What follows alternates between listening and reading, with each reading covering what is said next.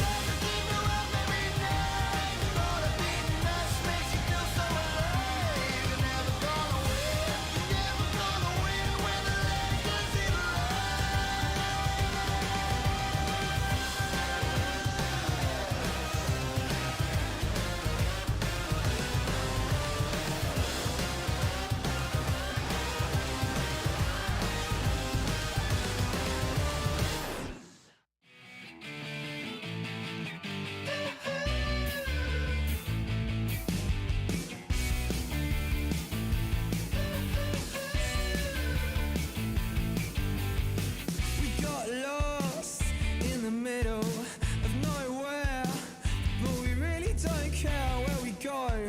It's still a riddle, no matter where. There's love and music in the air. There's music in the air. Yeah, to the left, to the right. We're having fun, fun, fun, alright. Like Bonnie and Clyde, we're born to be wild. We're gonna rock this place tonight. Like Bonnie and Clyde, we're born to be wild. Standing on the edge of summer, we're gonna rock this place tonight.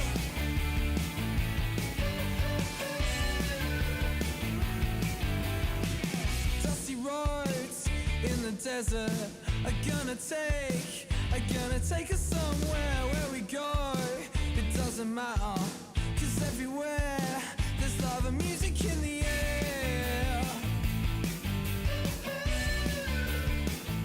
There's music in the air.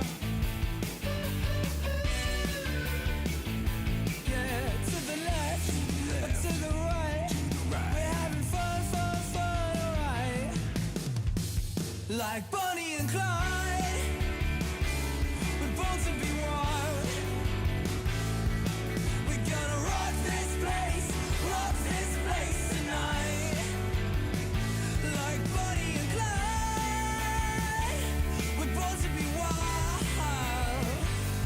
Standing on the edge of summer, we're gonna rock this place tonight.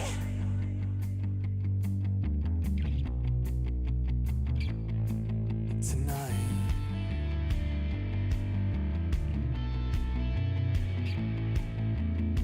We're gonna rock this place tonight. We're gonna rock this place tonight. We're gonna rock this place tonight. Yeah, yeah, yeah. Oh, oh, oh.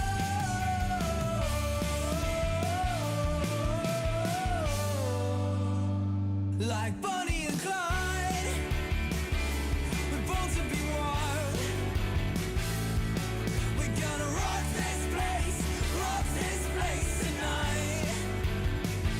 Like Bonnie and Clyde, we're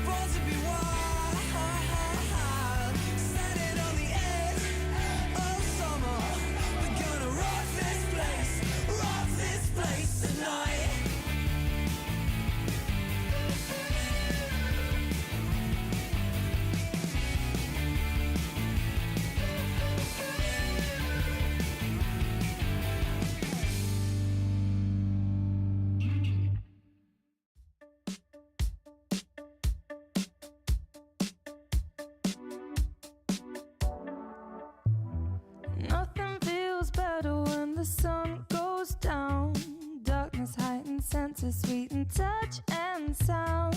Minutes turn to hours, you let go and lose count. Living in the moment, float with the current of the ocean. Give me a baseline popping, stuck in my head, no running away, no running away. Sink into the groove, let your body move. You don't need to know the tune, I'll show you the way, I'll show you the way. High on life, cut the brakes, let the night take over. Take a dive, ride the wave, take one more step closer. Go with the flow and follow your heart. Leave your problems at the door, they won't bother you no more. Tonight is the night, there's no better time to start. Take my hand and jump in, I wanna let loose, get up to something. Give me a baseline popping, stuck in my head, no running away, no running, no running away, no running. Sink into the groove, let your body move. You don't need to know the tune, I'll show you the way, I'll show you the way. High on life, cut the brakes, let the night take over. Take a dive, ride the wave, take one more step closer. High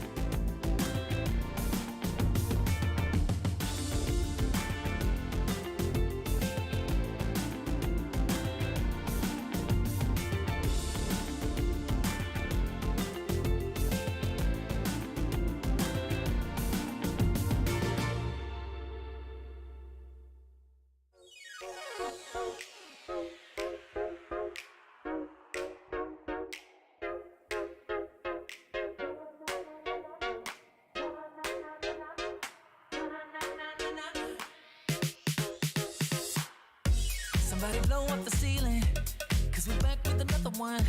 Can't get enough of this feeling. I can't sit around. Don't you wanna start over? Don't worry about a thing now. We were born for this moment, but we gotta go now. There's nothing you can't do if you want it. Dreaming day and night, yeah. Gonna get it right, yeah. There's nothing you can't have, so get on it. Anything you want, yeah. Take your pick and say, what's next? I wanna change it up. I can't get enough.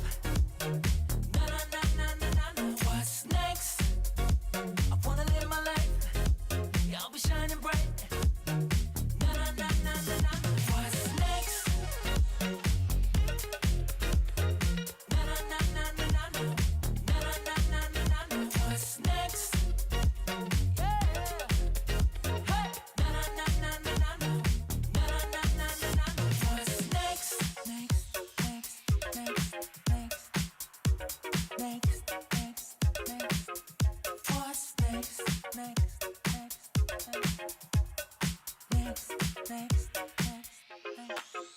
What's next? There's nothing you can't have, so get on it. Anything you want, yeah. Take your pick and say, what's next?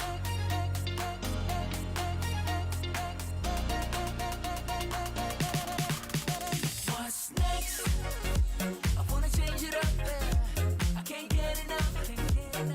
Na na na na na na na. What's next? I wanna live my life. Yeah, I'll be shining bright. Na na na na na na. What's next? Na na na na na na. Na na na na na na. What's next? Na na na na na na.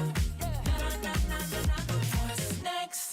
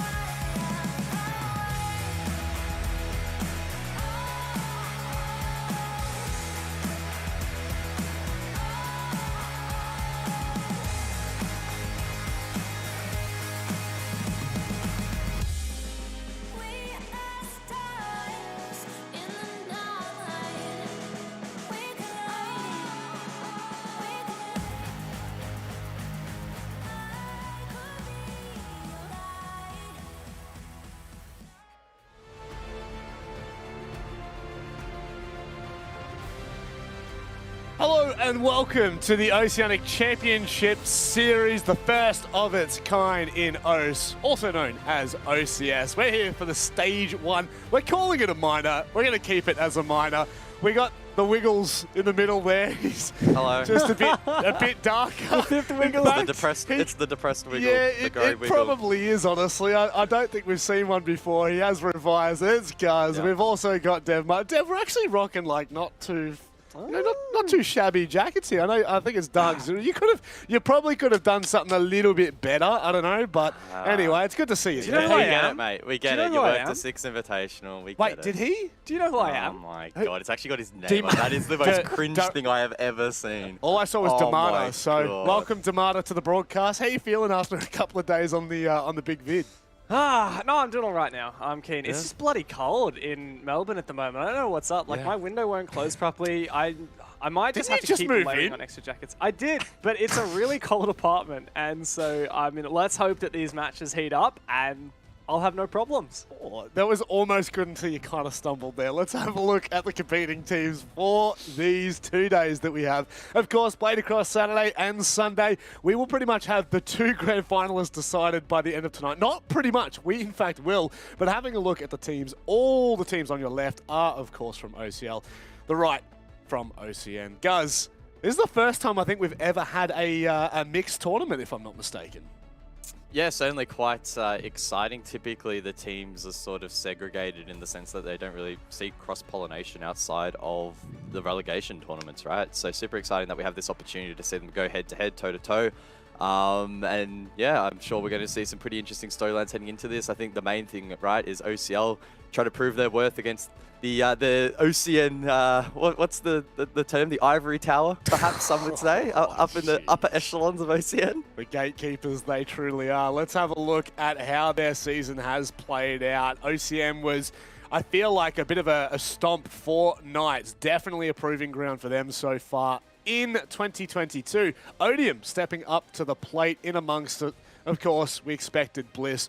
Where it kind of tapers down from there, I didn't expect Wildcard and Chiefs to kind of be middle of the pack, Dev. I think that the biggest surprise overall is Odium up top. Of course, we have 3 APAC South teams here, and we expect those teams to do well. Knights, Wildcard, and Chiefs. Bliss, we kind of almost classify as a pseudo-APAC South team because of just how good they have been last year. Of course, they were the runners-up of OCN. So, yeah, a little bit surprising to see some of those APAC South teams fall down the rankings a little bit. Odium absolutely outperforming, especially considering they didn't even make it to OCN 2022. Truly, like they were knocked out, right, in the relegations last year by Ground Zero, who I guess failed to perform. In fact, Ground Zero, Vertex, and Anami all kind of flew under the radar a little bit, particularly Anami, who really struggled, didn't even get a single win throughout the entire stage.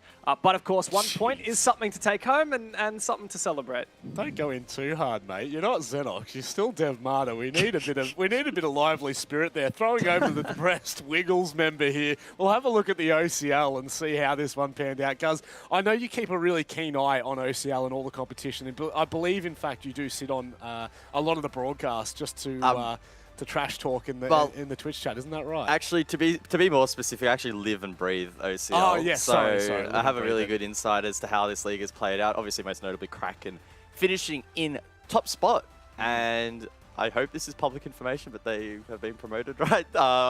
Completely thrown everyone under the bus if that's not. So I might have to rescind my contract. Nonetheless, they're making our way down. It was actually quite close. I think the most notable thing was the fact that it was sort of a top 5 contest and all the teams are sort of in the mix. Yeah. And unfortunately, those in the bottom 3, not quite in it for the money, but that's just the way I think OCL pans out.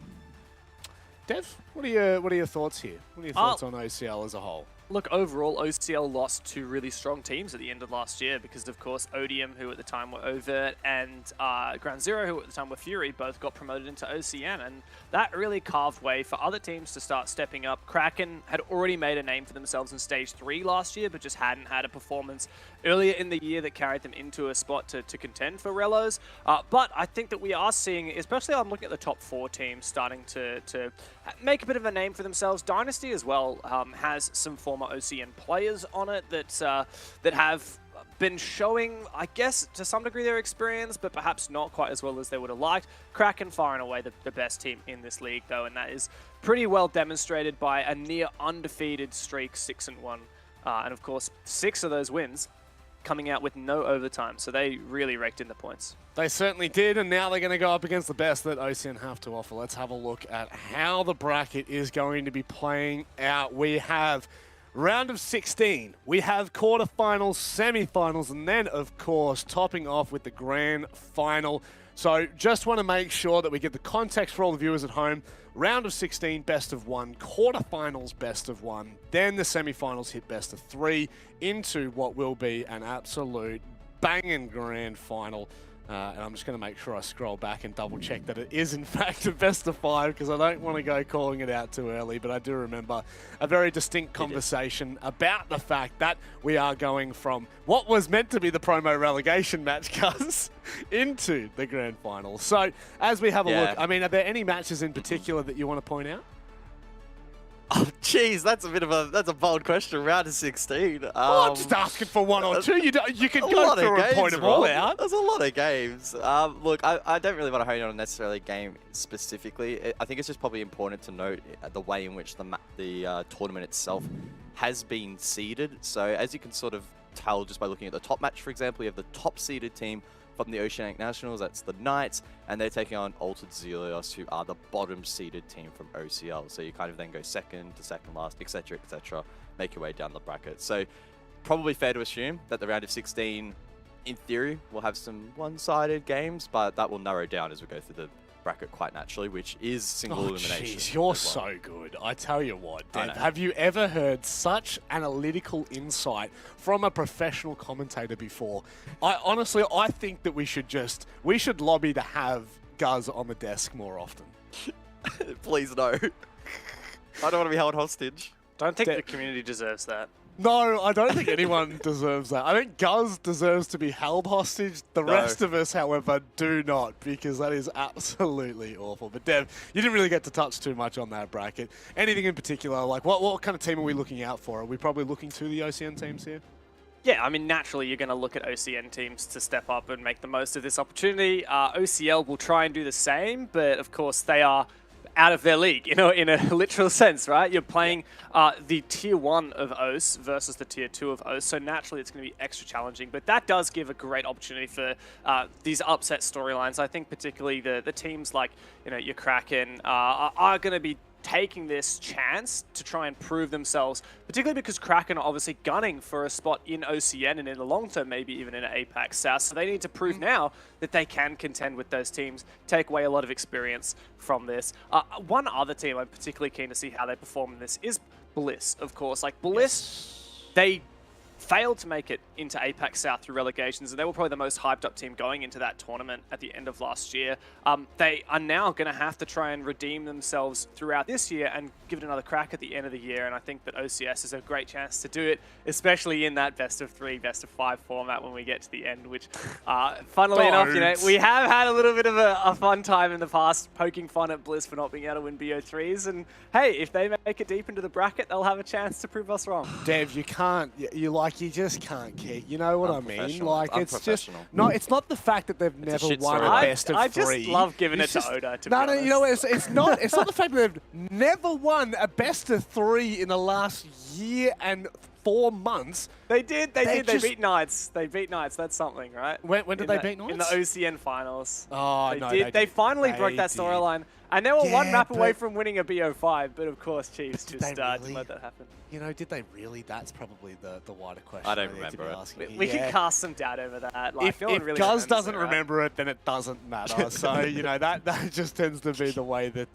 that things pan out here. But first matchup that we do have on the line here, guys, I think it's an important one to start to highlight. It's probably one of the games that might be lesser known, I guess, is probably where we're looking at this. 1620 Kings and Ground Zeroes, who we're going to be going up against for this one. Guz, after Ground Zero's performance in Stage 1, is this a door open for 1620 Kings? We call them 1620 Kings? I feel like it's 1,620 Kings. 1620 Kings. 1620 fan. It's actually 1620 KINGS. Sorry. Oh my god, guys, come on! This is one of the bigger matches in the round of 16, and I think it's the storyline that's written itself. 1620 Kings heading into OCL, a bit of an unknown quantity, but they came out of the gate so strong, managing to finish 3rd in their first stage and playing really well. Some notable names on the team as well. Probably the most notable for me, at least, would be KJ, pretty prominent streamer in the region, and has been grinding for quite some time, so excited for him. This roster, a lot of potential, I think, to take that next step still trailing the likes of Kraken. You know, there was that 7-point discrepancy throughout the first stage, but honestly, Ground Zero are probably not at their strongest and not at their peak. So 16-20 in the best of one, not a bad shout. Yeah, not bad at all, to be fair. I think that when we look at 16-20 Kings, I kind of look back to, you know, the way in which they performed in Stage 3 of last year, and things were looking pretty good, all things considered. You know he's a streamer when he's got a setup Just like look that. at that. It's Just like, look at it. there is Look at no, the poker. no Like question. that background blurred out. He's got a better cam He's than got you, the- Rob. Look, Massive to be microphone. fair, he does have a better cam than me. He certainly has a better cam than Turtle. I don't think Turtle has a camera, to be fair. It's just a still image of him in about, what, 14 pixels, I think? But he's not even here, so it doesn't matter. In fact, he's retired from Siege, and we're talking about something that's completely irrelevant here. But truly, Dev, 16-20 Kings, up against Ground Zero. I don't really know. I feel like a wounded beast of Ground Zero could potentially let this slip. Yeah, look, 16-20 Kings are coming off a winning streak in the OCL. They won their last 3 games. They beat Warriors, they beat LFWO, they beat Dynasty. So there's some decent names there for them to be taking down. And of course, they ended up 3rd from the top of the standings. Their slow kind of middle to the stage, I think, harmed them a little bit, and I think their worst result was probably getting smacked around by Zelios and Kraken. Altered Zelios and Kraken, they were both 7-2s against them. But that's been a little bit of time, and of course now going up against Ground Zero, the 3rd from the bottom in OCN. We have a little bit of a mirror image between these two teams. We certainly do, although there's just no one quite like Machine in here. I just need to make reference, that guy He's a is Chad. He's a built Giga Chad. like a brick shithouse. He is an absolute unit. But Ground Zero in their own rights have been units in the past, and I do feel, Guz, there is some credit that's warranted coming into this matchup that regardless of their performance in OCN Stage 1, they are still as dangerous as they've been. Yeah, exactly right. I mean, they have the ingredients to be super dangerous. They have the individual players. Weddable's on screen now. He showed his worth last year, right? Super deadly and a super strong player. Unfortunately, though, it just didn't quite click in the first stage. They really struggled. A negative 16 round differential as well throughout the first stage, indicating that a lot of the games weren't particularly close either. So I can't pinpoint exactly what has gone wrong for Ground Zero, but they're not playing as well as they possibly could or should be. Top 4 for me would probably be the benchmark for this team, just cracking into that top 4. And they were a long way off, half the points to Wildcard, who basically doubled their score. So I think heading into this, a lot of it's going to be reliant probably on the veto. I have a couple of good talking points for that, so we'll leave it for there. But Ground Zero, honestly, again, for 16-20 Kings, this is not a bad bracket for them. No, not at all. I wish that you just left it at the comment of vetoes, because I could have said, great segue, guys. Let's have a look at the vetoes and how they've played out. Of course, best of one. There is only one map that can be played and will be played. We're headed to Oregon. I'm going to go to Guz first here, Dev. I heard you do that. That's fine. I heard you wanted to say something, but I've got to give it to Guz. He said that he's got something. I don't truly believe him. Go ahead, Guz. Yeah, so I think heading into this game, 16-20 Kings had a pretty clear advantage in the sense that they have played a much wider, diverse map pool throughout the first stage. They've only doubled up, I think it was Clubhouse twice, if I remember correctly, throughout the entire stage. Outside of that, it was all unique maps. So they have well and truly tested their limits in the map pool. And the one time that they did play Oregon was against Dynasty, a 7-5 victory there. So a close game, of course, and a 7-5 either way, but some decent form there. And I think, just again, to reiterate, they had a lot of flexibility, at least based on their Stage 1 vetoes, to head into today in the best of one format for the first couple of rounds and go, you know what, we can almost go to any map and feel relatively confident, which I think in a best of one is a huge advantage to have, because we see a lot of teams, they are relying on a couple of maps. Ground Zero are a pretty good example of that, which I'm sure Dev can dive into, and that puts you on the back foot in this sort of veto. Dev, dive into it. Yeah, I think for Ground Zero, this is a vulnerable time for them coming into this game. 16-20 Kings have a huge shot at gunning for one of these big OCN teams. Ground Zero banned out Clubhouse, which is it was their most played map in OCN. And I think that goes to show that there is a little bit of respect here between Ground Zero and 16-20 Kings. This isn't a David and Goliath matchup. I think that when you've got one of the top teams in OCL, one of the bottom teams in OCN, they meet in the middle. And Ground Zero also going to be playing without their full roster. President is apparently at a wedding, and I don't know where Novax is. But Is he getting married? I don't know if he's getting married, but I assume not. But yeah, it does mean that Ground Zero are playing with 3 players from their core roster. They've all got Frixel and Boats subbing in. So it does mean there's even more of a chance for 1620 Kings. This is not a map, Oregon, that Ground Zero have played at all. And like you said, Guz, the only time that we saw 1620 Kings play it was when they won it. And that was a 7-5 as well. So I think there is a pretty serious shot here for the underdogs. Geez, I wish I could talk like you, Dev Marta. There are not many in the region that can keep up with you. That's why he Some works the big solid events. points. Come on. It's why they hire him for SI. Someone who was why I got hired this one, mate. for a remote SI alongside yourself, Guz, was in fact Xenox. He's going to be coming up right now with, of course, the wonderful Hotto. Enjoy the match. Yeah, very interesting desk, fellas. Obviously, it's quite early in the morning, so I'll give you guys a B+ for that one. Courtesy, you know what, guys? You get an A+ because you were the one keeping things on track. Chelsea, good morning. How are you feeling coming into the OCS? I feel great today, and it's, you know, just ticked over to the afternoon, so I'm excited to kind of get through these round 16s, and hopefully by the time I look outside my window, it's going to be quite dark. But, you know, there's a lot of games today, a lot of entertainment, so ready to get into it. Certainly, a lot of storylines, of course, always fascinating to see. You know, those teams down in OCL competing and playing against those in the OCN and seeing if they have what it takes up against those teams. We head to Oregon for our first map. This is going to kickstart the Oceanic Championship Series. And fascinating, 1620 Kings, as was put on the desk by the wonderful Dev Marta. Of course, this is not a full fit roster for Ground Zero. It's a big opportunity for 1620. Yeah, and as I said previously, like, there's a lot of vulnerabilities with the Ground Zero and, like, just them coming into this match. And I think it wasn't touched on before, but I think Testa, however you want to call his name, currently holds the highest kill record for OCL with 20 kills. So, you know, there's a bit of a threat there as well. Certainly. All right, so Ground Zero on the defense first. Obviously, that means that we're going to be looking to them to start well. Defensive half, Oregon generally is the way things will look to play out for 1620 Kings. I think it was Dev, maybe brought up the fact that they've actually sort of finished off their OCL season on a bit of a winning streak. I had a look at the history for these guys, and things did start a little bit slow in OCL Stage 1, but really, by the time they got to about play day 5, 6, and then 7, finished strongly. In fact, even taking down Warriors in play day 7, got them into the top 4, and ultimately a pretty decent little stage. Nomad taken off the board, same with Thatcher, and the Kings will get the next ban. So far, pretty normal looking bans, and the Valkyrie too. None of these teams mucking around at the moment. No, and you kind of have to question what is the mindset of these teams going into this competition, because as previously said, this is the first of its kind.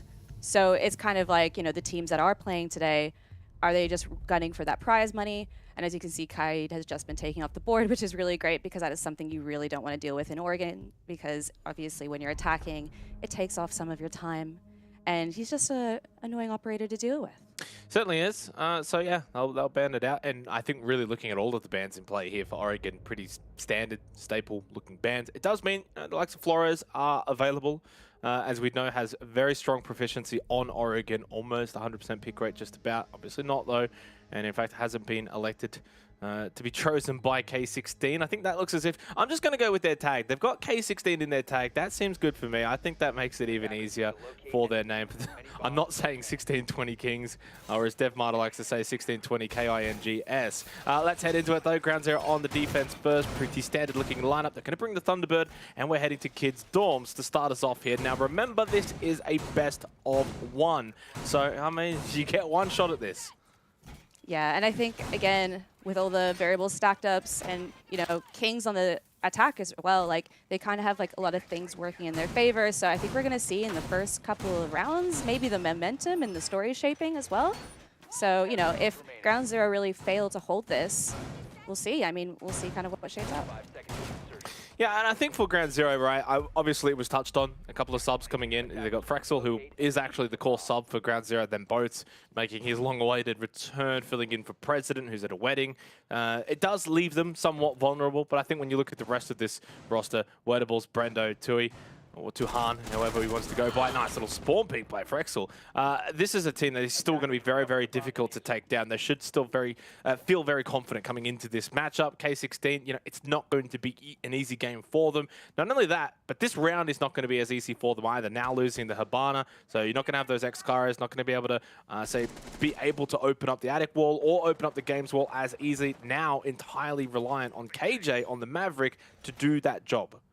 Yeah, that's a pretty disappointing pick, especially if you're 16-20 Kings and like you're going to this map. And I think what we're going to find out as well is like, how does OCL translate to OCN in a tournament like this? So as you can see, they're trying to take that big tower push. Obviously, they got the Maverick still on board as well. So, you know, not all hope is lost, but it does kind of put them at a disadvantage. Yeah, and obviously now for K16, it's all about now managing that disadvantage, right? So they're going to go over towards Attic, over towards this big tower position, open this up with KJ. It does mean no real pressure over towards games. And it has meant Ground Zero are able to also have Frexel up towards meeting and in a bit of an off-meta kind of position. You got Brendo down in Freezer, so they're all over the place right now. That's going to make things difficult for K16. You know, there's only 90 seconds left, and you're down a player, and you don't know really where they are, and you get a nice free kill from Brendo. So this is looking like a terrible start for K16. Yeah, no, there is 1 minute, 20 seconds left, and you just lost your buck as well. So that kind of leaves only 3 operators, and again, you're still got to chip away at that big tower push, which it looks like they are pushing through. So we'll see, but you do have Frexel below, just keeping an eye on. Machine does kind of see, he does spot one of the players, but doesn't quite get them. Does like, I'd like to hold back. Finger push goes out, and oh, Wettable does get the trade onto Machine. So that is only the Maverick on the board, and this is, yeah, just not a great start for 16-20 Kings. However, KJ does get the kill. Just see how many frags he can get in the last 30 seconds, which apparently is 2. But he is on very little health. Yeah, no real chance here for KJ. Not bad to at least pick up the 2 kills, but actually make it 3 kills. Nice nade onto both. So 1 versus 2, 20 seconds, does have Diffuser, but like you mentioned, absolutely no health here and running out of time. Goes for a bit of a redirect. Now pushing up towards main stairs, but yeah, default camera's still up. They know where he's coming from. Low on health. Won't take too much to find this kill. Frexel does find it for Ground Zero. Yeah, it did look a little sloppy towards the end. KJ able to clean up, get a couple of kills, but for the most part, I mean, it was a 5 versus 1. Ground Zero had done all of the work needed to be done early on in the round, and that is a big round. You know, winning Kids Dorms on Oregon, it can be a little bit more of that 50-50 tertiary kind of site. Frexel, that was a nice opening pick. That really set the tone, and Brendo just sitting inside a Freezer. Yeah, that's a bit of an intriguing play, especially on Kids Dorms. But now they get to go down to basement, laundry supply, and this is a site that I think Ground Zero should feel comfortable on as well. This is a site that really was a chance for maybe a K16 on Kids Dorms to maybe open things off nicely. Wasn't to be. This should be even better now for Ground Zero down below. Yeah, absolutely. And you kind of have to think about, especially going into this map, it's just like, all right, well, you know, if you're in OCN, for example, like, you know, like whether to look out for spawn kills and all that jazz and kind of like the little bit like meme aggressive plays. But is that something that 16-20 Kings were expecting from Ground Zero? Probably not. And so hence why their Habana got picked off the board so quickly. So I think they obviously learned a lesson from the first game. Excited to see how they attack this round. We'll see how they go. Wettables does have the mirror, so while the bans were quite normal here for Oregon, it does mean, though, mirror has slipped through the cracks. As I said, though, before, so has the Flores, but K16 not electing to bring it, especially on a site like Laundry Supply, can typically have really, really good ability in clearing out a lot of that utility that we see from the defenders. Not a whole lot on the board. I mean, yeah, it can clear out the ADSs, for example, from Tuhan. You've got the Banshees too, as well as the mirror windows too. Tuhan just sitting over towards Big Tower for now. I'm not going to be too surprised if Ground Zero go for more of these cheeky spawn pigs and look to be aggressive, get into the face of K16. Banshee even just sitting on that backstairs position. I think they're going to be picking up and down quite a bit here.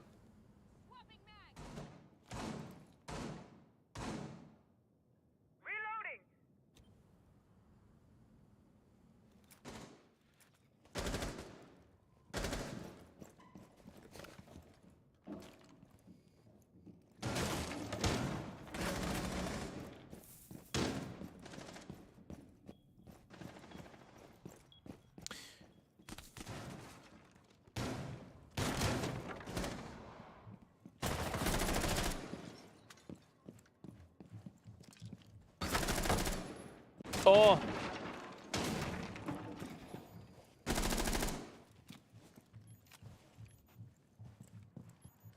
So minute 30 remaining in this round. Now, Frixel obviously had a chance there to get a little bit of damage in, and it goes the other way. Nice down now for K16. They'll be able to get that pesky Roma. Jeff is obviously just expecting maybe someone to be close by, but not to be. That's now meeting control established for K16. They can get to work opening up these hatches as Machine also takes a little bit of damage. I'm not sure where that was. In fact, now a bit of backstairs control too. Tuhan has been forced all the way down, not over towards Pillar, but more over towards the blue side. Gets rid of that drone. 5 drones remaining for K16, and only 50 seconds as well. So a bit of pressure onto Ground Zero. How can they overcome this? Still Brendo watching over towards Pillar. Not a bad position here for Ground Zero, heading into the final second of this second round. Bomb located by attacker. No, 30 seconds left and only one gas canister left. 20 seconds left. Tui does get the kill onto Chef. That does even up the playing bit forward a little bit more. Lebrando is still carrying out into bunker, just waiting for them to push in. Lebrando does get the kill, does get a double kill, but he is responded back with Testa, and Ground Zero take that defense site once again. Things got a bit too sloppy, a bit too last minute at that final push, and Ground Zero were just ready. Just hold their angles. Yeah, decent job. Honestly, though, for K16, that was a round they could have probably won. You get that opening kill, you've got that player advantage heading down towards basement. Time was also not too much of a factor. They got backstairs control while they hadn't quite got pillars established, and that was still a big position being held by 2 players of Ground Zero. They probably needed to open up other avenues, whether that was like Freezer or even like a late round laundry push, but ultimately Ground Zero even down a player, and they're playing aggressive. They know that they're playing aggressive. They're happy to lose maybe Frexel early. Even if he doesn't find that kill, not a big deal. 4 players on site, still going to be quite effective on laundry supply. And so for K16, really that late round execution just really not giving them too much hope. Now moving forward though, we head over to Kitchen Meeting here on what is a third round, remembering it's a best of 1, so it can go by pretty quickly, especially with Ground Zero on the defense. They're not going to need too many chances, not too many opportunities. K16 are definitely going to need 2 rounds at minimum here in this first half. Otherwise, start to think things could get dire for them. This round kind of feels like a must-win round. Absolutely, and I do love seeing a Warden play come into effect, because when he is able to kind of pull off a kill or 2 through a smoke, it is kind of a clutch play. So I'm excited to see how Frixel utilizes him. I mean, if you kind of have a look at 1620's lineup right now, they still kind of opting to go in for mostly the same operator pick, although the floor is in play now. What do you think about this lineup? What do you think they should be doing differently? I don't really think that there's that much. In fact, Jeff does get the opening kill, and then you see that they've switched on to the Flores. I think this lineup is fine for K16, for Ground Zero. Also, I mean, they're bringing a pretty stock standard looking lineup. I mean, they've got Frixel on the Warden, but outside of that, everything else is pretty, you know, normal here. Nice opening pick though, and I think that's probably what K16 need more than anything. Yes, they got the opening kill in the last round, but it was kind of mid-round, and it didn't really achieve them a whole lot here on Kitchen Meeting, though.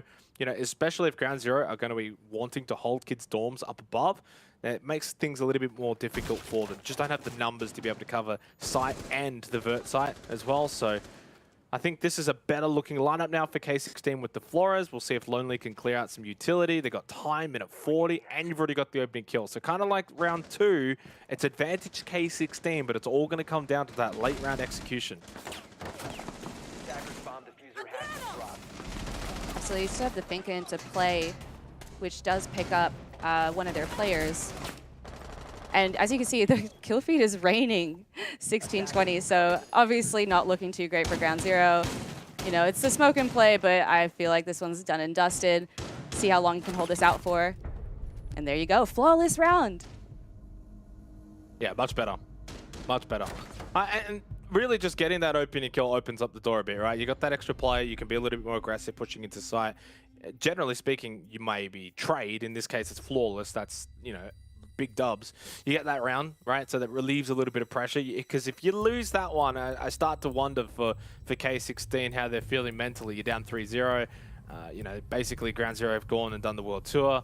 Now you've stolen one. You've got rid of Kitchen Meeting. And at minimum, you will be able to go back there and maybe win there again. So that would get you your second round. So a lot of pressure relieved now for K16. Not only that, but, you know, heading back to Kids Dorm, still a good site. A good opportunity for them to also take this one, make it 2-2. Suddenly then puts a bit of pressure onto Ground Zero, closing out the first half. So, you know, one round can sometimes do a lot for confidence and to show that, you know, they can compete, they can perform. That second round, they probably would have been disappointed that they couldn't capitalize on a somewhat decent start. And that round, they were able to capitalize. So it says a lot for them. Again, sticking with the Flores, but switching up the hard breach selection. So getting off of the Habana onto the Thermite with the attacker repick along with the Maverick. So again, looks like it's going to be Attic and then eventually Games Wall to boot with that one. Locate and defuse the bomb. Yeah, you can kind of see that, like, Ground Zero opting in for the standard hold site that they did previously. Obviously this time, though, Frixel will be taken out, though, by Chef. Hello. I mean, it seems like Chef, especially, is learning kind of how to counter that kind of aggressive play from Ground Zero, which is absolutely great because this is what you want to see. You want to see that momentum, that first round pick, that first round game kind of translate into the second half. And I know it's still early days, only 2 minutes, 20 seconds left. But I kind of like want to see this. Like there's so many things working in 1620's favor and you kind of wonder the translation points between OCL and OCN. And so you kind of like, I feel like I'm like slightly cheering for these guys a little bit. So I think that's the classic Australian attitude though, isn't it, right? Cheering for the underdogs and wanting to see them succeed, and that's exactly what K16 are in this situation. They are the underdog, and, you know, Ground Zero being an OCN team, yes, they're missing a couple of their core roster, but that doesn't really matter. I think for Frixel now, it's time to calm down. Enough with these spawn peaks. It hasn't worked for, like, the last 3 rounds. Probably time to just sort of reel it in a little bit, try and get some flow, get some momentum. You know, this is a sub for Ground Zero. This is not like a core player. This is a good opportunity to really prove yourself, to really be able to try and maybe cement a place in the team or another team for that matter. I mean, so this is where you don't really want to be dead within the first 10, 15 seconds, you know, 2, 3 rounds in a row. Ideally, you want to try and, you know, get your feet wet a little bit, get into the game, and hopefully, for his sake, maybe just reels it in a little bit. Maybe it's the team provocative. Maybe he's been told to be that aggressive player, to go for those spawn peaks. But I think for Ground Zero as a whole, time to reel it in a little bit. As Tuhan did get machine, KJ finds the kill back immediately. 4 versus 3 advantage for K16. Attackers have located a bomb. yeah, that is the Finka off the board, which is a bit of a bummer considering on a site like this, you kind of only need all the help you can get, especially to counteract that Thunderbird. And then KJ as well is also on low health, but as you can see, there is a grenade kill from Brando into Testa. So not all hope is lost, but like KJ is cut off by the smoke. You can see that. Okay, double kill for Lebrando onto Chef, and that's, you know, Ground Zero's best player. So right now, you can kind of see that things are starting to kind of shape up into those last 30 seconds. We'll see how it goes. Lonely does get the push onto Lebrando, does take him out, and KJ is planting the diffuser. Let's see if he can stick it. The diffuser has been dropped now. We're down to a 1v1 with only 20 seconds left. Lonely is seeking out. Does see him behind bomb site, but Wettables will get the trade.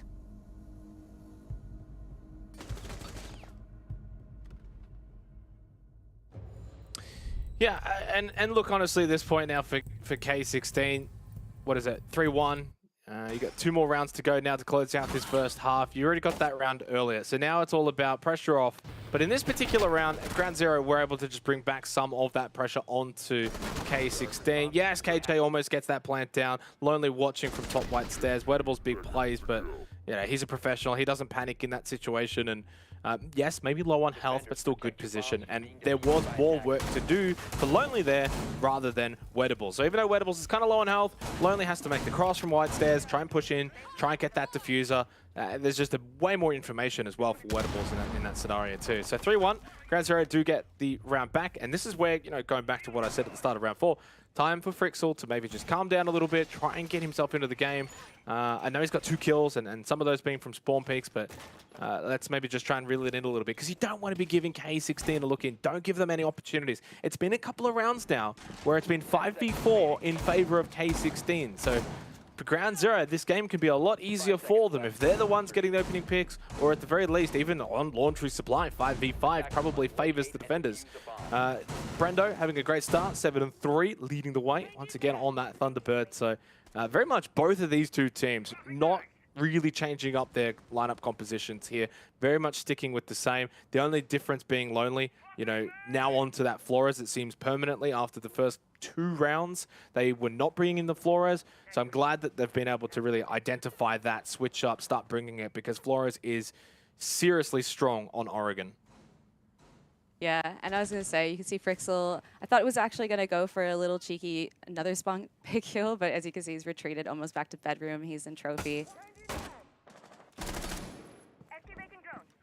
You know, Flores is really great again at like clearing out that util, and especially on a bottom site like that when you're kind of counteracting towards the Malusi and the Mara. You kind of need stuff like that in order to get rid of it.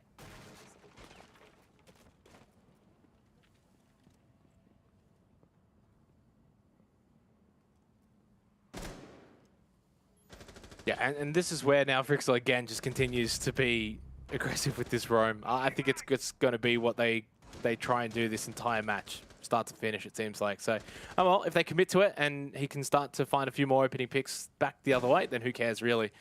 As Ground Zero this time to get that opening kill, as they did back in round 1, this time onto Machine. So the Finker not going to be available. No Adrenal Surges for the push, which is not ideal for a site like Laundry Supply, where there's choke points, where there's going to be those engagements. You know, if you want to drop down that meeting hatch, you don't have that extra health boost. So losing the Finker, not ideal at all. And there's only now, what, a minute 15 seconds remaining in the round. Still a lot of checklists to get done. You know, just now opening up the meeting hatch now through the Habana of Testar. Security hatch, not sure if that's actually open or not. Oh, wow, perfect timing. Just got opened up. This top floor roam cam, I'm just like slowly watching Frixel just like crouch his way, just trying to shark his way into a kill. Oh, And it doesn't pay off with KJ responding back to it. How much time did he use just trying to get that kill? And now we're almost down to 30 seconds left, and you know, we are tied 4v4. The Habana has no health left, and as you can see, Smoke still has now no gas canisters left, so that does bring up an opportunity for 16-20 Kings. Wettables will get off camera. A kill onto... Oh, wow, okay. Well, there you go. Things just kind of wrapped up super quickly for them. yeah, not too surprising. I think that one was shaping up that way based on the fact there was only about 38 seconds left when they really started to think, oh, we got to get on site, we got to drop down. And whenever you get that sort of, you know, meeting hatch drop, or even really just sort of all funneling in from backstairs, if all you've got is sort of a backstairs push with maybe a couple dropping meeting hatch, it really is just that funnel. It makes it so easy for the defenders at that point. They don't have to hold as many angles. It really easy to also spray down just one position. You'll probably get 2 kills with 1 spray. So yeah, not much really showing there from K16 at that point. Really think they need to mix it up a little bit there with that kind of attack and try and open up more avenues. A bit more freezer pressure would be good, or even just complete switch up. Maybe a bit of a freezer laundry push might have done them a lot better, and then even having one player go for like a late round push backstairs into pillar to try and pinch the side a little bit better. But ultimately just too much from one direction there for K16 has cost them, and it has meant now Ground Zero go up to 4 rounds, so they reach their pass mark. They're fine. They've reached the 4 rounds that they need. If they get this score to a 5-1, it does not shape up to be good for K16. So 4-1, K16 must win round now here to close out this first half. Attackers are heading out to defuse a bomb. Yeah, absolutely. And you can kind of see that they have, they being 16-20 Kings, have opted in to go with the Thermite and the Sledge. That's the only really difference we've been kind of seeing this particular for round 6. Frixel will again hold small tower. And again, similar to the site like Supply, where you really don't want to leave it to the last 20, 30 seconds, because what the defense is going to do is hold their angles. And especially when they have, I think it was 2 people on cams, they're nowhere going to come from.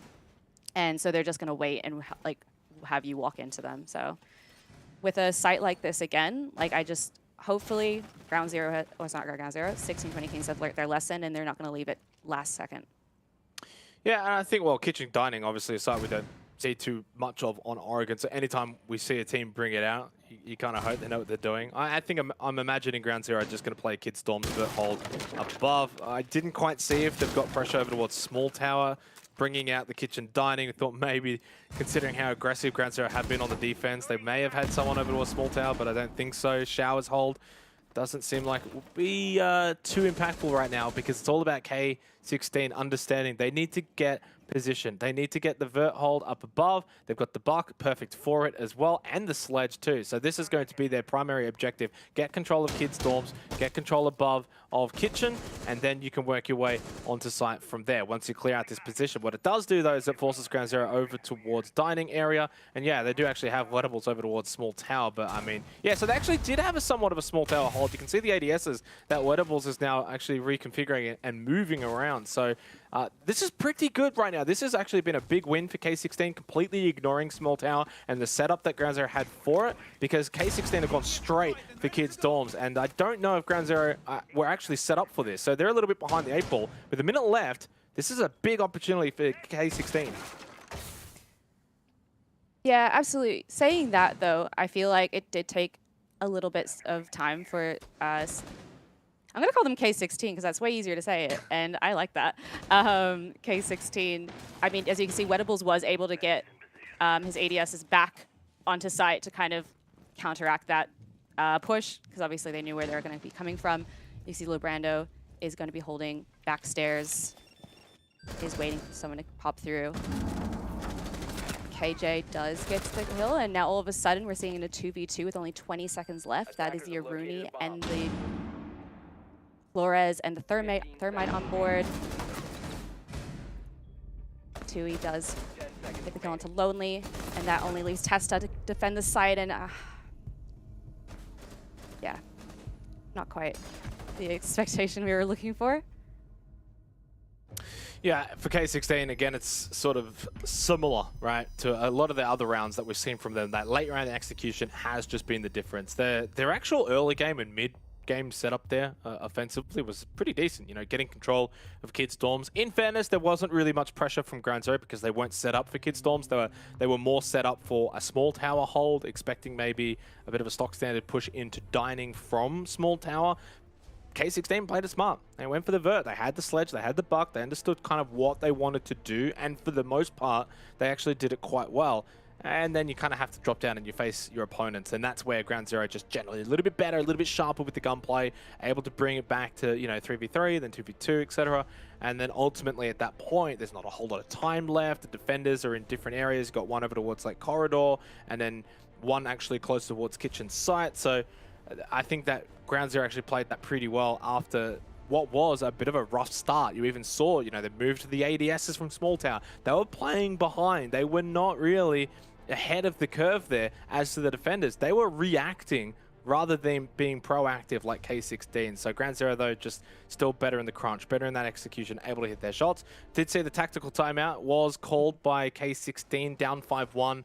Look, it is Oregon defense as well for that matter. So for Ground Zero, what they achieved there, you almost expect that, especially considering, you know, OCN team versus OCL team on Oregon on defense. I think a 5-1 scoreline is actually pretty much what I would have expected. That's what I would have predicted in that first half. Now, though, for K16, they're in the position where they can go and get a couple of rounds themselves here on the defense of Oregon, try and get themselves back into this game. Tell you what, though, Hodo, if they lose this first round, though, and it's 6-1 and it's match point, that is quite demoralizing.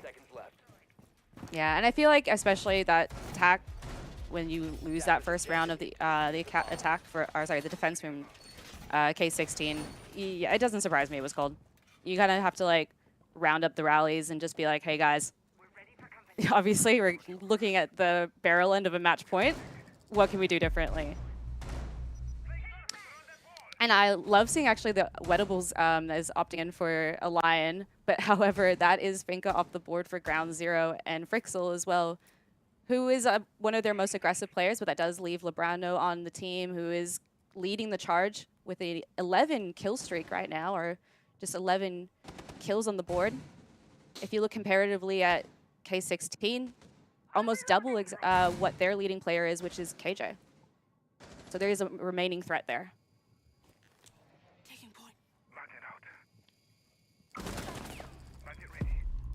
Yeah, I think this is going to be an easy round for K16. Obviously, 2 early kills. Frixel again just gets pretty overzealous, able to go down early. Fairness, this time it's more K16 looking to get aggressive with their peaks and looking to be aggressive on the defense here. Look, this is, yeah, a bit of a nothing round. I don't think Grand Zero are going to bring this back 3 versus 5. They've lost the finger as well, don't have that ability to push it onto site, having that extra health boost. Boats, but they knew exactly where he's pushing in from too to start getting the quick double. It's a flawless round. Not bad. 2 flawless rounds, actually, from K16 so far in this game, yet they're down 5-2. Pretty good round. I'll move on to the next one. And the fact that it's Kitchen Meeting, though, usually, you know, a bit of a tertiary site here on Oregon. I mean, to be fair, I feel like Kitchen Meeting and Dorms are both somewhat tertiary sites. That was a very good start for them. Now they get to go down to basement. Laundry, supply, typically quite good for the defenders. And so far, we have gone through 7 rounds, 6 round wins to the defenders, is very much highlighting how defender-sided Oregon is not only going to be in this matchup, but I think for a tournament like this as a whole, especially in best of ones, very, very defender-sided. Being defused by attackers.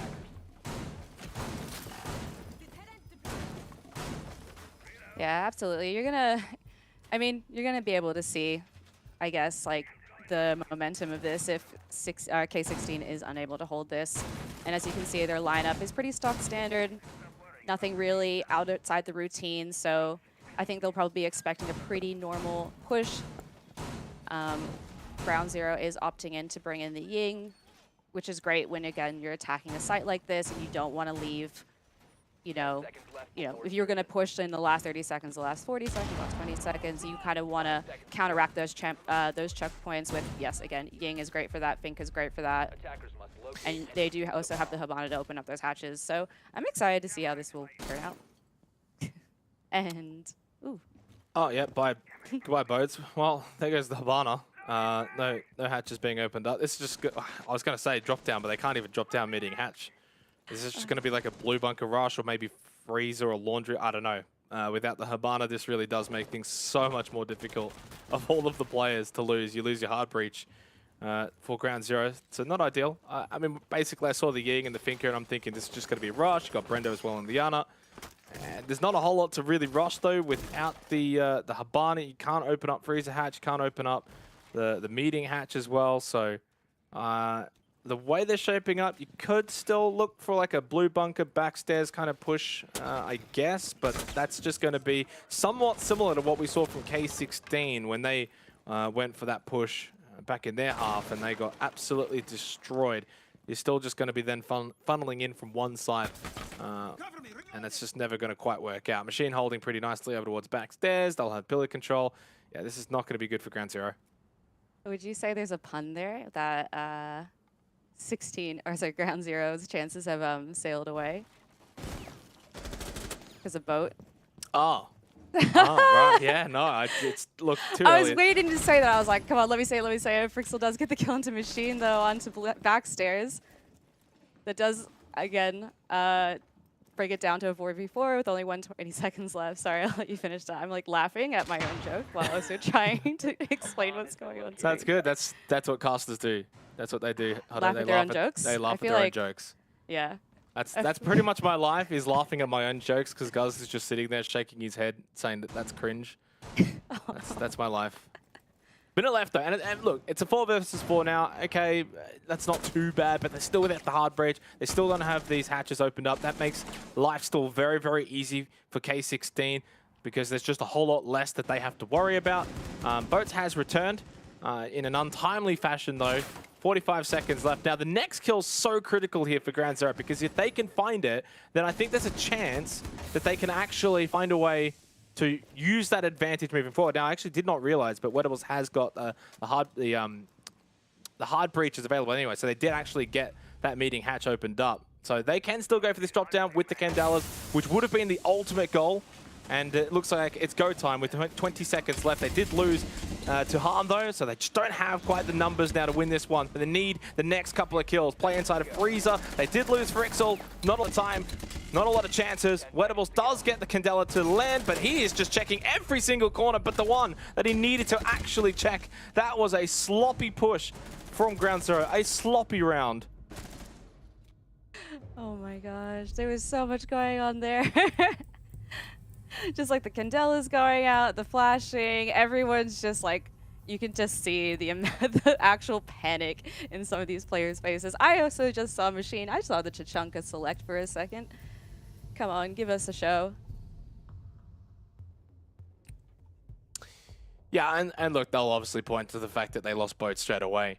You lose the Habana. They did obviously have the secondary hard breach on the Ying. I missed that one, so blame me on that. They did have that meeting hatch opened up, but ultimately, this was still a round that I thought K16 should have been able to win, and they did, to their credit. But Ground Zero had an opportunity, pushing down backstairs and being able to drop that meeting hatch with the Candelas, and just didn't really find anything. Couldn't hit the shots, too busy. You see a play inside a Freezer, and Wettables is just throwing a Candela in there rather than pushing and finding kills, and then throws it in there because you've given him time to now reposition. Now you don't know where he is, and you're checking every single corner. It's like, where did he go? But look, bit of a sloppy round. They'll fix things up. They'll clean things up. But it does mean for K16, it's 3-5 on the scoreboard now, right? So suddenly, they're in a much better position. They're finding kills. They're winning fights. They're doing quite well. And one of the things that really let them down in the first half was probably their late round execute. And that was a little bit better. And we're starting to see that improve. Really, as this game does go on, that has been something that has been getting a little bit better for them. So really good to see for K16 that they're now being able to capitalize on what have been really good opening rounds and really good mid rounds, and now also finishing strong too. By putting all three of those together, I'd start to worry a little bit if I'm Ground Zero. Ooh, KJ is in a little bit of a spice position though, with the grenade going out into Armory. But he doesn't seem to be phased by that whatsoever because he's just thrown down his utility, and Frixel does get the opening pick, and Finka onto Chef. That does take the smoke off the board, which is huge. That will very much put an advantage out for Ground Zero, knowing that they don't have to counteract that. And again, we are seeing that translate into the kill board right now. With Frixel getting that kill into Lonely. However, he does get traded by Testa. And yeah. It's the kind of round where Ground Zero are just treating this almost like practice to push into sites and find kills and just rush on in. K16, they're set up defensively normal, and then Ground Zero just like, yeah, we don't care, we're just going to rush in, we're just going to click some heads and find some kills. 2-minute mark, and it's a, it was almost like a 3v1 or something, just about that point, minute and a half, 3v1. Not really anything that, Testar's going to be able to do in this situation. Does mean Ground Zero will go to match point. But yeah, this particular round just really showcasing, I think, the firepower of Ground Zero, the confidence that they can have as a team. Now, they've got to be careful. They don't create too many 1v1s, and they've done that. What's with all the 1v1s, guys? That was an awful play from Ground Zero, almost giving the ace. I mean, a bit of a lesson there for those watching, right? Like, you just do not want to create, in that situation, in a 3v1, the worst thing you can do is create 3 1v1s for your opponent. For the one player, for that one solo, is just pushing in one at a time, pushing in one at a time, pushing in one at a time. Absolutely worst thing you can do. You've got 3 players, you've got time as well. You can coordinate. And yeah, it was a 4 versus 2 on the 2 minutes into the game. Frixel then makes it a 4 versus 1. But you can see how much time. There's still 1 minute and 10 seconds on the clock.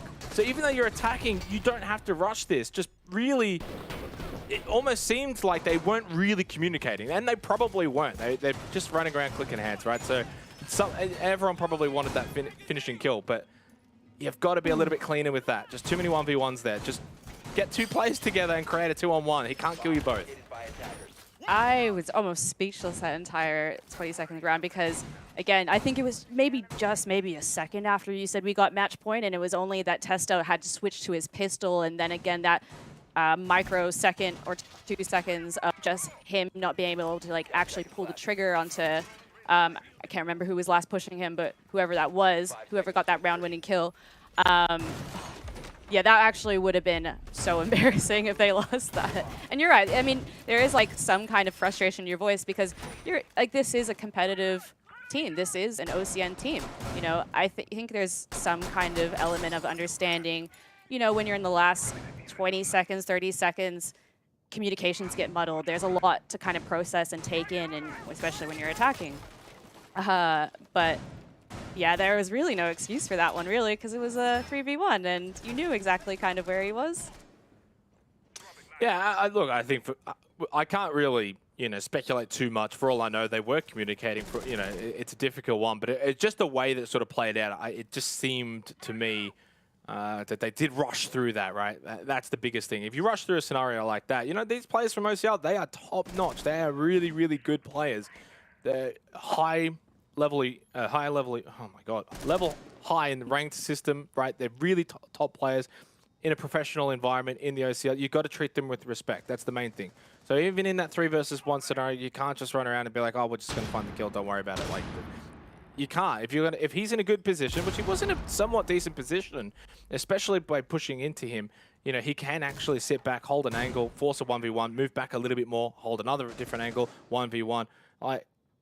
You've got to be a little bit cleaner there for Ground Zero. You've got to respect your opponent, and really, you've got a minute left, right? So you had so much time. Into the next round, though, and again, aggression from Ground Zero.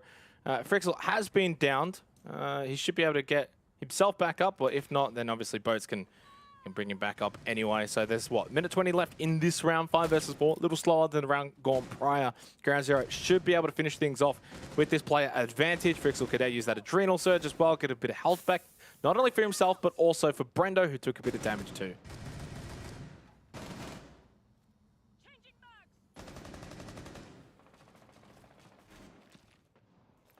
Yeah, Frixel is opting to take a white stair push.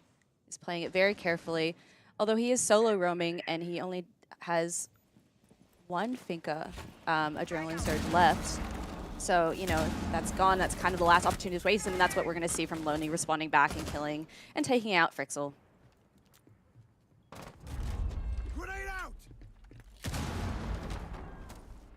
Yeah, not much time left now. So 4 versus 4, match point round. K16, can they hold on? Can they find a way to victory? Testar gets the big kill onto Wettables. Now they've got an opportunity moving from him. Brendo, a bot white. He's 16 and 6. He's looking great.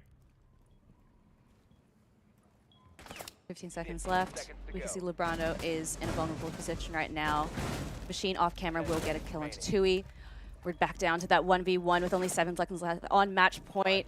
5 seconds. We got to get the defuse down and get the kill. What are you doing, guys? And Lebrano will. Oh my God, with the ace as well. What a final round a final round win with an ace. That is absolutely insane. I'm not gonna swear. What a great job. I held it back.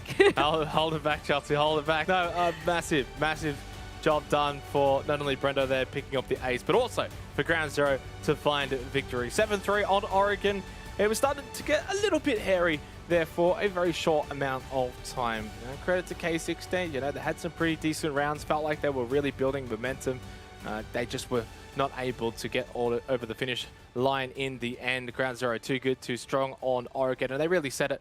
The tone in that first half, a 5-1 scoreline. K16 just couldn't quite break through that defense of Ground Zero, who really for the entire game, start to finish, Hotto, they were aggressive. They were on the front push, and and they really wanted to get into the face of K16.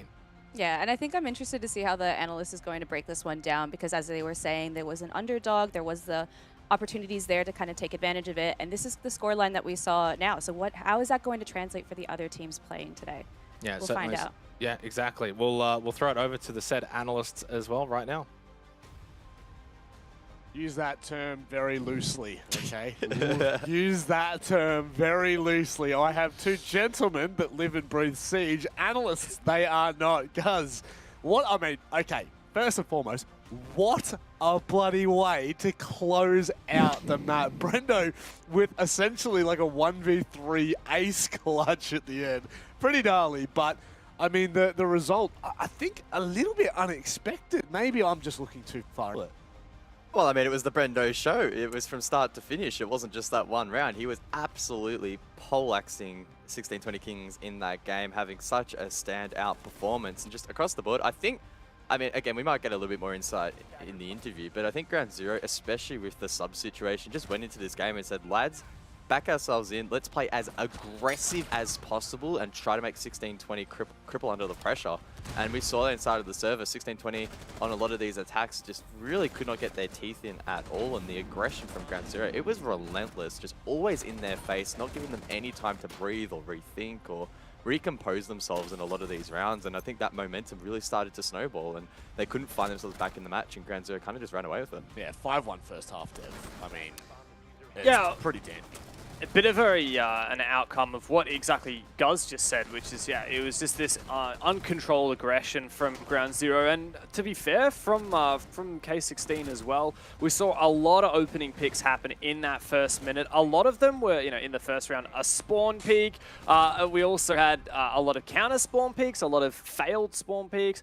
Chef Jeff and Frixel just on the front line constantly either dying or getting the first kill. And every round, it just seemed to be Brendo who was coming in and wiping the floor with K16. 18 and 6, that's a 3.0 KD. 2 multi-kills, one of those being an ace. I think the other one was at least a 3K. So really nutty performance from him. It did end up being kind of the Brendo show for the most part. But I think just a great showing from Ground Zero. Much better than we expected after not seeing any Oregon from them in Stage 1. 1620 Kings did a decent job of making it, not a 7-1, which it very well could have been.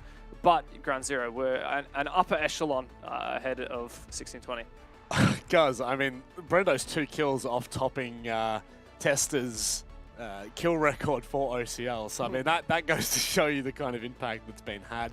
I mean, I don't really know. Maybe the conversation for 1620 Kings obviously is going to have to wait for a whole nother stage before we do see them, as it is single elimination. But, I mean, Oregon just really did not seem like it was the map once we got in. I will say, once we got in, I thought maybe coming into it was looking good, but boy, oh boy. I mean, it kind of speechless for Ground Zero.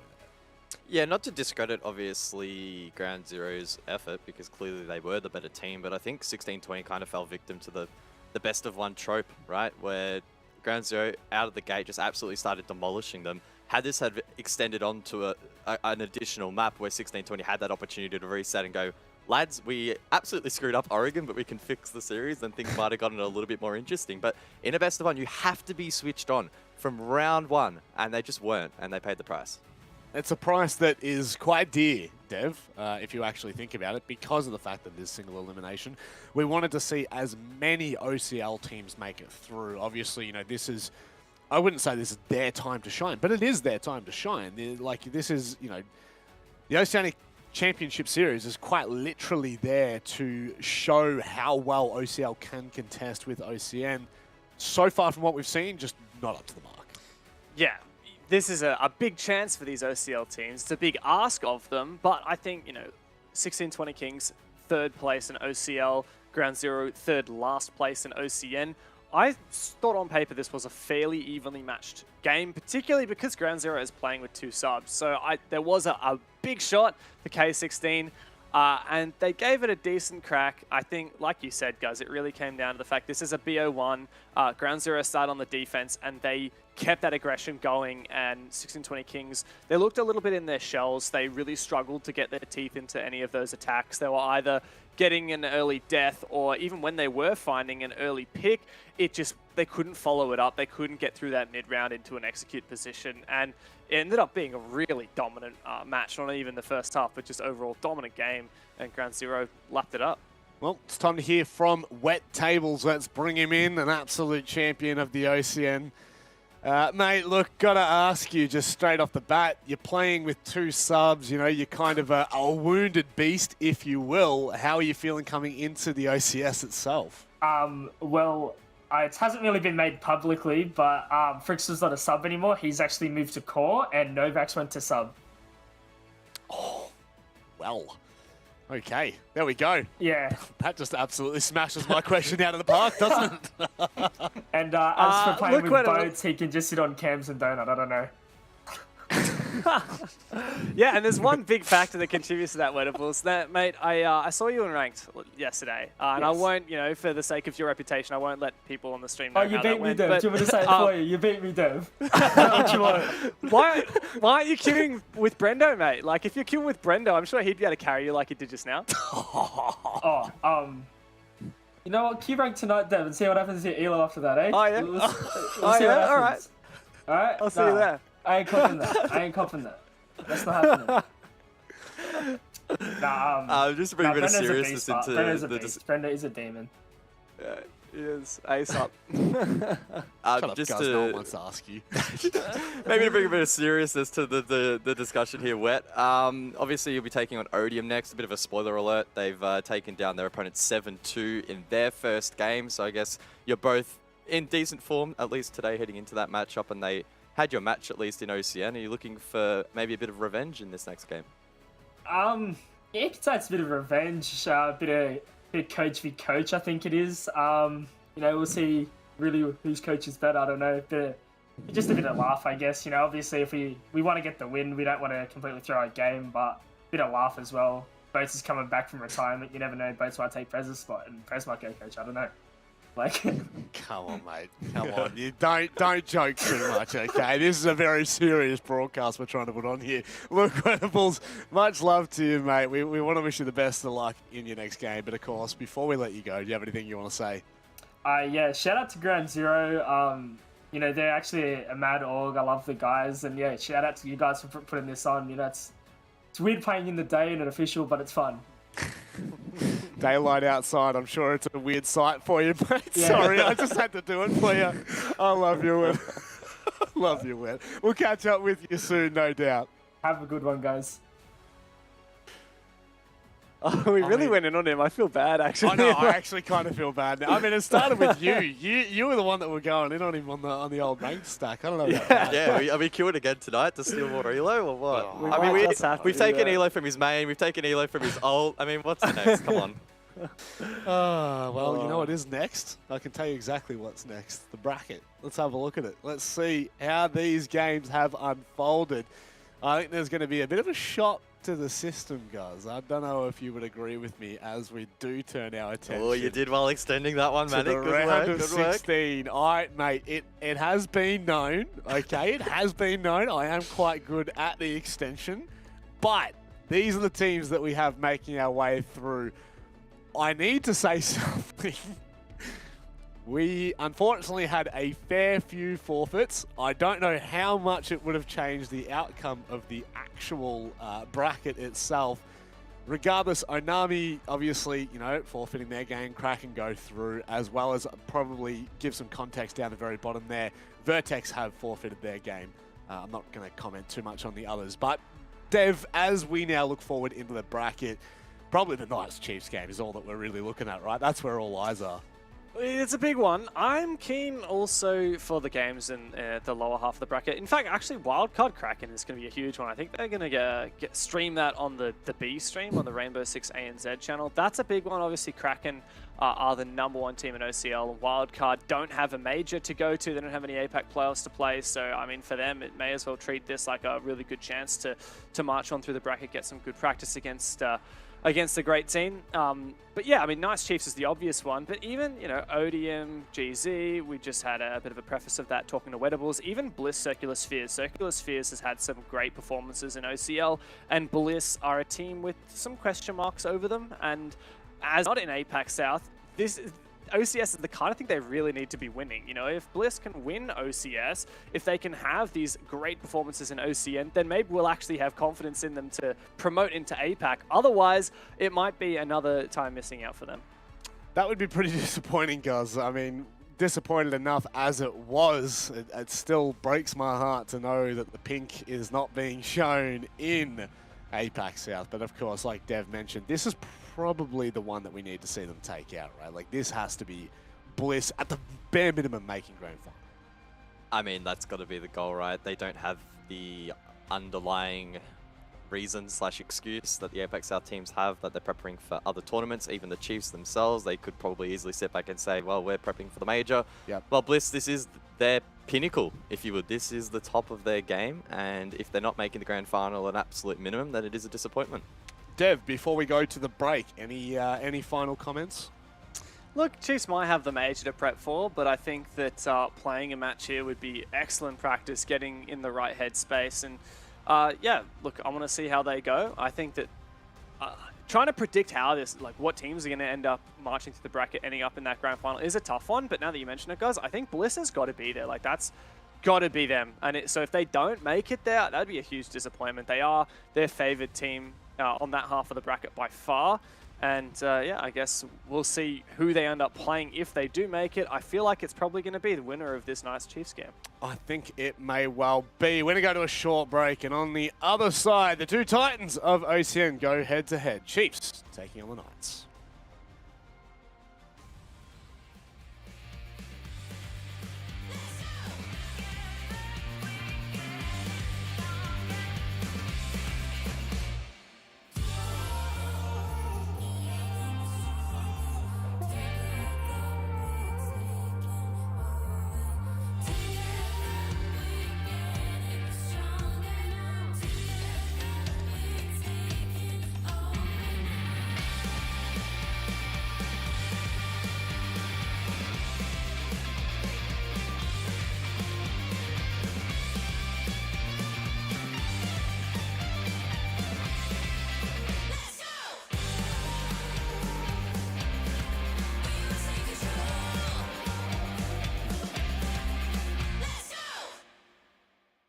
My heart is on a plane to Tokyo, 1,000 miles away.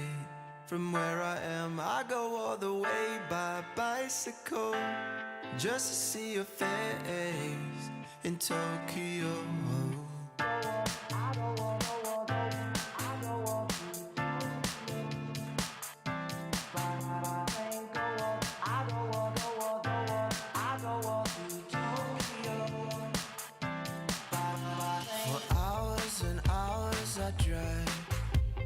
Counting the streets passing by, dreaming of trees in pale white, the light of the night in southern Hawaii. I feel like I'm lost in the flow, stuck in the routines I know. My last trip was ages ago, ages ago. My heart is on a plane to Tokyo, 1,000 miles away.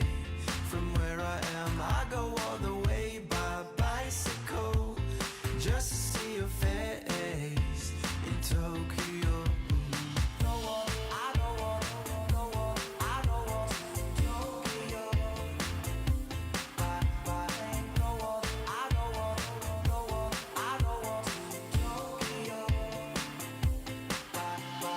I'm not unhappy, my dear, but nothing is holding me here. They say that I should save my career, but all I wanna do is leave for a year. I feel like I'm lost in the flow, stuck in my routines I know. Our last trip was ages ago, ages ago. My heart is on a plane to Tokyo, 1,000 miles away. From where I am, I go all the way by bicycle, just to see your face in Tokyo.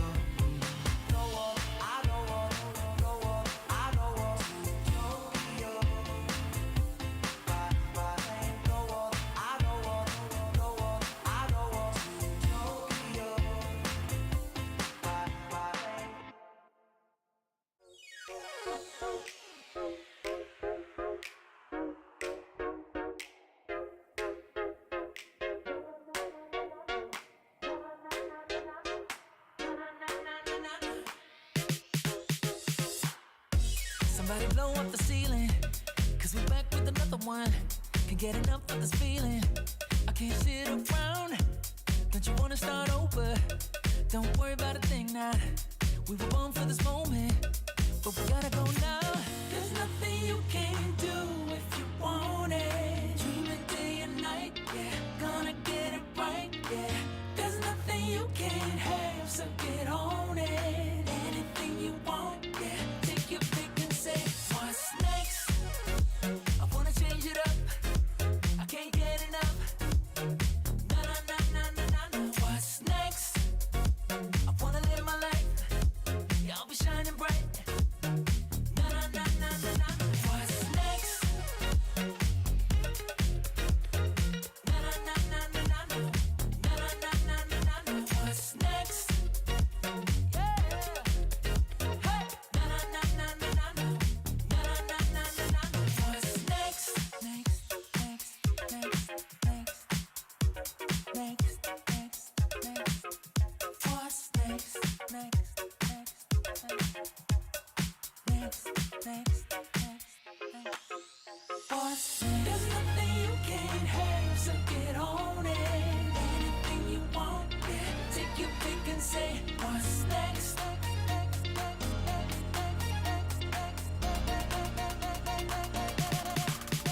What's next? I wanna change it up, yeah. I can't get enough. Na na na na na na na. What's next? I wanna live my life. Yeah, I'll be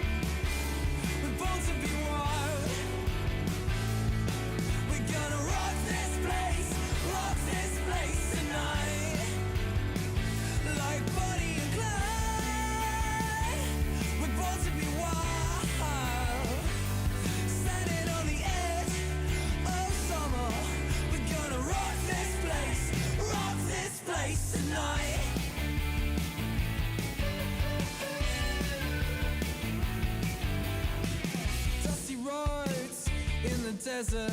I'm gonna take us somewhere where we go. It doesn't matter, 'cause everywhere there's love and music in the air. There's music in the air. Yeah, to the left, to the right. We're having fun, alright.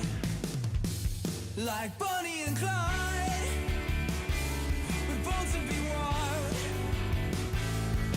We're gonna rock this place tonight. Like Bonnie and Clyde, we're born to be wild. Standing on the edge of summer, we're gonna rock this place tonight.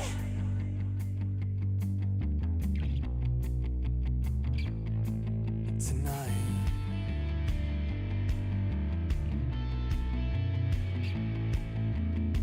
We're gonna rock this place tonight. We're gonna rock this place tonight. We're gonna rock this place tonight. Yeah, yeah, yeah. Oh,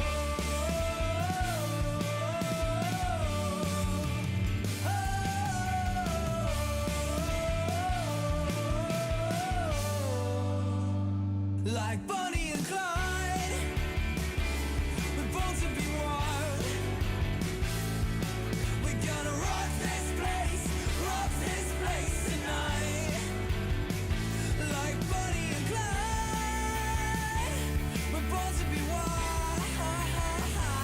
Standing on the edge of summer, we're gonna rock this place tonight.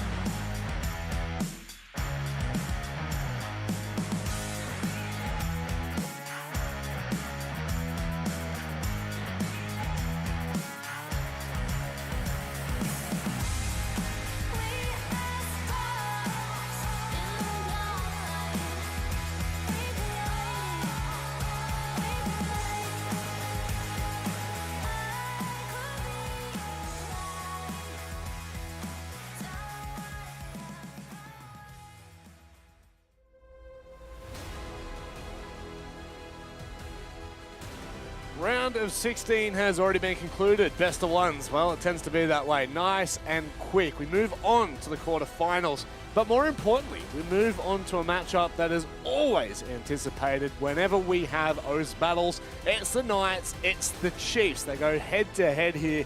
And of course, I've still got Guz and Dev, unfortunately, with me on the desk here. Dev, this matchup, it runs pretty thick. It does. These are two very, very big names in the Oceanic region. We, in fact, had two OCN Grand Finals last year between these two teams, Knights and the Chiefs.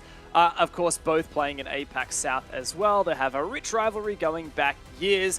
And, well, here we are in the inaugural OCS, and it's going to be a a nice short BO1, but hopefully we'll get the full 15 rounds out of it.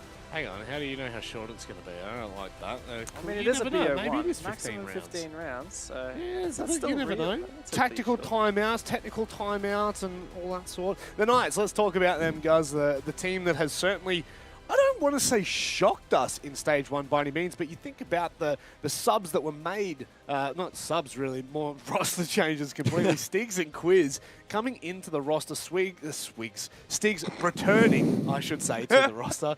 Give us a swing of that one. I tell you what, they have done so much better than what we could have ever hoped for. Yeah, that's all right, Rob. Just throw it over, mate, before you make another mistake. Yeah, Please. the champions, the Stage 1 champions of the Oceanic Nationals, the Knights, taking the crown, funnily enough, from the Chiefs. Bit of a slow start in the first stage for them, particularly in APAC South, but they've been able to build a lot of momentum, a lot of form. Unfortunately, they did fall short in the APAC playoffs, so that means that they can put their full attention and full effort into this tournament. And look, we love the back-to-back storylines, don't we? The Knights have the back-to-back head-to-head against the Chiefs, so they should, in theory, be taking this one. Will they, though? That is the big question, Dev. That's the question on everyone's mouths, on their lips, on their tongues. What do we... Oh, I don't know who that was when that came through the broadcast. It was both of us. We were just having a bit of a kiss. Yeah, okay. All right. Let me just get this back under control for you, Rob. Yes, the Chiefs. Sure. All right. The champions of Stage 1, Stage 2, Stage 3, and the end-of-year OCN Finals in 2021. But of course, they've also made 2 roster changes. We had some doubt cast over them. They lost to the Knights in both their OCN match and their APAC South match in Stage 1, like you said, Guz. And yet the Chiefs still managed to march on through the APAC playoffs and earn themselves a spot at the 6 major. So despite everything, despite all the doubt cast over this roster, they are looking in very, very fine form. And while this Stage 1 has been the first ever stage of OCN for a year that they have not won, the Knights took that crown from them. Chiefs have an opportunity to get revenge right now. Well, I'll tell you what, did not expect Digital to be a bloke that kind of invested in a road. You know, I thought more like the Wish Road is what I thought he'd be. Well, I mean, they investing just into. won. They won a bit of money in the playoffs. Oh, they did too. They did too. Just a little bit of money. I think $1,000 was it for the What the fourth AFL team place? do you reckon he goes for? I want to hedge my bet Probably and say Fremantle. Richmond. It's Richmond, yeah, that'll be probably more Richmond. I get Richmond vibes from him. Yeah. I mean, look, pretty awful sport, not going to lie. Get that one out of there. Hey, I only say that because the big BT went on and flamed the League of Legends players all the way back in the day. I don't know if you remember that. That was That's not a on. classic. That was My not on. I'm gadget going to type sit here and operators. roast you, I'll tell you what. But certainly our attention's still keeping here, guys, with the Chiefs. There is a sense of coming into this, they will be a lot more loosey-goosey than what they really they are originally. The problem is they are pretty loosey-goosey as it is, so I don't really know whether this makes it easier or harder to dictate. Oh, look, they'll be heading in and having fun. I mean, that is ultimately the whole OCS premise, right? To come in, have a bit of fun, see what you can do. There is prize pool on the line, so I think the Chiefs are going to take it somewhat seriously, of course. I'm not expecting them to go full meme mode, but yeah, I think they're going to have some fun. And honestly, I feel like sometimes when the Chiefs actually do play a little bit looser and a little bit, you know, quite less serious, we actually see some pretty creative stuff. So I'm keen to see what they bring into this one. Creative stuff. Hey, I meant that in a positive. Often when I say creative stuff, it's a negative connotation, but in this case, it's actually positive. I can't take, I really don't know which way to go with you, I'll say that much. Let's have a look at how these vetoes have played out, of course. There is only one map that we can go to, and it looks like it's going to be Chalet. What an interesting pick that has been left through. I feel like Chalet is just Chiefs territory. Like, what, Dev? It has been in the past, but they are not perfect on that map. They have had their fair share of losses. It is their most won map in the last 6 months with 7 wins and only 2 losses. Now, in Stage 1 recently, the only times they've played it are against Dumb 1 in the playoffs, where they won 7-4. Vertex, they won 7-5. They did, however, unfortunately lose an OCN to Bliss. And so there is a black mark on their record. This is overall, absolutely though, a Chiefs map, one of their best maps, but it's also one that Knights have had their share of performances on as well, so I don't think they should be too upset about that. Guz, where are you leaning? I'm actually sitting up straight at the moment, not really leaning either way, but in leaning terms to of the the right. bans, Villa and Clubhouse were both taken off, and as we said earlier, the back-to-back, it actually did take place on those 2 maps. Villa was a lot more lopsided towards the Knights, so that's probably, I mean, could be part of the reason why the Chiefs not wanting to go there, on top of the fact that it's a pretty weak map for them. And in terms of Clubhouse, was a lot closer, the Knights not wanting to risk that one. So I think Chalet, relatively neutral territory, but it doesn't, we don't have to look too far back in the past to remember the Chiefs and how many important games they have won on this map. So I'm kind of leaning a little bit more towards them, but Knights are not sat on this map either.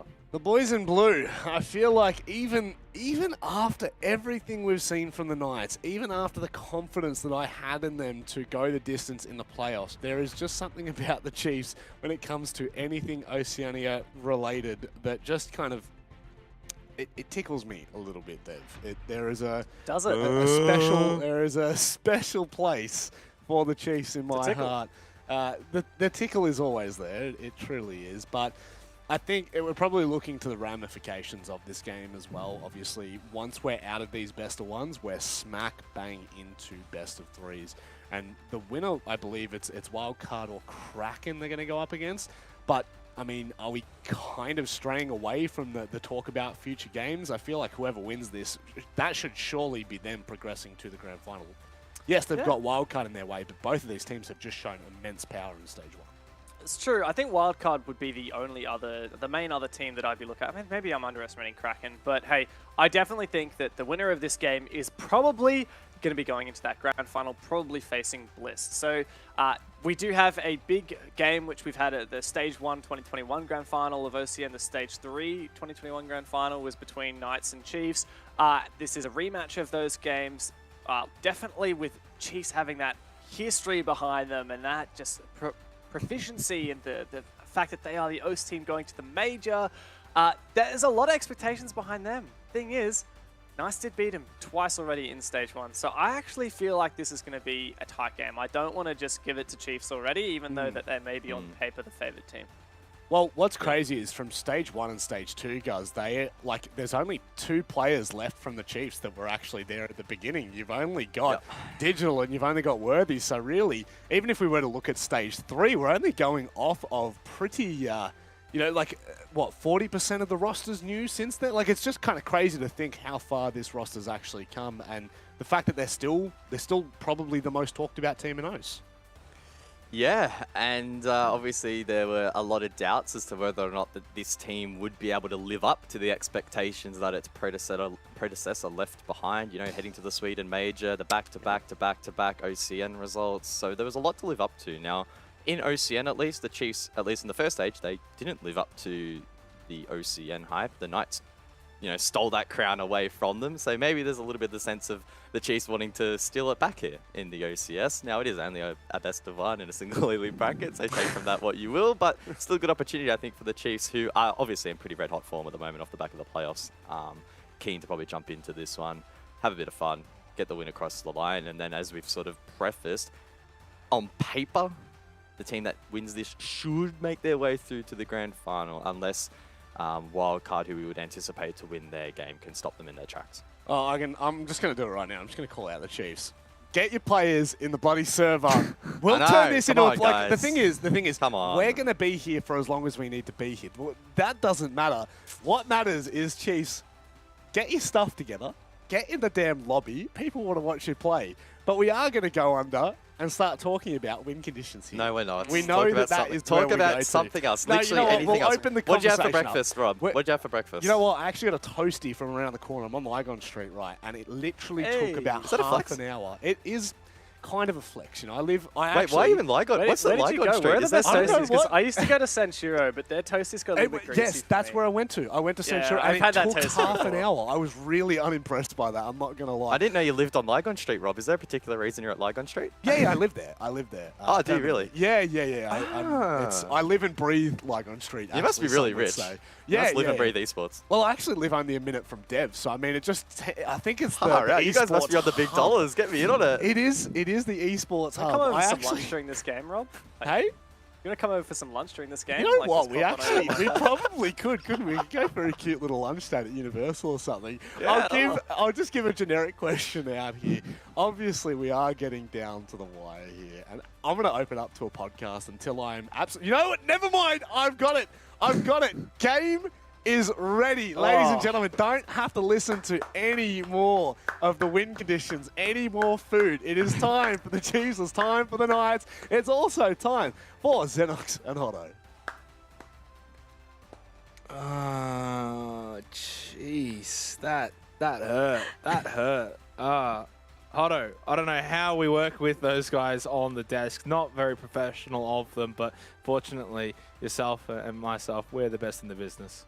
Yeah, I was gonna say I would never order a toasty and wait half an hour for that. That's absolutely appalling behavior.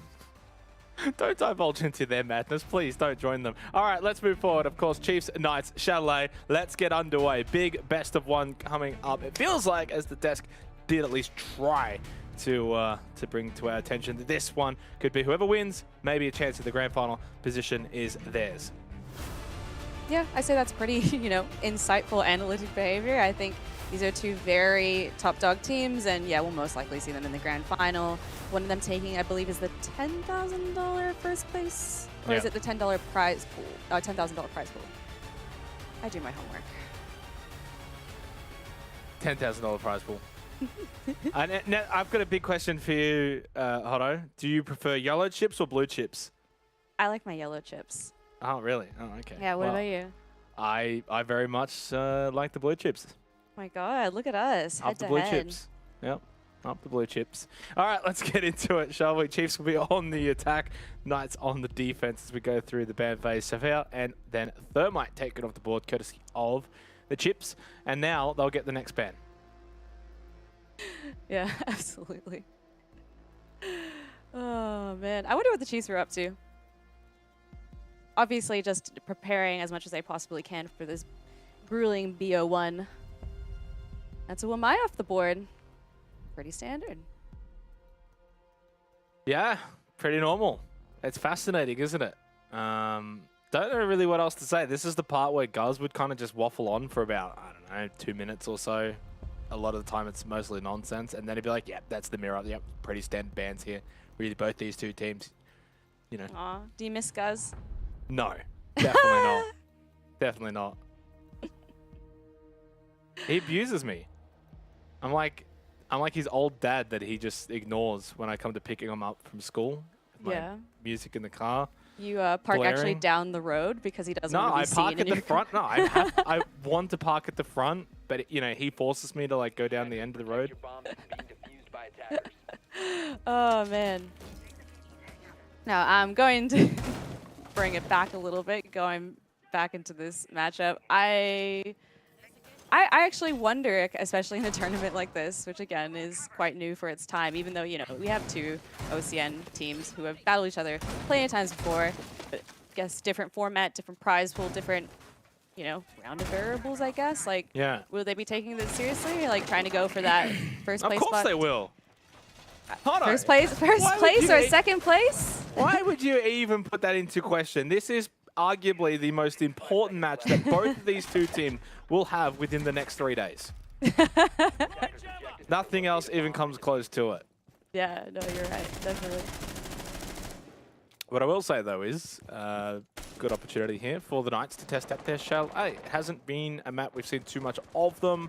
As of recency, yes, they did play Sandbox on it, but outside of that, yeah, it's not really a map we see too much from them. So only twice in the last couple of months, it seems like. Yeah, literally, actually, no. I'll take it back. Twice this year, and that's it. So Knights not as known for their Chalet, especially compared to the Chiefs, who very much don't mind a bit of Chalet. They like to play in the snow. And it's the Knights that get the first opening kills on Fountain and Ethan. What is this round?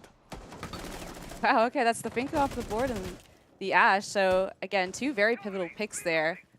And we're, again, it is a Chief. Worthy's still on the board. Did respond to kill on Tsagian, who is a pretty consistent player in terms of performance. So you can't cut them quite yet. You got the Lion as well, who's going to try and be scouting out any of those roaming players that are trying to get offsite, onsite, but as you can see, I don't think they actually got to pick any of them. So, you know, still 1 minute 45 seconds left. They can actually take that time to really pull it back a little and maybe, you know, assess the situation. But it seems like they're just charging through. Yeah, this is going to be that kind of game, isn't it? I can already sense it's round 1, and you've got Knights and Chiefs running around on Chalet like it's a TDM as Boydie makes his way into Piano. Still about 90 seconds left in the round, so a lot of time here, of course, for the Chiefs if they do want to maybe slow things down a little bit, but Knights with the advantage currently. A player, Digital, will he make his way up towards Library? You got Boydie just around that office balcony position, and Chiefs, well, now they've got decisions to make, being down just 3 players. Don't see what they can realistically do here. Haven't really been able to clear out top Library stairs. I would have probably just honestly ignored the more mezzanine push and just sent everyone into Library completely at this point. Why not? Screw it. This round feels like it's over if they don't do something weird. Yeah, I still think, though, that, like, Chiefs can respond back. You know, the gap isn't that big. Just, you know, roughly about 30 seconds left. Are Chiefs really known for their rush executes? I think if they can try and get that pick and try and level out the playing field here, you know, it's still anyone's game. And again, Worthy will respond back and basically do just that. You can kind of see Knights retreating back onto site. 3 versus 3, just under 20 seconds remaining, and now the Chiefs have got themselves in a much better position, although Knights yourself and Josh, oh, I surely thought that was going to get the kill onto Boydie. Not to be, though, and Worthy, the MVP, just goes bang, gets the double, and it was Boydie who got the final kill. The Chiefs take the opening round from what felt like an unwinnable position. Knights had the extra player, they had time, they had position, they had everything they needed, they just couldn't get the win. That was the amazing kind of Chiefs play that we want to see, and especially from our first round where, you know, they're not, like, they've played Knights before, they've played Chalet a million times before, so I guess it's like almost routine and like kind of muscle memory. But yeah, no, again, like they weren't intimidated obviously by being down a player. They have Worthy on their team, they've got all the other players on their team, and they just absolutely just nailed that round. Yeah, certainly did. Certainly did. Well said, Hotto. Well, Worthy, he's just too good. He just walks in, clicks heads. Doesn't matter what position they find themselves in as a team. 4 kills to his name. A bit of a scrappy start, a little bit of a strange one from both of these two teams, especially for a Bar Games defense from the Knights. Happy to just get engaged early on and take some of those fights, especially up towards like Solar side. We don't typically see that maybe too much, especially on Bar Games where defending teams will generally hold the more stock standard positions, you know, top Library stairs, mezzanine, Library, site itself. So typically that means there's not really going to be a whole lot of roamers, not really going to be a whole lot of early engagements taking place. So it was a little surprising. Did actually catch me off guard a bit for a Bar Game site that we had so many kills and so many trades early on in that round. So I guess, will that now set the tone for this match as a whole? Remembering it's only a best of 1, or are the Knights going to maybe reel it in a little bit more, right? Play a little bit more, you know, sophisticated on their defense, a bit more on site, maybe less into the roam game.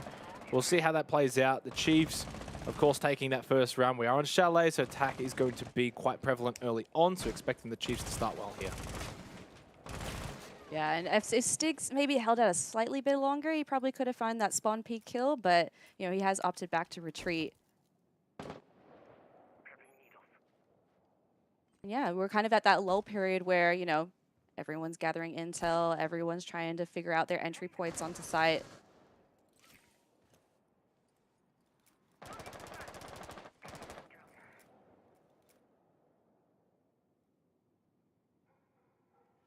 Bomb has been located.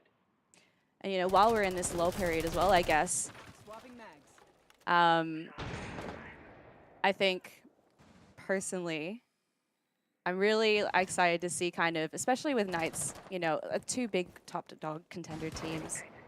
I'm really excited to see kind of who will play it out, especially under these different, like, tournament format rules and, you know, obviously different prize pool. Excited to see kind of what mindset that changes and how we'll end up going into this game. Yeah, it could be a factor, I think, but ultimately these two teams, they've got a bit of history, so it's nice to beat one or the other, whether it's Knights beating Chiefs or Chiefs beating Knights. Yes, you could sit back and say, you know, the Chiefs have got other things on their mind right now, of course, heading to the major, but I think it's still good to bring form. You still want to play well. At the end of the day, you want to be performing well in your games. And I think the Chiefs as a team have always shown a history of performing well even when there's other tournaments going on. And maybe those tournaments having more meaning to them as well. So they're always a team that really does try to perform as best as they possibly can. And you're seeing that in this round now. 2 players up in the round. Stiggs has a big chance over in Trophy. He can't land the initial shots, can't get that down. Takes a bit of damage back the other way. Now suddenly, hold on, there's only 30 seconds left in this round, and the pressure is on the Knights. Yeah, no, this is kind of looking a bit dire for Knights again with their Chiefs full rostered on board, and really only Josh and Juicy left to defend. Yeah, it's round 2. Can you safely say go into the Chiefs? And yeah, Digital will try and get the diffuser down, but ultimately the kill will actually stop him from doing that.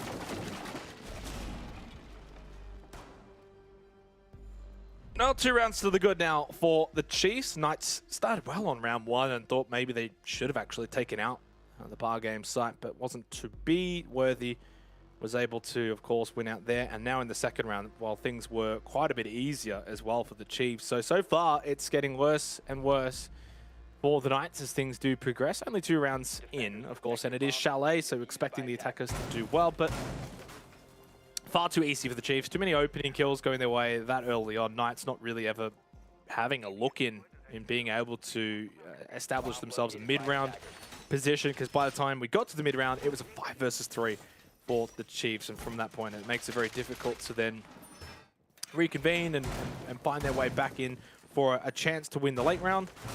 So really well played to the Chiefs, and we head back to bar games for the second time now in this first half, and we'll see if the Knights can clean things up a little bit. Remembering back, they started okay for bar games back in round 1, but the way that things kind of transpired early on, not typically what you see from a bar game site. So I am imagining, do we see the Knights bring things back a little bit, or maybe a bit of presence over towards Trophy there? Not sure if that's really required for a bar game site, right? Just want to play stock standard, try and get that, you know, shield, top library stairs, mezzanine chimney, play off of that. Force the Chiefs to make things happen.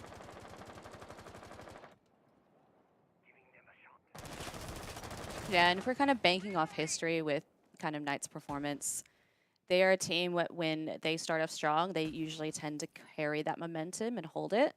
So, you know, previously when they've lost rounds or, you know, lost maps in games, for instance, it's just like, it kind of usually is a snowball effect from what I've seen personally. But again, like, you know, that doesn't mean that that's always going to be the case.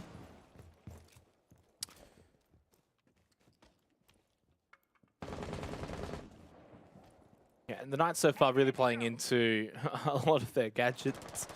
A lot of the frost mats, the Legion goo mines that we've been seeing so far in the first couple of rounds.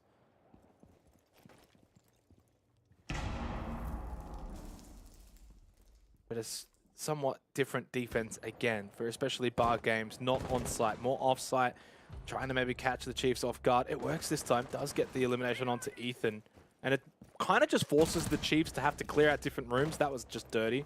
Wow. Yeah, okay, a little fade away. Why not get another one? Got the ping out onto the play on the rappel. But yeah, it forces the Chiefs into clearing out all of these different positions rather than going for that sweep across solar into office, clearing out top library stairs into library, then drop down. It just means they're playing more off-site. Chiefs can't really play into the attacking clear game that you would generally want. And Sage is perfectly timed there with game sense. The rappel into solar, gets the kill into digital. The round's over, unless Knights throw things away. So they finally shut down Sage. That's fine. Job done. It's okay that he dies there. You know, he ended up getting the majority of the kills, if not all of them, and has been able to throw this round into disarray. But there's a minute left, and it's only a 2 versus 3. Bouncer, Boydie, both certainly capable of being able to maybe clutch up big. And if the Chiefs do somehow clutch this round up, it's a nightmare round for the Knights. So quiet. There's almost 30 seconds left, and you can actually just feel the tension that's going on. Like, again, yeah, you're right. It's a free v2. It only takes 1 kill to even the playing field, and, you know, when we see in these 20-second rush executes, you know, it's really, you know, getting, no, it's not even getting diffuser down, it's just getting your kills, and Bouncing will find that frag pick onto Quiz. Sharking around there. Boydie does see the kill on Josh. And now we're down to a 1v1, and you can see its bouncing was dropping down from Hatch. Oh, it was unfortunate. That double kill was absolutely insane, just left, right. Good night. I didn't want to say it, but I was like, don't say it. No, you got to say it there. Oh, look, much better for the Knights. I like the game plan from Sage to just basically run around, you know, solo side and trophy side and just try and find some kills, be it new sets, force the Chiefs to, you know, have to clear out certain positions that maybe you wouldn't really want to, especially on a bar game's defense. So forcing them to take more time, have to clear out different positions, find this roamer. You do wonder if at some point if this does become a staple of the Knights where they've got this, you know, flanker and roamer running around. Do you bring in, say, the Jackal to try and really, you know, hunt down Sage a little bit quicker, a little bit earlier into these rounds, because they ended up wasting quite a lot of time. And in the end, it does bite them. Yes, they brought it back to a 1 versus 1, and credit to the Chiefs, considering they lost 3 players so early on in the round. To bring it back to a 1v1, in fairness, not really a chance to actually win the game, but still to just bring it back to that point says a lot about them. So big round win for the Knights, but now they have to move away from bar games, which is usually a site that does well for the defenders. And we'll see how they can go here in round number 4.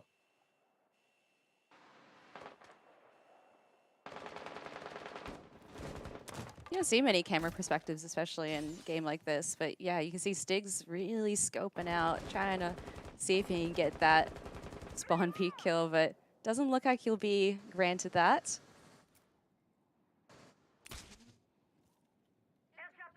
Now Boydie down in basement garage, just trying to see if he can get any pick that will go. Sejun is ready for that Nitro Cell. And that could be a huge pick for Knights, you know, if that actually does end up going to plan. You see he has been drawn out though, so we'll retreat to actually not do that pick. But Boydie responds back, really taking Sejun off his game, and he didn't even know he was there. Yeah, I think that's fine. You lose 1 round there if you're Sage, but the round prior playing a sort of similar playstyle, you get 3 kills. So you're going to have a couple of rounds where it works and a couple of rounds where maybe it doesn't quite work. In the case here for the Chiefs now, it really does make things a little bit easier. Here on Master Office, you get that kill. You can really get to work opening up this solar wall. 2 players on the rappel. I think Worthy just watching the window down into Trophy as well. So really locking down this north side of Chalet. And this just then allows Boydie to have a bit of fun. Same with Bouncer as well. Try and find some kills. Juicy. Oh, he gets caught there. Yeah. You can see that being set up. Boydie down below. Nade into Closet. And that's basically the round over. 5-1. Was able to get 1 kill. But now they know he's over towards that kitchen hallway position now into Trophy. This was being watched earlier, but no one watching the window at the moment. Does allow Quiz to actually go for a run out. Should find this kill into Worthy. Does so. That's 2 kills. Now 3 more to go for Quiz. And he may even just push straight up Trophy stairs. Oh, understanding there's going to be a player watching. Stop. Does he make something of this? He certainly can. From this position now, it's actually somewhat winnable. And Ethan wins the first fight though. Not a bad little effort, but Chiefs take the round. He said, look, this probably isn't going to go in my way, but if I'm going to go out, I'm going to go out with at least a couple kills under my belt. It's just like the fluidity of that momentum, as you can kind of see in this like replay that will eventually come up. It's just, you know, just really feeling himself. Obviously got that pick from outside. And then, you know, ultimately it does end up, you know, falling through. But if he actually got that grenade killed off, I would have been losing my mind. Certainly, certainly. Big round win over the Chiefs gets them up to 3-1 now as we head to Kitchen Dining for the first time. No, sorry, for the second time in this match, which was won by the Chiefs the first go around. And it's a little bit of a concern now for the Knights. The only site they've been able to win is Bar Games back in round 3, which even that particular site was won by the Chiefs back in round 1 as well. So Knights kind of struggling to find a position that they can get a couple of round wins on, or a couple of sites that they can find a couple of round wins. Stiggs with the, well, not the spawn peek, but the spawn kill onto the drone. Talk about aggression. And they did a really good job in hunting down those drones. There's only 6 left now for the Chiefs, and we're, you know, obviously 3 minutes away. So that's a decent little start for the Knights in trying to deny some information away from the Chiefs, especially on Kitchen Dining. You know, a bit of vert control, players can also hold down below. You're generally going to want to try and, hold and hide those positions for as long as you can. So getting rid of that, information gathering is a good little bit of practice there for the Knights. Yeah, I don't think we've actually touched on this quite yet, but they do have the Valken to play, which I do find on Chalet is really frustrating again to play against, because ultimately, having to actually scope those out and how much intel could really give the Knights, although albeit isn't quite translating into the scoreline right now, is super powerful. So I was actually kind of a little bit surprised that snuck through a little bit.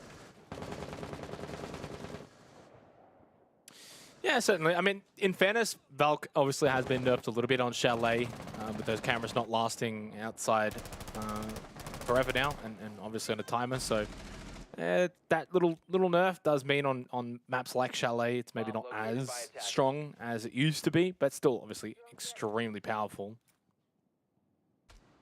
So things have slowed down in this 5th round, though, which I think is a good thing.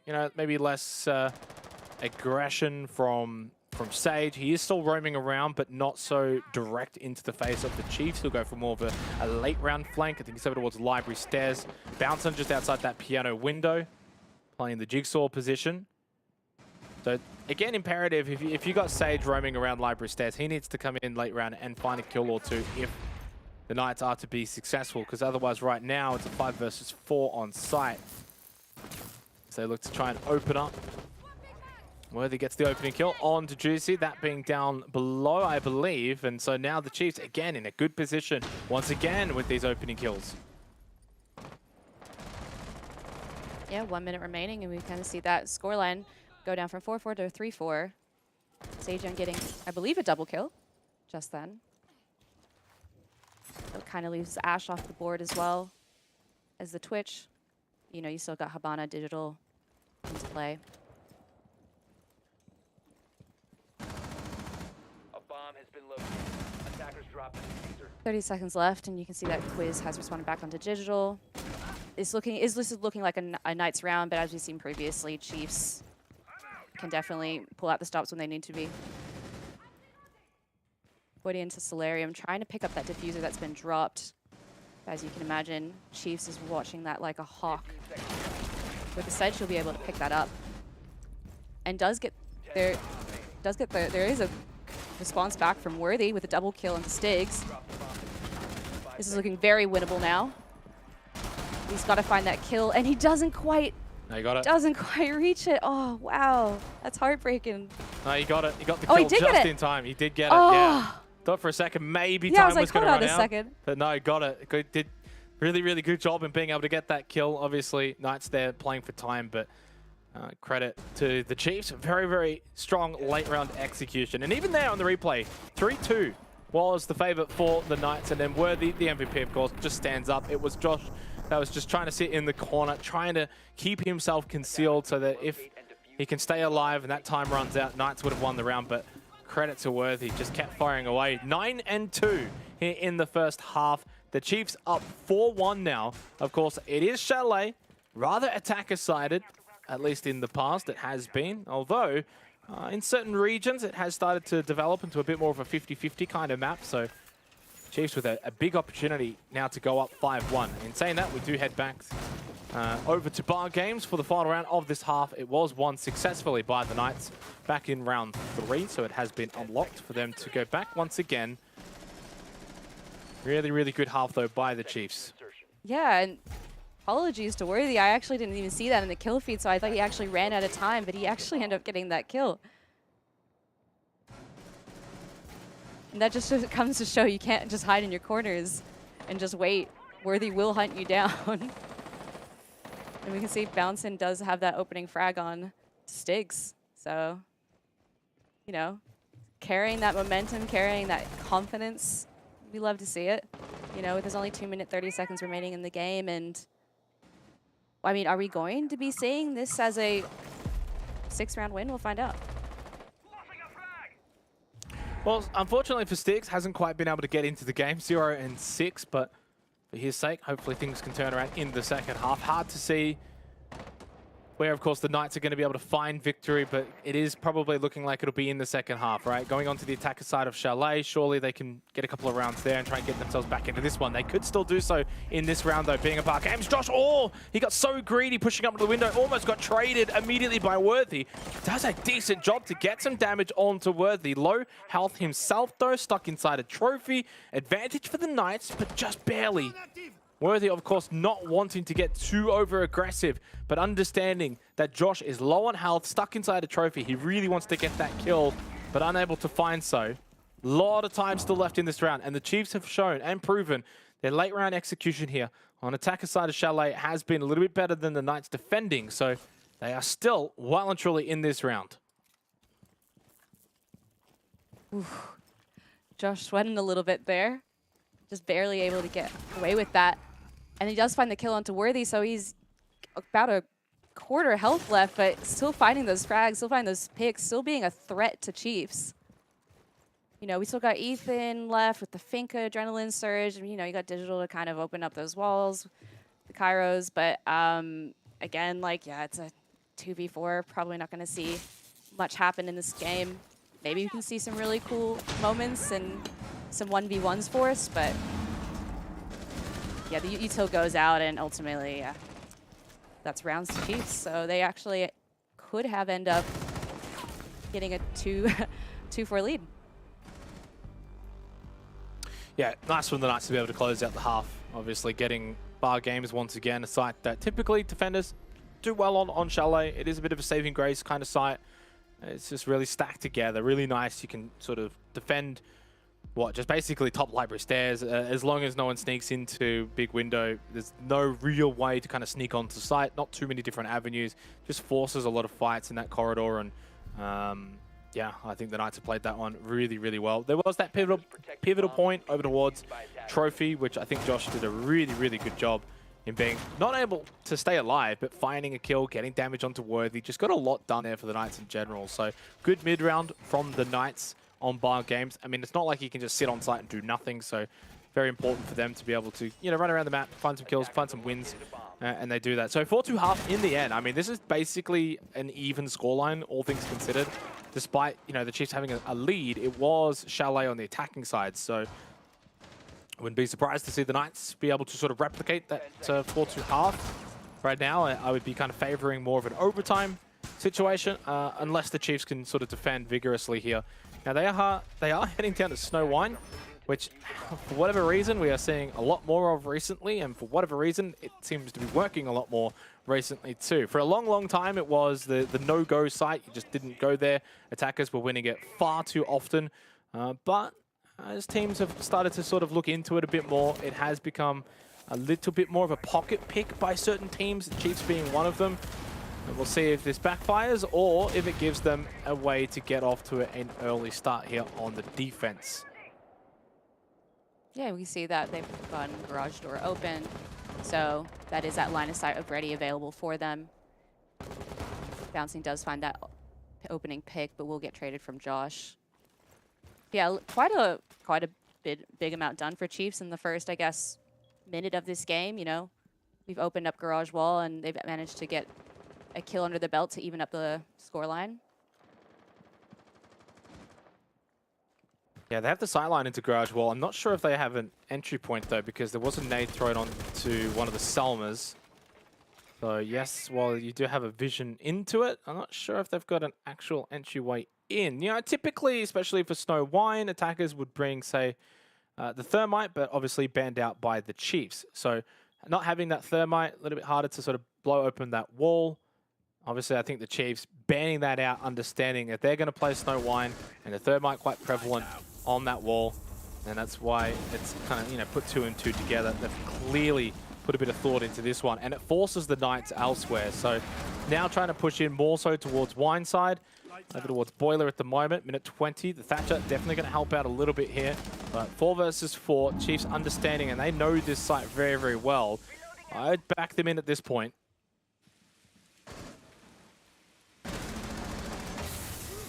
One minute remaining in the half, and yeah, smoke with only 1 gas canister left, and kind of things have kind of gotten to a bit of a standstill at the moment. both teams quite not sure how to address each other on the site. Quiz will find the grenade kill into Digital, though. That is a huge pick, though. That is insane. And, you know, Worthy is raining double kills up above, and he will try and be challenged by that, but will ultimately opt in to try and jump into side, but oof, quickly removed off the board. Diffuser is down, and Ethan will try to pick it up. But, ooh, Oh, what out a in nade. style. Really, really big nade. Right at his feet. Ooh. Big round, actually, for the Knights. Honestly, once Worthy got those kills up in Dining, I thought that was probably going to be the round. I thought that was it. Chiefs were going to win it out. That was the kind of round where late round, both teams just going back and forth, trading blows. They started off with getting that kill onto Digital. I think you mentioned it. You know, big kill. There's Gas Babes then taken, you know, away from the side of the Chiefs. Does mean that, you know, you can get that drop down. There are no Gas Babes to have to worry about to deny areas. And yeah, in the end, Stun does not work out for the Chiefs. Knights get kind of a freebie round, right? Like, so, you know, typically Snow Wine, not a sight we see again too often. Certain teams do like to bring it into their rotation, but for that particular moment, the Chiefs just not able to realize. You know, they banned out the Thermite. They understood that this was something that they were really going to play into. The fact that maybe they were going to be able to keep that, you know, snowball pretty much locked up and not being able to be opened up, and then only have to focus on that wine push. And even then, Knights still able to push through and get that round win. So really, really well played from the Knights. 4-3 scoreline. Also looks a lot better than 4-2 or 5-2 for that matter. And they're on the attack here on Chalet. As I said, a bit of a free round for them. Now it's all about sort of capitalizing and pushing forward. Now we head to more of the regular sites. They're on the attack. It's good signs for the Knights. Yeah, absolutely. And last round, we saw them kind of opt in for more of like the grenade, I guess, to kind of clear out that util they had. I mean, they did have a Maestro on the board. And those grenades are actually converted into mostly just killing Chiefs. So that was very entertaining to watch. Worthy will get spotted out by the drone, though. Ultimately too late to destroy it, but did get spotted out.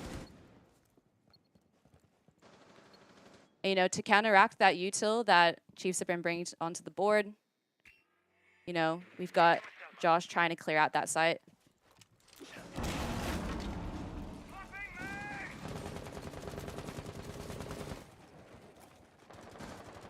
Two minutes left in the game, though. We're still at a 5v5. Saying that, though, the Finka Quiz will get the kill onto Worthy. Huge pick for the Knights.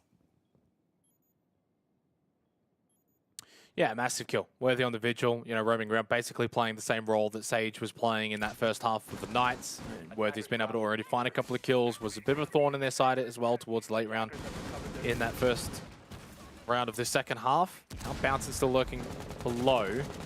90 seconds left in the round, and suddenly the Chiefs, you know, at a bit of a disadvantage and on the back foot, but Boyd, he finds that big kill onto Juicy. That's also Diffuser on the ground. That's the hard breach as well, taken down. So suddenly a reprieve for the Chiefs in this mid-round. They've been able to sort of bring things back. There goes that drone. Only 5 left for the Knights.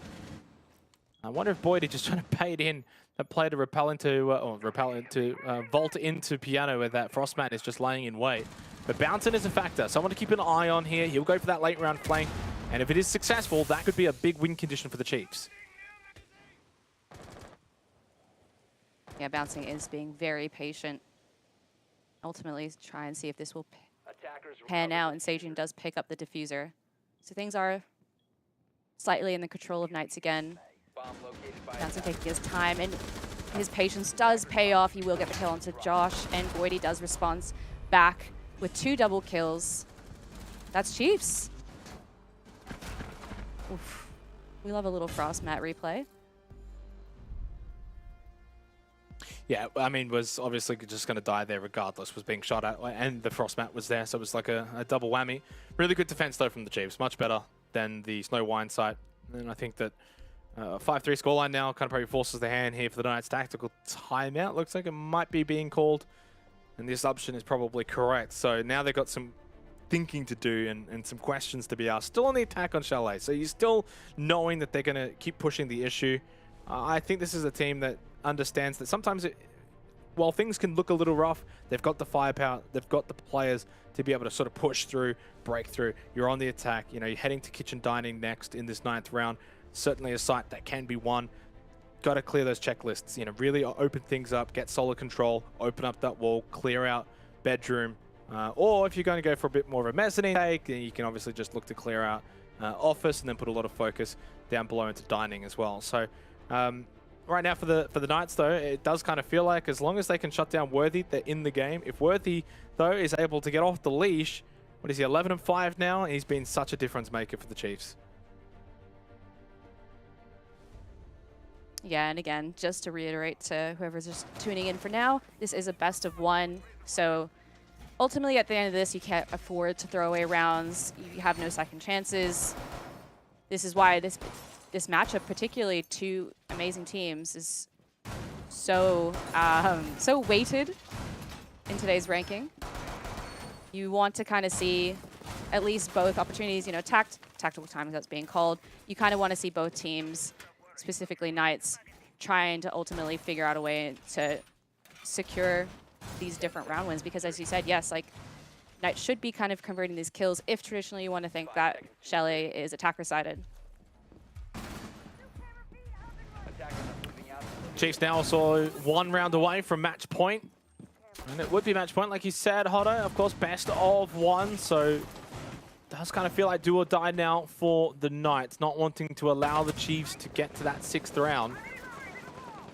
And so far, it has become a little bit back and forth over the last couple of rounds or so. You know, Knights were able to finish strong in that first half, then start well here, but remembering back, it was the Chiefs that got off to a flying start, winning 4 of the first 5 rounds. So basically, since that flying start of the Chiefs, the Knights have been able to sort of bring things back a little bit until that Master Officer site in round 8. Now, of course, here on Kitchen Dining, we'll see if the Chiefs can secure that match point. And I'd have to think if they do, 6-3 scoreline, I would imagine the 4-time champions of 2021 will be able to get the job done here. Worthy on the Aruni now. We'll see what the Chiefs have to offer defensively for the Knights. No real shake-up once again to their lineup. No really any kind of differences. They have dropped to the Thatcher. They brought it for Snow Wine. Haven't really brought it elsewhere. Don't really need it though either. And nothing really to write home about. Pretty stock standard. Minute 40 though on the clock. They are going to have to get a bit of a wriggle on. They do have control of this library hallway. They'll want to get control of Piano. There's a player lingering in there for the Chiefs. Sage takes a bit of damage inside the office. They get moving. This could be a rush onto the site.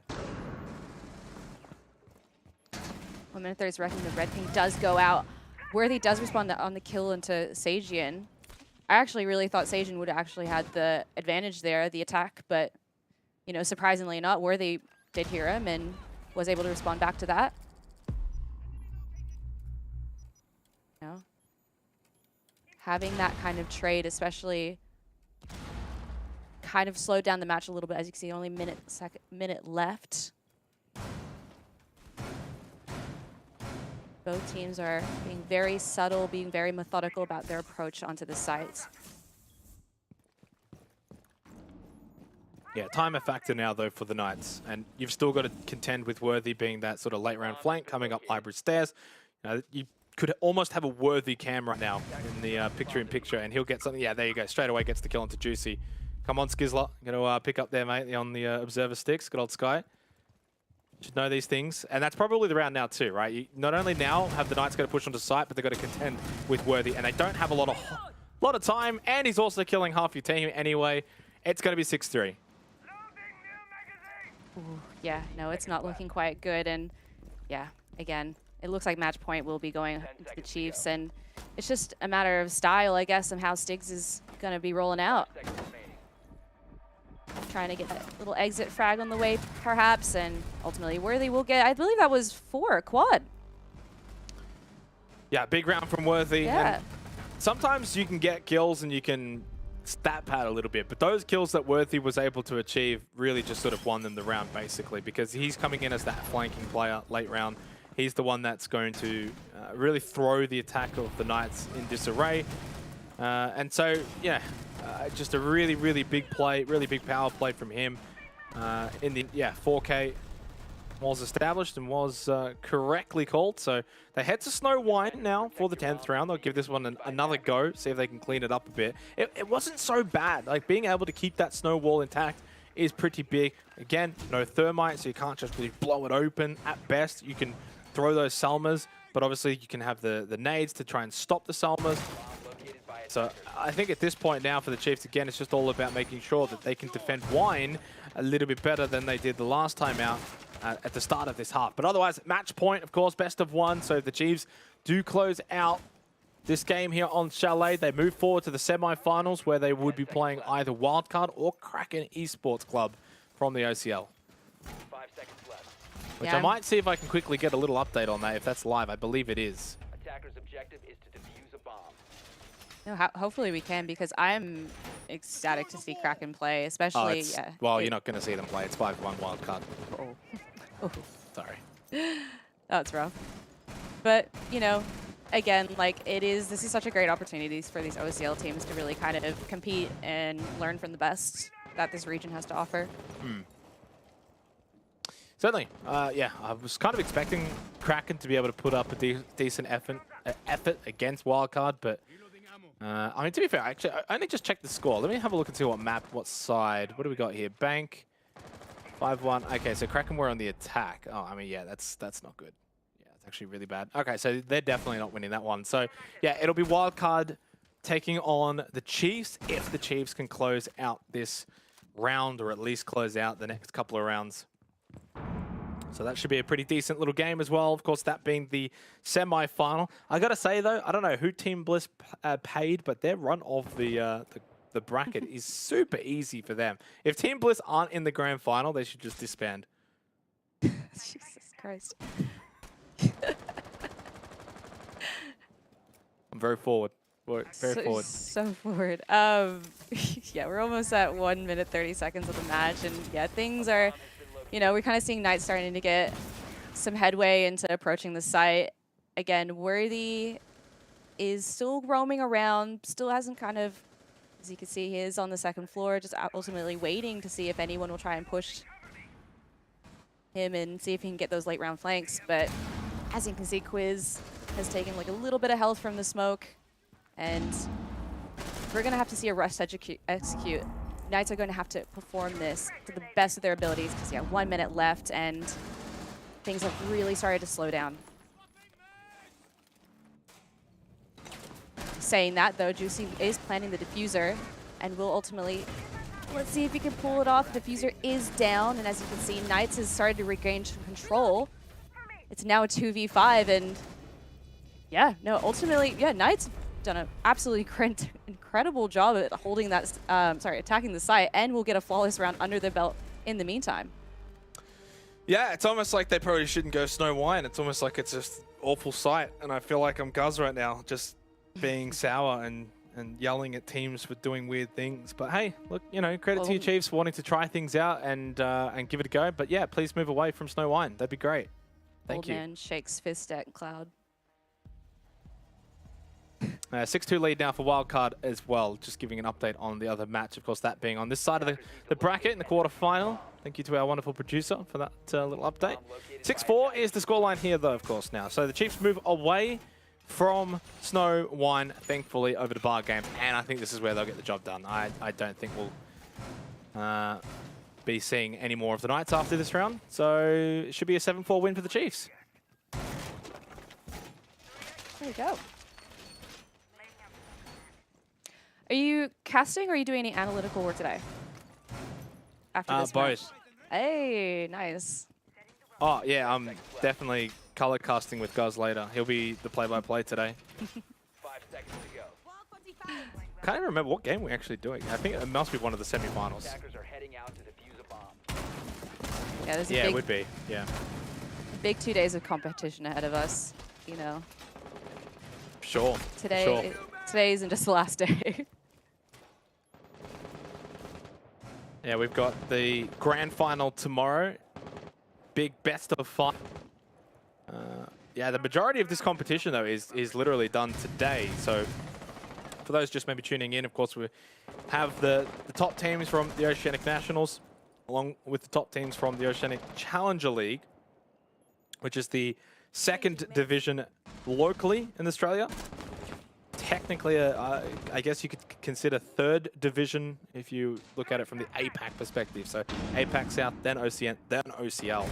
And obviously, we've already gone through quite a lot of teams. We're down to the quarterfinals at the moment, which are still best of ones, which we are just about close to finishing off these quarterfinals and moving forward to the semi-finals, which will begin.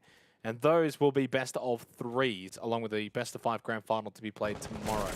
We'll have all of the semi-finals here on the main channel as well, so should be some good games. Looking forward to maybe seeing Chiefs versus Wildcard, which should happen unless the Chiefs absolutely throw this game away.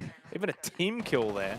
So they've lost Boydie, they've lost Bouncin, and maybe we'll have to go to another round here. Yes, that's really rough, guys, especially on match point. Some head shaking, I bet, going on in their team.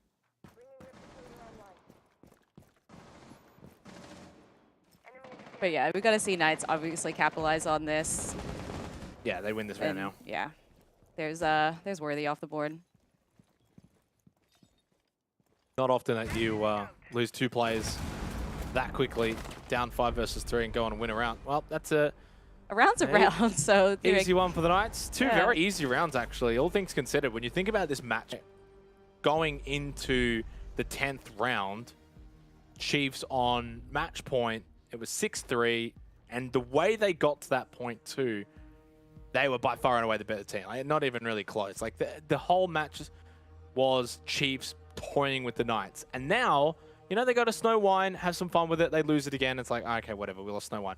Then they go to Bar Games, it's like, we should close out here. No, they lose this too. So suddenly, it's 6-5 match point, and we have a chance that we could be heading to overtime, which is just staggering, because Chiefs should have won this a couple of rounds ago. Credit to the Knights, you know, they're obviously not going to just roll over and die. They're going to keep fighting. They'll take the chances where they get them.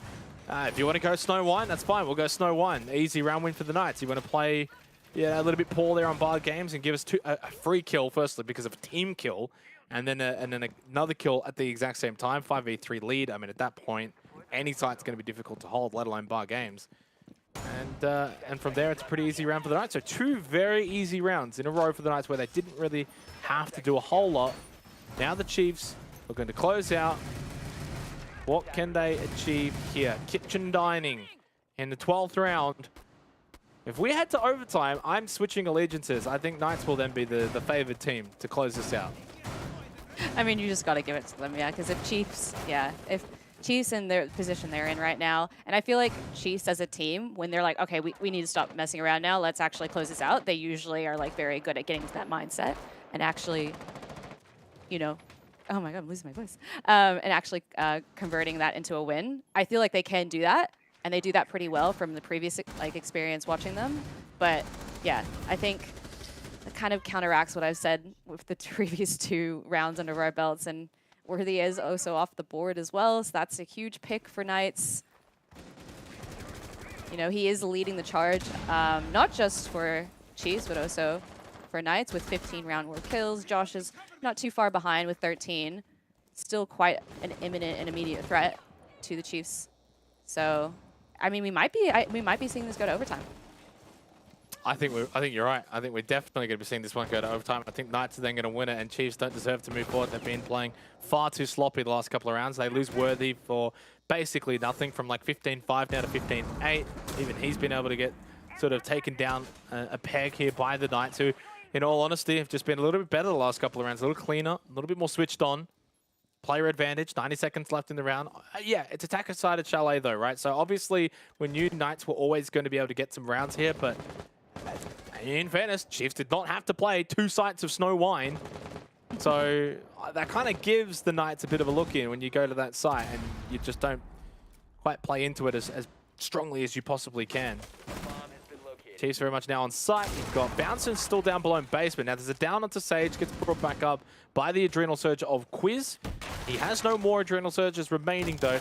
Minute left, still advantage Knights. You know, Bouncing is stepping up as well and trying to, I guess, match his now dead teammate Worthy with a kill onto Knights. You know, we're going to see some red pings go out, which gives some intel to the Knights, which, again, all things that seem very small do add up into their favor. 30 seconds left, 3v4. You know, they're able to access site, and we'll see Juicy get that that defuse. Attackers are activating the bomb. So yeah, this is looking really good for Knights. This is a win for Knights, and yep, there we go. Whew. I mean, overtime's not that bad, right? Are you on the team of Knights now? Are you yellow chips Oh, now? 100%. 100% Yellow on the chips, team of let's go. Knights. Yeah, yellow chips, let's go. Blue chips in the bin. This is yeah, a little bit disappointing from the Chiefs. Really thought they had it in them to sort of close this one out and get the job done. They were up 6-3, and then they decided to go and play Snow Wine again. And from there, everything kind of just fell apart. You know, bar games is usually a site that defenders do well on Chalet. Not only did they only play it once, when they did play it, they lost it. In fairness, they lost it also because they had a team kill. So really just kind of like analyzing and have a look at the situation as to how we got to this position. Chiefs just playing some weird sites, and then the sites you probably should be winning on the defense of Chalet, either just not going there or just not playing it well anyway when you did go there. So a little bit disappointing actually from the Chiefs, because I think they were the better team. I think they had a very, very solid first half. Could have maybe even had a 5-1 first half. Started well as well in the second half, getting Master Office, Kitchen Dining, you know, two sites that are generally more of the tertiary sites on Chalet, and just like no real bar games defense, and that's really concerning. So overtime, Knights, guess what? Straight away onto bar games on the defense, shocker, and they won this twice as well in the first half. So Knights in a very, very good position to now take match point.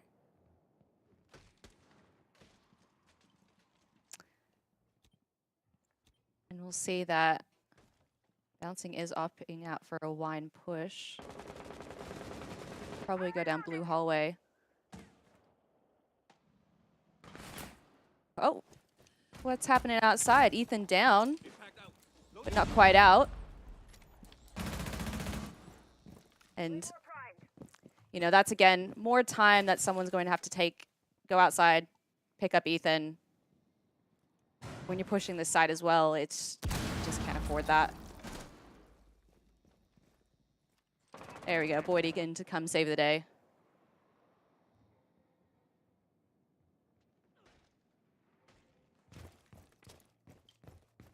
Yeah, this is not a great start for Knights. Not a great start at all. It should be fine. Their starts, that could be a whole lot worse than this, right? You've still got your 5 players intact. No one's dead yet. And on a site like bar games, that's the most important part. And Sage even gets the opening pick onto Worthy again. It's another early death for Worthy. Play more down from Bouncing, but yeah, more site focus here needs to be done for the Chiefs. More so clearing out top library, more so clearing out library itself, maybe less so with basement. I think this is really feeding into being a Knights round again.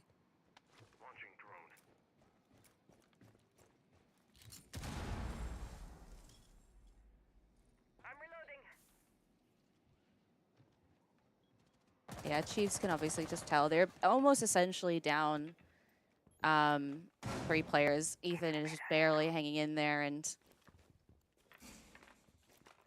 you know, honestly, he is a body at the end of the day that can attribute kills and intel and positioning and help forward, all that jazz. But yeah, it is 30 seconds left, and this is looking like a rush to execute.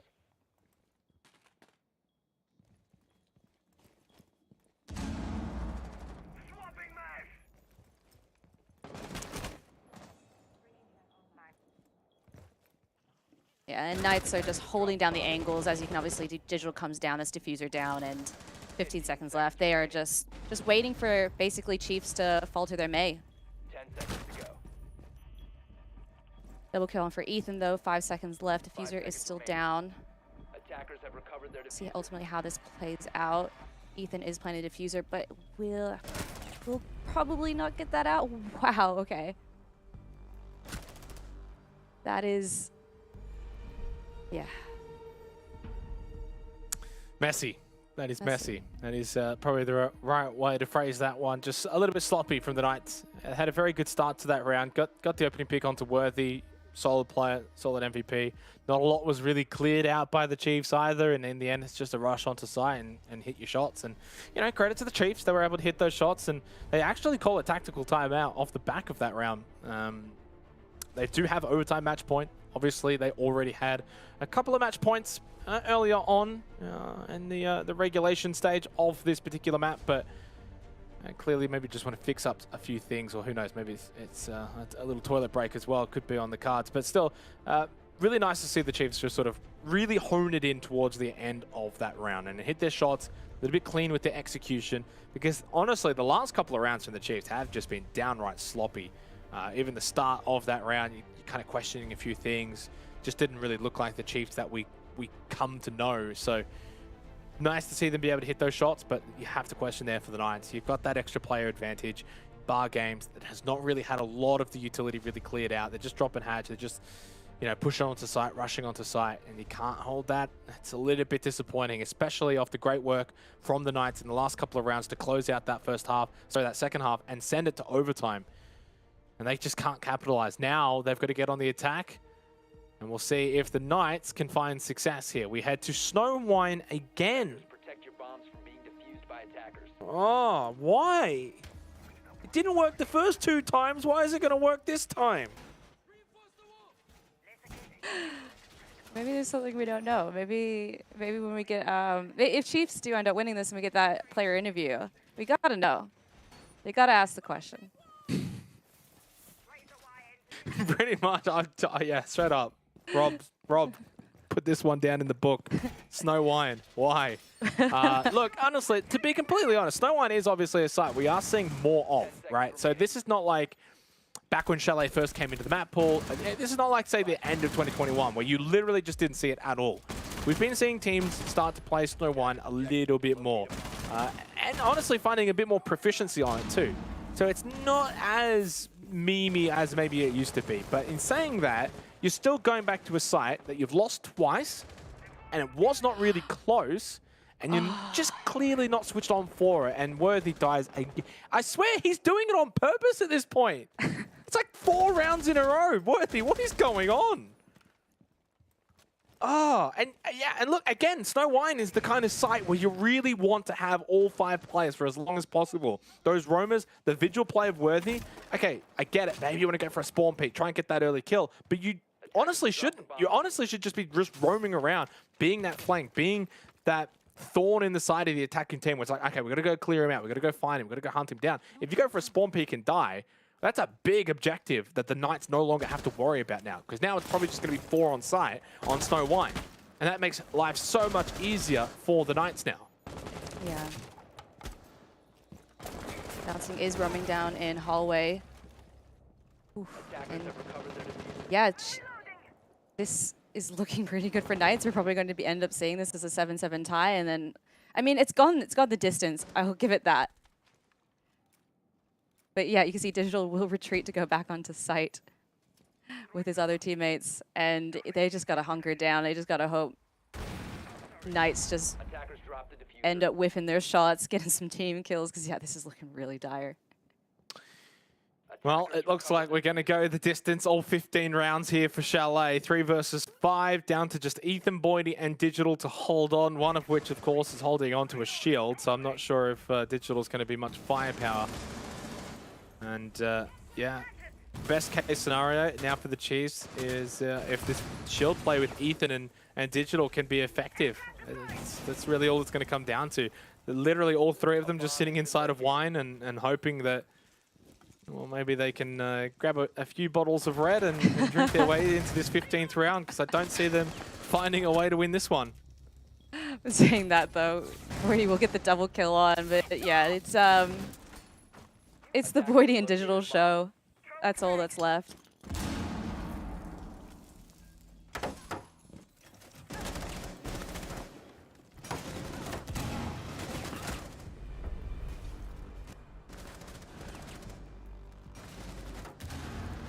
And unfortunately, I wasn't able to see that being played out because my game did freeze. But yeah, I could have told you. I could have told you that. But yeah, 7-7. How are you feeling about this next match? Do you reckon Chiefs are going to turn it on? I got no idea anymore, honestly. I will say this. Chiefs are on the attack. It has been an extraordinarily attacker-sided Chalet, which, you know, not too out of the ordinary. But right now it's only been 4 defensive round wins from 14 rounds played. So I'm just going to, at this point, say Blue Chips only because they are on the attack. Knights do head back to bar games. So, I mean, look, they found success on that back in the first half. I think this is also now going to be their 4th time playing it. They've won it twice defensively, the Knights, and lost it twice defensively. So actually it might be the 5th time playing it. I'm not...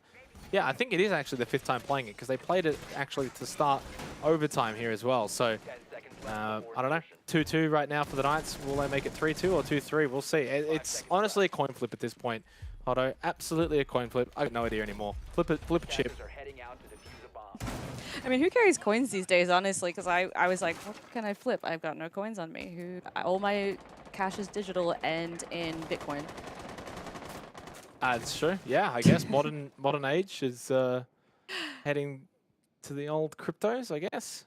Yeah. When are we going to find a tournament that's going to be paying not in cash prize pool, but in, you know, hopefully never. Bitcoin, Dogecoin, never.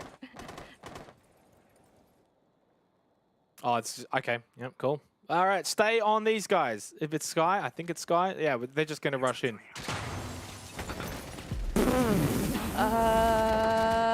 Okay, game's over. Cool. Knights are moving on. Couldn't give at least Juicy the quad there.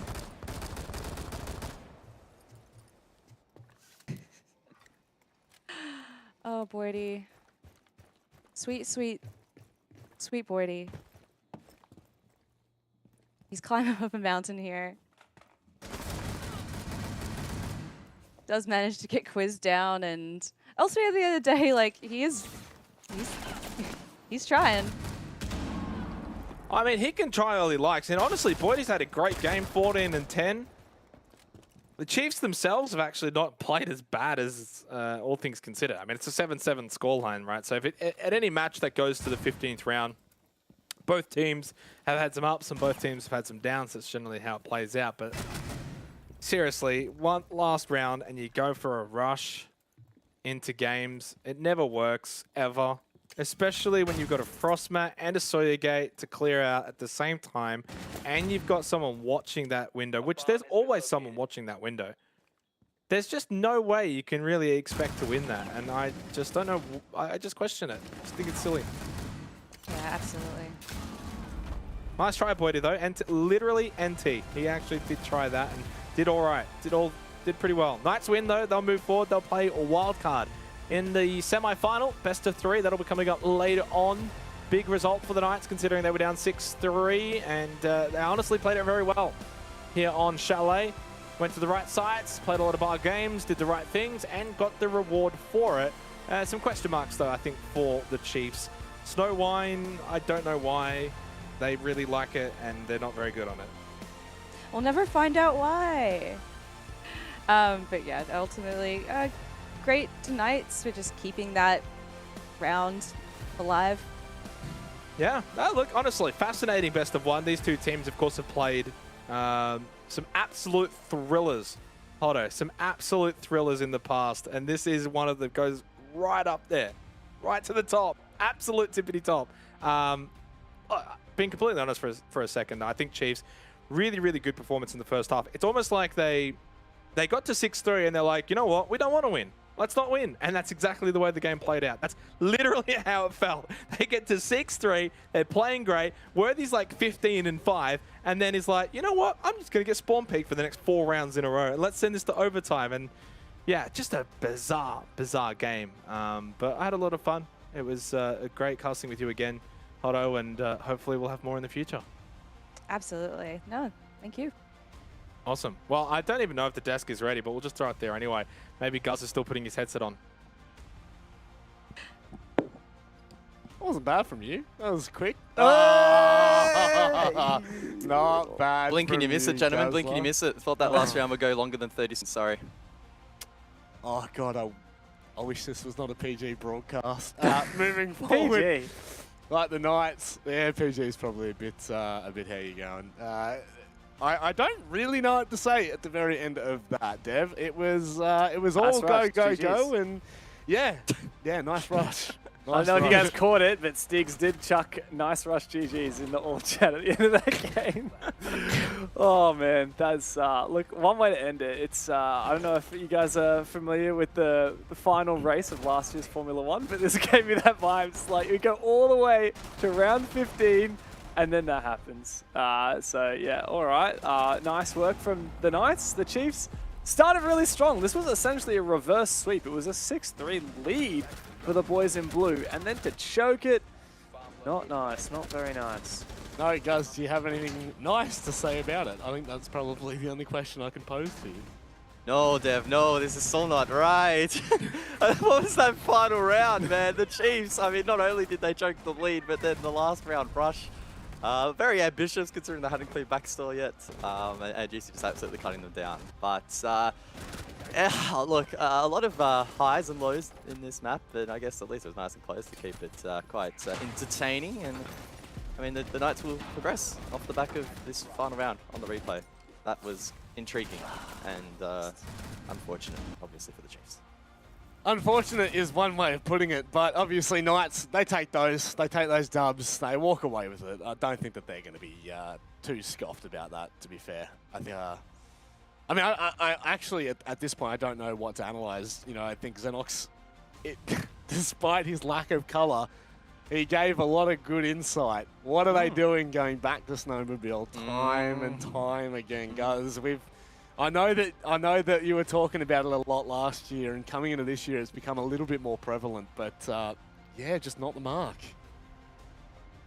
Sorry, that was to Guz. Just wanted to make sure that you understood that. I was just taking a moment to compose myself and formulate an answer that wasn't too controversial, but also not too soft. Yeah, that site sucks. Just please eradicate it from your match plan. I still do not understand it. But that wasn't where it was lost anyway. So ultimately, yeah. I mean, it partially was, and the site choice was questionable, but I think this is I a game have of Xenox about you mental. telling it, but that's entirely where they lost it. Xenox So he is was what the he's color talking commentator, and about, I'm not going to and- disagree. Xenox doesn't know what he's talking about. He's not on broadcast, so I frankly don't care what his opinion is. You want me? My opinion is this was a game of mental fortitude. It was back and forth battle, a scrap. Banger. And I'm going to once again bring it to, I mean, I don't know if I'm drama alerting this, but I love what Stig said in the whole chat. Nice rush, GGs. And I had the word from our observer, Sky, what Boydie said in reply to that, which Is it we PG? didn't catch. Can you guess what Is it it was? PG? He said, "See you at the major, Stiggies." Oh no!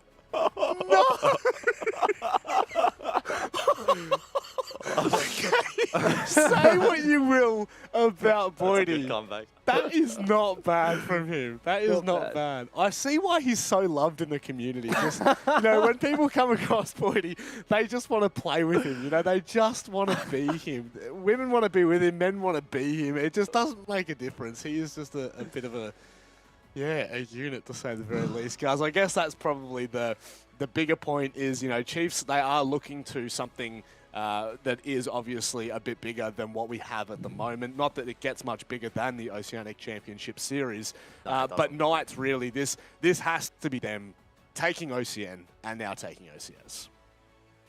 Yeah, well, I mean, someone can correct me if I'm wrong, but Wildcard did in fact win the game. Correct, Last I saw it was like 7-3. 6-2. Okay, so they closed out 7-3. So that's the next matchup now for the Knights. So they don't really get it much easier. Yes, Chiefs are stronger than Wildcard, but Wildcard are no slouches. So it's not safe to say that Knights have, you know, now 100% locked in their position in the final. They now need to play a best of 3 as well, which is another factor brought into the mix. So I think the Knights will still be tested, and actually that should be another really good game. I think Knights and Wildcard have shown that they can go toe-to-toe in the past, and I would expect that again here this afternoon.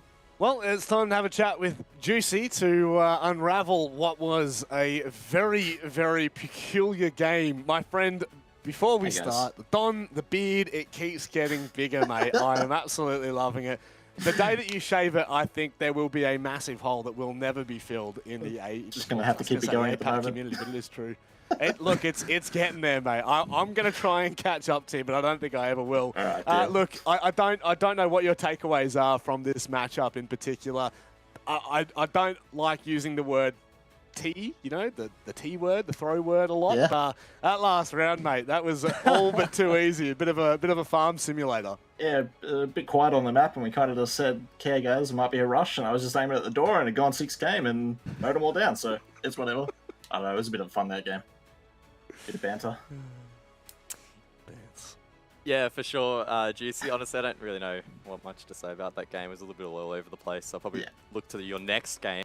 Best of 3, so the stakes arguably go up a little bit. And it's against Wildcard, right? So not the easiest of opponents. What's your expectation heading into that one? I think our expectation is the same throughout the whole weekend. You know, we came in there. It's the last thing for stage 1. We just want to have a little bit of fun with each other. You know, see what works, see what doesn't work. So I don't know. It's just more game time for us at the end of the day.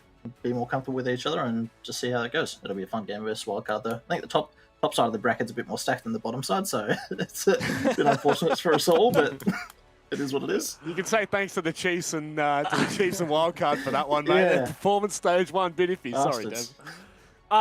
Yeah. Look, Juicy, on that note, you're trying to recompose after stage 1 was great in OCN, but you fell short in APAC playoffs. Yeah. What's the trajectory looking like for the team? You know, like it's taken a bit of time for Stigs and Quiz to get acquainted, and now they're looking like really solid additions. How are you feeling like you're going, and you know, how long is it before we see you at a major? Look, I honestly think next stage if we'd had a better start of the season this year, like it could have been there, it could have been different. You know, we had to start in the lower bracket this stage, so it was a little bit harder for us. But I think this next stage we should start off fairly strong this time around, and we should, you know, for us, we want to make the major next one. That's what the goal is, isn't it? It's make majors, get SI points, and make SI at the end of the year, so or the start of next year. So I think that's where we want to be next stage, and I think that's where we're all looking to be as well, not just want it.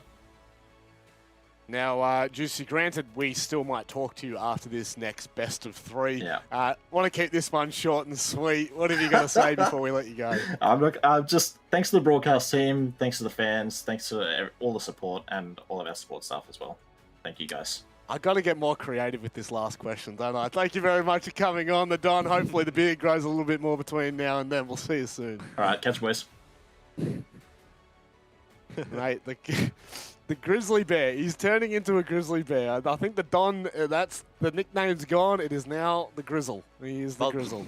The thing is, if they don't end up making SI, right, you've got that December break. I mean, surely you could get a part-time job as Santa, right? Yeah. Doesn't have to prep. So. There's a good chance. It's a There's good one, Gus. chance. I did make that joke off air about half an hour ago, so thanks I for just stealing stole that. it. Well, So, you know, so Ligma. Gus said it louder. Let's go to the bracket and see how things are playing. So fun. Knights are through to wildcards matchup, and as we actually not as we expected. Odium don't go through. Oh, really? Oh! What? Hang on. Is there a forfeit in here? Odium? What's going on here? That is really disappointing from Odium's perspective. What? I am a bit surprised to see that one. Definitely, you know, Odium have been the standout OCN team in Stage 1. Really outperforming expectations, like we talked about earlier. They didn't even technically qualify for OCN. They just got their spot invited directly back because Order disbanded after they were relegated at the end of last year. So, look, it's pretty amazing that Ground Zero was able to defeat them, especially because Ground Zero's, we saw them play against, K16 in the round of 16. And, you know, GZ are playing with 2 subs and a team going through with some turbulence at the minute. So massive for them to take on Odium. However, it's only going to get more difficult now that they face Bliss. I think this one is surely where that path ends, guys. I mean, Bliss are no slouches whatsoever. But it's best of 3. So we just have No. Do it. No. I'm not going to do Oda that dirty too early into the broadcast. Bliss, it's pretty hard to look past them in that head-to-head. But I mean, Ground Zero, they've taken down Odium, and I wouldn't have backed them in to win that.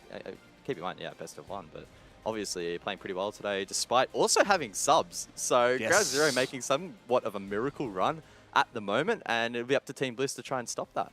Yeah, and I guess we probably look to the upper bracket just before we kind of, it's the upper bracket, the upper half of the bracket. Yeah, that's right. I corrected Correct. myself there, Michael. Thank you. Thank you you, both Robert. for your understanding. I do truly apologize. It will not happen again. But Dev, I probably ask you this question. Knights and Wildcard, do you think it's going to be an interesting match? And I think that Wildcard, they very well have the potential to really put this into the distance. Yeah, look, Milo was showing me a fragtage that he made last night, and there were some pretty crisp shots in there, so Wildcard have that going for them. However, you know, Vinny's always a liability on that team, goes for the team kills all too frequently, so I feel like Knights should have it. You know, they've just had a grueling 15-round BO1 against Chiefs. They didn't let their mental get down when they were at a 6-3 deficit. I reckon it's Knights who are going to go to the grand final. Guz, I don't like to throw you the last question or the last word because I know that Some final words. Is that what you're asking for? you're a here, bit mate? of a tantrum having, but yeah, you can definitely have the final words here.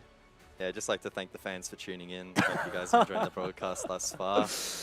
But on the other side of the break, we have Knights and Wildcard. Let's head to said break. We'll see you on the other side. Thank you very much.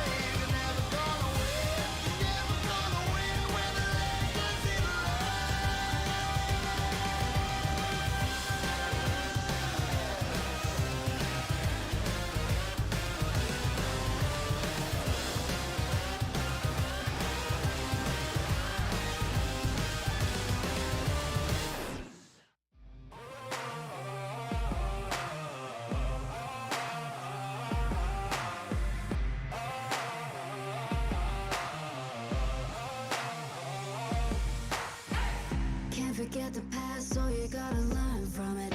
Heavy on the passion, let it burn on it.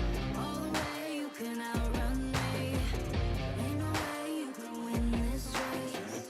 Ooh, when they turn the page to the white face down, paint 'em all in black.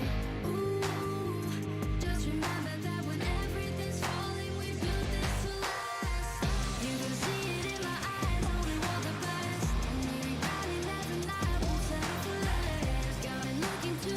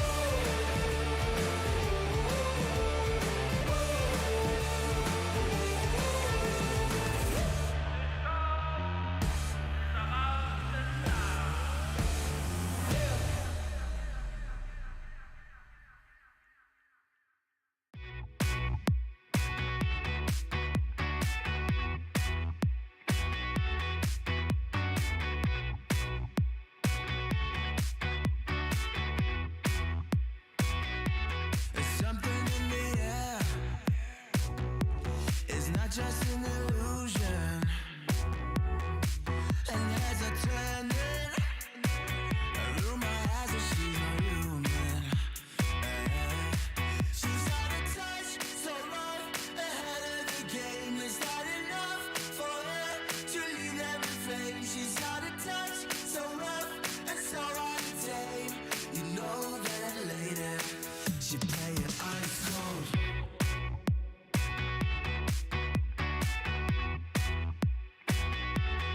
Ice cold.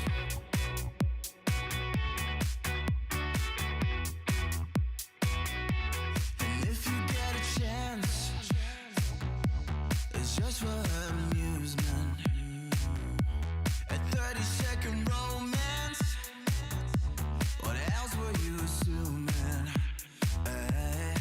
She's out of touch, so rough, ahead of the game. It's not enough for her to leave them in flames. She's out of touch, so rough and so out of tame.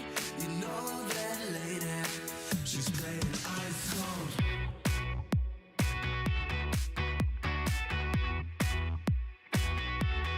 Ice cold.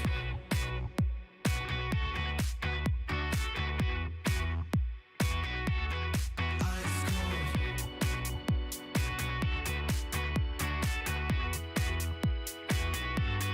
Ice cold.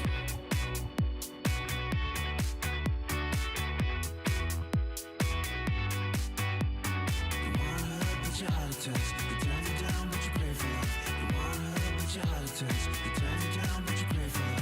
You want her, but you're out of touch. You turn it down, but you pray for her. You want her, but you're out of touch. You turn it down, but you pray for her. Out of touch, so rough, ahead of the game. It's not enough for her to leave them in flames. She's out of touch, so rough and so out of tame.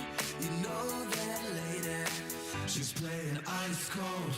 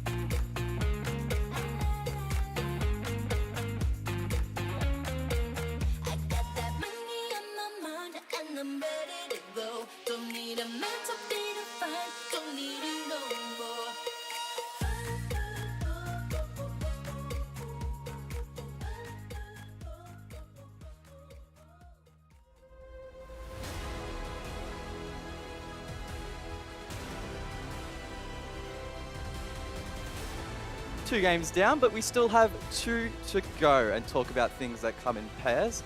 I'm joined on the desk by Manic and the lovely Hotto. I'm hosting. I have the power to continue this broadcast. I almost stuffed up there. Manic, how does it feel to be on the other side of the table? Oh, look, feels fantastic, mate. Can't tell you how much of a privilege and a right it is to be in this seat. You know, I have been analysing Siege. It's been in my bones. I live and breathe analysing this kind of content. Look, out of 10, I think there could have been more emotion in your intro. I think there could have been a little bit more gusto. Gave a little bit too much time in between the breath, but that's okay. We get there. We get there. Look, I am really looking forward to this matchup because it could be a banger. Well, talk about the matchup. Let's have a look at what we have next on the agenda. It's going to be a bit of a banger. The Knights taking on Wildcard. Hotto, I'll throw to you for this one. The first best of 3 in the OCS. Give me your first thoughts. So we are in OCS, but it's feeling a lot like OCN right now. So, you know, I'm looking forward to this matchup, but, you know, I'm ultimately leaning towards Knights on this one just purely because, you know, they did obviously win OCN. But at the same time, they just got back off an overtime best of 1 against Chiefs. So I wonder if, like, the momentum's there, or if they're starting to feel a little bit fatigued. Well, let's check in with the Knights roster. We should know them by this point in time. And as you mentioned, Hotto, fresh off the back of a 15-round victory against the Chedin towards this best of 3. Now, Rob, I know you have countless notes on this roster, a lot of insight to provide. Just give me a smidge of what you know about this team. Look, the Knights, right, they have honestly been on the rise for the last year. Unfortunately, in 2021, we saw the rise and the fall of the 4-legged horse, which is now 5-legged because Stigs is back in. It's been a bit of an up and down road, you know, a journey that has expanded across what is now 14 months, 15 months, 16 months of a story that is embedded in OCS. This roster has come from the very tippity top down to the bottom, and they're making their way back up again. They were in the APAC playoffs, and you know what? Little bit unfortunate, didn't perform up to the standard that we had have hoped for. But there are takeaways from their performances. You got to think about the performance that Stigs was putting up. You got to think about the likes of literally the youngest gunner, the new fragger that they've been able to bring into this roster. They have actually surprised a lot of people in Stage 1. From the very first playday, they have been putting up results 6-1. You don't get that kind of result anywhere else. But of course, you've got to look to the likes of Juicy for that leadership. You need to look to Sage. What can he bring to the table? Well, thank you very much for that monologue, Manic. Quite good from you there. But we jump over towards Wildcard now. The first time we're going to see this roster on the mainstream for the OCS. I'll throw to you for this one, Chelsea. A roster that probably aren't the favourites heading into this one, but still have a lot of dangerous players. Yeah, again, like a lot of these players have very experienced competitive play. So I still think they'll throw a fight, even though, you know, they didn't quite get into top 3 for OCN. I still think they're going to bring out all they got. And on top of that, they did just win against 7-3 on Kraken on Bank. So they're probably feeling pretty good, pretty warmed up. Now, I'm seeing quite a bit of gym equipment in OJ's room, some boxing gloves in Milo's room. Manic. Yes. Would you be able to beat any of these to a pulp in a 1v1? Look, to be fair, I think just pure weight to knowledge ratio, they would outsmart me, but I would outweigh them. And that's really all that matters. I think all it would take is an accidental trip onto them for one of them to accidentally take me over on board, and I think I would crush them quite metaphorically and literally. But no, look, Wildcard, I do think that they are a really good look in this matchup. They are no slouches. They too have been on the rise like Knights have in Stage 1 of 2022. Well, I guess the discussion now shifts over towards the veto, right? First best of 3 that we've seen so far this afternoon. Manic, I'll just throw you straight under the bus for this one. Do we have any, well, I was going to say, do we have any expectations? But now I'll shift that discussion forwards a little bit. Do you have any thoughts on how this particular veto has played out? We'll see Cafe, Border, then Oregon as the decider. Yeah, look, I'm going to stick away from the bans just for now. I'm still trying to get my head around the 9-map pool veto. It has been quite complicated for my brain, my hard host brain. One thing, seeing Border is really surprising. I think obviously coming into this matchup, it's a good chance to test the waters, see where things are at. Now, whether Wildcard are prepared to head to Border, that's a whole different story altogether. Knights haven't played Cafe for some time, nor have Wildcard. Actually, now that I'm looking at it, the first two picks are absolutely wild. Going to a map that we have not seen played from either of these teams to a map that have been lost by both of these teams.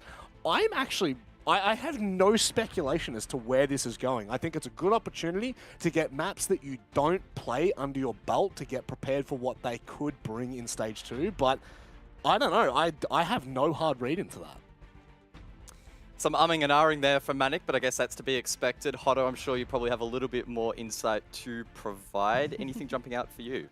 Look, Manic definitely did touch on those like key notes. Again, like Border has not been played by either of those teams in OCN, and you know the decider is Oregon. Oregon's always been a really popular play into this competitive season, especially most so recently. We've actually seen it twice today as well. I think it'll be interesting. I'm especially excited to see how Border will translate with two teams that haven't played it on OCN as well. So I think this is a treat for everyone else watching. Yeah, for sure. I guess with the veto now locked in, we can start to think about our expectations. Not quite at the win conditions just yet, Manic. We'll start to get thoughts on as to how we think the match is actually going to shape up. I'll go straight back to you, Chelsea. I think you said earlier that you're expecting the Knights to be favorites. Do you stand by that? Oh, absolutely. Yeah. I think like it was like previously they did play against Chiefs, and as you said, again, like it did go to round 15, and it was like a grueling round 15 as well. Like it wasn't, there was especially only a 20-minute break, and with a format like this, like if you want to get into the grand finals tomorrow, you got to keep on playing all day. And with the best of 3, it's just about consistency, it's about momentum, and I think at the end of the day, I think Knights are just stronger, personally. Rob? Now, I know you're the prediction master with an asterisk. I don't know if you really are. Probably not, really, to be honest. I don't know where you actually scored in the first stage of OCN. It might have been okay. Pretty hard, I think, to probably not back in the Knights. Do you share that sentiment? Oh, look, to be honest, I think the fact that we're going to 2 fresh maps actually makes me lean a little bit more so into Wildcard. I think that Wildcard are generally a team that have a pretty good idea as to what they're trying to achieve on any given map. If you were to put those playstyles together, I think both of these teams are probably the 2 most methodical that we have in Australia. I think that when you look to Wildcard, you're probably looking to their attacks to really make the difference for them. So, Cafe, it's going to be a really slow map. I feel like 20-second plant metas for both teams. However, when we go to Border, I actually think things might shift up a little bit. And I am going to lean into Wildcard here. I'm going to lean into Cairo, into OJ to step up.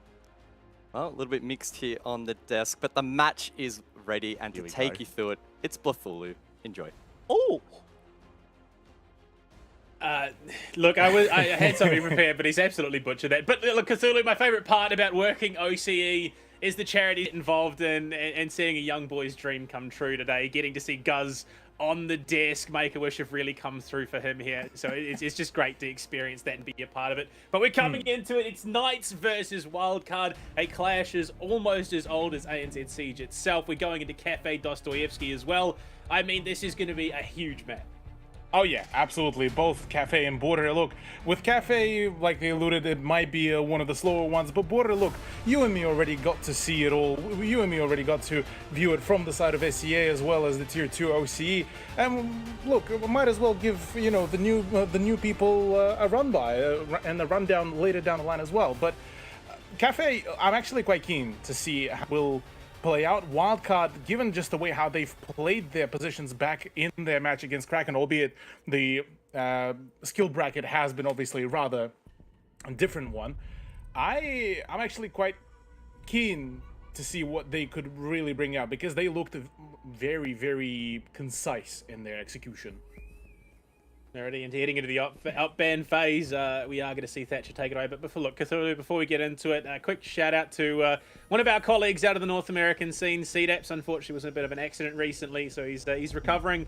Our thoughts are with him, though, and we hope to see him back on broadcast soon. As we get into the map, though, we see Thatcher Flores banned out in the attack. Understandable, given their impact on maps currently in the meta as they are. Heading on to the defense, are we going to see anything crazy, you reckon?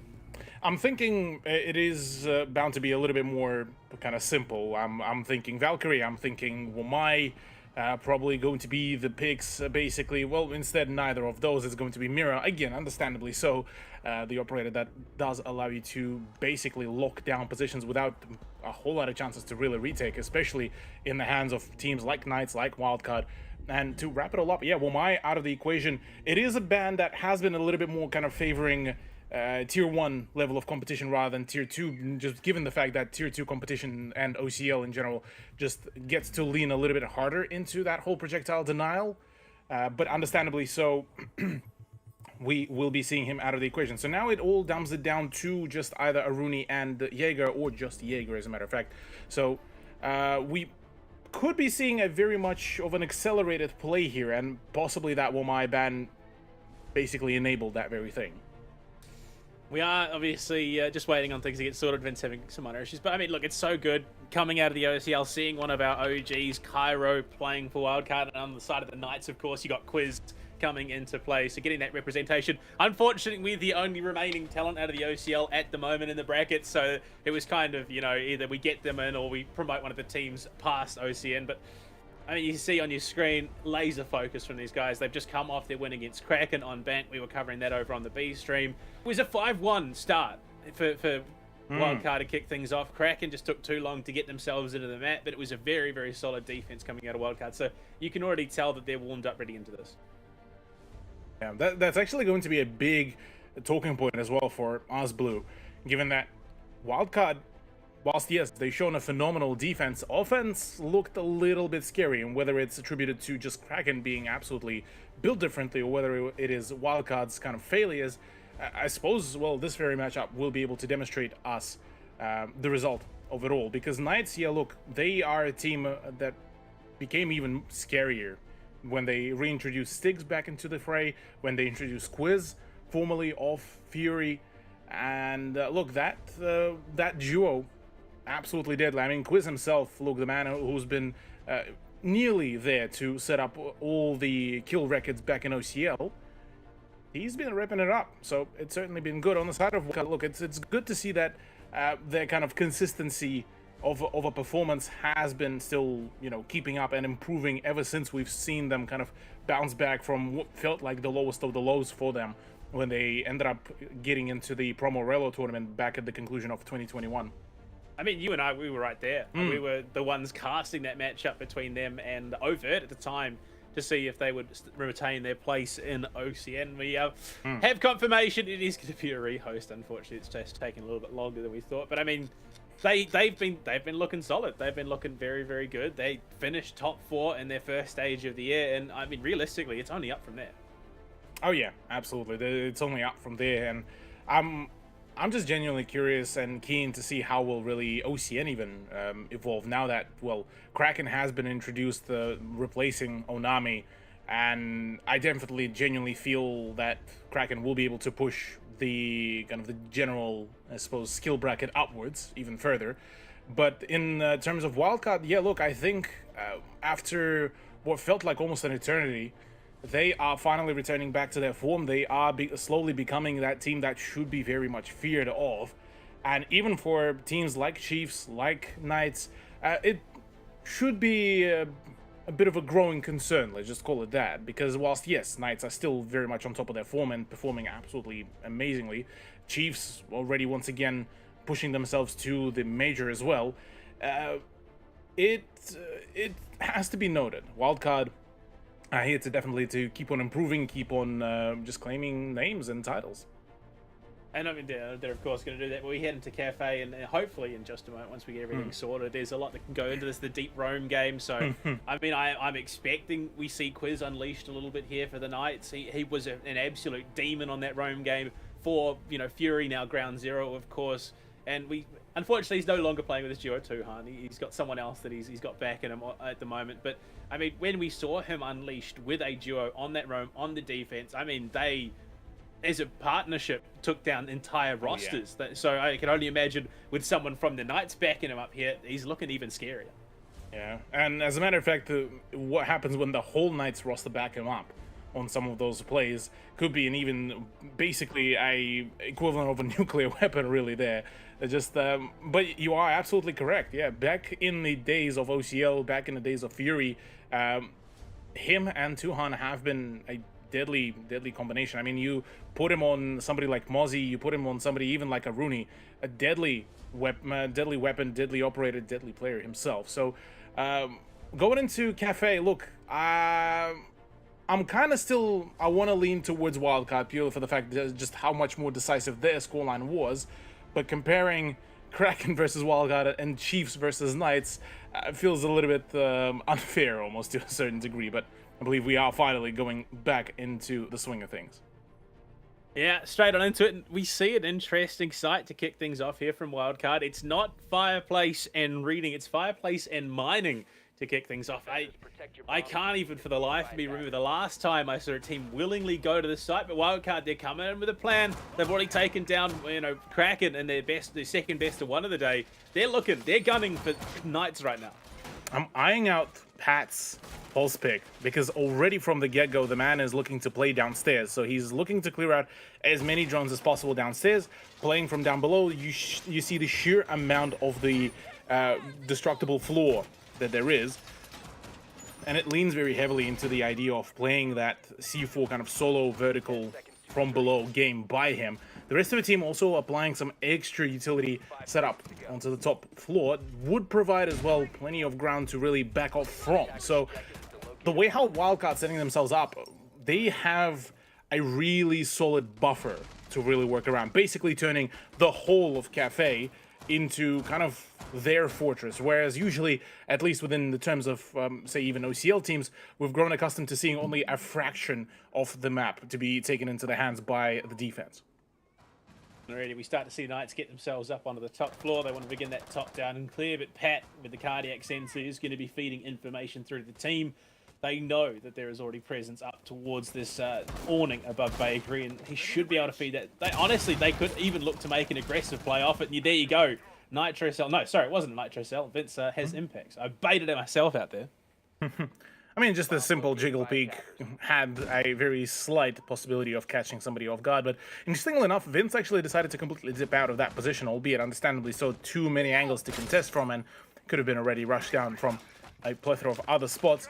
As it stands, Knights are not really wasting time at all. It's a very quick, very clinical entry into the minibar, and hoping to clear out straight away the position over at the Pixel. Very much trained play, and yeah, there we go already. Even the swings kind of came around, but not really for long, as Cairo basically already decided to fall back at least to the cocktail area.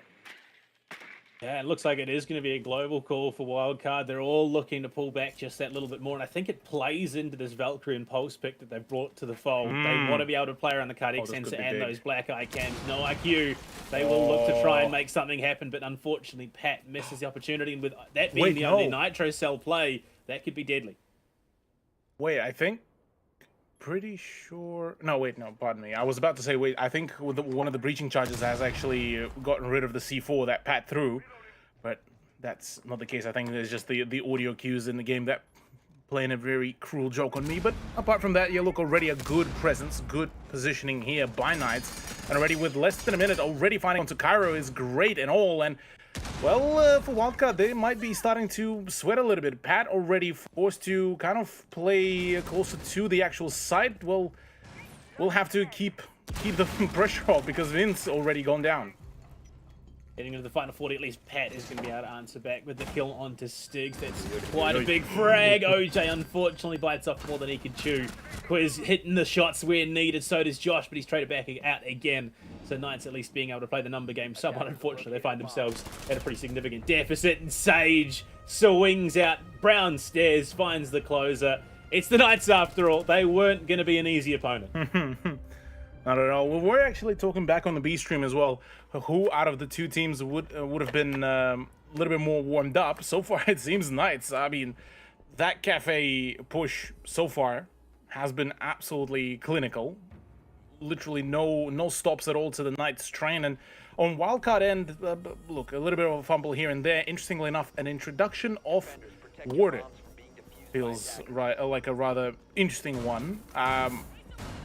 We haven't really seen a whole lot of smoke play introduced just yet, but maybe they are leaning into the idea that the attacker repick will be signaling for a little bit more of a smoke-heavy play, especially for this kind of site. I mean, understandably so, you would probably want to utilize the smokes to, especially when you make an exit out of the cigar shop into the actual site. Maybe when you're pushing the white hallway, there's a plethora of places to utilize it, or purely for the fact that maybe it's just the combination of, you know, the MPX plus, with the extra magnification plus the ballistic shield plus the ability to, well, in case there's going to be a very aggressive flashbang based kind of push, well, you'll have the glasses to really protect your retinas from that. I even wonder if maybe they want to get a bit aggressive off Milo as well with those toxic canisters. Maybe look to contest the angle up front with Pat there as well. But we get it around. The first one fell the way of the Knights, and you can see the priority that is there for them. 6 frag grenades in play. They want to clear out utility. They bring the Claymores as well, thanks to Josh, trying to anticipate some sort of aggression on Wildcard's run-out attempts. But not to be just yet. Wildcard, they're going to play reserved in the early phase of this defense for themselves. They don't want to give away too much just yet. Cool to see that Josh gets to use both of the newly buffed Claymores as well to be able to completely cut off any sort of chances for that run out, so that's all nice and pretty. On the side of Wildcard, actually, a heavy downstairs room with 2, if not 3 players still already playing around, and a rather free entry to that hologram of Iana by Stiggs will be signaling that there's already somebody in the freezer position, so maybe a cheeky set of frag grenades could signal for a nice play. Apart from that, very thorough game on the drones by Knights. I have to point that out. Yeah, I mean, they're looking for information. Unfortunately, it's not there. There's no Valkyrie. There's no Echo in play. They looked like they were scouting at potential placement for cameras, but it's not to be. Just over 90 seconds left in the round, and Knights have already got themselves a foothold in on this 3rd floor. They want to get themselves a secure push onto the site and go for that plant. So they've got a little bit still to clear up. But you see the setup that we saw at the beginning of the round from Wildcard. They've locked out Bathroom entirely, so if they lose that pixel position, they've still got some sort of stronghold. Absolutely. Well, on the Molosca taking some damage on trying to get some sort of a peak. No, it's all looking to be much nicer, much more paced down, especially from Wildcard, as they would want to drain the time. They would want to force Knights to be a little bit more dire about their swings, and Josh already taking quite a fair bit of damage. Forced to play a little bit more careful, but I mean, he still has the C7. He could still absolutely nail this roam game against Wildcard. Poor Cairo. He's looking to lurk himself through that fireplace, but the nano boost comes through, means that Josh is a little bit healthier, and head presented is just going to feed a kill on through. Heading into the final moments of this round, that could be bleak. OJ on the rotate, catches Josh looking the wrong way. Nitro as well, tossed up in a cigar, it's good for 2.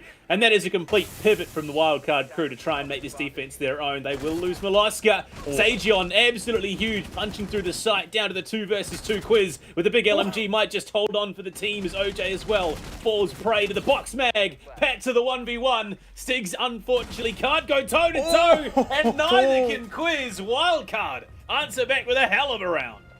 Pat, my goodness, just absolutely ramming absolutely everyone who gets in his way. And yeah, look, that was a much better performance by Wildcard. That double player roam worked out perfectly well. And yeah, look at this, just chaining those frags by OJ. That was just clean deal. Both camps, as a matter of fact, just absolutely been performing phenomenally, and it's only off the back of just small misplays or almost a fraction of a second reaction times. I mean, it is the top level of ANZ Siege. You can understand why that would be the case. We head down to the 1st floor, and you see the setup on the defense. Not only is it the smoke, but you got it paired with the Goyo, so they've got 2 amazing site anchors. On top of that, OJ bringing out the Maestro. So there is a lot that the Knights are going to have to contest with if they even want to approach this site. I mean, even during the OCL streams as well, we've talked a lot about how Goyo's rework kind of changed them for the better, as a matter of fact, because it introduced such a bigger flexibility for his utility and the way how you can essentially place it literally anywhere and set those up like basically manual traps. Certainly help a whole lot to play, especially in tandem with the smoke. So now theoretically have 3 operators that could play for that, I suppose, push/plant denial You have the Smoke, you have now the Goyo, and obviously the Chunker that still, I feel, yet to be fully unleashed in the context of the way how he's been seen playing, especially within ANZ. But apart from that, everything else so far has been looking good. Now, Wildcard might start looking at slowing down the push and trying to prevent that extra advancement in the early stages straight from the get-go around the garage. I say that, though, we'll look at the positionings of Knights. Very spread out, but they want to open as many avenues as possible for them to be able to afford those possibly late/mid-round rotations. Yeah, I think that is coming a lot off the back of last round. OJ in his position was able to do so much damage, and the last thing Wildcard wants is that to happen to them again.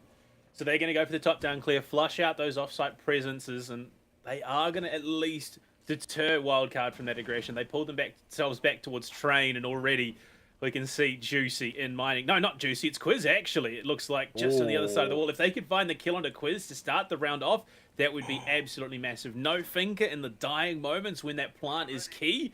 That's a dire spot to be in. OJ as well. Look at them. They're just pulling up resources to try and catch him out. The Nitro opens and they do shut him down. And that is a well worth investment from Wildcard. Oh, that was a clean play there. And as well as that default straight back to the side without really flogging around for too long. I say that flogging around, Stigs shuts down both Pat and OJ. Unfortunately, no more of that return hold back to the site. No more Maestro usage. No more Milo as well. Sticks on an absolute ripper of a performance. Another swing comes in. Doesn't nail the fourth just yet, but has full knowledge about both of the players from Wildcards and their presence. Cairo at least able to answer back with one. That SMG11 does go pretty hard in these tight situations. 3 versus 2.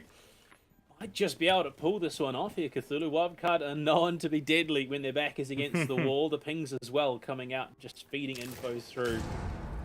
They are just going to have to slow it down, Knights, if they want to be able to make a big play onto the site without losing members. And the tension is just so heavy right now. Cairo spotted, flushed out of his position as the shots just continue raining on down. We get deeper into things. They're still not making their push just yet.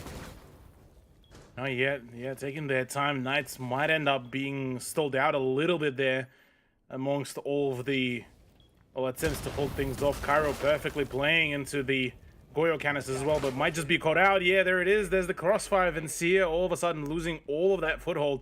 No longer has the play around the side and will have to go in for the retake, but no plant is actually going down. No. What is happening with Knights? Where the plant is starting to go down? It was in VIP. Okay. They just took too long to pick it up. Vince is just going to get Josh with the tail end of the spray, but unfortunately, Stig stamps his mark on the round with 4. That could have been close, but unfortunately for Wildcard, Stigs was on the job.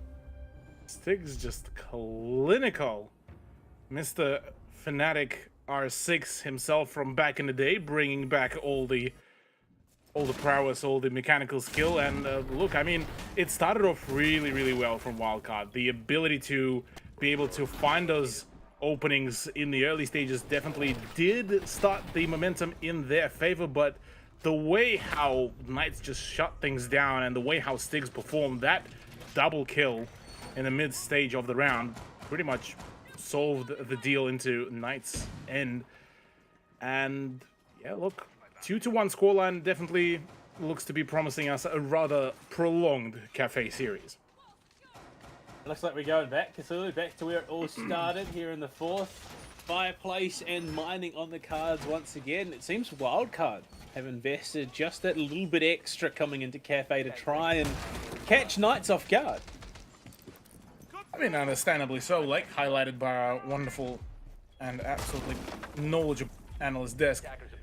Both teams did suffer previously unfortunate losses on the map, so both are looking to, you know, perfect their craft, much like so Guz's hosting experience.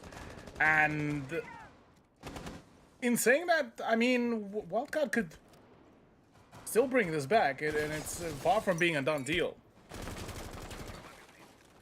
Already just testing the waters, this cardiac sensor again. Unfortunately, Pat wasn't able to connect the nitro cell last time, and despite my initial thoughts, it was impacts for Vince. There, and that's big info. Pat knows that they're going to be heading to the top floor. It has been the modus operandi of Knights up until this point. The top down clear, make sure they deal with those off-site presences, and they might be punished for it this time. But obviously, standing on the piano stage is a little bit harder to nitro out than others. Yeah, look, there's a number of problems that could arise from that, but already, once again, Knights are going in for a rather decisive straightaway push, not really wasting a whole lot of time, and just, I mean, that's the one thing that I've genuinely missed whilst casting OCL, is that absolutely decisive kind of gameplay, that absolutely just decisive set of pushes.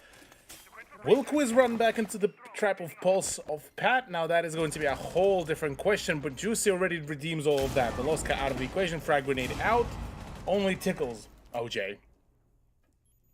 So far, they are doing a good job of clearing out these offsite players. Wildcard, you can see the mass callback. They've all retreated down to that second floor. They don't want to have like any bar of the resistance that, you know, well, not even resistance, just aggression that the Knights are showing. 6 frag grenades, 4 rounds in a row. Sagion as well will find Vince here and just make things that little bit worse. 2 players down. They still have Pat with that cardiac sensor. That could be big info to feed to the rest of the team. And Sagion's not done. Cairo falls. OJ in a bit of trouble as well. It all seems to be coming apart. Pat did spot someone over towards Cocktail, but he's just missed his opportunity. The swing's good. We'll get Sagion down. 2 versus 4. It's doable. Absolutely. 2 players that still have a really good set of guns. Could really make it work. Unfortunately for OJ, the Knights' onslaught is a little bit too much. And yes, shut down completely. Both Quiz and Josh pick up their own frags. And Knights now starting to run away with the point differential going into their favor. And look, I mean, at this point, all the win conditions starting to look towards Knights. 3-1, it's not, again, it's not impossible for the comeback, but yeah, look, the momentum is certainly shifting a particular way, and that way is towards the Knights. We head up to the 3rd floor, which, I mean, Wildcard did win this out in the second. It was down to the 1v1 by the end of things, and that massive play out of OJ to bring it to that point. You can see they're going to try and avoid it once again. They still want to lock in the Smoke and Warden play, though. They obviously have some idea of how they want it to work, and they're dedicated to try and make it work. Yeah. Look, I mean, Wildcard kind of feel a little bit just so far. Maybe they've adjusted too much for the quote-unquote the OCL kind of gameplay with the way how Kraken played on Bank. Because, I mean, we've talked about how decisive it was on the defense for Bank, or maybe it's just flat out the Cafe that is not particularly their forte here. But it's been a little bit kind of all over the place, whilst the first 2 rounds been kind of all relatively clean in their execution, and the beginning of the rounds has been good. Kind of the ability to close it all out has been very much lackluster on the side of Wildcard, whereas on the side of Knights, that continuous pressure hasn't been countered in any shape or form. And I think, to a certain degree, the fact that there's way less of that kind of throwables, deniable utility has been kind of halved with the Wamai ban. It kind of gave that extra speed to Knights' push.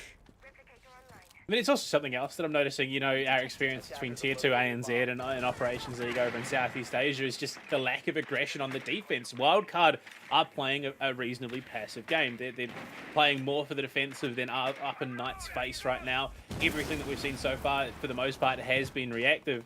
Whereas, you know, competitions we're used to seeing, the defensive team will go up and try and get aggressive onto the Knights or their opponents, wherever they may be, and try and force the issue rather than just letting it come to them. So I'm wondering, maybe Wildcard, they need to lean into it a little bit more. Quite possibly. Quite possibly. Quiz already once again about to full send it with Finker.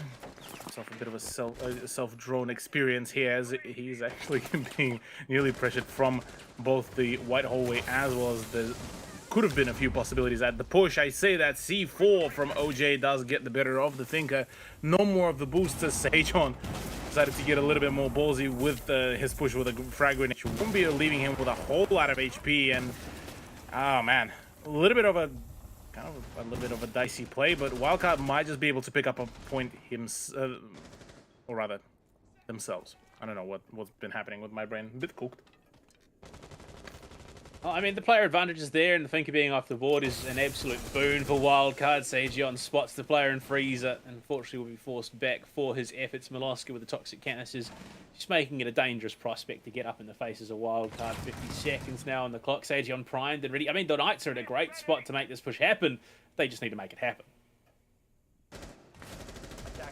Well, certainly, making it happen is seeming to be just about to be the case. Vincia absolutely on a ripper here himself, as Josh nearly actually finishes his own teammate off, but a flawless round by Wildcard signals that, well, they're not out of this yet by a large margin. Another phenomenal defense, well, funnily enough, on the Baron, and so far it seems at least it's working out quite well here for Wildcard, being able to keep up their own kind of flotation going. But if they do end up falling apart on the second side, it is bound to be a bit of a problem for them, because Knights so far just in general looked a little bit more confident just on their push. And I mean, we know how, you know, the mental game is very much key, according to a very big specialist speaker. It's 95% mental. So here, I mean, same thing. Knights are just feeling a little bit more, a whole lot more confident. We'll be interested to see how confident they feel come the end of the half. Wildcard for the first time going to show Reading Room and Fireplace, and we do see that Valkyrie being bought from Pat, so they've got a couple of Nitro cells to make plays around it. OJ picking the FMG 90 smoke. So just, it speaks to more aggression from Wildcard. I got to see a bit of that in that last round, but it's still a reasonably passive attempt on the defense. I mean, even with the FMG9, you basically just allow yourself to be able to hold some of those longer angles as well. So I don't think per se it is leaning directly into that aggressive play by the smoke of OJ. It just more so allows a little bit more of an opportunity to play for those long range gunfights. Say you want to take somebody at the pixel position in against somebody by the double in the cigar shop, you can take those on with the FMG9. With the M590, that's a bit more of a, I don't even know, a bit more of a difficult task, but something that could be very much kept in mind about. Okay, 14 in hand. Fortunately not running it in sports mode. He's got the 1.5 times instead, so he's going to be looking to play for some of those long angles around Pixel already. Nice. In the building, Quiz leading that charge on the Thinker, wants to start pressuring and clearing out that Pixel position and the shield there. And you can see already the support is coming in absolute spades. The rest of the team there backing him up, the E1D as well. They know that Wildcard are more likely to back off from this fight than engage. And it leans perfectly well into the whole dynamic of Knights as well. Perfect dodge, or rather more so lucky dodge from that C4 that could have been rather big from Pat, but unfortunately does not land at all. Milo still has a C4 in his pockets as well, so he might just be able to make it work for himself and the team later down the line. Question now being is, well, how quickly will the rest of Wildcard default back to the site and play for basically those passive defensive corners, which could be the key play here, because there's already still, or rather not already, there's still presence around the cocktail lounge. Juicy with a big kill there onto Vincia. Unfortunately, it's traded back with two. Wildcard hitting massive shots, but unfortunately, OJ not quite as quick on the drop off from White Stairs as he would have liked. Sejion as well, going to follow Cairo down the stairs with the nade. Cairo trying to figure out whether or not he wants to commit to the engagement. We'll back off for the moment, and heading into the final 45, they give themselves room to work with.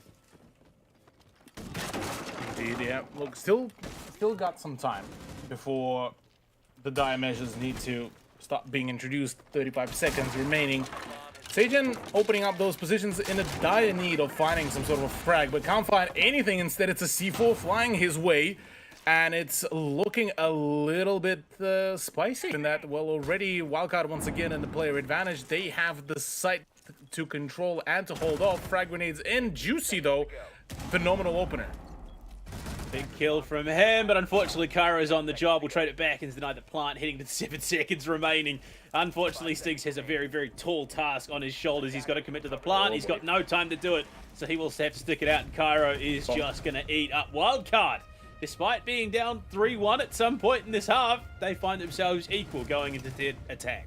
Yeah, good play there, and I think that would have been partially at least the plan here for themselves that, well, Knights are expected to be extra keen for all this play. And I mean, their lineup and even the extra additions, I mean, Stigs and Quiz been kind of playing those very upfront, very aggressive, those early frag roles, and it's been actually working out really, really well. So I'm assuming Wildcard now starting to attempt to adjust for the playstyle, essentially waiting for that initial aggression to come their way before they're going to go for a counter-attack, it seems. Wildcard heading into their attacking half. The lineup looking equally as scary as what the Knights are bringing for theirs. But you see, the castle brought, well, Cthulhu, something else a little bit spicy here. The Don himself is going to be bringing that M870 on the Jaeger, looking to get up close and personal to dish out the punishment. Yeah, I'm quite curious as to what is the actual play behind that and whereabouts will Juicy actually play with that said piece of weaponry, because it is a beam of death, basically. But on the side of Wildcard, I mean, we're looking at the lineup introduction of Lion plus Kairo's Capitao. I'm rather curious about that one, given that actually Capitao's utility could help obstruct a lot of positions, but it also kind of leans into a heavy push, maybe through the main, even Skylight. Be the play. It'd be a risky one for Wildcard if they did. We've seen that go wrong, and you see the Knights, they are going to be changing things a little bit here, playing more into the aggression. Stigs already looking for a cheeky little spawn peek up in that cigar lounge. Not going to find it just yet. And will pull himself back towards Pixel. Knows that there is a very present threat in proximity. It is already close by play by Juicy, wanting to get rid of the drones as early as possible, but Wildcard very much knowledgeable how correct Juicy can be. With the backup of the castle as well, would have quite a solid buffer to really play around and possibly even attempt to fall back to, and the shotgun should allow him to pop the hatch quick enough to bail out of that situation. So a relatively versatile kid, but again very much situational there, and already spotting that the push is about to happen. He might not have that safety a whole lot, well, anytime soon, rather. He knows, he's just saying, come on, drop the hatch, give me the opportunity. He might even look to get aggressive towards top red as well. The utility dump, my lord. Has unfortunately not been quite as efficient as they would have liked. Look at it, just the ADS is a Juicy. There we go. OJ falls as he drops towards top red. And no thinker for the remainder of the round makes it very hard. And yeah, look, the Surya Gate reset's a bit harder with the German shotgun, but he gets it done, and he gets a massive kill to boot. That is big, yeah, and the sheer amount of utility that was there to just save from that castle barricade to be completely popped has been actually just kind of nuts. And Wildcard, all of a sudden, looking a little bit dire there. They finally managed to repel into the minibar, but I mean, you look at the sheer amount of time that has been drained. Look at the fact that the cigar shop hasn't been cleared out, and it's less than a minute remaining.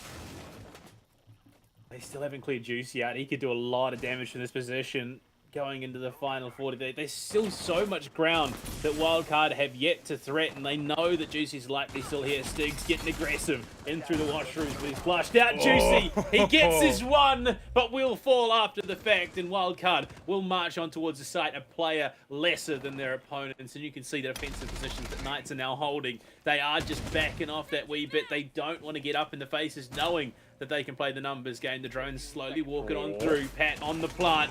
Spots a big angle there towards Cigar Shot, but it's shut down. Quick kills across the board go the way of the Knights. Miloska, he gets himself his third of the round, but it may not matter. 3 remaining. He can't do it, Cthulhu. He's just got a man up, but there's no one waiting to receive, and the Knights will win it on the clock. Yeah, well, this could be the very large beginning for Knights' domination on the defense. And look, that play with the M870 actually worked out so perfect. Pretty much all of the cards leaned into that very setup, and Wildcard seemed to have been rather happy to oblige to just keep on dumping all of the utility, and those ADSs just kept on recharging at just the perfect opportune time, plus the Aruni Gates. Pretty much, Wamai, what Wamai? The Knights don't care about him anymore.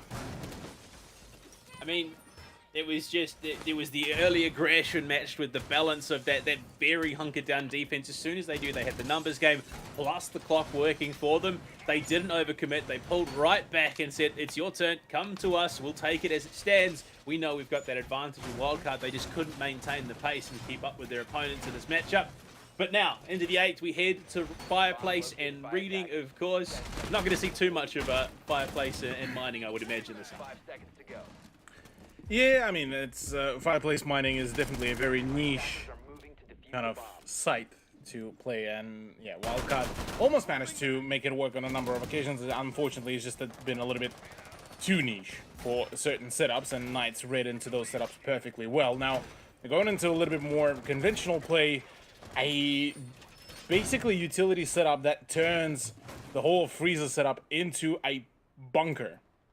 A bunker that could be busted really quickly if Cairo does manage to find some early frags directly either from down below the actual site or directly on site. Because, I mean, you look at the setups, only one person is actually holding the site, but the sheer amount of coverage that there is lead into the fact that even if Wildcard decides to YOLO directly into the site, there's so much verticality that they won't run away unscathed. You can definitely tell there's no OCL teams in this competition because there is not a single armor in play, nor has there been this entire map. The Oceanic Challenger League, we would have seen at least 3 by now. 2 of them would have worked and secured the round win, but as it stands, OCN, they play things smarter, they play things a little bit more strategically minded. Cairo, walking up brown stairs, might catch a massive flank onto Knights if they are unaware, and it doesn't seem that they are. He snuck himself almost through that Christmas door, and he's going to go full send. He's ready to go. He's in the site. The Banshee will reveal the position, so this could be a very tentative gunfight to swing. It's going to be just that little bit better for Josh. He takes down Cairo and secures the site once again. I like the preemptive boost as well by OJ, fully realizing that that kind of health boost was really needed, albeit it didn't save from the sheer damage burst that was the SMG-11, so rather unfortunate there for Cairo, but a good initial kind of shake-up there. I say that Vincia gets the better of Stiggs as well.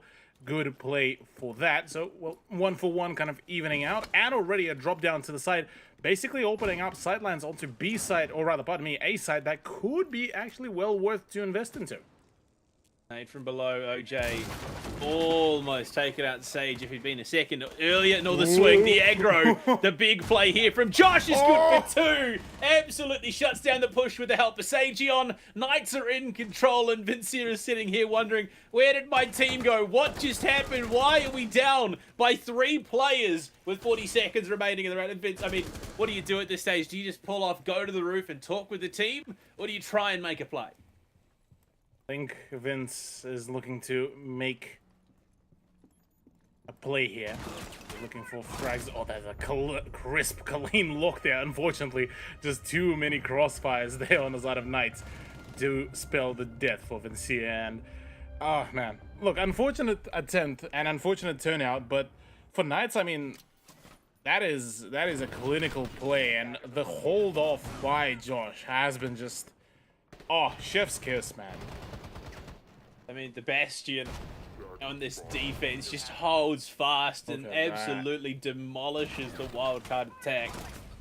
And it was clinical. That's exactly what you want from one of your SAS players, the key operators in that defensive lineup. And you can see wildcard a little bit shook off that round. They obviously anticipated less resistance, and it all sort of started with Cairo pushing in. He was in the site, but then it just came apart from there. Tiltek's taking his sweet time to arrive at Vinny's place because obviously the frustration is there and some moral support needs to come into the play here. But Wildcard, yeah, look, I mean, they're far from being out of this yet, but it's getting eerily close to possibly losing out on this very matchup. It's something that they would want to avoid as much as humanly possible. Defenders, protect your bombs from being defused 5-3 scoreline though for Knights, well, means 2 more rounds and we are going to be seeing the first point go into their hands after a rather prolonged series against Chiefs. Well, Knights now get into quote-unquote the big leagues with now Wildcard contesting them, and I believe where was that link?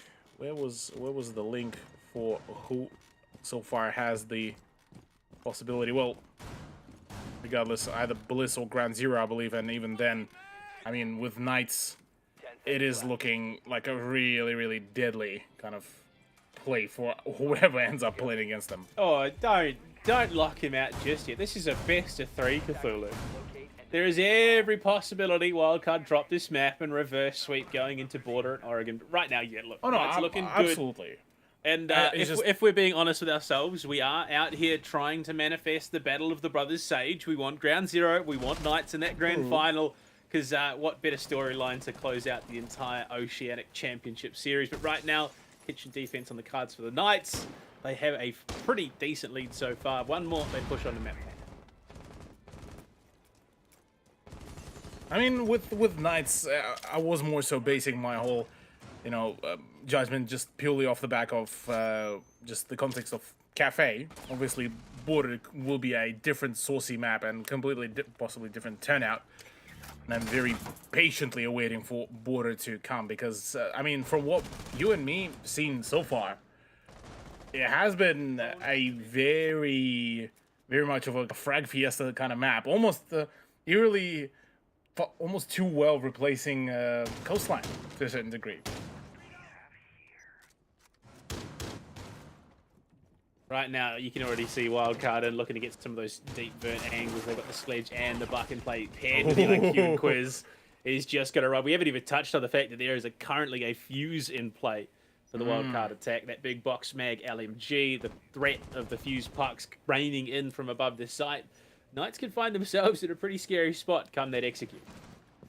Absolutely. Plus, on top of that, the ability to be that sort of the heart breacher, given that no heart breaching devices have been really brought in by Wildcard's play, so understandably so it will be up to Pat to do that very thing, plus being able to frag out. Now, for Kitchen, this is basically the perfect time to bring out the fuse, but I'm not too sure if there's going to be any safe ground left after Cairo finishes using the skeleton key, as already there's been the C4 used up. There's the fuse hockey pucks coming around, and that will be draining quite a fair bit of reinforcement utility by Knights. Oh, Juicy as well, and a bit of punishment there called out by the spray from Pat as well. They are looking to force Knights out of their defensive positions, deny them the corners, and oh boy, this could get dangerous, and Pat will fall to the fuse. Sorry, not Pat, he finds the kill on the Juicy. My lord, I'm just so stoked that we saw the fuse come into play. I got ahead of myself, but yeah, no smoke in the remainder of the round. They've got the open they need. They can look to get into the site itself. The drop in through freezer comes. Pat is going to lead that charge. Big LMG in the hand. Sejion, he's over towards Whiskey. They don't even know that there's someone in the site. They might just be played here. That Pat is on the plant. Quiz and Sejion, though, will deny with the help of the kills, but it's coming through for Wildcard. They get another OJ for 2. He's doing the big work right now. He has to go for the plant, but Quiz will find one. Stinks to shut it down. Time's not there. He just has to hold on, and the Knights will book themselves map point. Hey, wish. One round away, possibly from us seeing the first point go into the hands of Knights, and us returning and getting an excellent analysis from our analyst desk. Curious what they will have to say, what will Manic give us in regards to the win conditions as well on Border, given the expert position and the expert experience going into the analyst desk for the man. Expert exposition, some would say. Expert exposition as well. Just overall an expert in just basically everything. At this point, man can even hold just being a producer as well, maybe eventually. Honestly, I'm just waiting to the point, the point where he comes out with his theatre show, the Manic Logs, where he just gives us the rundown and everything and all that is Siege. But unfortunately, it's only slated for a 2023 release, so yeah, we're gonna have to wait to get tickets to the show. Hopefully, bang on the show with him, we might get some free ones. But knowing Manic, probably not. Yeah, look. To wait and see if that is actually going to be the case. Once again, that very same setup with the castle barricades and that very same introduction of the M870 for Juicy. First time it worked out. Now I'm curious whether Wildcard will even fall for that trap, and we'll get back to dumping the utility in there once again, but Doesn't look like, at least for the time being.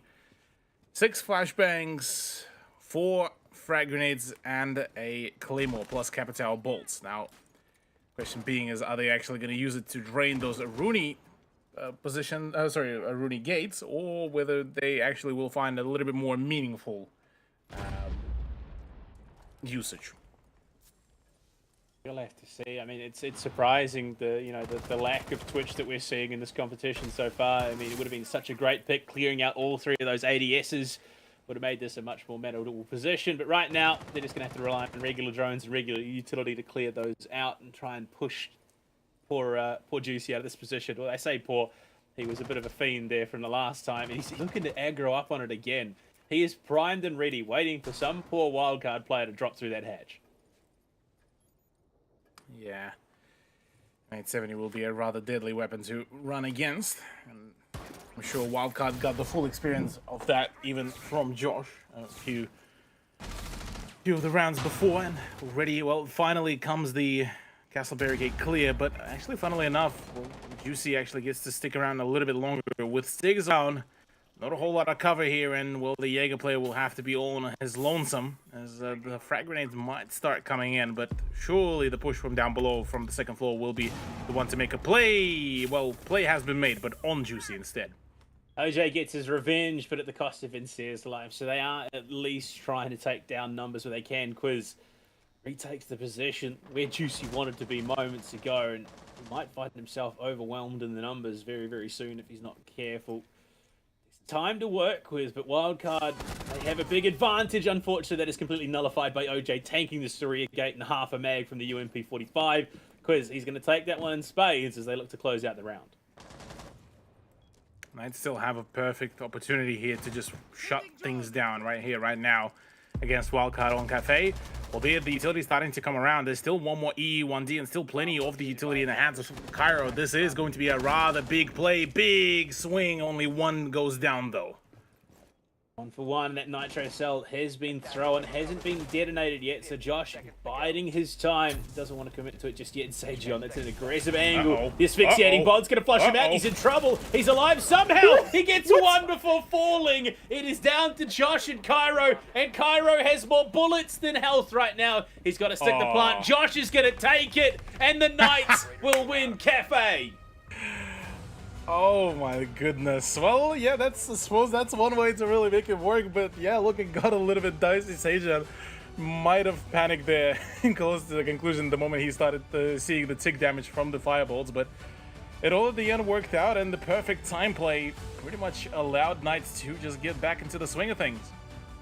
I mean, they look dominant start to finish. They hand out a punishment similar to what Wildcard gave Kraken in that first round of play, and I mean, it's the Knights. They finished the competition. OCN Stage 1, top of the table for a reason.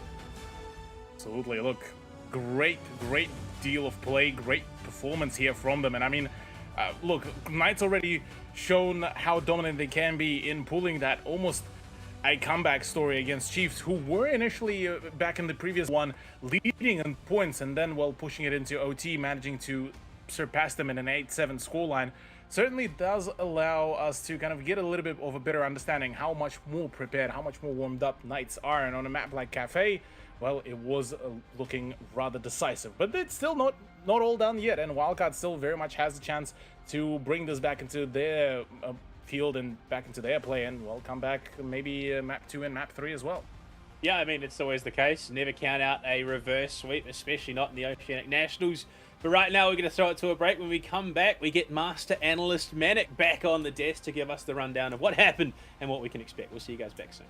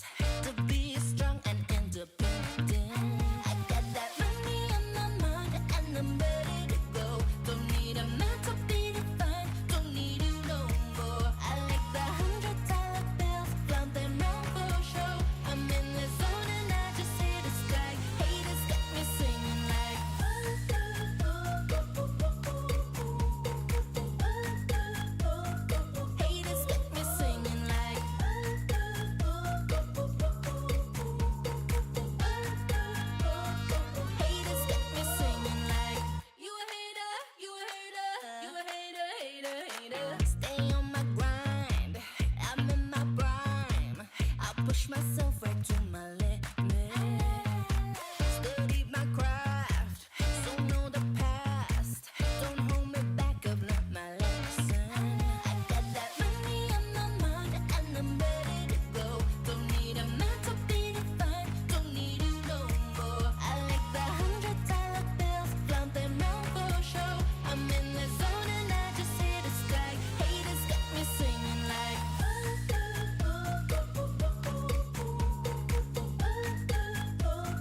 Haters got me singing like. Haters got me singing like.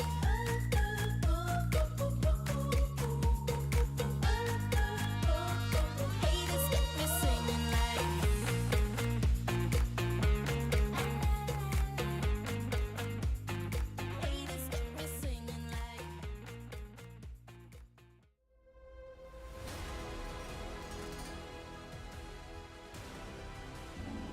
Cafe, too easy for the Knights in the end. A 7-3 victory. That is well and truly convincing. Probably too convincing, I think. Scary for Wildcard as we now head to Border. Before we do so, time to break down what actually unfolded on Cafe Dostoevsky. There we go. I butchered that for a second time.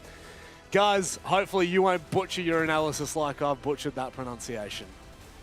Well, I would hope not. Ultimately, the Knights kind of ran away with that one a little bit towards the end. I think their defensive structure was enough to throw Wildcard off, and they're often having to fight to the death in a lot of these rounds, and ultimately it did serve the Knights relatively well. There were creative plays from Wildcard, as we see a replay of that view skill inside of Kitchen, but it ultimately just wasn't quite enough, and the Knights so sharp, even being able to bring back rounds like that one, for example, to get match point, where they were on the back foot and still made it work, and just across the board, a little bit better rounded from the Knights, and showing that they can perform under pressure, and in, pardon me, circumstances that may not be ideal. Chelsea, would you say that the Knights have kind of come out the better in this, you know, momentum going into Border? It would be pretty scary if you're a Wildcard fan. Absolutely, and I think like especially the Knights still have another maybe 1 or 2 games in them. It's kind of like the matter of, you know, Wildcard taking advantage of those slip-ups, of those micro moments where, you know, Knights are not going to be on their A game. And saying that, if we have a look at the match stats, even though last match was quite decisive, we still saw some really consistent kills across both teams in terms of their gameplay, with Pat and Sage obviously being outstanding. I'm interested to see how Border goes, because we saw some really creative plays, and I'm interested to see if it's going to translate to that map. Well, I guess that's a bit of a fear factor for, at least for me, guys. I think I look to this roster of Wildcards saying, where's your attack? What do you have when you come up against a solid Knights defense? Because that's what it is, right? Second half, their Knights run away with that map. Could have been close if they were able to stay in touch, you know, and that I think that might actually replicate on Border. Would you agree, or do you think that this could potentially be a little bit attacker-sided due to the nature of it being so unplayed? Oh, I feel like it can lean both ways. Border in the current, and we actually saw this from the Knights themselves in APAC against Elevate. The defenses were expansive, and what I mean by that is quite literally the goal on the defense is to prevent every single window, every single door, every single exterior wall, every entry point from being unable to be stepped foot in, right? So you're literally playing the whole map defensively, regardless of the actual objective that you're playing. From what we saw on Cafe, honestly, the kind of playstyle we saw from the Knights, I think is actually going to serve them relatively well. That said, they did show blemishes in that match against Elevate, so I'm assuming Wildcard have probably taken note of that. That's why we're going to this map, and we can see what they have in response to that. Hono, final thoughts before we get into this one. Do we need a third map? Do we need Oregon, or is it done in 2? I actually genuinely don't know going to the next map, because we haven't seen Border in play, and I think that's one of the big crucial facts that we have to think about going to this next game. Fair enough. You know what? We'll sit on the fence as well. We'll just do a Xenox. We'll flip-flop a little bit here and there. It's time to get underway. Potentially, this is the Knights' grand final spot on the line. To run you through all the action, it's Blue Panda and Cthulhu. Well, look, they may not have seen much Border, but Cthulhu, you and I are quite familiar with this map now in its current iteration, and I think we have an idea of how things are going to go. With a defense like, you know, the Knights were bringing in Cafe, I think this map is going to be absolutely their playground. They're going to absolutely, like Guz said, you want to be expansive, you want to extend yourself as much as possible, but it's those buffer rooms where you can just sit a defender here, a defender there, put them in those unknown positions, especially given it hasn't seen too much play. We can see the Knights absolutely monster wildcard here. Absolutely, yeah. I mean, with border rework as well, it brought in a plethora of very, very difficult to wedge out positions. A whole lot of that, almost you could call it the rat gameplay, it can be heavily enforced across the whole border. But in the same vein, you could play it out in a kind of similarly to how Coastline, the old Coastline, used to be played out, almost like a team deathmatch kind of thing. But I definitely rate the chances with the way how Knights really played their game on Cafe.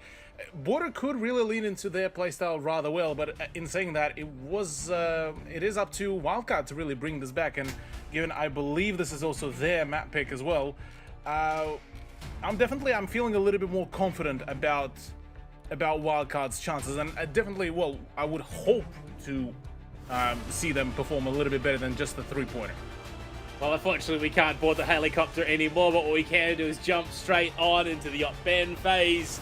We saw Thatcher and Flores last map on the attack. I mean, is there any reason to suspect we don't have the same here on Border? Quite possibly. I mean, with Border, the way how it plays, well, rather how the playstyle on it kind of has similarities to Cafe's execution. Yeah, look, Thatcher Flores could have been a good idea. Thatcher Osa makes it even better, purely for the fact that Osa actually would get a lot of the positions in a very strong way. I mean, the take towards the CCTV becomes a whole lot more favorable for the attack with Osa on. Without her, again, you're reverting back to the ye old days of you needing to basically bring out the Yana, bring out the drones, everything really, to try to just even get all the nooks and crannies all covered. With Castle, though, out of the equation, it is fully understandable how impactful that operator can be on the defense, how much of a buffer can he open up. I mean, date back to the ye old days of Pro League when Fnatic actually had an ANZ team in its early versions as well. I mean, on Old Border, they utilized the bathroom as their big kind of buffer site when they were defending the workshop and vents. And so similar kind of approach could be literally done to even the renewed Border with Castle. Without him, though, it is a little bit more kind of has to be almost on-the-go kind of gameplay. We are going to see that Tachanka come into play. The Shamika launcher as well has been a great deterrent, especially on the site. You play it from the bathrooms. That teller's window is nigh uncontestable. But right now, I mean, it's about the expanse. We are going to see Knights hit upstairs, expand horizontally as well. You can already see the long lines of sight that they're looking to set themselves up for. Liking already the introduction even of the Chunker, who I've kind of mentioned before, saying that the operator doesn't really get a whole lot of presence, but I say that already. Him being played almost in tandem with the Wamai utility to be able to reinforce the position where it could be played around with the utility of the Shumiha launcher. Could have been big, but I said that complete rotation down to the ground floor, and the DP27 continues just to keep on rumbling on to open up as many positions as possible, making the take of the tellers borderline impossible to have just a stable ground on. And then for Wildcard to have a successful attack here, obviously they are going to have to get up into the office. They want to take in above the site, pop that hatch in above the bathrooms and look to get themselves in that way. But you can see Cairo south balcony right now looking to contest into break in security, which is a go-to hold for most defensive teams right now. You have that balcony that you can get aggressive on, play the vert angles. But right now, Knights, they are just going to slowly walk it back step by step. They are not taking direct conflicts right now. There's no particular need really here for Knights. They're just waiting for that contention for the ground to come out, and this is where they could really find their frags. This is where they could find their openings. Interestingly enough, Quiz actually decides to preemptively dip out of that position, rather try to take on slightly more longer sightlines to play it around. Once again, the magnet charges starting to come into the play. Once again, finally smoked out and naded out. The position swing into the 90 could have been deadly, but instead we are going to be seeing swings into the breaches onto the main wall, as well as that half wall will be providing that safe ground for a brief moment for Quiz. Oh, there's someone out there who's already so much utility cleared, and OJ, unfortunately not expecting that position to be held, will be shut down. Luckily not the only hard breacher in the lineup. They've still got Pat, who can do some work here with those exothermics, but with the pairing of, well, as I was about to say, Josh, who's now dipped out of the site, Quiz might be able to do some work, but he's holding on right now. Unfortunately will fall to Cairo, who just has a little bit more health in that engagement. Yeah, a little bit more, and being able to re-heal yourself back up for Cairo will be a great boon to use about but with only one-to-one kind of trade, it still should be relatively snappy. Wildcard though, having that vertical game, oh, Juicy just nearly nailing just about enough shots, but shut down from the vertical. Pat will be the one to get rid of the Tachanka. Well, down to Stiggs, Josh, and Sajan. Now they have slightly more of a scarce kind of positioning, with majority of them being focused and centered around the workshop area. But as I say that, Wildcard are already starting to go in for the plant. It is a plant in the bathroom, so this is where the action might just kick things off. The power of the hatch and Vince covering from above will shut down Sajon as well. Josh and Stiggs to try and clutch up. Big damage being dealt, and it's not out of the realms of possibility. They could find the final chip damage to clear out these wildcard attackers. But right now, they are going to slow. They are going to play it smart. Looking for the third angles. That's a big kill, but unfortunately, Josh falls in the same moment. Stiggs has a tall task ahead of him. He's got to find 3 and get the defuse with little to no time remaining. Just swing it around. Pistol out, Stiggs. He can't do it. Miloska will claim the first for wildcard. The disrespect from Miloska as well. 362 into the spin, into a swing, and well, the rest is history. Wildcard, okay, they kick things off rather well and certainly look very much prepared for these kind of setups, where the bathroom tellers kind of became one of those sites that feels like one of those secondary, almost tertiary site, but if you know how to play it out well, it is basically a death trap, and you need to clear out basically the whole map around it before you even consider making the actual push onto the side. Now, we've seen, even within the terms of SEA, the way how Southeast Asia played it has been very much of a focus upstairs. You almost played kind of like a similar way how back on Cafe, the reading room and dining, where you have to have some sort of a presence to deny vertical holds with the sledge, with the box, so upstairs presence is crucial.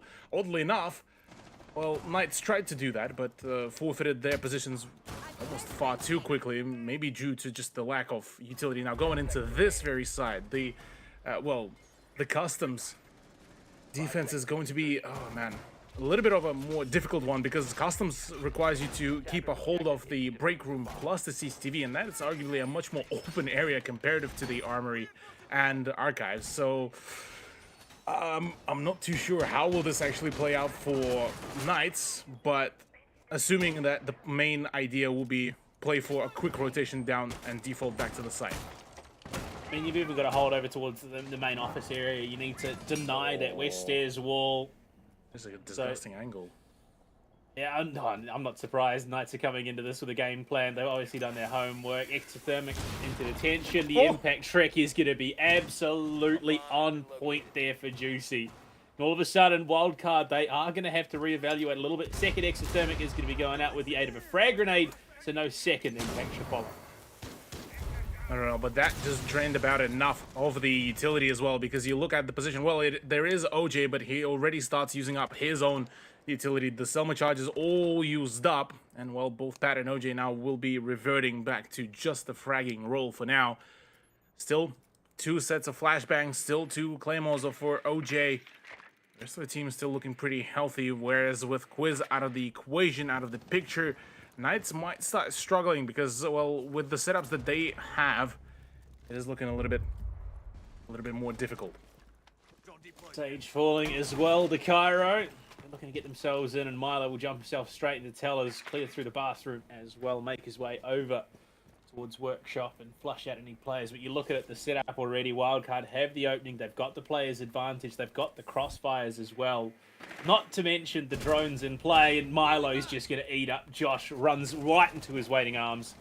1:12 on the clock, 2 players remaining, and well, an overwhelming force at their heels. Absolutely, we can see already another set of swings, just perfect play. 5-1, Juicy forced out of the site as well as a Maestro. 56 rounds, 52 now to his name, and a frag grenade on top of his head, bonking him right then and there. Phenomenal attack so far from Wildcard. We were having our concerns about their performance back at the cafe, but it certainly looks like they came in very much prepared to attack and take on Knights. 2 rounds for Wildcard on the attack, and I mean, it's surprising given that we are on border and just how strong Knights' defense was. I didn't expect, you know, this to be how border started out, but Wildcard, they are showing us that the reverse sweep is possible, that they're comfortable on their attack and they know exactly what to do coming into this map, and if they can keep this up, we could be going to Oregon sooner than we think. How funny would it be, Panda? We all talk about, oh yes, Wildcard coming in big prepared, but what if comes the second half and it's the Knights who just dominate the attack as well, so it ends up being just a trade of who gets a better attacking side. Because I mean, whilst yes, you could absolutely lock down the whole map of border, nearly said Boregan, we yet to get to that. That's a combination of our final two. Yeah. 10 seconds to go. But in terms of this current meta and the way how the attack gets a little bit that extra flexibility, whether it's the attacker repick, whether it's the extra additions of, say, something like Claymores, whether it's just the sheer lineup and ferocity that Knights were showing on the attack, I'm actually still inclined to say that we might see Knights come back to their form come, say, round 4, round 5, where they finally get to adapt a little bit more towards the general swing of things. As I say that, Stig's disgusting play onto Miloska. The aggression, it works, and that early kill onto Milo means that a lot of the Knight's utility is now safe from the laser drone that was going to be coming into play courtesy of Milo, but not to be. Cairo on the drone as well, going to spot that play up top. He's there, but Josh says no nades here, it's Nitro time. Nitro time indeed. Phenomenal C4 there from Josh, once again showing why he just keeps on being the best of the best, why he is the one that kept on staying within the roster for so finally fragged out, but already at the expense of 2 of the teammates. Pat be trying to begin his own almost kind of a one-man crusade, whilst the rest of the team of Wildcard trying to either rendezvous with him or, well, open up their own flanks here. And it certainly seems like the choice it has been actually made to try to just push together. And I mean, against the setup that Quizzo has prepared against them, could be a bit of a tenuous task. The main starting point for Wildcard is getting that office wall open. They've done that now. Yes, there are players down, but that's not insurmountable at the moment. We've seen how they've been able to frag in the first couple of rounds, and unfortunately, yes, Milo being dead doesn't mean that they are out of this just yet. Oh, head spotted. OJ can't quite connect. And, well, they're still going to be able to rotate themselves out of danger. Absolutely. There's still a player advantage, and Pat could be caught out here on a number of those rotations, and indeed he will be. The perfect hold and a perfect setup for that rotation. Having that safe ground in that Nighting hallway allows a lot of leeway there for Knights to keep on just rotating, keep on playing their own game. OJ, all last man standing, Stigs on a triple. And it has been an absolutely flawless game, but finally shut down. Another swing, 1v3, 30 seconds remaining. OJ has a slither of HP and a dream in his hands. Well, Siege, dreams are possible. We know that much for right now. It's going to be a full task. That much is for certain. He's going to make some big plays. Might even just take that time and talk with the team. He knows that there's just so many different angles they can contest, but that's ahead. And Stiggs, unfortunately, will be out for the remainder round number 3. Sage and Juicy holding on. The pop flash around the corner into Fountain. It's going to be caught by the magnet, so unfortunately may catch OJ instead. But no, not to be. Juicy finds the angle, shuts it down. The Knights on the board here on board. Took him only 2 rounds to finally get accustomed to the swing of things and the way how Wildcard have been performing. But as it stands, nothing too tragic. Yes, there is a point differential, but the way how they've conducted themselves, the way how those swings been going have been just oh so good, so clinical, and Stigs definitely dedicated quite a number of frags to the favor of Knights, and I mean that early frag onto Moloska shutting things down definitely with just the right deal, and from there on out it has been kind of a bit of an uphill road there for Wildcard, on which they ended up slipping on. Nope. So round number 4, well, Knights only one round away from being able to tie things out. If they do manage to push this and, well, grab a flawless set of almost, well, 3 rounds, this might be able to make it a much more favorable attack. And on attack, look, if these very half finishes in a 4-2 scoreline against Wildcard, we be starting to have a few, doubts about team's survival in this bracket. Back to the site where Wildcard kicked things off with their first win in that post-plant position. Stigs, again, trying to set some of those aggressive angles up for the side of the defense. Last-minute utility going down. Round 4, I mean, this could be a telling point for the remainder of this series even. If Wildcard can pick up the win, keep themselves in that lead and keep the wins rolling in, we could see Knights overtaken and just outpaced in the grand scheme of this series. But right now, I mean, Knights, they're going for them to take back. Stigs as well, monumental effort, and he could be the one to lead the charge for Knights to equalise. Well, already a slightly different approach from both ends. A very, very aggressive setup by Quiz, albeit read in perfectly by the drone and managed to get away to keep that drone economy flowing. Ballistic shield is no more, and well, almost resembles that sort of a elbow hold in Oregon. In the bunker, I say that, who's not in the bunker is Miloska, completely fragged out again by that peek out by Stigs. Knights adapting a very aggressive defense so far, just almost forcing themselves into acquiring yet another point. 2 rounds in a row, 2 times Stigs, unfortunately, adds to the death rate of Miloska in the round. And Quiz, he's going to be punished just a little bit, forces himself, decides to push back. Unfortunately, will be found some long-range angle through the walls. Stigs wants to get involved and save his teammate from disaster, but not to be for the moment. He has the option to go pick him up. They don't know that Quiz is down unless they have droned him out, and there we go. He's back into it, and the player advantage still holds for Knight. Absolutely, Stigs hoping to find some sort of positional advantage there for himself, but unfortunately couldn't find any. Crossfire between himself and Josh is there. Frag grenades coming around. Cairo tagged up just a fraction there, but Quiz confirmed that he's been picked back up. Swings about to start happening. Josh lines up perfect coordination and timing. As that, well, signals for yet another advantage. Vincia, though, gets the better of Sejan, and right now that pincer maneuver could actually start happening. Cairo gets the first shot and the finisher onto John. Unfortunately, Nitrocell wasn't ripped pat for 1. Stigs back for yet another 2 versus 2. Make that a 2 versus 1 as Stigs is standing tall. Cairo left alone to try and clutch up in the 1 versus 2. Spots the elbow, knows that Stigs is there, but can he win the gunfight? Yes, he can. 1 versus 1. Heading into the final 30 seconds of play. 1 nano boost remaining, no frag grenades are juicy. Unfortunately, can't do a damn thing! Wildcard take their 3rd. Oh my lord, Cairo, you're an absolute madman. What?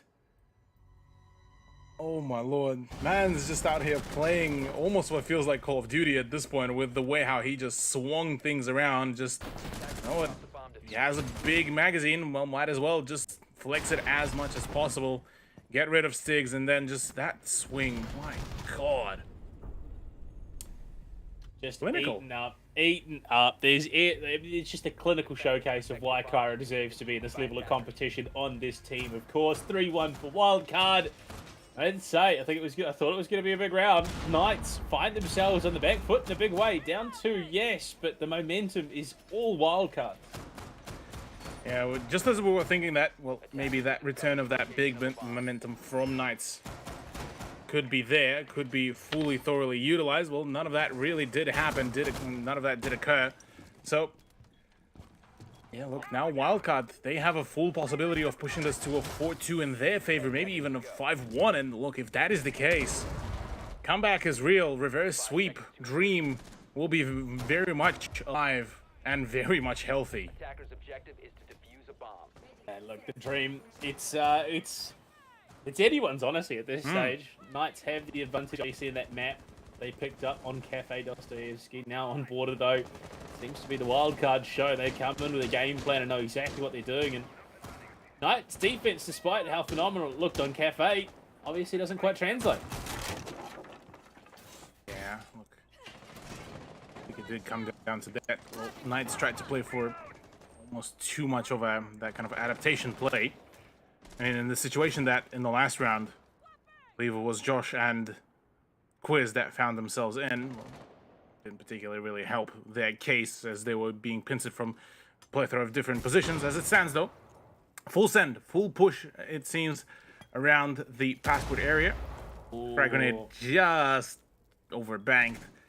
Doesn't get rid of it. Another one comes in. Oh, he's done it again. Well, he got rid of one piece of utility, but not enough to actually allow the breach to happen.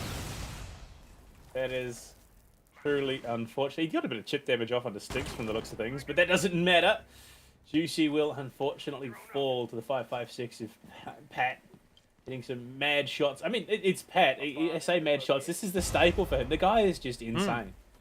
Yeah, he's an absolute fragging machine when it comes down to him. Just literally any sort of gun man is able to just perform.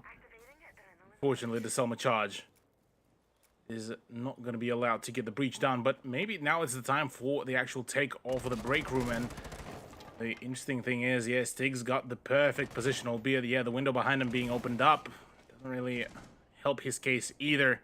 Drone should be spotting out his spot in a moment, which will be signaling for the fact that, well, Josh will need to start assisting with the hold and the hold from the push. As I say that, nice clean trade of damage between Stiggs and OJ. Stiggs not done just yet. He could pull back if he so choose. The drone is going to be there, so the things will be playing through. Almost finds the head of Vince, unfortunately.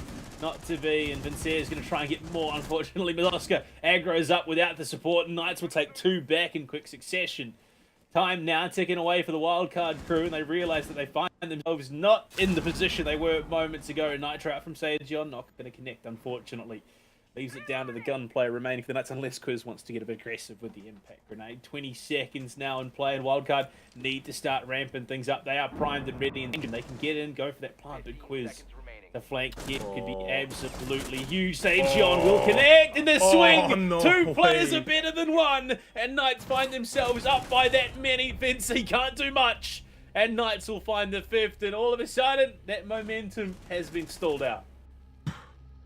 Just as I was about to be ready to completely discard all of that progress by Knights, well, they managed to bring it back rather well. Still one round away. We still have the possibility of a 4-2 scoreline, but that hold by Stiggs nearly worked out, but it generated just about enough buffer of time. And I mean, you look at the final timer during that last attempt at push, you pretty much down to the final seconds, and that's exactly where that sort of element of hastiness was brought in as well for Wildcard, and which didn't really help a whole lot to their case.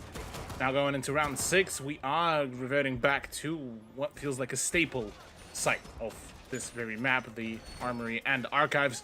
With once again, setups being in a rather kind of turtle-like fashion around the offices area, plus the reintroduction of the Oryx for Sajon. So I'm rather curious to see how will Oryx really play into the whole shape of things. But slight readjustments. Now it's a bit more of a play for, I suppose you could call it the anchor position. Instead of having a much more kind of up front with the ballistic shield and being able to contest the breach from the get-go, it's more so luring the attackers to come his way and imagining that there's going to be also some presence around 90 hallway.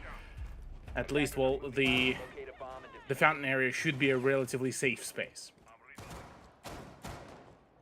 I mean, it's interesting that we've seen the shield placed that deep, but obviously there is a game plan. Artilla Claw to go out, the first of two. One still in pocket. Interesting that we see that one committed over towards the break room itself, wanting to deny that long angle, obviously. I mean, into Armory as it stands. Look, I understand it, but I suppose with the mutant in play, you can understand why they have that freedom of utility to be able to commit to it. Absolutely, and I mean, yeah, with this Cade Claw, it basically ensures that nobody like Hibana, like Ace, be able to get a quick early breach, and that would provide a huge sightline from the very doorway into the break room directly onto almost the site. So being able to cut that off as quickly as possible and deny that early breach would be perfect. So good idea here by Knights. Good decision making and an attempt to play for maybe the Cade trick. Is it enough though? Is there enough time? As actually perfect read and perfect timing, and the Q by Pat as well. He's forced to fall back. C4 in, won't be counting anything, and a fallback straight away. Yeah, look, a little bit too ambitious there by Josh. Pat picking up Josh, unfortunately. He's been a bit stifled here in this map. In fact, the majority of the Knights have been, well, could be described as that at the moment. Stiggs picking up the position, unfortunately, again, forgetting about the window behind him. Will fall to Cairo. The big box mag Juicy looking to do what he can, and so is Quiz, but you can already see that there's the significant loss so far at the air portion of the round. They've got more to cover now, unfortunately. Yeah, now this is kind of gonna go more so towards the idea of, hey, yep, we need to basically lock down the site, but talk about locking down the site. Sajin trying to hide as far away as possible from all the drones, so he would still have the element of surprise to jump up through there. Very much keen on doing that very thing, or at least having that sort of vertical presence. Perfect timing for that would be as well if the drones don't spot him. The breach about to start happening, so a push, very thorough push into the archives is about to commence, and Sajin could be the very key to that, whilst Quiz and Juicy will be trying to hold things off and hold off that onslaught. The drone just above that hatch too. So Savion hasn't given away the game just yet, but the presence outside still for Wildcard could shut down any attempt to jump in. Pat on the plant in the final 20. Cairo is going to find Quiz, but the jump up from Sageon. He's just managed to sneak his way through, but it's quick kills across the board. 3 versus 1. And right now, Sageon has a tall task. Can't do it. Vincent, that's why he was holding outside. That's why he was waiting. Wildcard take themselves a big 4-2 half. Yeah, that's one hell of a way to do it, especially on the attack. I mean, certainly a noteworthy feat that Wildcard managed to perform. Now on the defense, they are most certainly looking like they are a much more prepared team here, albeit, look, I gotta give it to Knights. Their setups were definitely very much formidable. It's just, unfortunately for them, Wildcard were a little bit more flexible in their execution, and obviously being on the attack, having all of those the LMGs as well as that extra healing global utility does certainly help on a few occasions, but in reality of it all, it was just a really well organized play and a good counterplay for the mistakes and for that extra aggressiveness the Knights were bringing out. So it's almost felt like, you know, the early stages, Wildcard set the pace. Knights then struggle for one more round to try to find the solution to that pace. Knights then managed to bring their own 2 points and being able to shut down this kind of momentum, this, I guess, over-aggressive kind of breaching that was conducted by Wildcard, and then Wildcard adjusted it all in, well, back into the swing of things for themselves on the attack. Now, defense, I want to say that this should be a relatively clean venture for them to go for, but, I mean, we've seen this absolute battle between the two rosters. There's nothing easy here for either of them. I want to say Wildcard have been watching a bit of the Ops League, a bit of SEA playing that, or I mean, maybe they've just been playing with them on Seas, because we are seeing a lot of stuff that we got to see in the you know, the group stages of Seas, and that aggressive, you know, barbed wire out onto the armory balcony, the aggressive positionings, the utility setup, all of it, it's just stuff that we're seeing out of Southeast Asia, and Quiz already in top east stairs with Josh there as well. They're looking for an angle into the break room, but that reinforced wall is making it very hard to catch the player tucked into the corner. Simply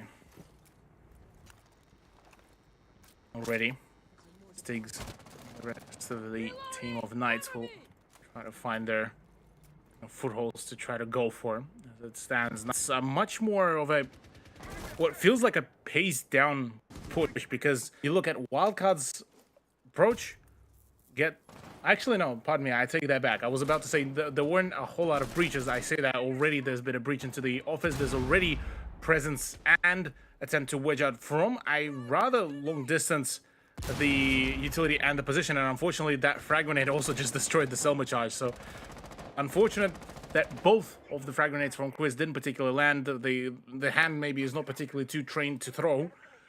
And, basically now it's just going to be a little bit more of an analog kind of push by Knights, as they would want to obviously get rid of a number of positions. But the frag grenade onto the Lost Cup. Perfect, perfect. And riddance of the Oryx as well. That's the flexible roam completely destroyed.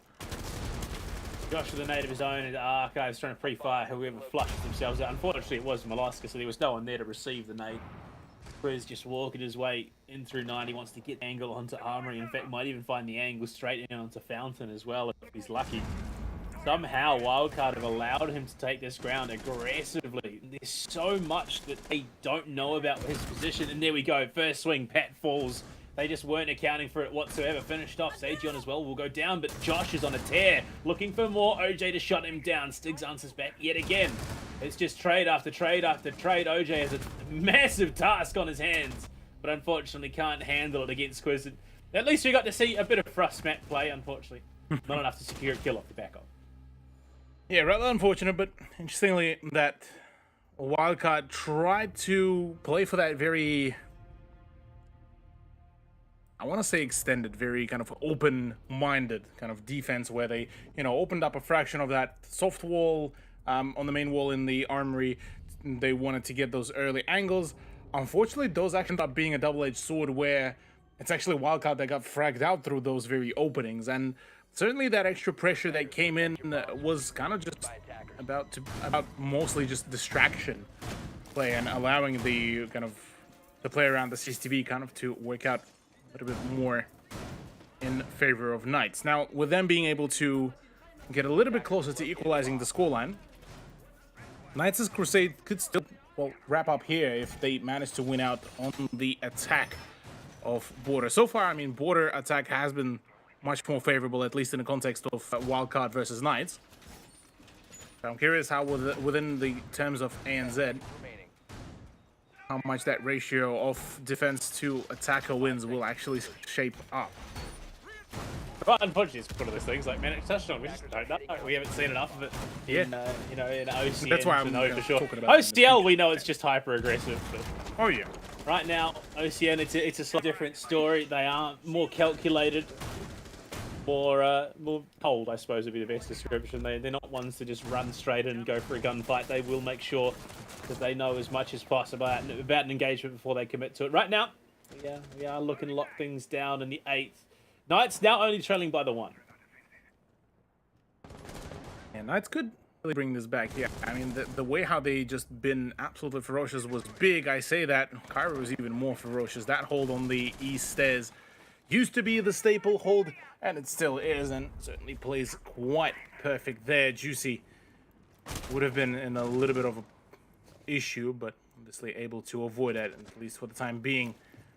Still waiting for the frag grenades to start flying in, as Knights were a whole lot more proficient in that department. And once again, we're already seeing the result of what happens when you don't put an extra K charge on the 90 hallway, and it certainly allows you to find those open up another avenue. Stiggs is down as well already. Knights falling apart here as it is a 2v4. Sajan trying to find his own kind of gunfight. Molosca tagging him up to all hell, but at the end it's the Ash that comes out victorious.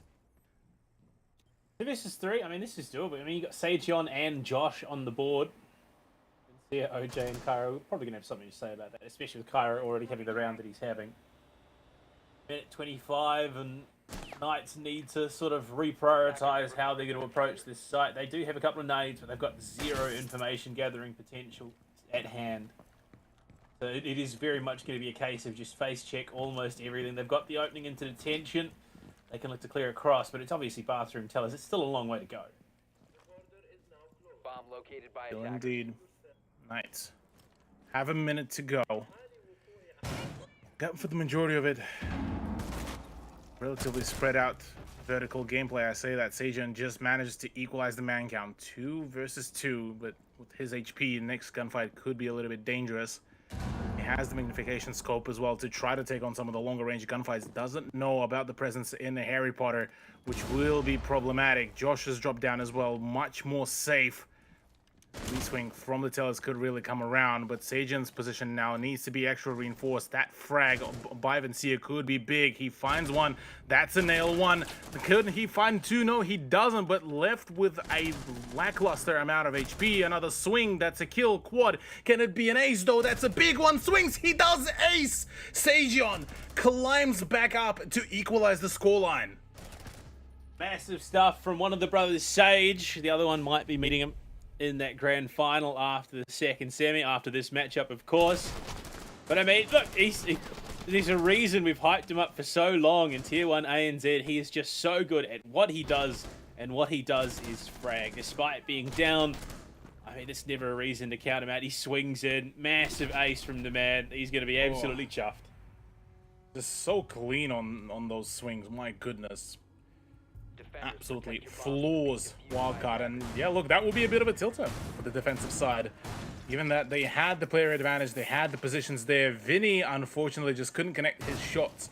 He needed only, I believe, just about 2 body shots really there to basically find the end for the Ash, and well, unfortunately none of that really came to fruition. Now, in round number 9, Knights are starting to find their own momentum here, Panda. Now we start to actually question whether, well, Wildcard were prepared for this kind of attack from them. They were prepared for the defense, and certainly they've shown that they can really hold on to the scoreline themselves.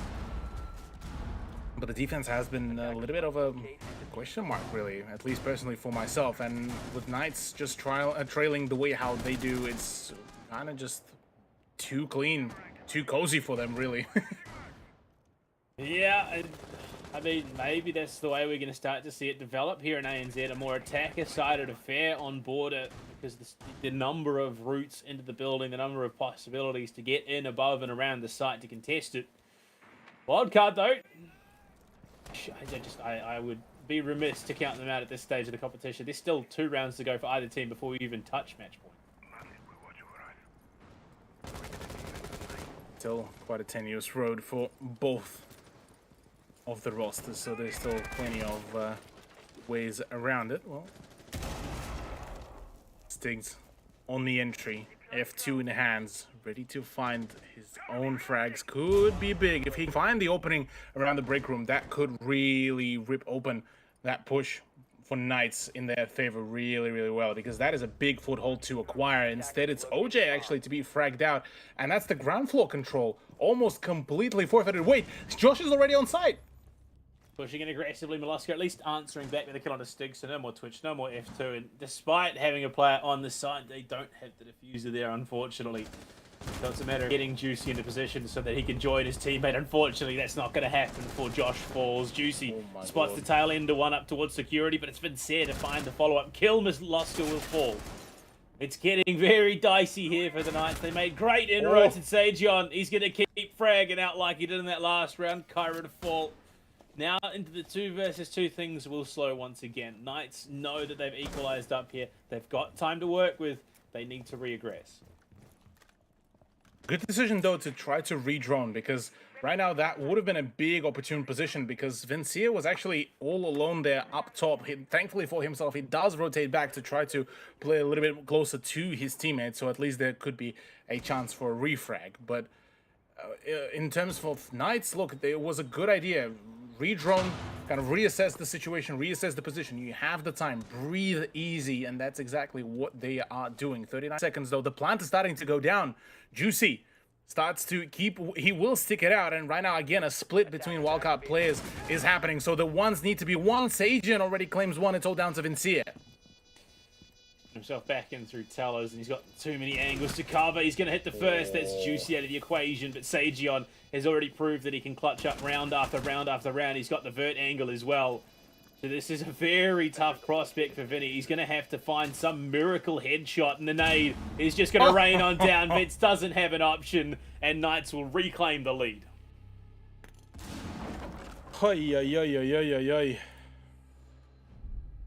Knights back into the swing of things. First time since the beginning of Border. They are in the lead points-wise, and oh, look. That was a good set of openers, and I mean Sajan and Juicy just doing a phenomenal work.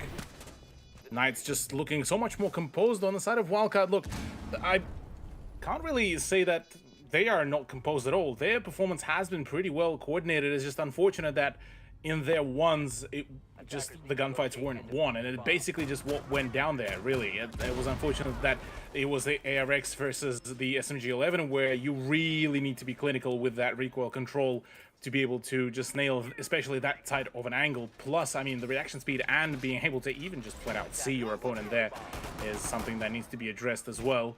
And in general, yeah, look, for Wildcard, maybe some sort of exhaustion, well, maybe exhaustion, maybe it's just flat out annoyance with the way how some of the rounds been going, not their way. Could be signaling that Knights on that kind of high road might just be able to keep on running away with points. Only 2 points till they completely conclude the whole BO3 here in semifinals and push themselves into the grand final here. Panda.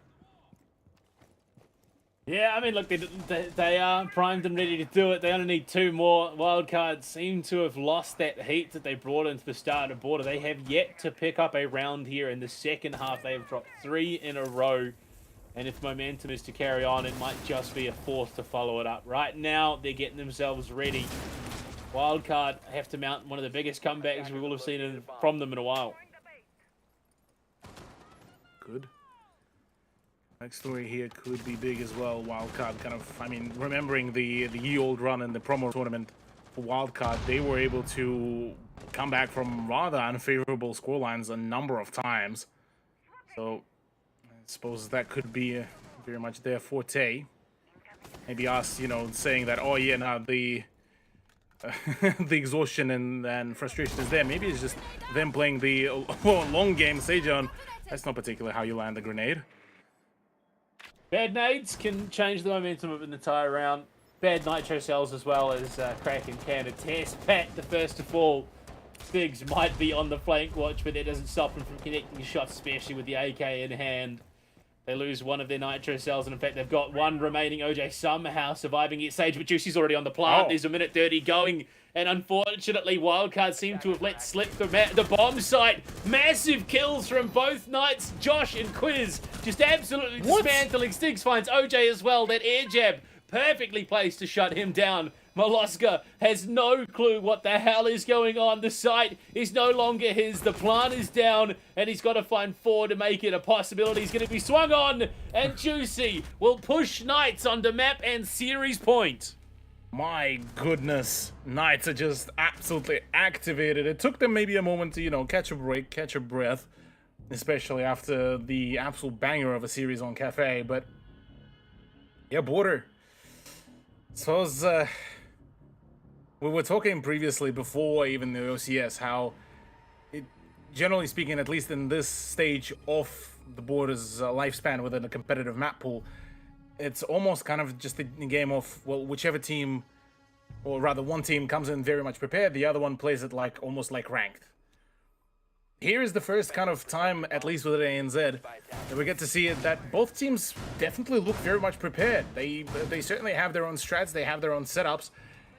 It's just more so either the confidence or just the flexibility kind of on the go that has been so far very much favoring the Knights. And I mean, the sheer amount of switches off the momentum and pacings. I mean, we look at Knights at the beginning of the attack, very kind of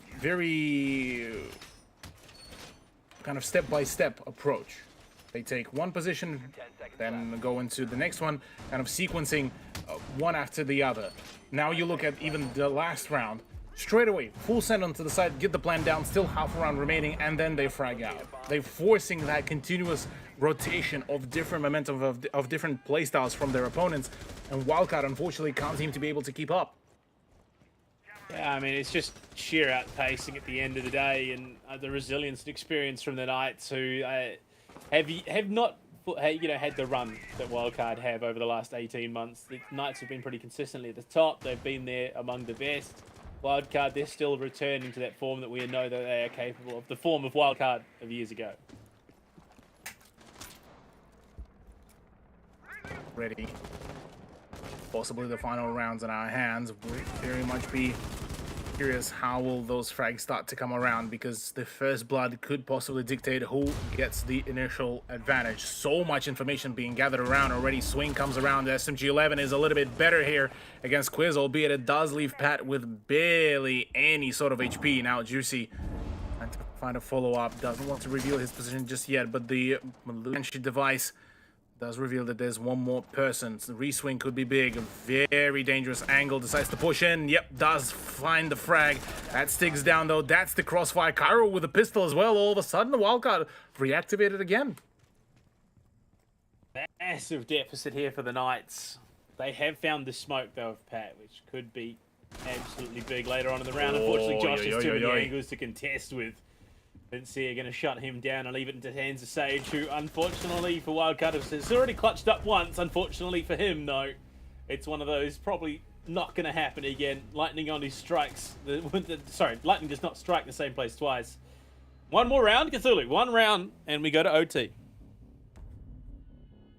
Again, well, for poor Knights as well, they will, and they might be as well, starting to think, well, another OT. We already had one against Chiefs, and that went on nearly the full send.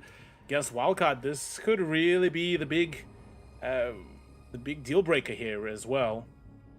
Whereas on the side of Wildcard, they desperately need this if they want to stay around in the OCS for even longer, to contest even further for the grand final spot.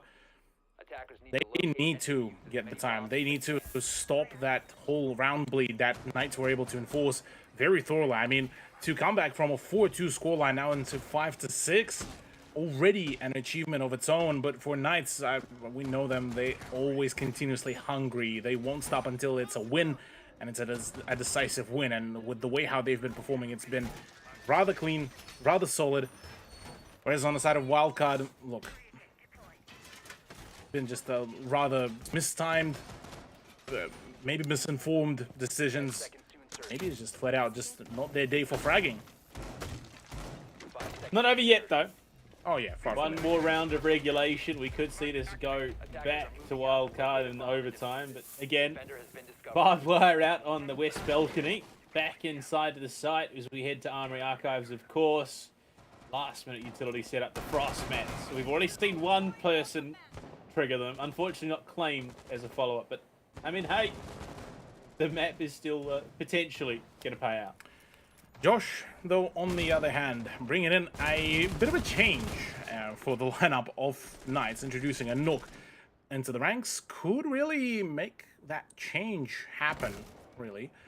The Danish operator does serve as a really good flank play operator, and could provide just about enough of that room to get the frag. Nobody, funnily enough, in the close vicinity, so free roam for Nook for now, but main target here, I would imagine, would be Miloska to try to completely eliminate that presence on the ground floor and to start that pinch even from down below. Nade play, though, could be a bit scary for Wildcard if they're not careful through the vert. Josh might find himself a couple of victims early on, but already you could see Knights getting themselves in the key positions. They want to be able to contest into the office itself. And from there, they can look to push onto the site. And even Sage, primed on the window, might just punch on through. Not to be just yet. Pulls off the angle. To play it a little bit slower. Knows that, I mean, they can't afford to drop this round lest Wildcard make a comeback. Really wondering which point is the go signal for Josh to go in swinging. But assuming he's just more so playing as like a live trap here. Trying to prevent that rotation through the eastern stairs to provide a little bit more kind of overwatch to the position. In comes the push though by Quiz. That Selma charge does kind of serve as a signal point. Frag grenade out. Cairo and Miloska do find themselves the frag, and in comes the re-swing. Sajan does find one, but Pat, that re-rotation through the 90 hallway does allow to find that frag, and all of a sudden, once again, Wildcard about to push this into OT.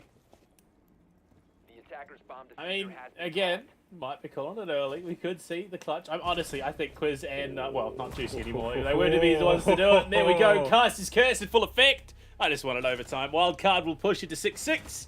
We head to overtime, and this is where things get a bit dicey. Wildcard might just be able to pull it back, given they have 2 attacking rounds to play with. They can. It definitely would serve as a really good way to revive the mental, to revive the pacing of wildcard rosters. They finally managed to revitalize themselves after losing out on quite a big streak from Knights. They managed to revitalize their own mental, their own confidence, and well, back into the swing of things. Now it's up to them to go in for the attacking side, and I'm curious if they will be able to really bring this back, because attack has been pretty solid for them, but on a number of occasions it did get down to the final kind of 1v1s, 2v1s. So certainly there's still plenty of work to be cut out for both of the rosters, as Knights kind of just, well, let off the trigger during the past 2 rounds, it feels. Indeed.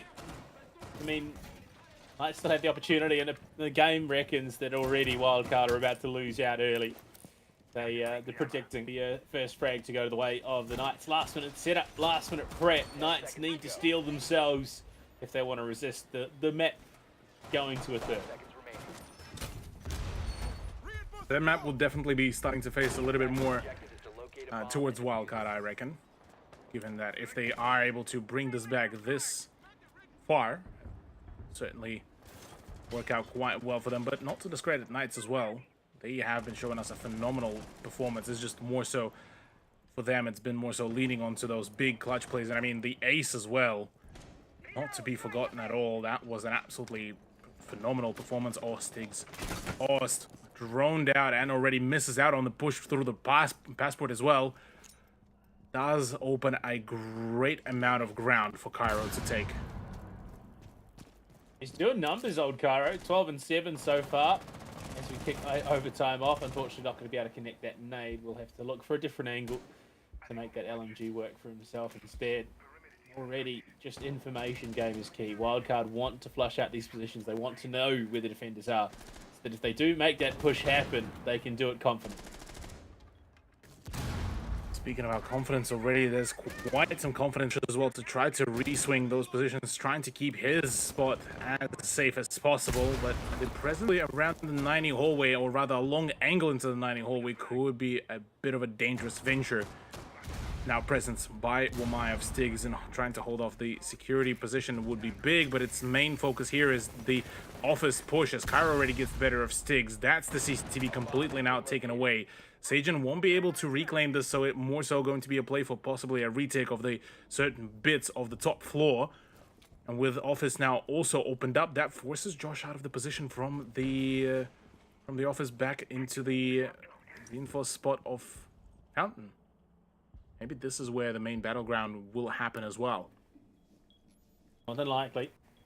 That is where it should all kick off. You can see Wildcard, again, just confirming things, locking it down, making sure that they have everything they can before they commit to the hard push onto the site. And already, Knights trying to, you know, fast. They want to make sure that they've got the backing there, but big damage onto Josh towards Fountain. That's deadly.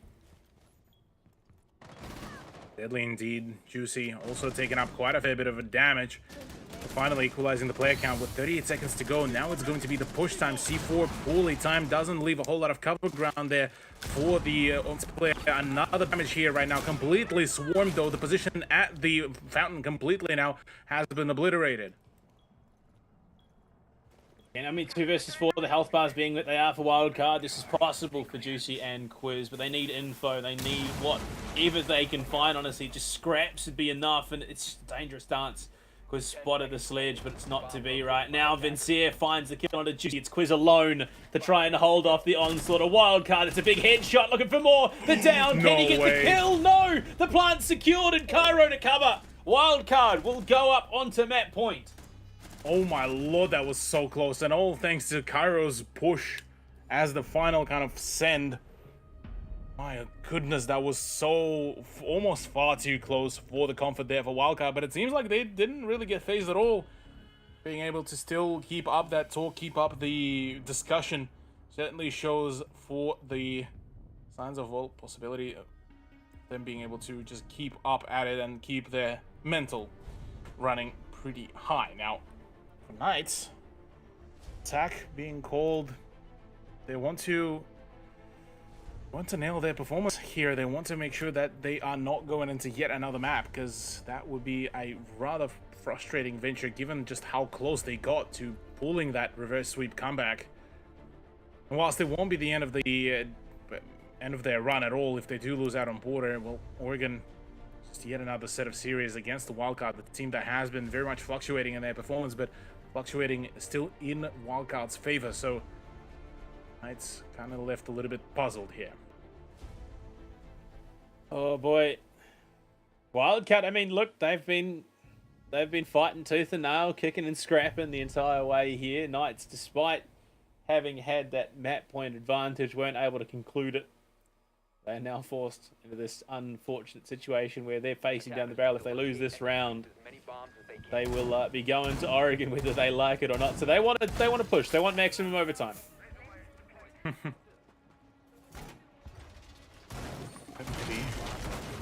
Possibly. The full overtime could be big. I mean, for Knights, if they do end up pulling out 2 rounds in a row here on overtime, feel a little bit like they were toying with their prey, or maybe just the last moment kind of return to their form. Be a fitting way, I suppose, to wrap it all up. A very tenuous road here for Knights to play against Wildcard, whereas Wildcard, look, they have managed to show us a really solid set of games, and their performance before against Kraken has been absolutely clinical on Bank. Their play on Border, look, apart from a few hiccups here and there and them allowing Knights to gain a huge amount of momentum, apart from that, it's been a really clean play from them. Knights on the attack. I mean, we saw the halves traded, of course, 4-2 both ways. So, I mean, realistically, if history is to repeat itself, we should be going to 15th, or the 15th round anyway. The setup, they are trying to go for that smash grab approach towards Armory. They want to get in there aggressively, but unfortunately just too slow, and that mirror window will go down. The Knights should be halted for the moment. They're gonna have to reprioritize. Yeah, reprioritization could be big. The interesting conundrum that Knights are being caught at with the swings from Pat as well through all these soft walls as well. When you look at the position, Knights are kind of eyeing out the idea of just, well, why do we even bother about the upstairs hold if the side is not even there? Why don't we just try to pull the very same thing that we did before and just waltz our way in onto the side? They should have still plenty of ground, but I say that the hatch play could be big. The sheer amount of reinforcements on the ground floor as well would be dangerous. The run out from Cairo as well compounds the losses. Knights looking a little bit lost here in the source. Working his way on through, wants to find some sort of opening to answer back, and Sajion will find it in the form of OJ falling. Veloska not far behind him. Very low, but Pat decides to get himself involved. But again, it's just that constant one-for-one answer back moment. Sajion anticipating someone to fall through that hatch at workshop, not to be. And this is just so neck and neck, so close on the wire that this still could go either way. Quiz looking to try to take either the east stairs or the actual office room. Be big. The information is certainly there. Does he know that there's a plan to be a reswing from the east stairs? Uses up his frag grenade all willy-nilly. And that could be a very costly decision here. Phenomenal play. Pat goes down. He does not know. Quiz doesn't know about the presence behind the archive setup. And, oh, this could be deadly. Way out. Unfortunately, no one there to receive. Looking the wrong way as well. Quiz out for the diffuser. Needs to get back in, but Molosca will find Sajion in the end. It's all on to Quiz with 24 seconds remaining. Doable. He could definitely make a play and find the win here for himself. But he's got to first get to the site and find 2 players, if not the plant as well. Does he spot the head? Does he know that it's Molosca's there on the service stack? He does. Quiz for his third of the round. Time is not on his side. He's got to get in and get that diffuser down the rotate. He finds the right one and will tuck himself into the half wall to go for that plant. Cairo desperately running. 2 of the top fraggers in the server going toe-to-toe, and Cairo! He's going to push in, and Wildcard have stolen the map to push us to a third. My goodness, well, it was quite a long road for us to wrap up the Border. A much closer scoreline and a much closer run for both of these teams, keeping us on our toes and, well, waiting to find the actual conclusion as to who will be the winner. But by the conclusion of it all, Wildcard do keep themselves running in this competition. I mean, a much closer affair there on board of 2-4-2 halves, traded both ways, and both teams looking like they were quite confident in what they were doing approaching the map. I mean, it was just such a heavy contest, and not to mention Sageon and his massive impact. Him and Cairo and their huge investments into this map.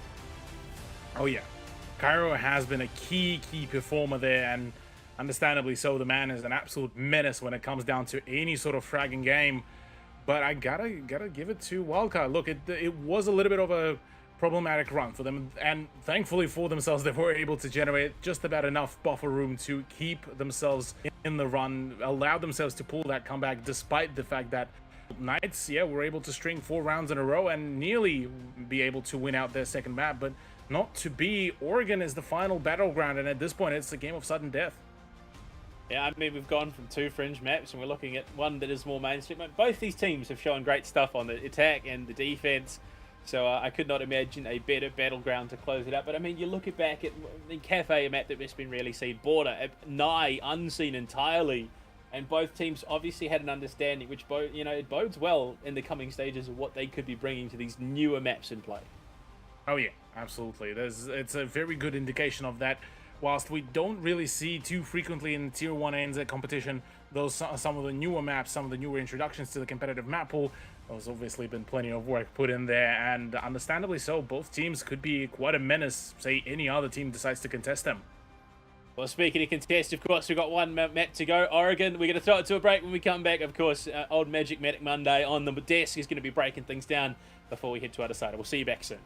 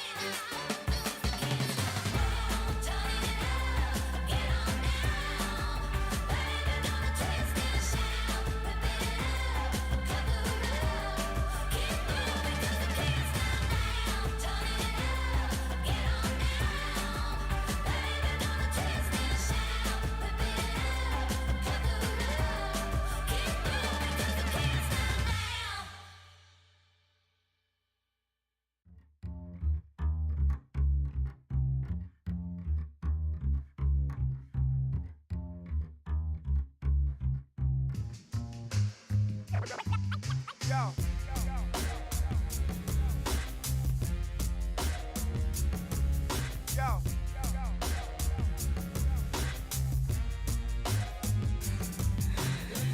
went from nothing to something overnight. Sweeping hair, I made a little thing go inside. Though supposed to be close for saying you'll never make it. Yeah, right. I've had the street my whole pretty life. So fighting demons and working through strife. I wanna run around, but you said you'll never make it. Changing.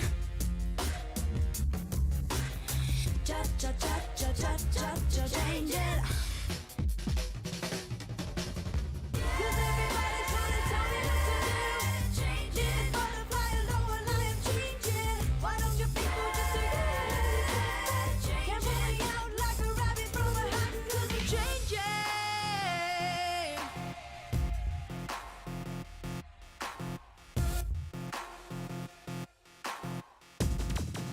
Everybody, I'm changing. My papa told me, girl, you'll be alright. Don't surrender till you're through, put up a fight. Those supposed to be close were saying you'll never make it.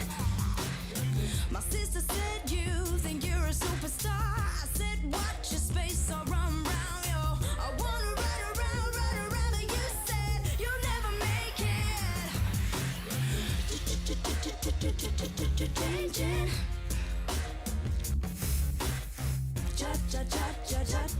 Changing. 'Cause everybody's trying to tell me what to do. Changing. Butterfly alone, I am changing. Why don't you people just do it? Can't pull me out like a rabbit from a hat 'cause I'm changing.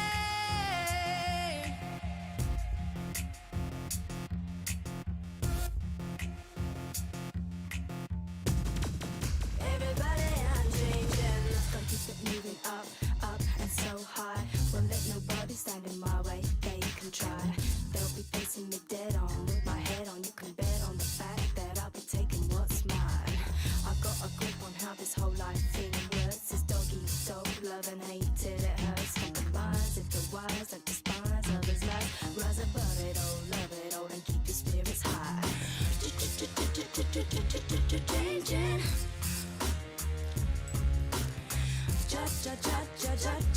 Changing. 'Cause everybody's trying to tell me what to do. Changing. Butterfly alone, I am changing. Why don't you people just do it? Can't pull me out like a rabbit from a hat 'cause everybody's trying to tell me what to do. Changing. Butterfly alone, I am changing. Why don't you people just do it? Can't pull me out like a rabbit from a hat 'cause I'm changing.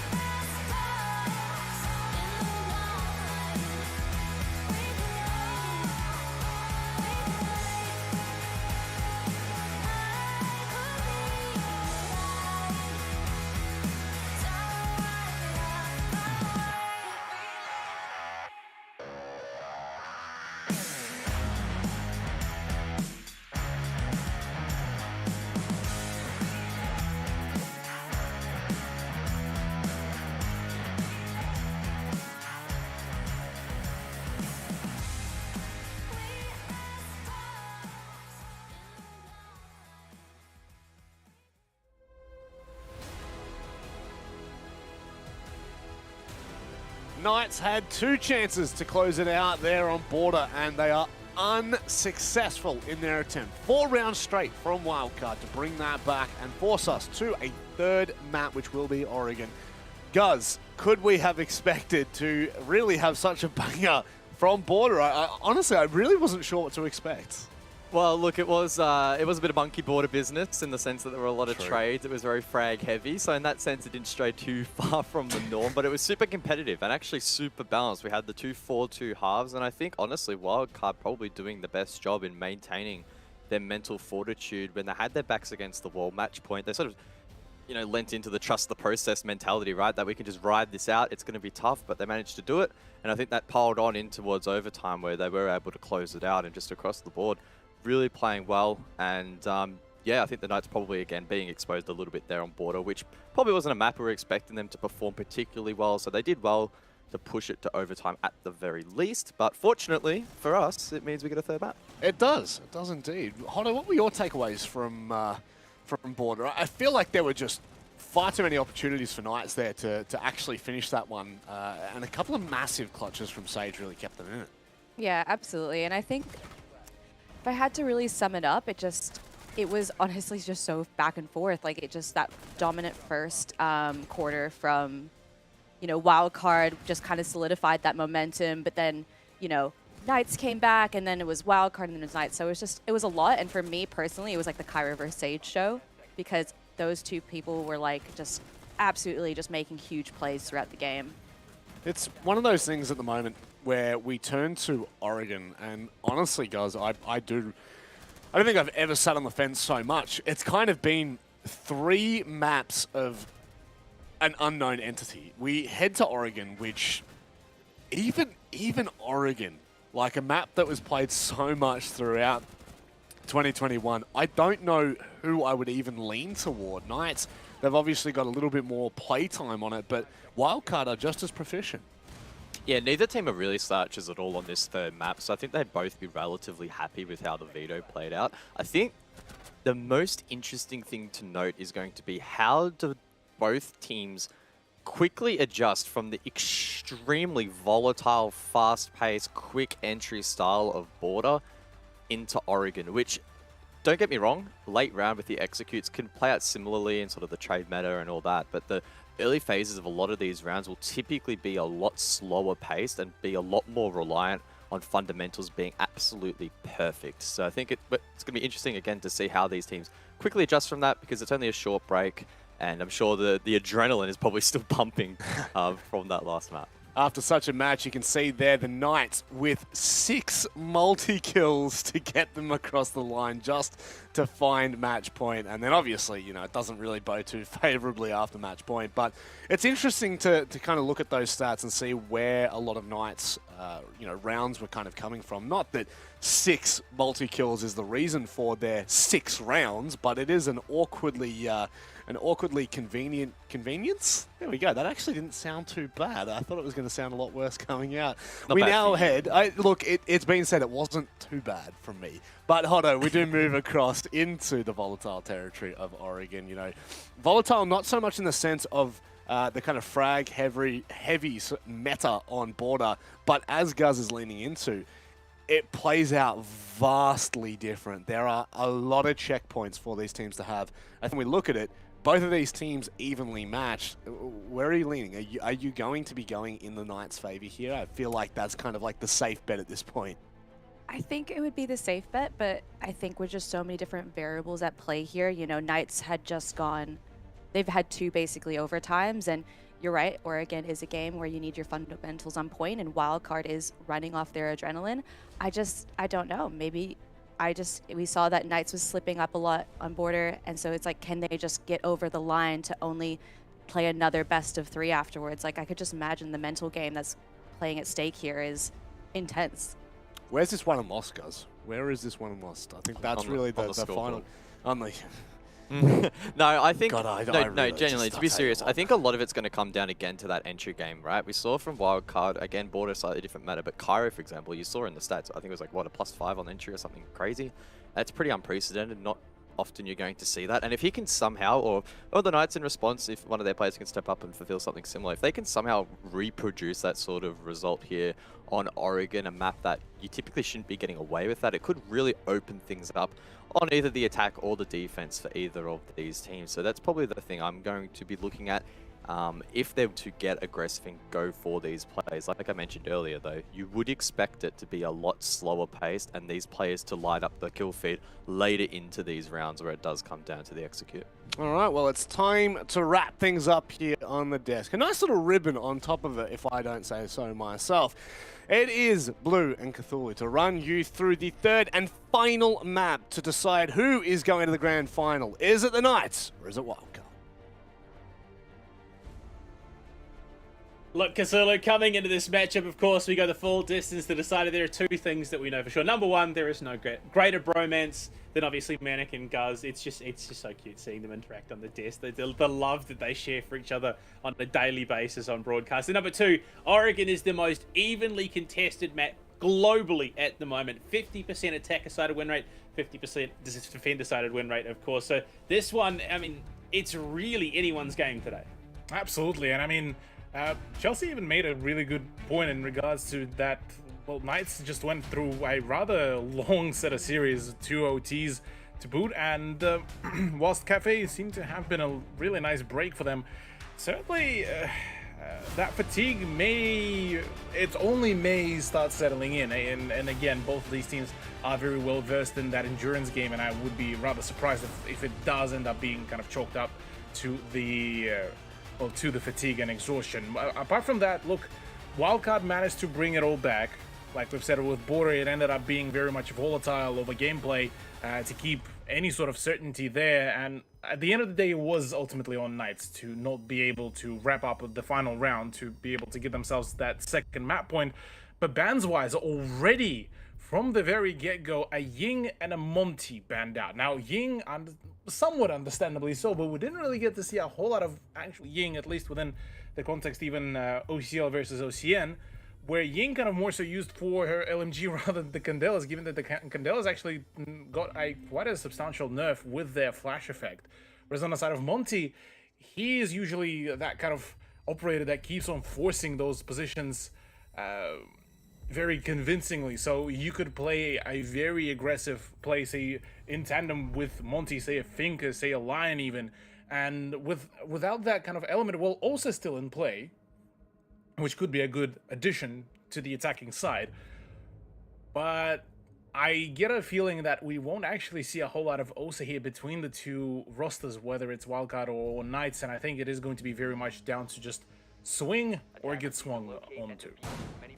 I mean, it's interesting that we're seeing the Ying banned out over the Finker, given that, I mean, yeah, Ying is more of a niche pick on this map. But right now, we kick things off with the Dorms defense. The Knights are going to be looking to try and get an early lead here in the first half if possible. But Wildcard, I mean, they have every chance to be the ones to take this half for themselves. Absolutely. Absolutely. Look, I mean, they already shown that they are very proficient on the attack, that they were able to take the attacking side pretty well, especially Border. I mean, that was just a clinical play from them, despite some certain hiccups. When we talk about hiccups, we can't really also forget the Knights and the fact that, I mean, even on the stats, the sheer amount of multi-kills, whereas on the side of Wildcard, it was, what, 1 multi-kill across the whole team, kind of tells the story that Knights did lean a little bit heavier into those big performances from just one player, whereas on the side of Wildcard, it all was relatively well spread out. The Valkyrie being in play could prove a little bit of a hindrance for Wildcard. Obviously, those cams in key positions allowing for the Nitro Cell play, and you can see that Quiz and Josh are bringing both that explosive utility in hand. Again, we are seeing them revert back. Wildcard's still playing that heavy information game. They want to know where they're going to go push because they have that information already. We see the Flores in play as well, which is something that we haven't really seen much of today. So there is a potential for a lot of this utility and it's to be taken down in advance. I mean, we talked throughout majority of the OCL as well. Flores, being one of the most banned operators, does provide a lot of possibilities, and a lot of openings regarding that just kind of utility destruction, being able to remotely get rid of some of those heavily reinforced positions, like say for example if you're holding the laundry with smoke on the elbow in the bunker and etc etc. So with him in play in OJ's hands, I actually reckon this could be a really worthwhile investment here by Wildcard. So now going into the almost the second half. Oh, valiant effort by Stiggs on that swing, but Vincia just sharp. No more Wehrmite means no more magnets, and they've done a good job of clearing that position out. Unfortunately, Vincia struggling a little bit with the magnet. He gets it at the end, but probably a little bit more ammunition utilized than probably necessary in that situation. Pat right now looking for the opening into the walk-in wardrobe. Should be able to pop that wall into games as well, but Quiz down towards Freezer. Might catch the player lurking around main lobby in Classroom. The nade there will open up the opportunity for the wall to go, but Quiz goes toe-to-toe with Vincent. Unfortunately for Wildcard, there will be support. Luckily, though, they answer back with a kill onto Seiji on Cairo with the LMG going big. Cairo just in general fragging out like absolutely crazy, man. The C4 from Quiz though could be rather big and decisive to change the swing of things. Speaking of swings, Cairo just absolutely goes ballistic there. Another swing, another frag, and oddly enough, well, 2v1. Josh in pit, flashed out. OJ decides not to go for the plant. Nitro towards games, might find him, and it will. Down to the 1 versus 1. All of a sudden, almost iconic of how that last map went. Maloska, does he know? Does he have any idea? The pre-fire, no!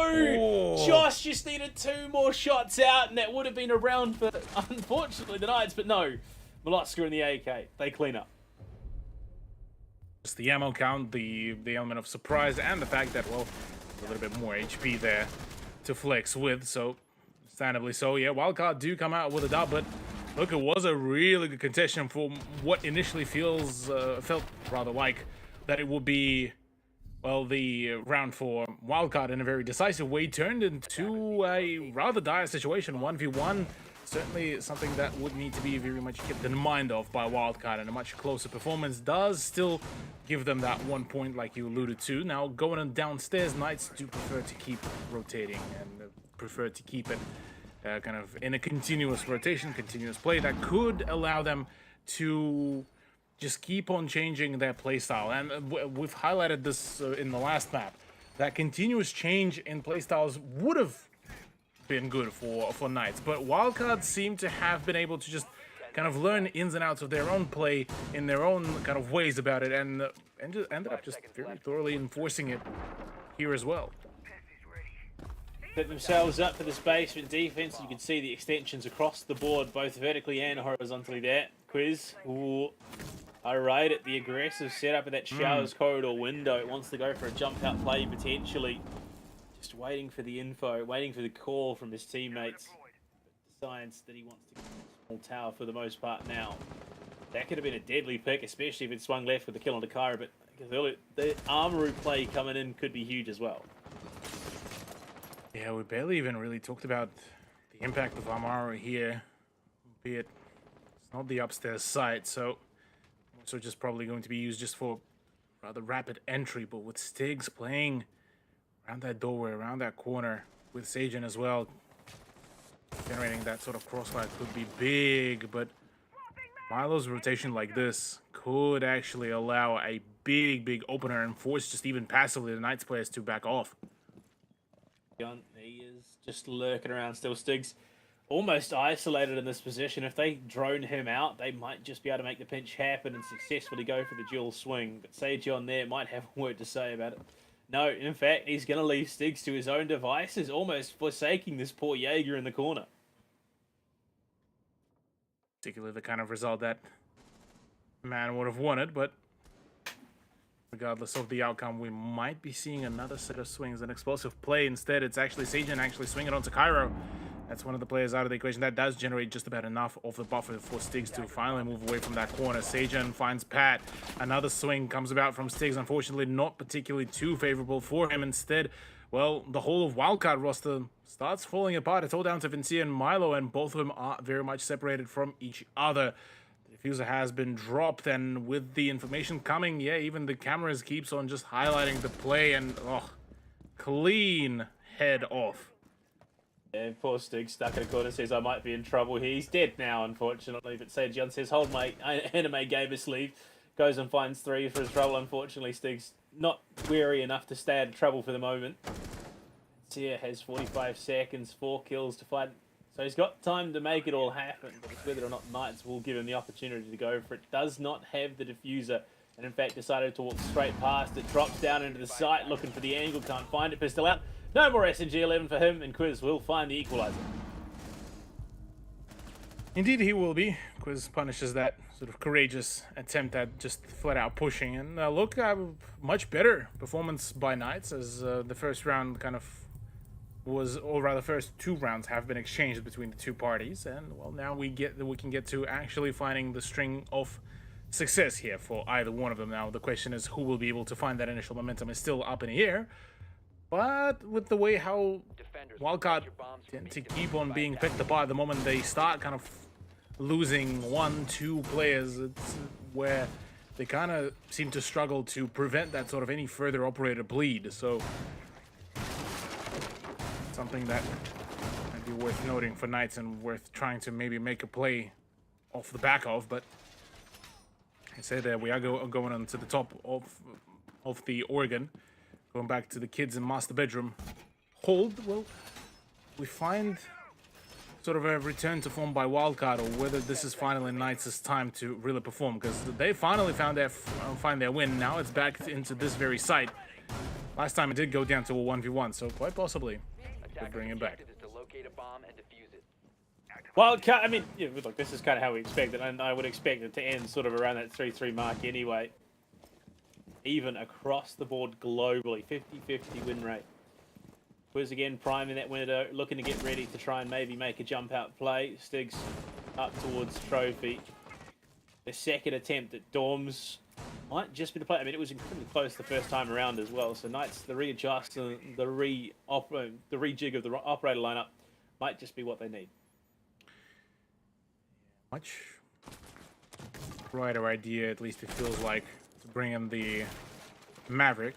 Try to surpass a few of the reinforcements, but that double hold between Josh and Sejion is just that something about that 2-player hold around the tower that just full-on halts any sort of progression that has been, or rather would have been achieved by Wildcard, but in no shape or form has been given as kind of free real estate. And even with the fact that they are falling back, that sort of still phantom presence will be a dangerous thing to just kind of almost attempt to discard. But as I say that, Pat actually completely waltzes in and repels into the top end of the tower.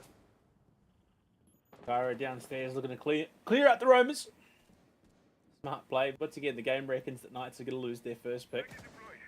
Whether or not that's the case, we'll have to wait and see. They have a fairly solid hold up on this top floor, and Quiz now heading down to the basement might just catch Kyra unawares on that lurk, and this is huge. If Quiz can find an opening here and do some damage, this could completely gut Wildcard's push. Yeah, Quiz on a lurk here. Looking promising already. Might just be able to find a drop. Slowly creeping in. The alt walk is there. Drones, Kyra's they don't the spot drone. him. Pyro's on the drone, hard left. He's jumped off it now, and well, the body. 2 former OCL players go toe-to-toe, and Cairo comes up trumps. Absolutely bodied poor Quiz, and hopes that, well, in his hopes that he would be able to get a drop, but alas, it was not meant to happen at all. Sejion and the rest of the team now needs to, well, bring back their sort of performance as the team already starting to swing, and Sejion does as well. Getting the better of Pat does equalize the player count, but the health disadvantage is certainly still there. I say that Cairo out of the equation again. Stigs pitches in on the whole dilemma. All of a sudden, Knights are once again in a driver's seat. I say that 2v3 with 23 seconds remain. He's deep back in the main site. Miloska again working to undo this Knights defense like he did in that last round. Stiggs on the chassis, spots him, and will get the kill before falling to OJ. 8 seconds remaining. Nitro's good from Josh. The pre-place comes in clutch, and OJ absolutely baited by it. Gee, we sure, right? Well, Knights, it seems we kind of a bit of a took a 180 turn. You know, we've talked about how Wildcard can be a rather dangerous entity once they're being pressed up against the corner, against the wall, but now it seems like it's completely polar opposite and turn out in favor of Knights. The moment they're being at a bit of a deficit, the moment they can default back to the side and kind of find their own rotations, well, this is where they catch their own wins. That 2-point lead and 2-point streak as well certainly will be playing really nicely into their own narrative, but again, they're far from this so far.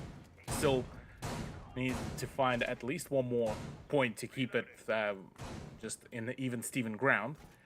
And inside of wildcard, yeah, look, a little bit of a falter there in trying to just go one by one with those pushes. Didn't really help a whole lot, and the coordination on the actual push towards the side didn't bring particularly the right result, the one that they would have probably wanted to see in the early stages of the last didn't happen. I mean, it's heartbreaking for Wildcard. They brought it so close. And oh, Stiggs, massive kill on the Vincia there, especially given it is that kitchen meeting site. No sledge means that this could be a hard site to approach for Wildcard. Indeed, it will be a difficult toll, one could even say, Panda. And not a whole lot of prospects really there for the fight back. Stiggs once again nails Milo, but finally there's a fire back by Cairo. Really nicely done. Good frag, but alas, already the damage has been dealt. No more of that passive flank watch. No more of that extra soft breach. You still have Cairo with both of the Zafir launcher grenades still alive and ready to roll. And, well, Pat and OJ still have full set of utility to play with. So not the worst kind of situation that Wildcard do find themselves in, but something that they would have wanted to avoid at all costs in the early stages. Now, Knights, they get to still play around in their playground. Do we find that continuation to the action, or whether it is going to be a bit of a slugfest till the last 30 seconds? History tends to repeat itself. I would imagine we are going to get dangerously close to that 30-second execute. OJ going to pop the Dorm's double window here. Wants to get himself at least one avenue into this site. Now they're going to look to try and contest Attic if possible. They've unfortunately taken a wee bit of time here getting themselves in, try and start this push up. But I mean, they've got time to work with. It's a case of how much though. An interesting Nitro commitment there from Josh, as they have taken into Big Tower. Exthermic there as well. They are gearing themselves. OJ, big headshot onto Josh, shuts him down. He's the one immediately on the site there to contest. Cairo as well, looking to create an offsite presence. Sage on above. Quiz there as well, and it's Juicy and Security to try and hold it. This could get hectic. Could get hectic indeed. There's a few positions being contested. I speak about that. Quiz about to need to drop down because, well, the plant is already starting to go down. Pat nailed, but as the diffuser went down, Juicy trying to find his own frag. Pat already getting revived back with the OJ's boost. As it stands, Pat already finds one. Sagen returns fire. 2v1 all of a sudden. Sagen now needs to make sure that he nails his play, but with the fact that there's no breach, it is very much of a choke point. C4 flies out. No connection because of the blind effect. And with 21 seconds, oh, the flank is there. Oh, the LMG. No, it doesn't work out. 1v1. Be big. Both players are low. Who has the better angle? It's Pat, of course. They will take themselves round 4. The kitchen and meeting defense not quite working out how I think the Knights anticipated. And unfortunately, they're still locked out of dorms for the next wee while. Yeah, be a rather frustrating point. And yeah, speaking about the frustrating point, Stiggs just clinical double frag there. And unfortunately, from there on out, it all went downwards for Knights. Wildcard just ended up reading into the positions really, really well. And I mean, yeah, that was a little bit of a whiff there by Cairo. But I mean, at this point, we can forgive him. The sheer amount of just dedication and the sheer amount of just frags that he was able to add to the scoreline for his team throughout the past 2 maps has been absolutely formidable. Now, going into the downstairs hold, it was the site which did grant Knights that point, I believe, and they were able to play it out rather well before, without even allowing a whole lot of progression for Wildcard to happen. Now, question being is, how will Wildcard be able to respond to this kind of setup? Because it looks like, once again, emphasis is going to be on that kitchen, dining, and meeting hold by the roam game of Knights. Knights again looking to get aggressive on some of those spawn peak angles. You can see Quiz was primed and ready over towards the shower hallway. Stage on as well was looking to make an attempt. Not to be, they decide better of it for the moment, given that the scoreline is as neck and neck as it stands right now. But the basement defense, Quiz, if he gets just confirmation even, Cairo might be in a world of danger. Does he know it?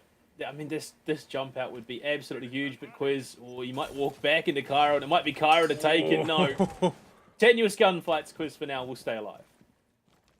Was just tempted to keep on rejiggle peeking. Yeah, nah, you do not re-swing like that onto Cairo. He was prepared and ready to take on the Mozzie player. And even then, even if there was no re-swing, the sheer possibility for a hunting party would have been a rather dangerous prospect for the Mozzie player to really find anything really for himself. So in saying that, well, we do have the double window open. As a matter of fact, actually, over explosion by Miloska and Cairo. Looking to jump on and get deep, big kills across the board for Wildcard so far. That Armoru, again, just seems to be there and involved along the way. Cairo once again stepping up to the team, but again, proving why he deserves to be in this level of competition in a team like Wildcard. They've cleared everything bar Stigs out up on the top floor, which means Juicy is very much alone on the site by himself. Absolutely. Now, hope in Knights that Stigs will be able to nail his performance, because it will be very much crucial for him to stay alive for as long as possible, to keep draining that time. A lot of time needs to be, though, sorted in minute 15. And, well, like you said, yeah, Juicy being all alone, it will be rather problematic for the smoke player of Knights. The rest of Wildcard slowly but very methodically approaching that site. There goes Juicy. The site has been cracked wide open, and now it's a play for a retake, which is something that they would have wanted to avoid. But yeah, it's the defenders become the attackers and the attackers become the defenders, it seems. How the turntables. The turntables indeed. And yeah, Stigs just doesn't stand a chance. There's just so many bullets flying down range at him, and Vince, he's going to hit the nade. Flawless round as well to boot. Magically cooked. All Stigs can do is run desperately for the stairs before he falls. Wildcard will take the round lead here in the first half, and look at them, smiles across the board. Exactly, yeah. We were speaking even, well, back in the day as well, how about the versatility and the ability to keep that, that mental fortitude, keep that, you know, momentum for themselves well and secured. And yeah, Wildcard just seem to not have allowed that previous tilt to get in their way. And I mean, being able to win over the border obviously does give a very huge boost in confidence for themselves, whereas for Knights, look, rather upsetting turnout, unfortunate as it is, but back into the swing of things, have to reset themselves from all the previous losses. As it stands, Wildcard, if they do make it a 4-2 scoreline, I want to say that we might actually see Wildcard to actually take the series. What an upset that would be. Fourth seed dropping first seed. 5 seconds left. And What look, a hell of a way to do it. it would also mean that we would unfortunately miss out on the potential of the brothers Sage doing battle here in the grand finals, but that's not up to us. We unfortunately didn't write the script. I think Dev is the mastermind behind that one. Stigs again looking to get aggressive on the spawn peak, this time from Classroom. But you can see not too many players that could run into the danger zone, and he always catches shots to the back of the head from the main double. Oh, 2 times. Stigs was able to dodge the bullets and any sort of danger as well as damage. So we'll keep him nice and clean amidst all of this chaos. But Cairo's introduction of Nook, deciding to utilize the downstairs position to try to flank around. I speak about the flank around. It's Vincia to get the better of Stigs. Well, it just generates just a whole lot of sound cues just to keep the attention on himself while the rest of the push is about to come around. Oh, the Nook could be big. Oh, the Nook could be absolutely huge here. Sejan will need to be very cautious and careful about it all, but instead it's actually pushed towards the top of the tower. Oh, Cairo might actually have the flank. Absolutely massive. Pat leading with the drone. Josh is going to be there. The Hell Cloak again engaged, and unfortunately Josh is going to win that one out and Cairo to fall. They're not in a bit of trouble in that engagement. That's not ideal at all. Juicy wants to get involved. He's a little bit quiet so far here on Oregon, but he's just waiting, biding his time. I'm sure he's good for at least a couple before the map ends.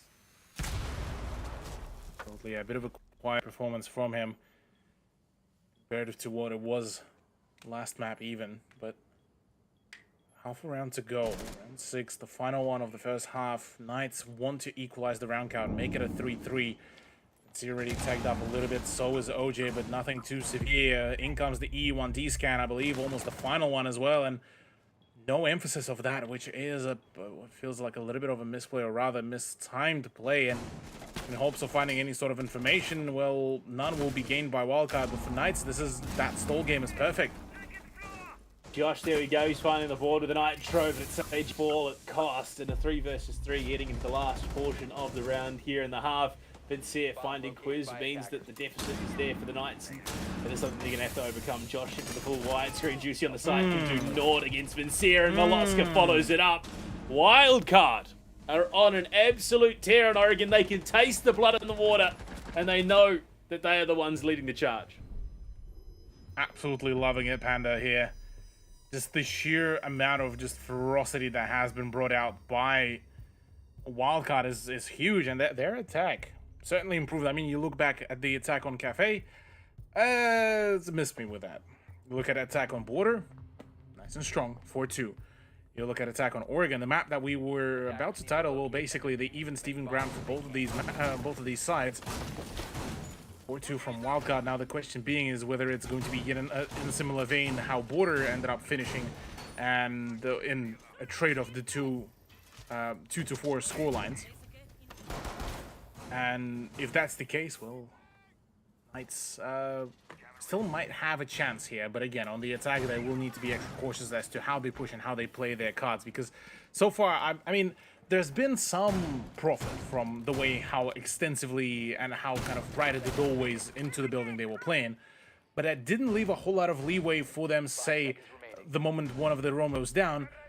What do you do from there? There has been a whole lot of that defaulting back to the side and that play for the safe ground. Now, I mean, Knights, as much as I hate to call it, and I probably shouldn't, it just feels like maybe this is looking away from them. Wildcard are looking very good right now. They've taken a very commanding half. It feels like everything is coming up Wildcard. Knights just seem to be one card short in the hand, even. Yeah. Suppose we'll have to wait. See what will be the actual end result for as it stands. Wildcard only 3 points away from completely finishing this absolute slugfest of a BO3. Being able to completely upset the Knights, who have been posed to be the ones to win it all, first place, first seed from OCN. Might just end up falling here in OCS, but not done yet. It's all mights and maybes, because Knights still might just be able to completely upset the whole momentum, the whole swing of things, the whole script even, really. And interestingly enough, we see the sheer abundance of drones that comes around from Knights. The first reaction from Wildcard, look, yeah, we given away too much of that static information. Time to move. Josh wasted no time getting to a key position here to start threatening. Try to throw the Claymore down to deny the chance at a late lurk. I mean, how many times have we already seen in this best of 3 the late rotation coming in from a defensive team to upset a push? I mean, honestly, the timing here for Knights is pretty spectacular. They're in a great spot. They have the hatches open. They have avenues onto the sides. Unfortunately, they haven't found an opening yet, which definitely could have shifted the momentum more. Oh, absolutely. It will shift the momentum quite heavily. 59 seconds remaining. Knights still have full 5-man roster ready to rumble. Oh, I say that, though. Sajan nails a phenomenal shot. Nails a double, actually, as a matter of fact. Out of a blue, Wildcard lose pretty much scot-free. Through 2 of the operators, nearly 3, but Vincier's swings so far been clinical. Pad, everyone just fell apart all of a sudden. Pad goes down. Knights.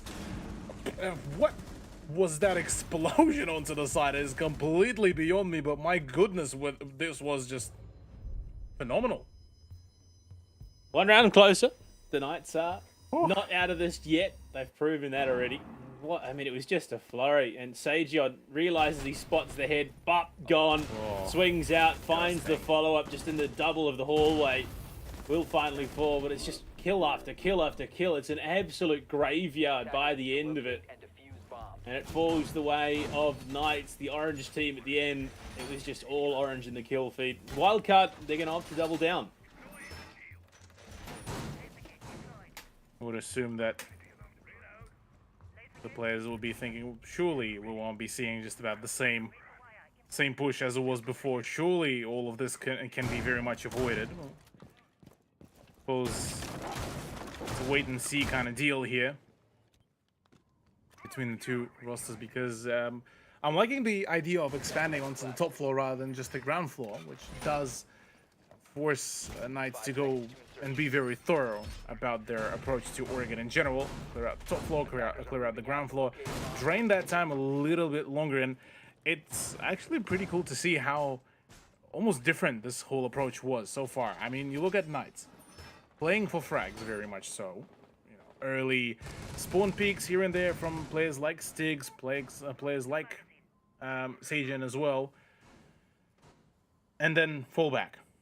You look at Wildcard, the way how they've been defending, playing for time, trying to not drain too much utility and too much health from the get-go, and that's also a very formidable approach to it all. It is that. I mean, Knights are primed to equalise here. I think we are more than likely going to see another overtime matchup if both these teams have anything to say about it, much to Medic's chagrin. He was told 10 minutes, and then about half an hour later, he was back on. So hopefully, you know, we can give him the call time just a little bit easier next time. Right now, though, again, Wildcard are looking to get up in the face of Knights. They've changed their approach here in Oregon. Oh yeah, the approach has been very drastically changed, and that's something that is very much needs to be noted here. That has been the name of the game, very through and through, and understandably so. The teams would prefer to keep it nice and snappy, to keep their opponents guessing. And I mean, we've talked about this in OCL to a certain degree. Wildcard and Knights here put up the perfect showcase of how you just keep on that kind of swinging it back and forth, changing those playstyles to the point where it takes a while to really get readjusted to them. And even for some teams, they can't even adjust completely. So there's a number of opportunities that can be arisen from this one, but with a minute to go, this is a much nicer, first of all, position. And again, from the same spot. Sajan, how are you getting away with this? Stop providing him heads. That's the second round in a row now on the same site that he's been able to find the kill the same way. It's just Wildcard presenting him opportunities, not having that information game, which seems almost absurd given there's so many utility tools for information on the board. Miloska finds Josh that answers back for one. And Sia might find himself in a bit of trouble once again. Just pushed back down by Sage. He's in by the storage. He might be able to find some more damage here. And Stigs, look at him. Look at the Knights positioning. They are just outside of the site.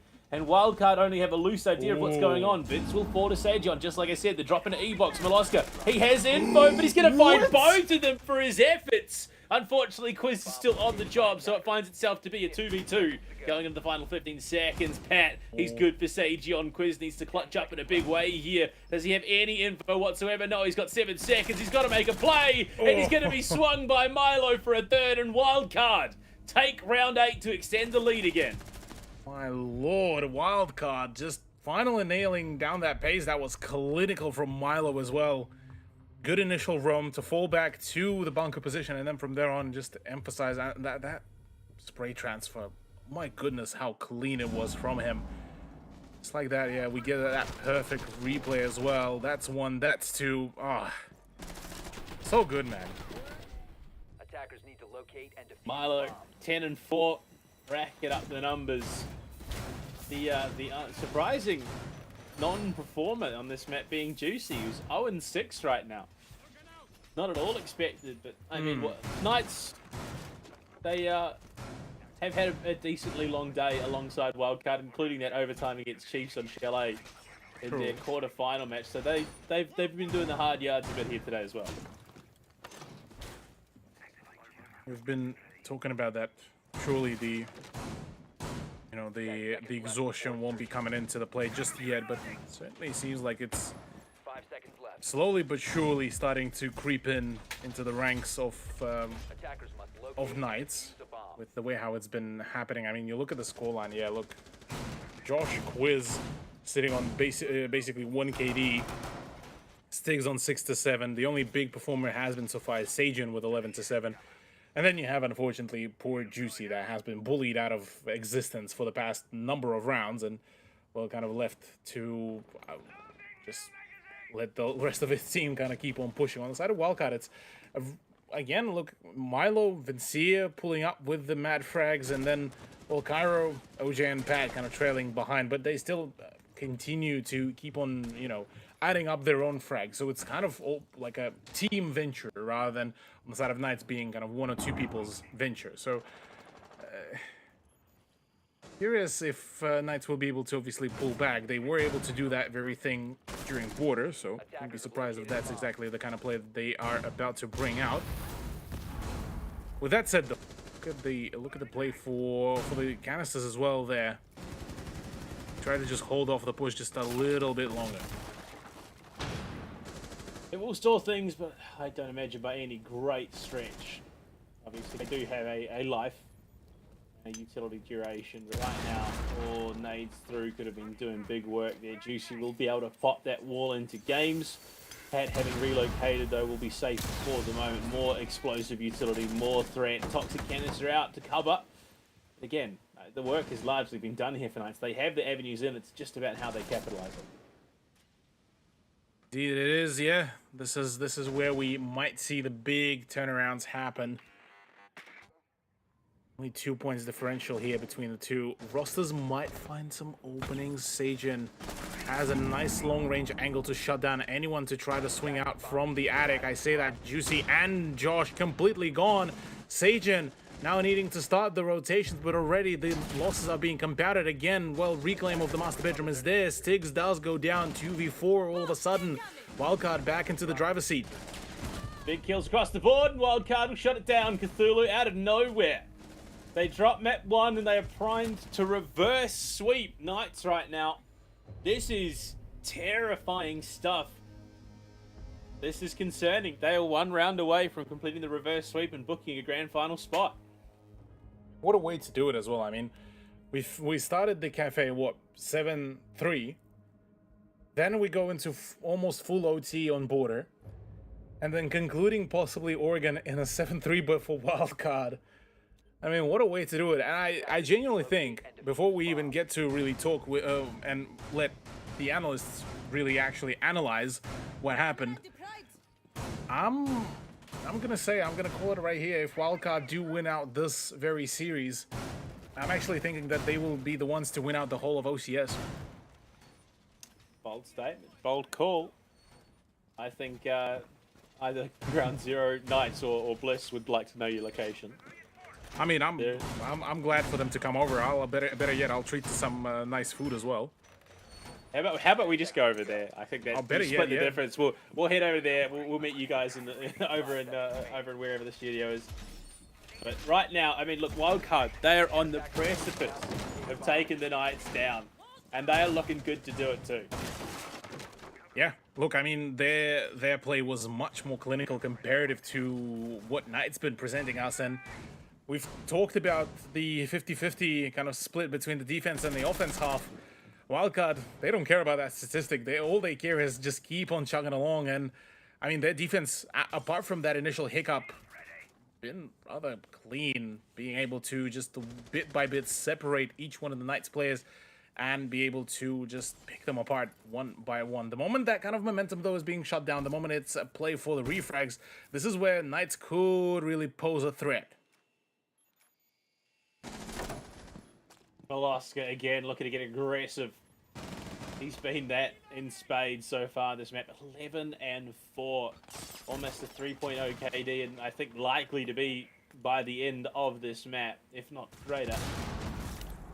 The time, it's good. Knights again, they've got their openings, but it's a kitchen and dining, kitchen and meeting site, sorry. So they've got to get vert control and then onto the site itself. Milo doesn't quite realize how close he was to meeting Josh down in that first floor there. Yeah, there's certainly has been quite a fair bit of possibilities. Pat re-swings, that's a C4 from OJ as well. Another one swings, no, it doesn't find a finisher, but Juicy's left on barely any HP. This is about to be all over Red Rover, I say that. Sajin goes down, Juicy's the last man standing, and Wildcard completely wrap it all up, 7-3. Wildcard complete the reverse sweep to take down the Knights, and OJ, he's absolutely stoked. They are in the money, they're in the top two. Look at that, Vincey's even wearing a Kraken hoodie, paying homage to one of the opponents they felled along the way. But Wildcard, this is the culmination of being almost relegated, their stage 1 work coming to the end of it. They have put in the hard yards and it is beginning to show. Round after round, map after map. Oh yeah, absolutely. It has been a phenomenal performance from them, and I mean, the kings of the long play, I suppose, is one way to really declare wildcard here. But my goodness, what a way to close out the whole BO3, man. Not bad, not bad at all. And I mean, going back to basics here with a map like Oregon after going to 2 fringe maps as well, it just shows how well-rounded both these teams are. Unfortunately for the Knights, not quite as polished as the wildcard crew are coming into the end of the OCS. But the Knights eliminated. And this was the team that everyone sort of said, yeah, well, they're going to win it. They're going to win the whole thing. I mean, we were even almost convinced by that. I mean, given the performance over at the Cafe, I was even starting to become a doubter. But you, man, you've stuck it out. You've stuck out with the prediction of wildcard. I mean, look, yeah, now that the big scary Knights have been defeated, it's kind of just opens up a rather interesting storyline for the rest of the remaining teams. Well, we've got some experts to break down everything. So we're going to throw it back to the desk. Mannequin Crew will take over from here. We'll try to do the justice that it deserves. A slight blemish on what has been an otherwise incredible stage 1 for the Knights, making APAC playoffs, finishing first in OCN, falling out short of the grand final for OCS. Hotto, I mean, that is a performance and a half from Wildcard. Honestly, they really turned up the dial, and I don't think that's to discredit Knights in any way. I just think that they played so aggressively and so methodically, and just Knights didn't know how to respond to that at the end. Like you saw on Border, you know, it was quite back and forth, and it really went to overtime, but it really kind of solidified on Oregon the play style. Guys, takeaways from this one. I mean, it's really hard to see a world in which you can find positives in a light that seems to be diminished. But Oregon certainly had its fair share of action. Oh, it sure did. And I think sort of as the lads on the car sort of framed it towards the end, it does feel like this has been such a long time coming. I don't know about you, Matic, but I feel like us casting them for so long now, Wildcard, it's been the storyline. When are they going to do it? Will it be now? Nah, maybe next stage. Nah, maybe the stage after. Nah, maybe next stage. But they have finally won a big game. The Knights are the champions of the first stage of OCN. So Wildcard doing a fantastic effort to take them down, and Oregon was just such a well-played map all around. I don't know if the Knights maybe ran out a little bit of steam or what the story was there, but it seemed like Wildcard firing on all cylinders. Well, I guess if you do take into consideration the fact that Knights are coming off the back of their victory against the Chiefs, it's been an almighty night for them. They've certainly had the 2 best teams that we have in OCN facing up in a best of 1 and then a best of 3.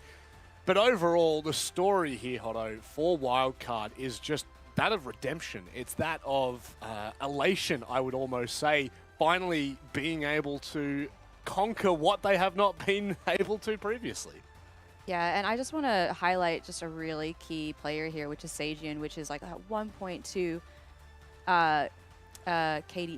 basically KD. And that's not to say just for this map in particular, but he's just been outperforming in all maps, really carrying Knights.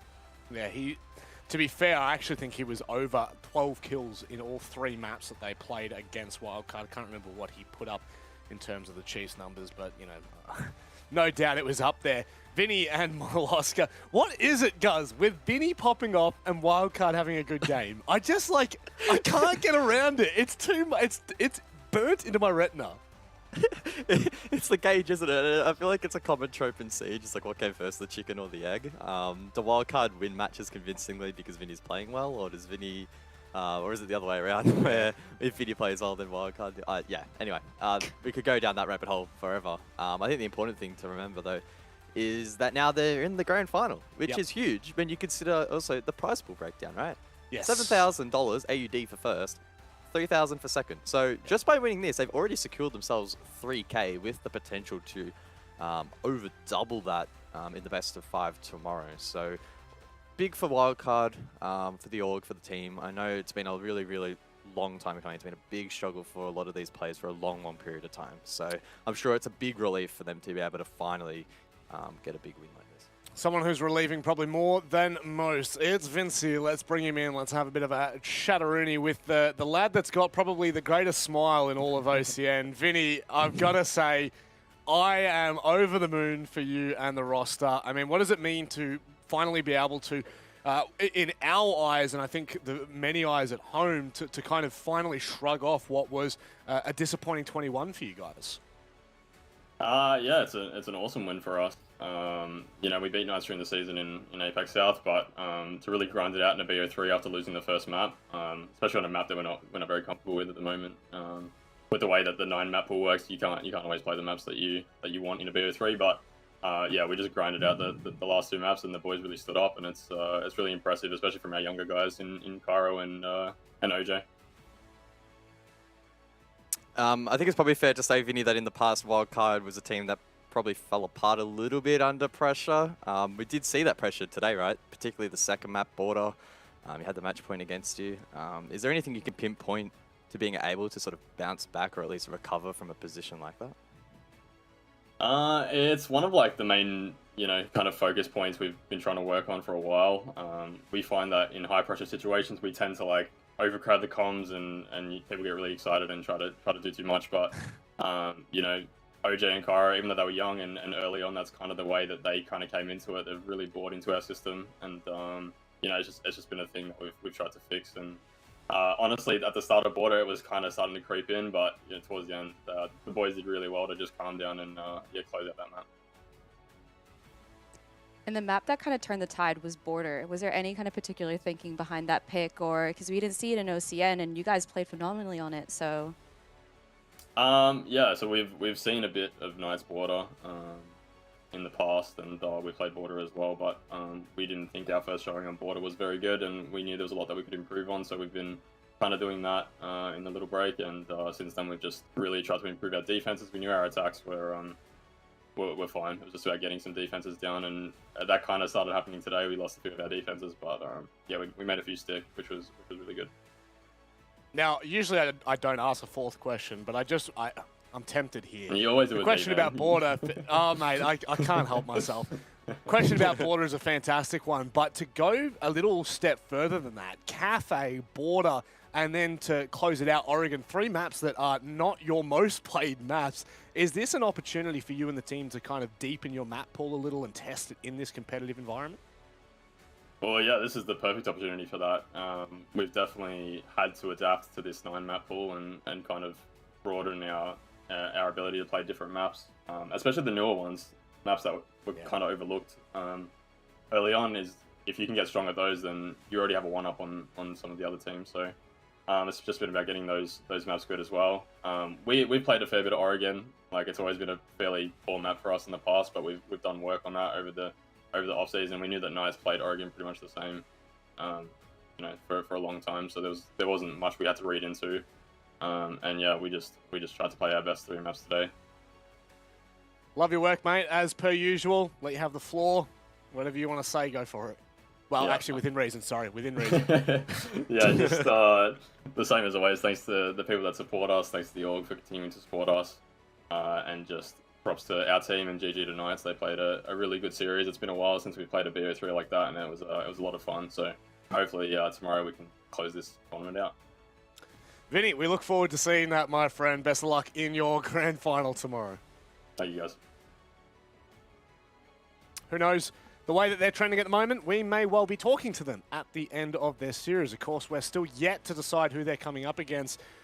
Hotto, we're about to see Bliss take on Ground Zero. I mean, could this be a fairy tale run from Ground Zero?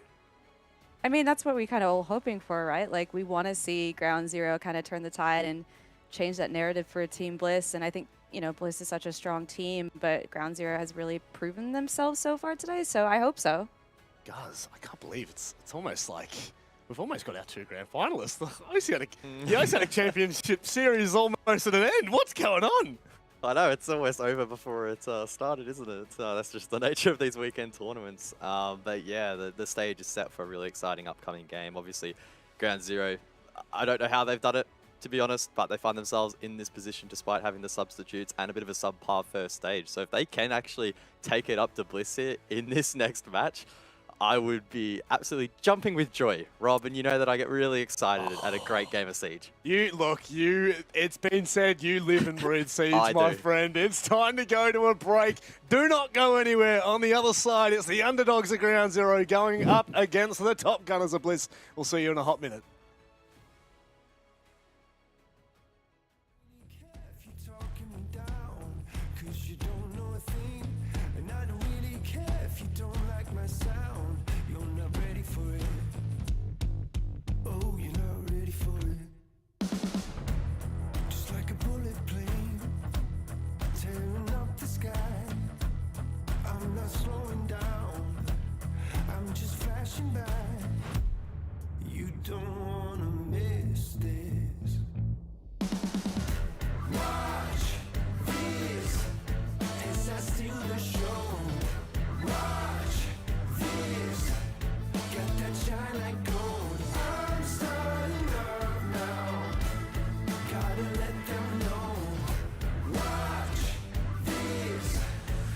Break the mold. I've been low before. This is me rising up to take the center stage, to take the trophy cup. You don't wanna miss this. Watch this as I steal the show. Watch this, got that shine like gold. I'm starting up now. Gotta let them know. Watch this as I break the mold. You don't wanna miss this. You don't wanna miss this. No. You don't wanna miss this. You don't wanna miss this. No. Watch this as I steal the show. Watch this, got that shine like gold. I'm starting up now. Gotta let them know. Watch this as I break the mold.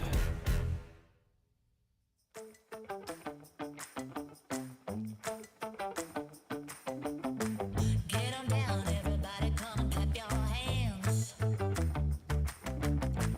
Feel the groove, everybody, get up and dance. Yeah, yeah, yeah, yeah. Let it go, feel it down in your soul. 1, 2, 3, 4. Turn it up, get on down. Baby, gonna touch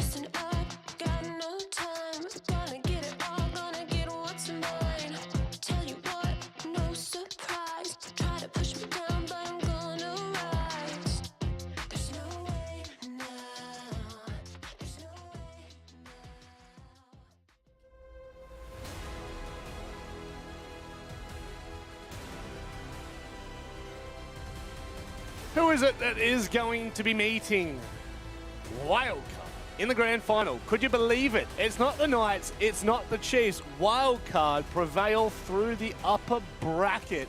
Well, it's the upper portion of the bracket, I should say. Ground Zero and Bliss go head-to-head now. Two teams that have very different storylines. Bliss, they should be in APAC South. Ground Zero have absolutely taken us by storm so far in the OCS and may continue to do so. Dev now swaps in on the desk. Guz is gone. Thank God for that. We might actually get some analysis here. Dev, how you feeling after your little break?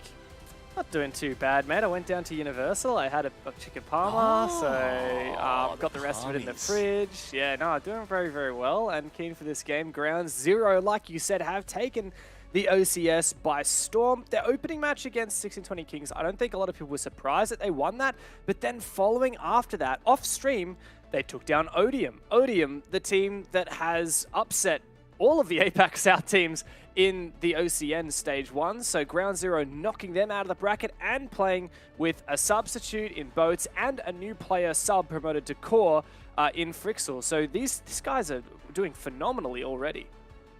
Like, how do you even read into this, Otto? I mean, when you look at it, it's like the storyline that shouldn't be. The least likely of all the storylines we thought coming into today. We thought maybe there was going to be an OCL team that might upset some of these OCN teams. Not to be thus far. It is, in fact, the new Gunners to OCN, Ground Zero, that have completely flipped it on their heads. How are you feeling coming into this match about this team in general? They do seem to have pretty much everyone firing on all cylinders. Look, I mean, I think they're probably feeling pretty confident going in. I mean, it is Team Bliss after all, and it is going to be a hard team to verse against. Don't get me wrong, but, you know, considering the fact that they played, you know, 1620 Kings and had a pretty strong result there, and then again, that upset with Odium, which I think surprised us all a little bit. You know, going into this matchup, I think they're probably in the best position that they can be now to win against Team Bliss, and I'm excited about it. Bliss, they are really the team that we expected from the lower half of the actual bracket itself, Dev. You know their names, you know their game. Through and through, this team has performed unbelievably, falling short at the moment they needed to. Will it happen again? Well, you do have 4-time OCN champions on this team. Fisher Guy and God Legion, who won 4 OCN championships with the Chiefs before being dropped and coming to join the Bliss, Team Bliss, which, as you said, is the roster that everyone says should be in APAC South. They were dominant all last year. They were by far and away the best non-APAC South team in OCN, as they still seem to be. However, they failed to make it through those relegations. They lost to the now Renatus roster, and that was a black mark on their record, and they have to wait a whole year before getting a chance to promote back into APAC South, the chance that they failed last year. And in that time, they're going to spend it winning every single national championship they can, winning everything and proving that they do deserve that spot and they can hack it at that level.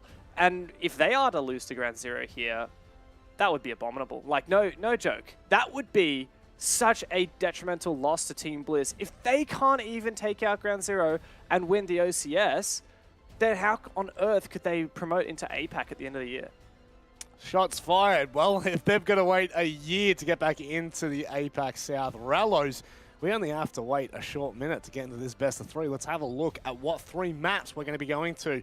Because, of course, that is probably the most important factor of all of this. We go to Cafe, Chalet, and Clubhouse. Hotto, do you have the infamous stat tracker up in front of you? I do, and it is very colorful. Tell me, break it down for me. What are we thinking? Is Cafe going to be the map that Ground Zero hope it to be? Look, if we can kind of see in history that Team Bliss has a really strong performance on Cafe, which is, you know, I mean, it's just kind of a surprising pick from Ground Zero to start off with a map like that. But saying that, like, it is Team Bliss. They are going to be pretty strong on all maps accounted for. I mean, nothing that we're seeing here is particularly that different from, like, OCN standard picks. So hopefully they have something up their sleeve. Dev, sounds like the game might be on its way here. So, who are you backing in? Who have you got for the entire series? Or, you know what, I'll let you just stick to Cafe if you want. It's totally up to you. How about I go both? I'm going to go Bliss win the first map and Bliss win the second map to 0 Bliss. That's nice and quick, and so was the desk. It's time to get underway with the match. Bliss taking on Ground Zero, and I actually don't know who's casting it. I'm just hoping it's the Muppets. I feel like the actual Muppets would be a pretty significant upgrade. We've got, was it Depressed Jeff? Oh my God. Who Sleepy Jeff? I'm on Xenox, what? They put the wrong tag. Be serious, mate. Come on, we've got a big semi-final match coming disgusting. up. For Ground Zero and Team Bliss, of course, best of 3 semi-final, the winner moving on to the grand final tomorrow. Best of 5 girls. Make sure, are you going to be here, bro? You're not going to be I here? will be here tomorrow. We're casting some of that, I believe. Some of that? I Yeah, should that's be right. there. It's a bit of an interesting one, isn't it? Yeah. Oh, we'll keep that a surprise. We'll keep that in the hat. Team Bliss, though, I mean, the sentiment on the desk, guys, 2-0. Are you in agreement? Look, my gut is telling me Bliss 2-0, but Ground Zero have fought so hard to get in towards this position. Not the most ideal circumstances for them heading into the day. So I'm not going to rule them out. I'm just going to sit back and enjoy and see if Bliss can get a best of 3. It's true. Let's see.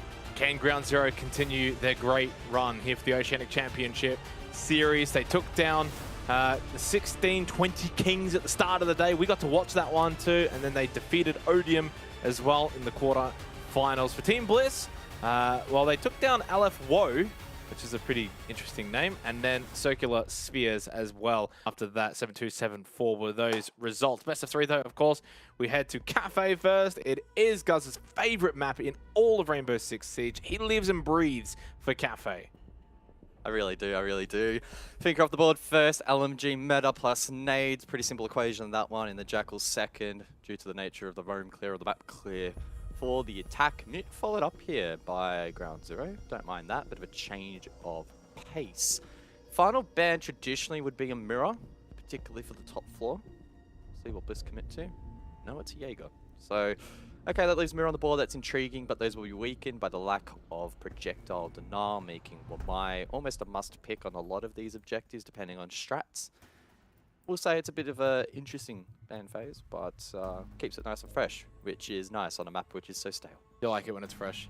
Like a fresh squeezed orange juice? Well, apparently Dev had a Parma, or pardon me, for the New South Wales viewers, a Parmy. Who calls for it lunch. a Parmy? That makes absolutely no sense. I know, people that don't have a brain. 0 IQ. Yeah, 100%. All right, well, let's head into this one. Team Bliss, definitely the favorite team in this matchup. Can they make it a quick 2-0, or can Ground Zero really take it up to the team in pink? And really, I think when we started the discussion at the start of the day, actually, was all about sort of this is a big tournament for Team Bliss. They're not in APAC South, you know, they're not going to majors. Really, they need to be doing well in these kind of tournaments, getting that money, getting that prize pool, getting that prestige. The unfortunate reality of the situation is that this is the same conversation we had for them last year, right? The whole idea last year was that they win these kind of tournaments. They do well in OCN, and then they make their way into APAC South. Of course, as we know, the last part didn't end up happening. So they're now in the exact same situation they were last year, where they're going to end this year kind of hoping they can get into APAC South. So hopefully, for their sake, this time they can make it up to the top, at the pinnacle of APAC Siege. Well, we'll see if maybe Team Bliss can dethrone some of the other members of the Ivory Tower. I guess arguably the Knights, the Ocean champs, have already been taken down by a wild card that frequently has disappointed in the past, unfortunately, but has really stepped up today. So awesome for them. They are the team awaiting the winner of this in the best of 5 grand final. They've already pocketed themselves 3,000 AUD, and the winner of this will also do so. 7 available for the outright winner. Bit of money on the line, so yeah, a bit of a lot. Stakes quite high.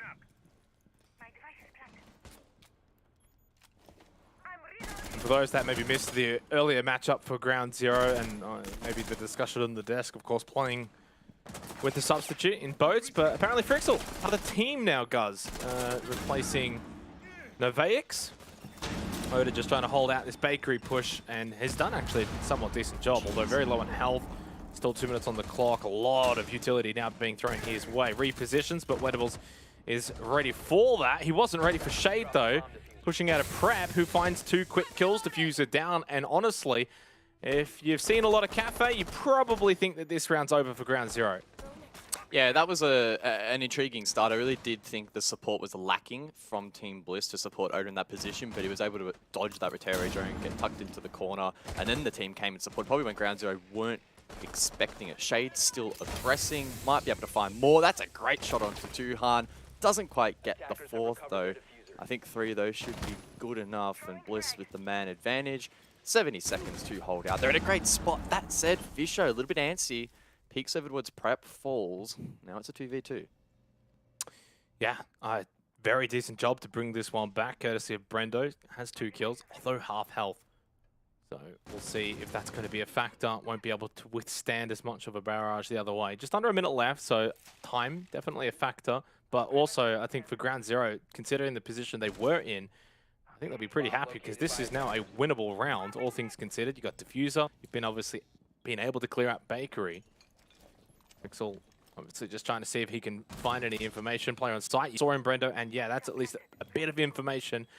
Just maybe wondering if anyone's going to peek at around that freezer side of sight. God Legend does get Frexel, and unfortunately that leaves the low health Brendo just outside of Prep, now inside of Cooking, player inside of Freezer, and yeah, now there's only 20 seconds, so when it was a 2 versus 2, that was the time for Ground Zero to push forward, get aggressive, try and get that information. Maybe just a little stagnant. They didn't have a whole lot to work with. Nice shot. Didn't quite land it, though, fully. Redpix does find that kill from Freezer, and it is Team Bliss that opened things up here on Cafe. Yeah, probably a little bit closer than it really should have been for Bliss in an ideal situation. A couple of picks thrown over towards Prep. Again, Shade was looking for the multi-kill, and Fisher was trying to continue that application of pressure. Neither were able to find those picks, which then gave Ground Zero an back into the round, but I think it all was traced back really to Oda, who, despite not getting a kill, was able to waste a lot of time and a lot of utility. Then the rest of the team was able to reposition, find those trades inside of Bakery. So decent start for Team Bliss. Not, again, not the most perfect of rounds ever, but a round win is a round win.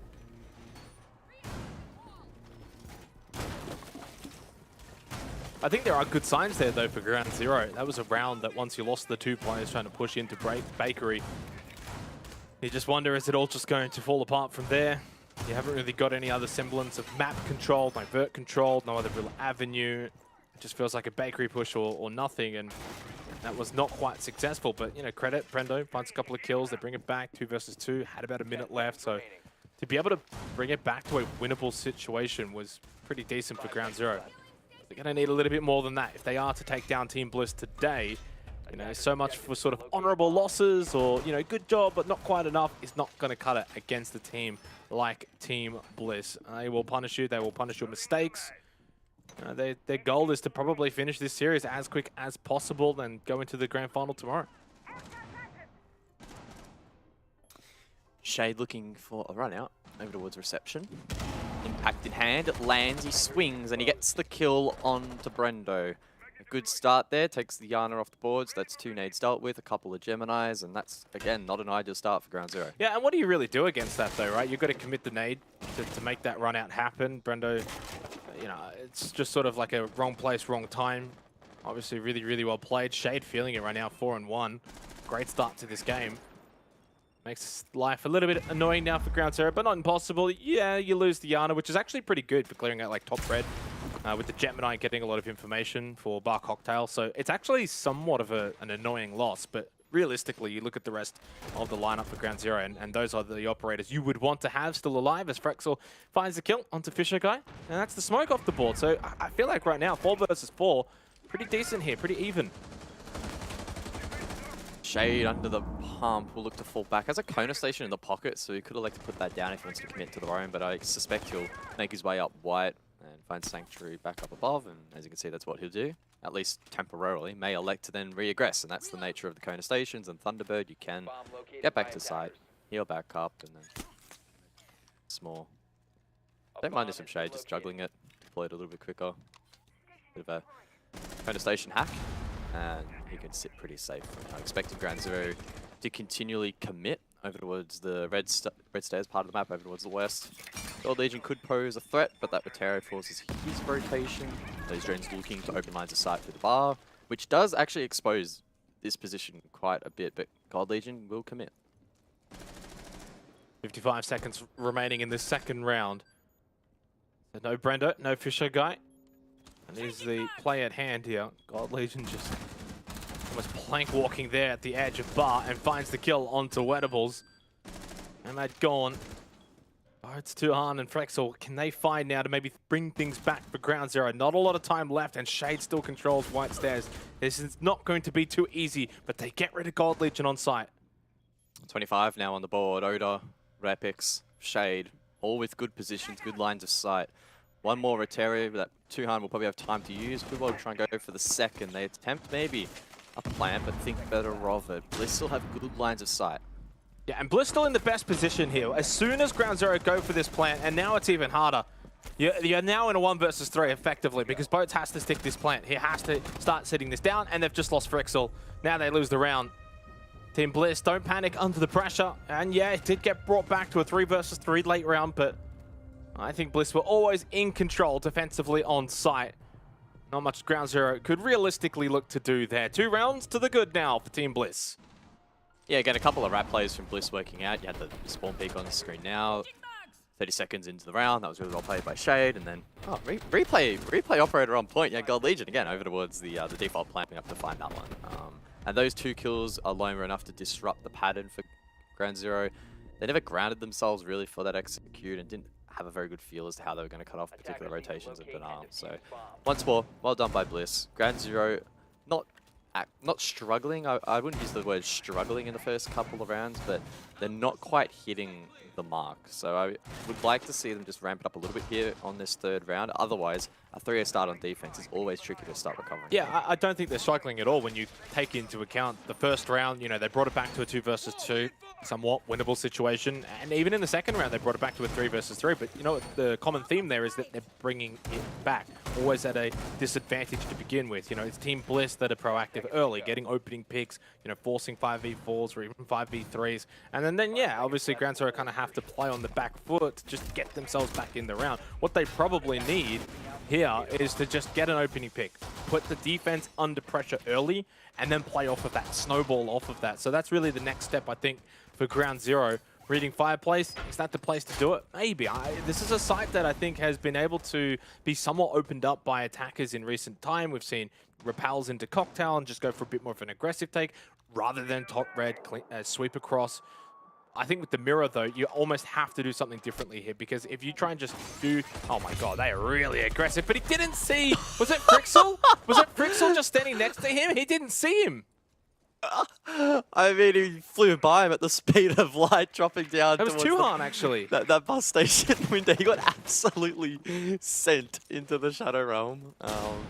But that's a good start for Ground Zero, right? They're able to actually punish the play there from Shade, whereas in the last round he was able to get away with something similar. So that's a nice little start to the round here for the attack, and Ground Zero can kind of launch pad off that now, and especially off the second there onto Repix. This is now their round to lose. Yeah, and this is where you kind of look at this particular side as well, Reading Fireplace. You don't need to go for spawn peaks. You don't need to be overly aggressive. This is just Team Bliss probably feeling very confident that they can try and make these plays. And over the course of an entire match, let alone that, but maybe over the course of an entire series, it's going to work out for them. Now, Nitrocell just over the shoulder, misses completely. Now Fisher Guy's white. Now Fisher Guy's also stuck inside a lounge. They could look to maybe pinch him there, keep him kind of locked down. There's a minute 30 remaining in this round, and ultimately I think Ground Zero, in the absolute best scenario you could ask to be, 2 players around Pixel. I mean, yeah, this is not a normal defensive setup from Team Bliss at all. And this is the thing, even though it's a 5 versus 3, they're still just running around, right? And that means there's so much that Ground Zero have to keep an eye out for, check different corners, different angles. This is not a clear, standard sweep and then straight to Reading Fireplace. This is just basically like a ranked match at the moment. 3v3. Bliss, signs of a good team, able to keep making plays at the disadvantage. They know they need to force something. That's what they've been able to do. Now with the man count the same, they might be able to hold on. There's only 45 seconds left on the clock, and Ground Zero once more are looking unsettled when they go for this push. They need to clear out positions like Fisher. They do achieve that, and now it's Gold Legion and Oda. 35 seconds, still a bit of time. Ground Zero don't have to rush this. They get the down onto Gold Legion, so only Oda left. He can swing and maybe get a bit of damage here, and does so. Gets the kill onto Tuhan. Brendo's still down. Boats will be able to get the revive. So it's a 1 versus 2, but Brendo's low. Now it's a 1 versus 1, and it's winnable for Oda. Watching the end of that corridor. Of course, God Legion. Now, he could go for the revive onto God Legion if he really wanted to, but there's not much time. Brendo's obviously going to want to go for this diffuser, and guess who's waiting? It's Oda. Team Bliss take the first 3 rounds, and that's a big comeback in that round, guys, because they lost the first 2 players of that round. Went the way of Ground Zero. You know, Shade went for another sneaky little vault play early on. We'll probably see the replay here, and yeah, it just obviously, yeah, he landed the shot onto Frexel, but of course, you had a situation where you had the air jab anyway, but there's also 2 hard mic right there. So I don't know how that would have gone without the air jab, but still, that did kind of shape the start of that game. Then they lost Repix as well pretty early on. So this particular round was actually Team Bliss bringing it back almost the way that we saw Ground Zero do in the first 2 rounds. The only difference, they were able to finish the round off.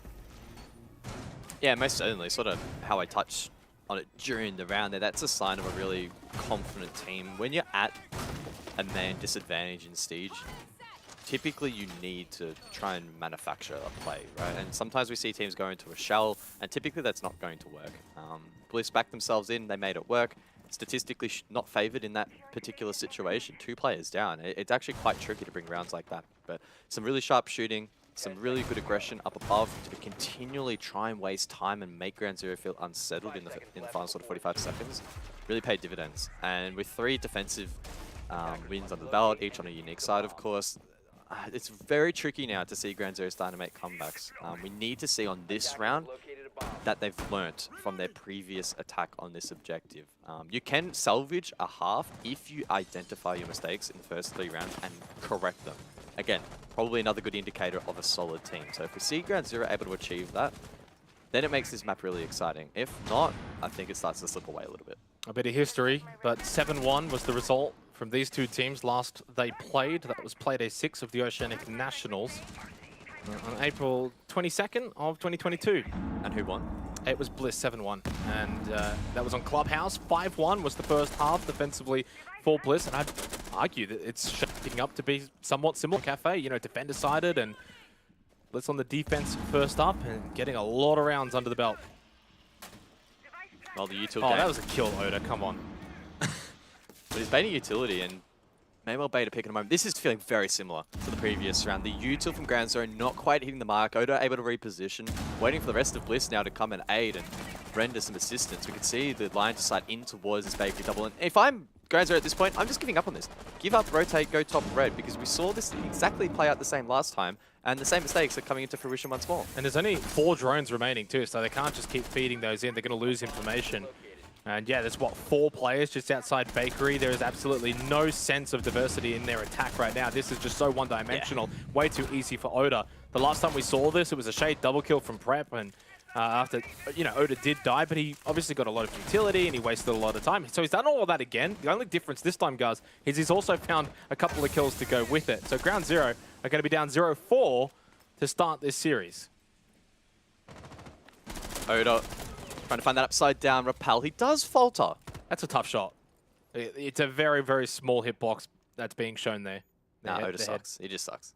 No, I think Oda's playing really well right now. 7-2. He's honestly playing really, really well. Yeah, 7-2. Playing well. Ground Zero now with a small lifeline, but Boats is so low on HP, a single shot to take him down. Wedables also has taken a chunk previously in this round, and Bliss have really good vert control. So Ground Zero probably need to try and deal with that, but you look at the time, only 35 seconds left. It's all starting to stack against them. Yeah, still vert control for Bliss, and obviously you've still got site control. I mean, at most, all Ground Zero kind of have is Bakery, and that's about it. Can push into the corridor. And Wedables and Boats don't even have half health combined right now. They are that low. No chance they win this one. Wedables tries to sneak his way in and not going to be seen. Shade gets another double kill as he did on the earlier side of Kitchen Cooking, and it is a Bliss clean sweep so far. 4-0 to start Cafe. This looks like a speed run. Yeah, so a couple of concerns in that last round for Ground Zero, right? few things they're, in my opinion, at least doing wrong. The upside down rappel needs to come out at the same time they're doing this utility dump if they want to commit to it. Or they can play the safer boost outside on top of the car, which actually gives you a pretty similar angle. They're not doing either of those things. They did almost the exact same thing they did last round. They allowed Oda to rotate. That meant the nade didn't hit. It just compounds from that point onwards. And they didn't at any time think, you know what, guys, let's just completely give up on this and go for something entirely different. They tried to double down, and I respect the commitment, but we saw it last time, it didn't work. Sense of deja vu there on the second. So a little bit disappointing, and it was the 4th round that we sort of prefaced as the round we need to see Ground Zero correct mistakes. Instead, they made almost the exact same mistakes, which makes me a little bit scared that this is going to start spiraling out of control if they don't go for something different in this next round. So tactical timeout has been called 4 rounds into this map. Can only presume it's Ground Zero, of course, as well, they're the ones that are being kind of just taken to the cleaners right now. I think that when you kind of look at this match in a vacuum, that there are some things, okay, that maybe Ground Zero could improve on. And you see that there, I think, fundamentally on Bakery, just too one-dimensional, too much of a focus on trying to clear out Oda, who did a tremendous job himself. You know, I think repositioning and drawing out a lot of utility, but even just on the map as a whole, it just kind of feels like Ground Zero just like 1 or 2 steps behind Bliss, and every sort of turn of the corner, you know, Bliss are being very proactive and aggressive with those vault outs and those spawn peaks, and they're constantly on top of Ground Zero, and Ground Zero just can't ever really get into a position where they're ahead. And the one round they did do that, Bliss brought it back anyway. 10 seconds remaining. Yeah, not to butt in your point, I completely agree with you.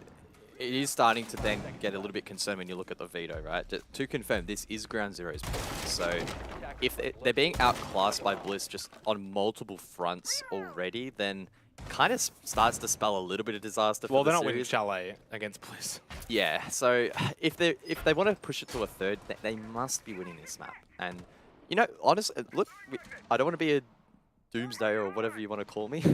They can bring it back here, right? A 2-4 on Cafe is actually, it's fine. You could 100% defend that. But we need to see adjustments. We need to see improvement. I think when you look at it statistically, though, right, and I also agree with you, I think when you look at the fact that this is their map pick, you've got to be winning it. When you actually look at the old Dev Martyr match tracker, TM, and I think it really gives a good example as to maybe why they've chosen Cafe here. For Ground Zero, they played Cafe once, OCN Stage 1, it was a win over Vertex. When you look at then Team Bliss on the flip side, they've played it twice and lost it comfortably twice as well. Very low defensive win rate. So when you look at the map veto process, you think of what can we kind of get here? Obviously, Bliss being the better team, can we find a map that maybe can bring this to a neutral territory? And I think Cafe really does kind of stand out as that map. The reality of the situation is, though, it's not playing out that way. Bliss, by far and away, outclassing them here, outshining them here. 4-0, only 2 rounds where Ground Zero effectively need to find 2 rounds. So they're going to win the next 2 here. Bar Cocktail is where they will start with 90 seconds left in this 5th round. Can they make something happen? Well, they lose another opening pick. This time it's to Shade, who is also 8-2. It's the Shade and Oda show currently on Cafe. And you look at the rest of the team, 2 deaths is the maximum for Bliss, so that survival rate so much higher than the side of Ground Zero, where every player has died every single round. Brendo, though, responds, so it is a 4 versus 4, and time has gone by so quickly. God, Legion, oh, that's a player, that's not a Gemini. Time has gone by so quickly. Only 60 seconds left. In Ground Zero, this is last time where they started to show some faults, but we need to see them tidy this up. And that's a great pick. Once more, deja vu of the last attempt, but can they convert it this time? 4-3.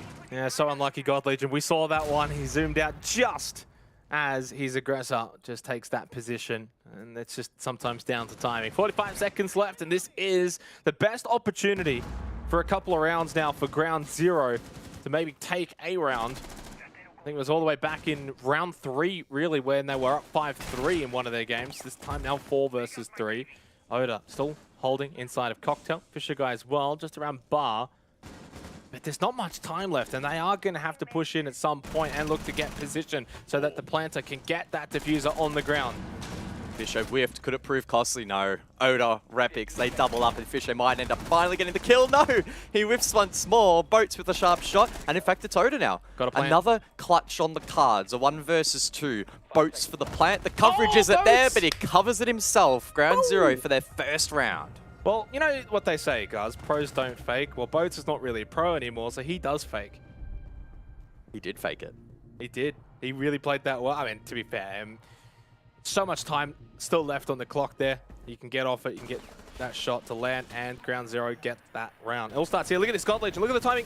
Oh! How many times has that happened? To me, every time. That's what we call siege timing. And even Fisher a little bit there on the ducks and weaves, probably getting caught off guard. And yeah, that was well played by Ground Zero. A lot neater in the final push. Again, by no means perfect, but it was an improvement. And that is what led them to winning the round. We finally saw an adjustment, an improvement compared to their second attempt of Bakery. And look, it produced a result. And we said earlier, 2-4, it's defendable. When we switch halves, that's something to work with, right? You have the buffer. 1-5, I don't think it's going to be good enough, but a 2-4, it's definitely something that can be defended. So we're going to have to see once more another improvement. And honestly, the Amaru pick here from Fricks, if he actually sticks this and goes for something aggro dining or something, maybe that's the play, I don't know. Or at least aid in gaining quick map control alongside the Zero, then I'm loving this. Like, it's awesome to see that they're learning and adjusting on the fly. But they didn't stick the Amaru, so scrap that point. Yeah, but they probably did for good reason. Only Onigiri is allowed the Amaru. He's the only man with the license. Yeah. Honestly, it's an operator that requires a license. That's all I'm going to say. Too many times we've seen an Amaru send it at 90 on Villa, or even like White Corridor here on Cafe, and then they're just dead instantly. But look, I think Ground Zero is in this game. This is really all you can ask for is to beat in any game. You never want to be down 5-1 or down 6-1 and feel like it's, you know, perilous, that it's doomsday, that you can't win. You know, at a 1-4 scoreline, the beauty of Siege is that there's almost interval. And 2-4 is one of those intervals. It's almost like a little checkpoint. And if you can reach that checkpoint, if you can get to 2-4, switching into the next half, where you're going to be on the defensive cafe, you find yourself in a good position. And that's the beauty of Siege compared to, you know, other redacted titles. I don't know of any other titles. Rainbow Six is the only game that I play. It's only a live video and breathe. game that is available on the market. So I've been told. Yeah. Well, pretty slick going Except so for Roller far. Champs. Oh, Roller Champs coming soon, TM. Yeah. Looking forward to that one. Looking forward to everything from Ubisoft, personally. I am a bit of a shill. Now, straight away though, Ground Zero, you can see the way they're kind of just setting up. 3 on roof, they'll drop down top red, clear across could be the play, but you do have the mirror window, so we know how much that really does factor into denying this sweep across. Do they go for a bit more of a pillar play down red stairs and look to avoid cocktail? Well, there's a play here down inside of, I think some call it secret or bunker, tucked away in the darkness. And of course it's Shade, I guess playing in the Shade, seeing if maybe he can pull off a play. He's in a good position to pounce late. He doesn't need to move now. Yes, there's only 60 seconds left, but he can leave this really, really late. That said, the Zero might mean that his flank potential is diminished a little bit. Maybe he now feels the pressure to just sneak forward, limit test a little bit and see if he can find something. Well, the beauty of this position for Shade is it does kind of counter what I said. If you go for that red stairs push down in towards pillars and avoid cocktail, this is what can really counter that push, because they can't get past Shade. I mean, they can, until Shade then just swings out and shoots him in the back. And he's going to do just that now. He doesn't have to... I was going to say, he didn't actually have... Oh, hang on. This is actually a really big brain play from Shade. Just doesn't quite pull it off. Well, I was going to say he could have triggered discipline that and waited for more to push. But he goes for the kill into the nade onto the softball. I kind of like that. That was a really, really nice play from Shade. And Team Blizz, by far and away, the better team here in this first half, deserving what will be a 5-1 lead and is now confirmed as a 5-1 lead going into the second half. Oh, that's a beautiful angle.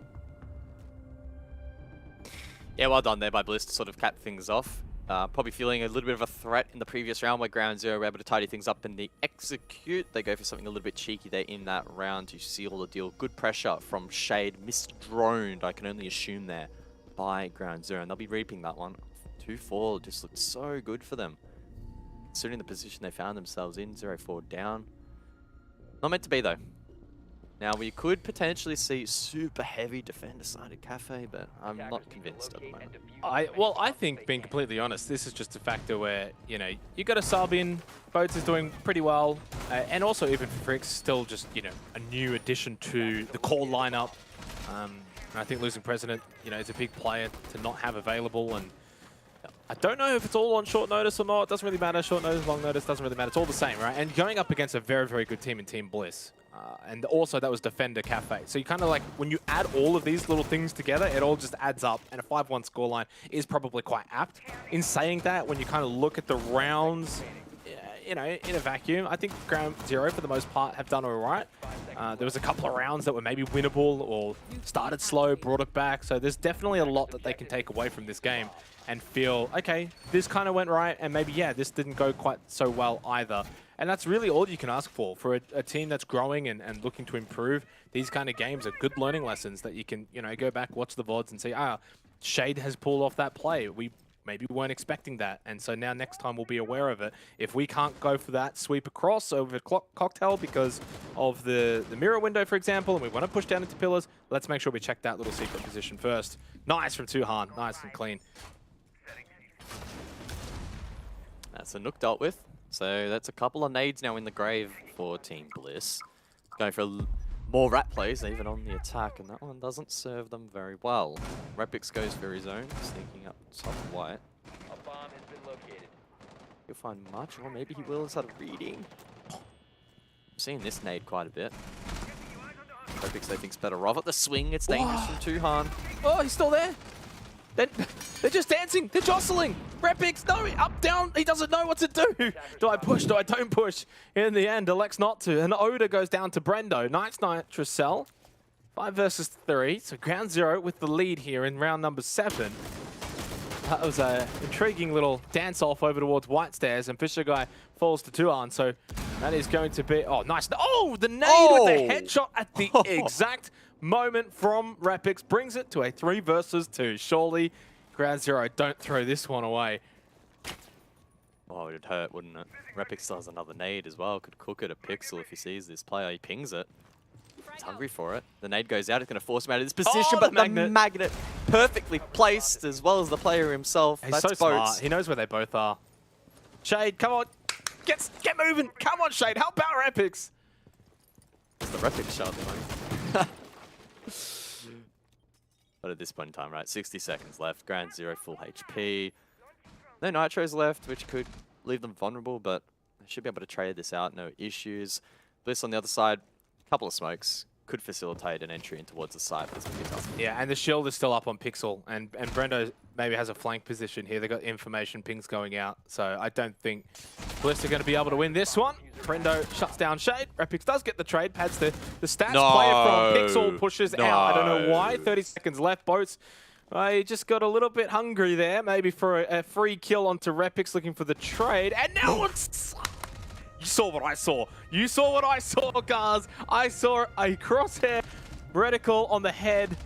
It was mere centimeters or mere milliseconds away from being an almighty throw there by Ground Zero. Not to be.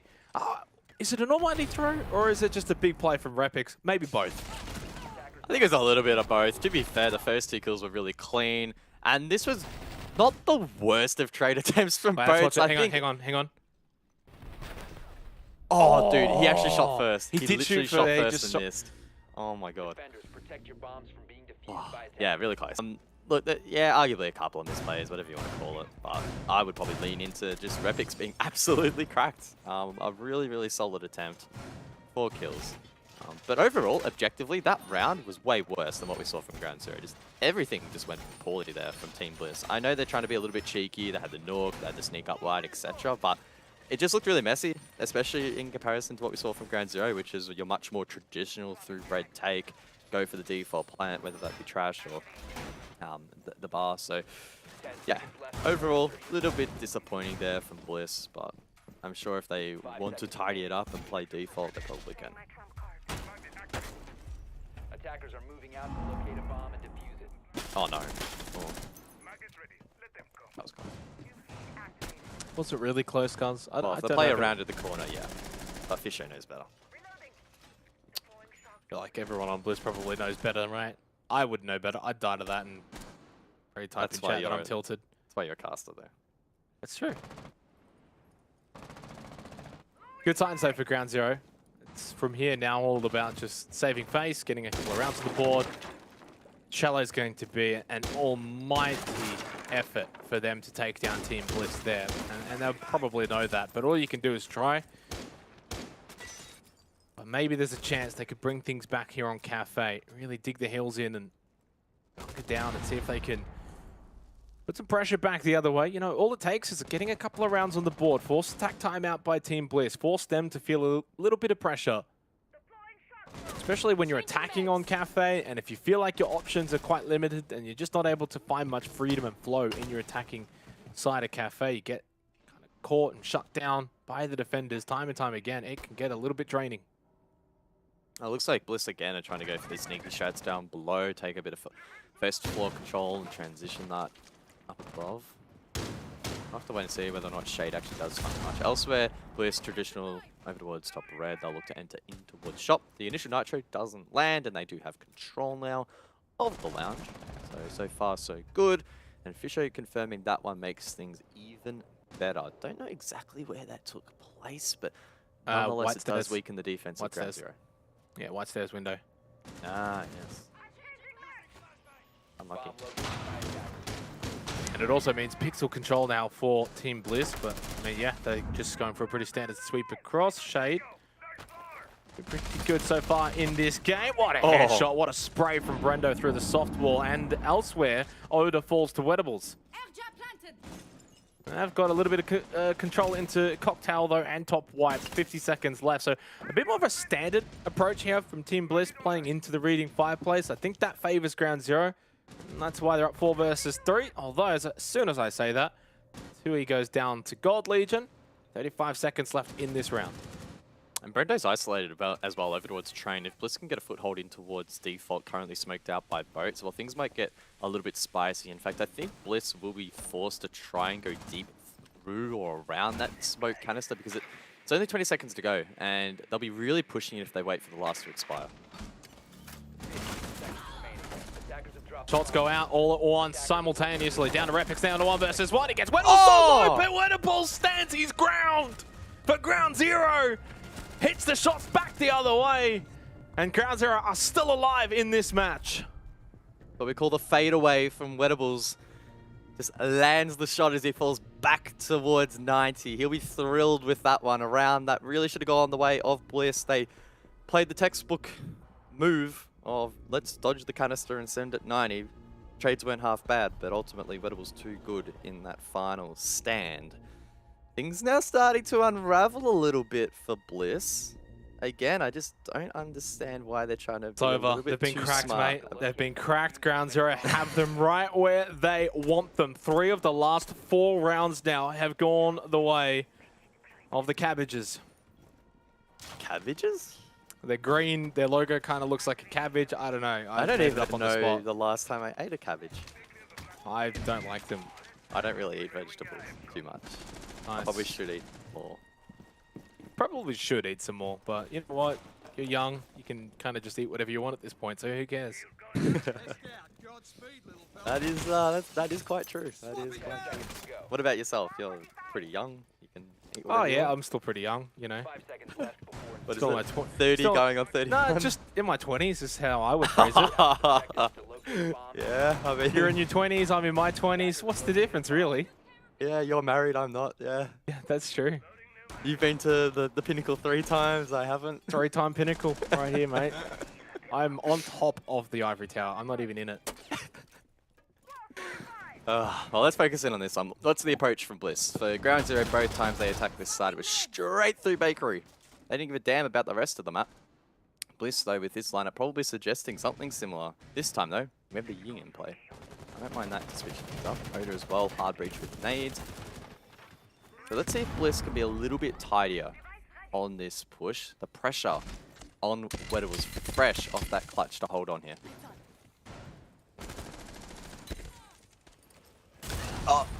Oh, Shay just barely staying alive.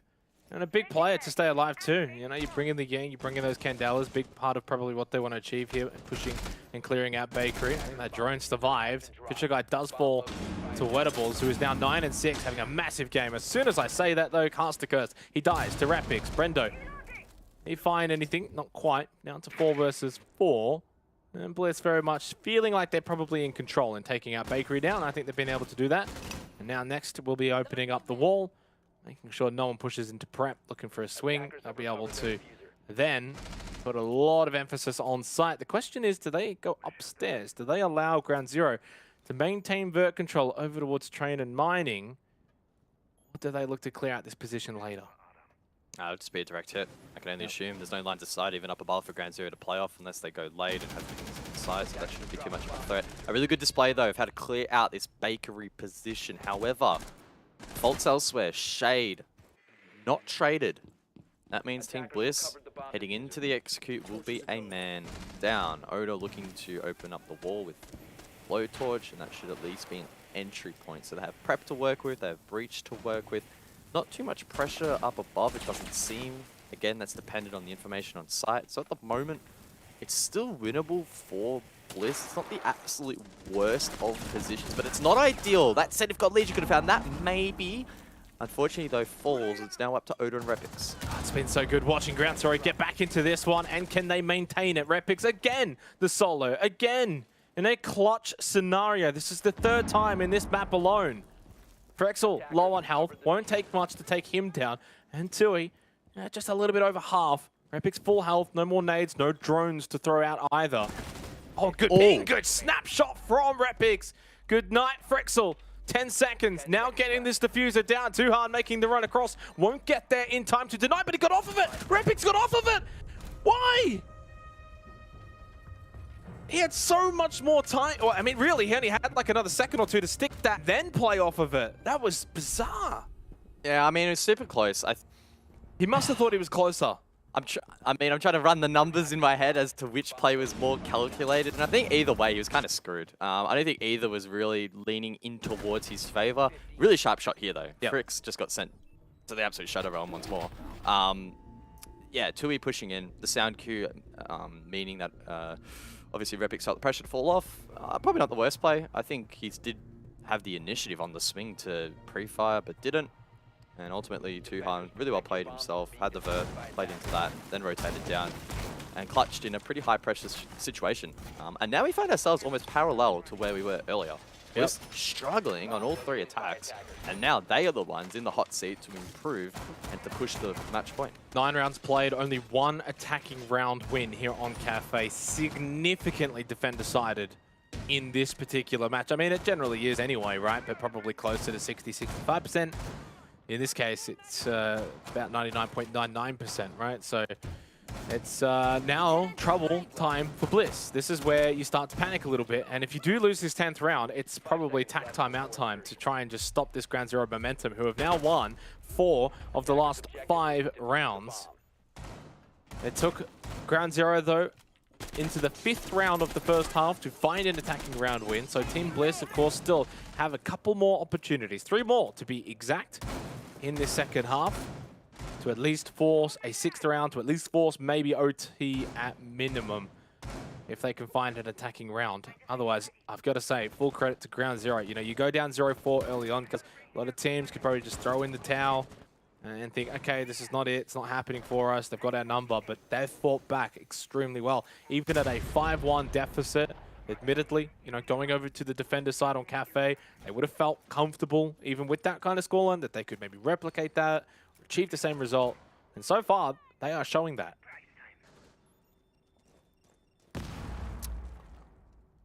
Friendly reminder as well, as it gets later in the night and more people filter through.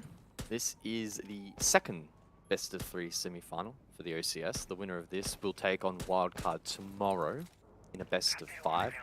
Total of 10,000 Australian dollars on the line. First place gets 7k and second gets 3k. So the winners will at least lock in the minimum, of course, securing at least 2nd place. So quite a big matchup this. And listen, Ground Zero doing a really good job to dig the heels in a little bit, but the job's not done yet. Team Bliss, again, a strong team, a lot of experience. You now expect them to step up and be like, guys, let's really reel this in. Yep. We made some mistakes, let's fix them. Let's get this match point. Yeah, I certainly agree. I think Bliss, very mature team. When you look at the additions of Gold Legion and Fisher Guy, I think that's what they also bring to this roster. A lot of maturity, understanding. All right, these guys are hungry. For Ground Zero, it's just a big opportunity. They're playing with house money. They don't even have their full roster. They have a chance to also earn quite a bit of money to get into the grand final. They know Shallow is going to be very difficult for them. They have to throw the kitchen sink at this map, and they get rid of Oda. That is the only hard breacher available for Team Bliss. Now, it's not that important compared to other sites and other maps even, but it's still not ideal. Can't open up that that bar wall, that cigar wall. It's 45 seconds left. Now you're in an intriguing position. A kill either way, and it could really dictate the flow. Repix is so close to finding one, but unable to land it. This playing patiently, but time ticking down. 30 seconds. Pixel control still for ground zero. Bliss will want to clear this. Not a whole lot of time either. Shade just pushing in, and it feels like a bit of a spray and pray, but no prayer has been answered for Shade or Bliss. In fact, it feels like God is on the side of ground zero right now to bring it back to 5-5 from a 5-1 deficit. Nice shot from Repix. Another one, and make that now a 2 versus 1. And Fisher, God Legion. The mature players do stand up in their crunch time for Team Bliss, and they are now on match point. Repix, wow, how was he able to get so deep in towards the side? They had a player washrooms, a player Pixel, and yet he walked straight past that cross for a 2K. The rest of the team cleaned up, particularly with the rappel in towards site. And that was a loss for ground zero. Yes, Blizz did well, confident to send at site, but there were so many opportunities for them to cut them down at the knees, and they did not capitalize. Again, parallels to what we saw in the first half. Bliss able to just make a couple of adjustments, able to sneak a couple of plays, get that round win. Now they have a decent buffer, but ground zero, okay, this is a big call. They are going to re-attempt up above, feeling that they did let them snake their way into sight. Can't agree with this. Statistically, I can't agree with this. You look at this map as a whole, Gus, the only time we've seen attackers win, Bar Cocktail. That's it. Twice on Bar Cocktail. Now, it obviously has been defended as well. Overall, both teams on this site are now 2-2. So when you kind of look at this site and only this site, it's basically 50-50. So the fact that you have other sites that have been 100% defended in this particular match leads me to believe that this is probably not the right decision. Now, in saying that, despite that, how many times have we seen teams repick and then generally come out the other side and do well on that side again the second time? You know, they fix up their mistakes, they play it a little bit better, it's a little bit cleaner. So because it's a repick and because obviously they're going to want to try and improve on it, get a little bit better at it, this time around, fix up on some mistakes, I give them a little pass. I'll give them a pass. Okay, I'll give them a pass. It's fine. A pass to ground zero. A pass to ground zero. Yep. Bring it on. Let's see what they've got. Yeah, look, again, it's really hard to be harsh on ground zero. They're not the favorites. They have a sub. But it would be disappointing for them to go back to a site which has shown limited success for the defense, and they lose it out in this fashion, considering how far they've been able to push this one. But again, I'm not going to fault them for it. Let's see how they are able to play it out. It was so close. They had the advantage. Come the execute. They literally just allowed one player to walk in through Freezer, and it cost them the round. So let's see if they can tidy things up there and maybe push back on some of that pressure, which prior to that, they did such a good job. For example, the cross through Freezer leading up to that moment was absolutely spot on. So see what they can do. Train, though, might be the point of the first engagement. Repix, red hot, 11-6. Oh, we might get the first. He does onto Tuhan, and he doesn't commit over towards Train. Brenda on cam has to fall off, and that is really well played once more by Bliss and Repix in particular. Yeah, a little bit odd there. I think the positioning of Tuhan, just basically standing out in the open like that, had he been holding the corner a little bit more, I think he actually gets the kill onto Repix, but was so wide out open that as soon as Repix turns and sees him there, he's just a sitting duck. And that gives now the advantage to Team Bliss. Can I just say that Repix, 12-6. My man is in fuego right now. Certainly on fire. Now, last time, ground zero, they had good control over towards Pixel and washrooms. You look now, no one at all. So super reliant on top white here where that mirror is positioned. If and when that gets cleared, especially from a cocktail rappel, for example, it's going to fall apart. You can see Shade right on cue. He's repositioned alongside Gold. Pardon me, ground zero under a whole world of pressure now. 50 seconds though, Team Bliss need to make sure that time does not get against them. Over to, oh, thought for a second someone was going to get greedy over that white corridor window. It's Wedables though that finds the kill onto Shay. Brings it back to a 4 versus 4. E1D deployed by Oda. One more in his back pocket if he needs it. Gemini available as well for Repix, off cooldown at the moment. But Ground Zero, I think, in a better position now than where they were 20 seconds ago. And Fisher guy just walks in to bar again. all the way. He can't get much further than that, though. Surely gets the kill onto Frixel, does so. Still going to deal with the mirror, though. God Legion so bloody low, 1 HP. The Nitro Cell was overkill, but it doesn't matter because it finds the kill. Player inside a Pixel, down boats. Brendo's the last one alive, so low on health. Is this where Team Bliss find victory here on Cafe? I think it will be. Repix has been the star of this show, the main star, the centerpiece. He is looking and hunting down this final kill for Brendo and does so. The MVP for Team Bliss. Repix, they take Cafe. Well done by Bliss. They corrected their mistakes on the attack, and despite there being so much information on that push, still make it work with mechanical skill alone, a bit of teamwork as well in tow. Bliss, they take Ground Zero's map pick, and they put themselves in the box position by 2-0 half. I don't know what the hell Oda's doing there, but good on him. Massive, massive match. It felt like Team Bliss really got put under pressure there. I know a 7-4 scoreline kind of indicates rather one-sidedness, but I don't think the scoreline really does justice to the effort from Ground Zero, a team playing with a substitute, a new player to the core roster, and yet despite that, really did push Team Bliss towards the end there. Great little play from there. They had a period where they won 4 out of 5 rounds. The momentum was certainly building, Guz, and I think there was some good key takeaways for them. Ultimately, though, and I think you kind of said it towards the end, it got to that point where Team Bliss were like, okay, we really just got to pull our socks up here, get to work, and finish this game off.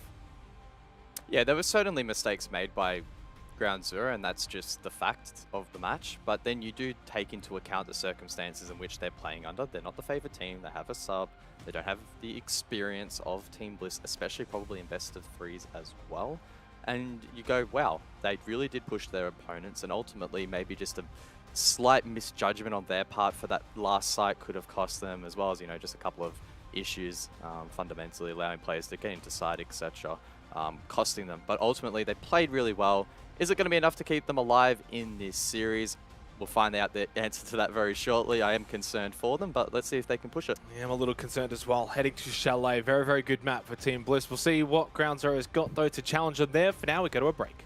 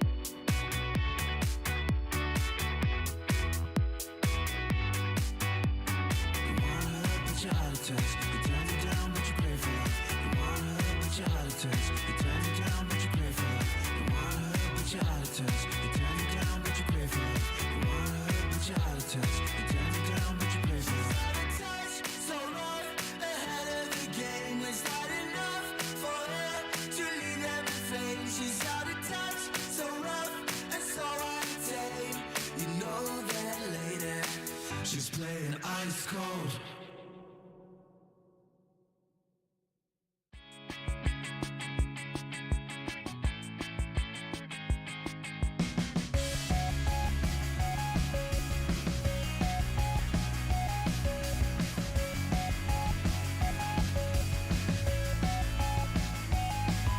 When I look at you, I'm trapped without a clue.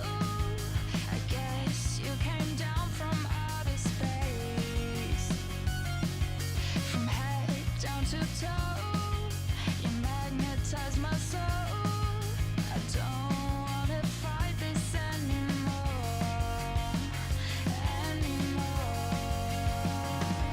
You're the red hot blood running through my veins to keep me breathing. Just like a lightning strike flashing through my brain, you got me dreaming, keep me believing. You're like a free fall flight from a lunar high to keep me. The fairy tale is coming to a close here for Ground Zero. Bliss to take the spoils. I tell you what, a performance and a half from Repix. How many times in a clutch moment did he have that opportunity?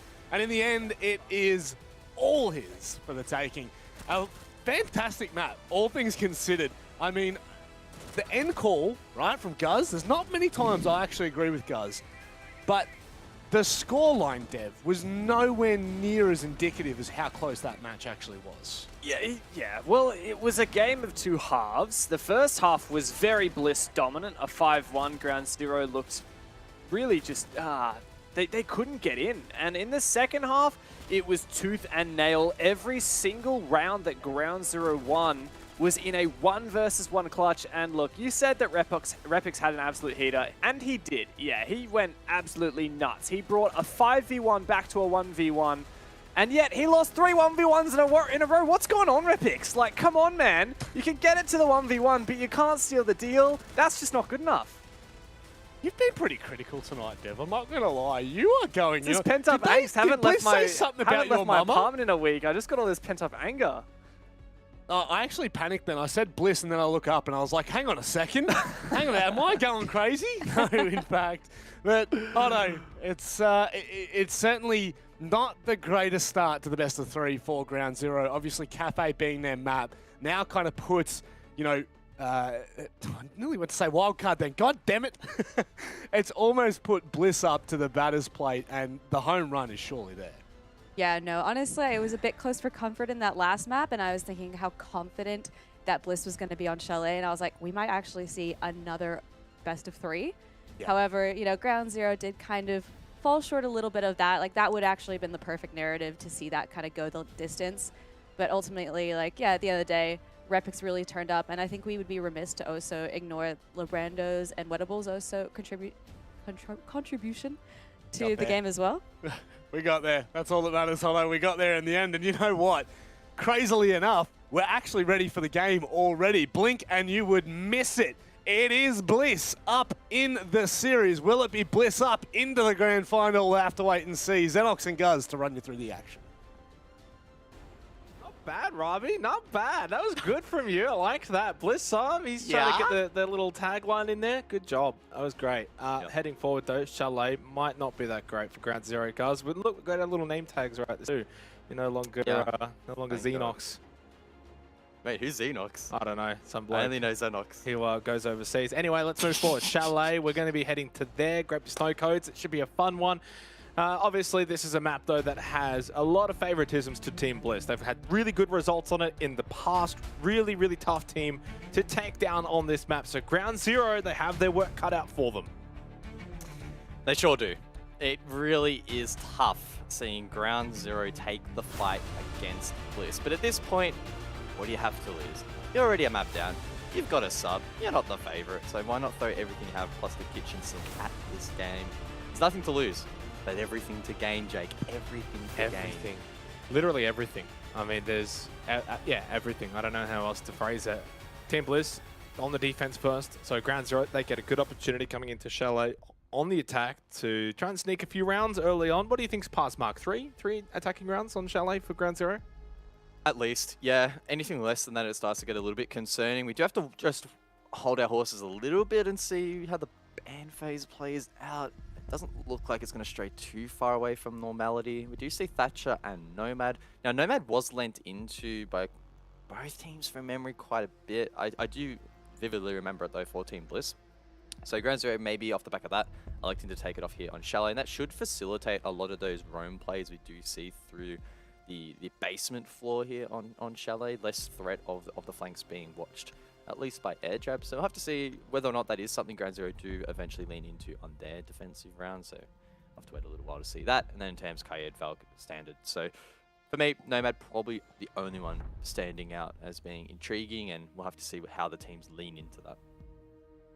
We had the Valk ban earlier as well, actually, when I was casting with Chelsea before, and sorry, the non-Valk ban. We saw Valk getting played sort of on Chalet, and it made me sort of think, is it really ban-worthy anymore in Chalet with the new changes to the Valk cams not being able to last forever outside? I think Chalet was one of those maps where you could really get a lot done, throwing it out, getting a lot of good information. You think of like, you know, piano window, that sort of balcony area.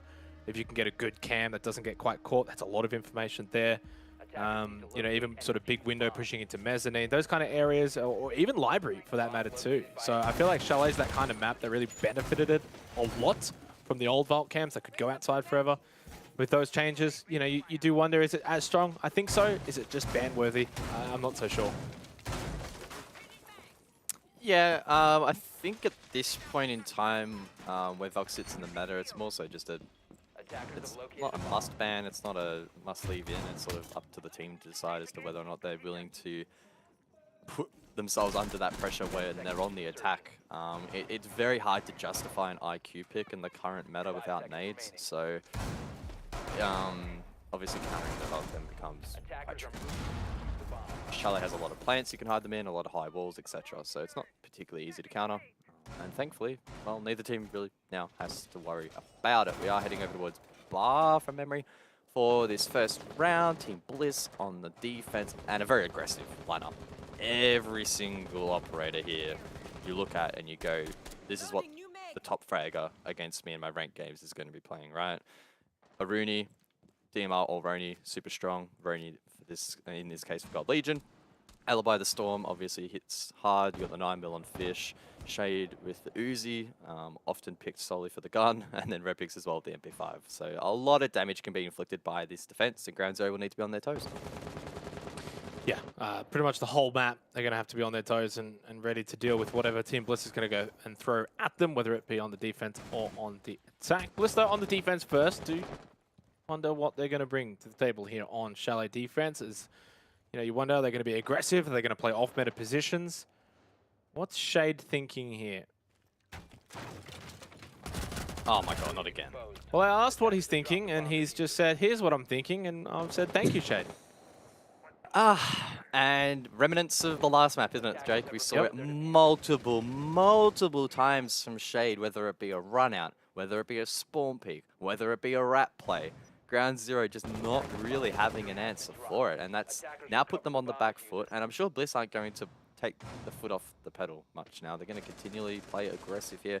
Probably not to the point in which they'll even out the advantage, but they'll want to just lock it in and maybe find one more. That said, Shade goes from hero to zero. I'm not sure what the rotation there was for, but nonetheless, it is a 4-4, and Ground Zero, pardon me, now in a good spot. 70 seconds, they can send out repairs everyone's top library, start clearing out the shield. That's what they do. And honestly, not the worst of recovery efforts. Oh, nice nade from Frixel, gets rid of Oda and gives Ground Zero the advantage now. And, well, I mean, pretty easy Flores Rotero to get rid of there, but another nade, this one onto Godlich, and clears out the mezzanine position and puts so much pressure onto Fisher Guy and Repix. Full top library stairs control, library itself. Repix actually down in snow. 35 seconds left in the round. That just leaves Fisher Guy as the last one on site. But it's also Ground Zero. They're going to start to now actually get onto site. They still haven't dropped and they haven't cleared out bar stock. 25 seconds. Fisher is going to have to make a big play here. He's in a strong position, still a reinforcement, but he is smoked off. 20 seconds. Fisher Guy has to get the first down and can't really find it and loses a lot of health as well. Repix from behind does get one, and Fisher Guy still alive. Barstock position still being held vigorously by Bliss. There is one in there though, inside of the smoke. On the other side, it's Frixel, but Repix, he wins the 1v1. There you go, Dev. There you go. He does it. Repix, he doesn't lose that one. Well traded by Team Bliss. I don't know what the play was there from Ground Zero. Open up games, we'll go for the half-wall plant. You had backstore smoked off. You had a second for the rotate as well if needed. Instead, they tried to send it out and trade out picks when seemingly they didn't have the best of information nor the aggression to match it. So I think Team Bliss probably getting away with one a little bit there. And Ground Zero, unfortunately, in such a good position to open up this map positively. Just let it slip away. Yeah, and Dev's not here, by the way, guys. I can tell because he hasn't cleared out the put in the match tracker. So what I'm going to do is I'm going to write down a little note. Repix 1v1 clutch win. And that's all I'm going to say. And I'm going to leave it there. And in all fairness, technically it was, but also it was a 2v1 leading into the 1v1. Shh, we won't mention that part. Heading into the second round, though, obviously good signs from Ground Zero. In all fairness, really good use of their nades and clearing out the positions, such as top level stairs and mezzanine chimney, all of those kind of areas. I mean, they really kind of played into the default setup of Bar Games and played that quite well. Just the late round execution really cost them. Couldn't quite clear out that bar stock position. Full credit to Fisher Guy. Held that position, waited for Repix to make his way in over on the bar side of things, and then that's really where the attack for Ground Zero was completely undone.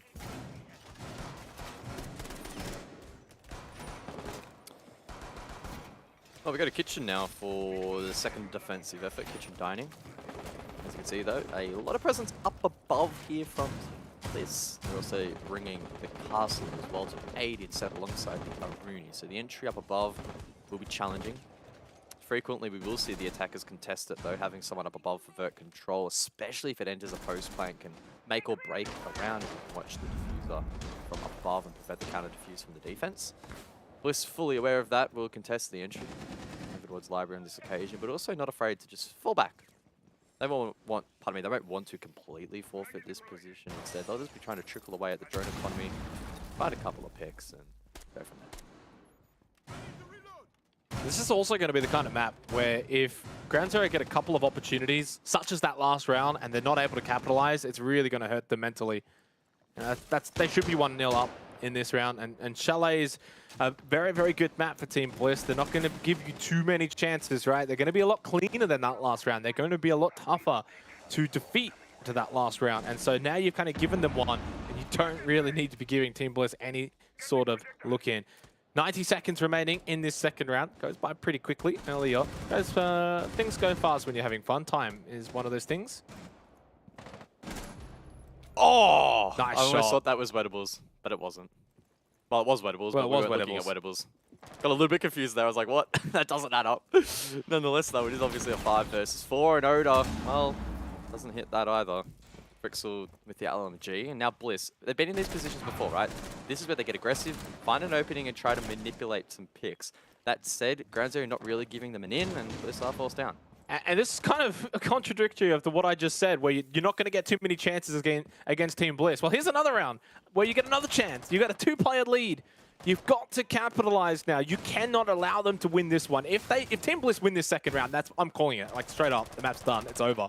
2 rounds in a row. Defense Chalet, you cannot be giving them a chance to get off the hook. And there's a chance through God Legion. Library stairs creeping his way over. Oh. But this is where I think trigger discipline has to be important. If he gets into a position where he maybe spots one, he's going to need more than one. You're down 2 players. It's a 5 versus 3. Can't just be shooting that shot all the way down the hallway. He's gone for a long wrap. That might take too much time, though. And they've just lost Fisher Guy. I don't know if I agree with that one. So suddenly time very much against Team Bliss now. And yeah, he got caught out by Wettables anyway. Ground Zero covering all of their angles. Crossing the ties, crossing the T's and dotting the I's, getting the job done. Flawless round for Ground Zero, really, really well played. And unlike round 1, this time they punished Team Bliss. Yeah, they didn't give him an in to the round. They forced the rotation down through Trophy. Got a little bit scary there towards the end with Gold Legion, but thankfully Wettables, who had that vertical control which they obtained earlier, was switched on. Don't know if it was information or intuition, but either way, able to find that pick. Meant that the plant could go down, and Repix was in an awful position, never winning that. So, well done by Ground Zero. They prevent the re-aggression, and in doing so, able to win the round.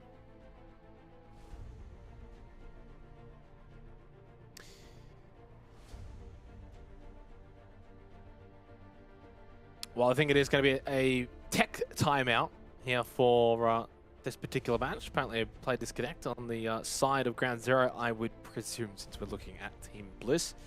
So, a little bit of a slowdown in this one. It feels like this particular series, I guess you can say now, since we're into the second map, has felt like full steam ahead. Basically, from the start of Cafe, both of these two teams going toe-to-toe. Bliss obviously have been, you know, slightly better. They've been the better team. Hence why they won the first map, and Chalet, well, a 1-1 start, not too shabby, not too bad. Of course, though, it is attacker side for Ground Zero, and on a map like Chalet, you would be expecting them to get the majority of the rounds, or at least 3-3 at minimum, I feel like is probably par for the course for them going into this particular match. And I think the biggest thing for me is the confidence you take away from the start here on Chalet. Yes, they're on the attack, guys, and, you know, attacker side of Chalet, all of that jazz, but at the end of the day, it's still not that easy going in and playing and pushing up against the likes of Team Bliss on a map that they're so comfortable on, so prominent on, and to basically dominate the first two rounds. Now, yes, they didn't get the reward that they would have liked for the start in that first round, but they get it in the second round, and flawlessly too.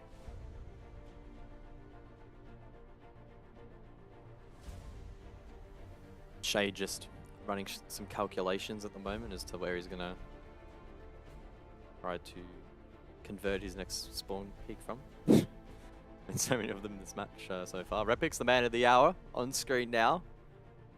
Huge on map 1. Ignore Dev. We don't care that he failed a couple of 1v1 clutches, because outside of that he was near perfect and showed that he can win 1v1s in the first round of this matchup. That's true. Ignore Dev. I mean, that's just... And sentence at that point. Couldn't have said it better myself. I've learned that lesson the hard way. Yep. Over many rank sessions. Not much else to really say right now, because we're only 2 rounds in. The first 2 rounds that we have seen, of course, I think have been really good from Ground Zero, but you know that Team Bliss is going to be difficult to stop when they get on the attack. And you know, even on the defense, they're probably going to get another couple of rounds. I do kind of have this one going down to about a 3-3 first half, if I had to predict. And if that does eventuate, then I probably have Bliss winning this map, maybe 7-4, which would be the same scoreline as what we had on Cafe.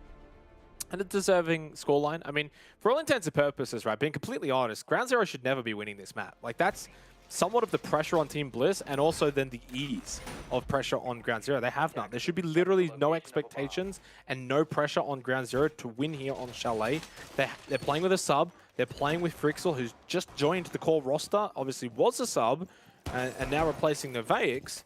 So when you take into account all of that, and the fact that they've already lost the first map on Cafe, and lost it, you know, pretty convincingly, Team Bliss never really were in too much danger. There's no reason why Team Bliss should be losing this. So I guess that means no pressure on Ground Zero. What can they do with that? You know, basically playing with house money. But also, Team Bliss, they need to be making sure they don't lose this one. Now it's time to go to the depths of the basement for the third round. Thatcher was banned out, which does complicate this push a little bit, and Ground Zero electing not to bring a Maverick in response, instead backing themselves in to clear the utility, allowing the exothermic to open up, I can only assume, Snowmobile, and then potentially a rear push as well. Often that two-pronged approach on this side is advisable. Repix though up above, in a cheeky position. Now there's a drone directly above him inside of Baxter on the shelf that he did not clear out, so Ground Zero know exactly where Repix is, and it's up to them to try and clear him out.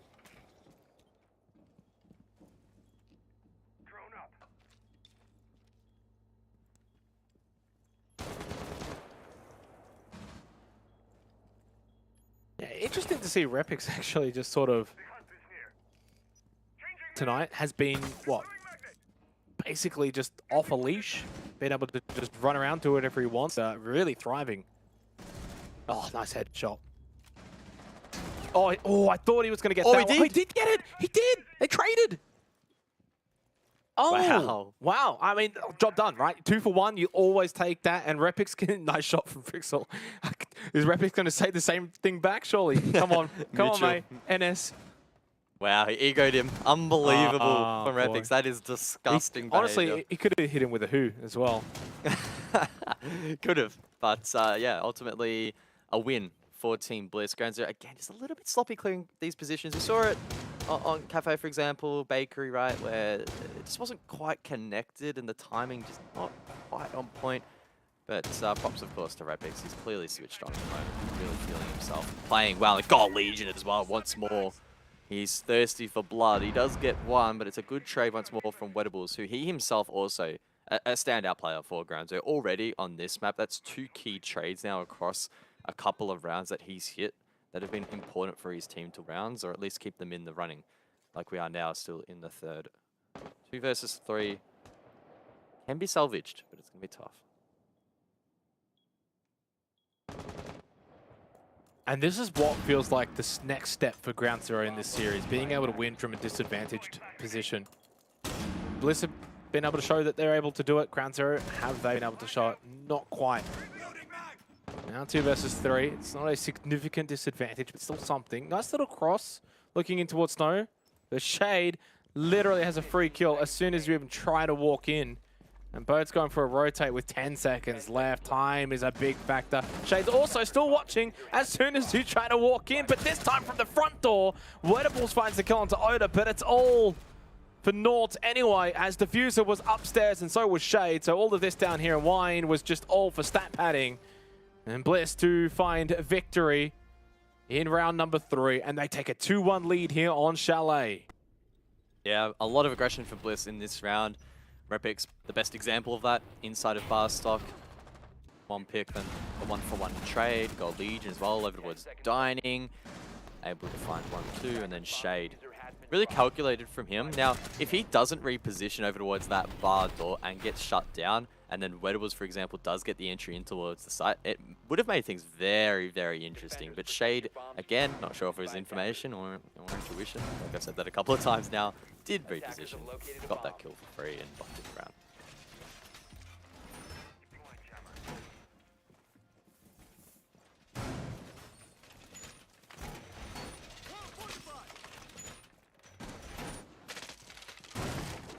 And this is the test now for Ground Zero, right? Especially on Chalet, you're on the attack. Team Bliss have now got 2 defensive round wins. In a normal game of Chalet, even team versus even team, you know, a 4-2 half would be generally the play for the attacking team. 3-3 at minimum, because I at least kind of feel like Chalet's probably closer to the 50-50 side of things nowadays. Yes, you can still end up having really attacker-sided Chalets. For the most part, though, defenders are starting to find more success and have always been able to find success on sites like Bar Games, for example. So it's not like they don't have a look in at all. But for Team Bliss to be so far playing the way they are playing and, you know, winning out on the likes of Snow Wine, it's not good news for Ground Zero. And now you get to go back to Bar Games for a second time for Team Bliss. If they make this 3-1, it's a long way back for Ground Zero. Drone game as well, critical. Repix cutting down that supply as well. Only 3 remain, and he'll be pretty content in falling back. Ground Zero will be tested once more here. The top library shield is a staple at this point. They have the util, 4 nades, 6 flashes, some smokes as well if required. All it really comes down to is do they time it correctly. I don't think they'll really have too many issues with it, but Shade has shown so far that he is very much wanting to progress in this map, or in this match rather. That's something Ground Zero need to take into account.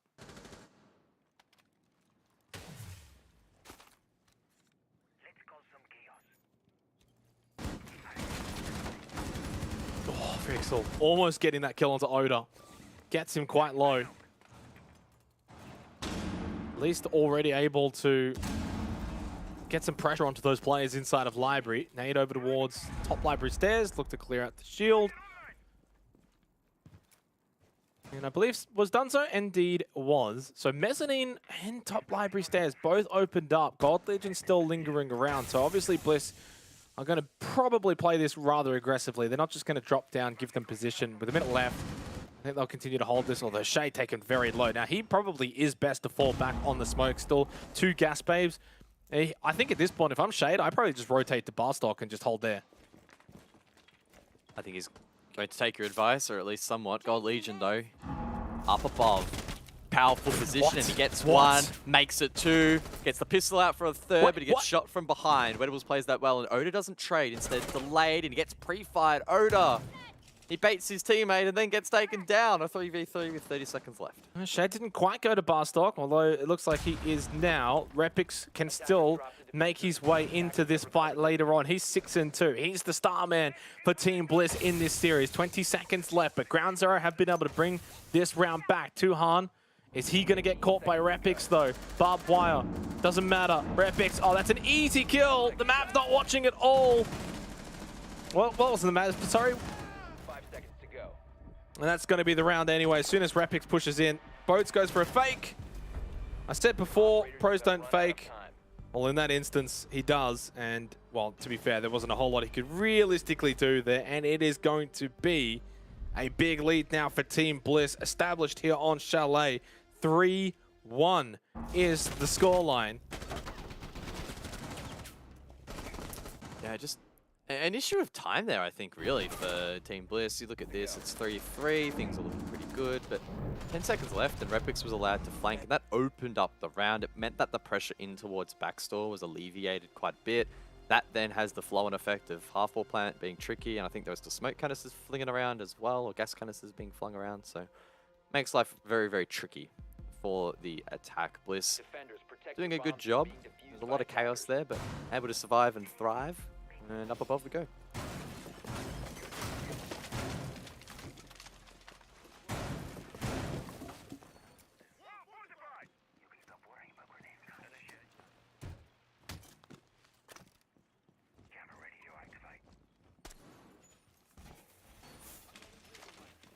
Yeah, and it's probably hard now to envision finding success now for Ground Zero and trying to sort of fluff them up in their chances. 3-1 down, attacker side of Chalet.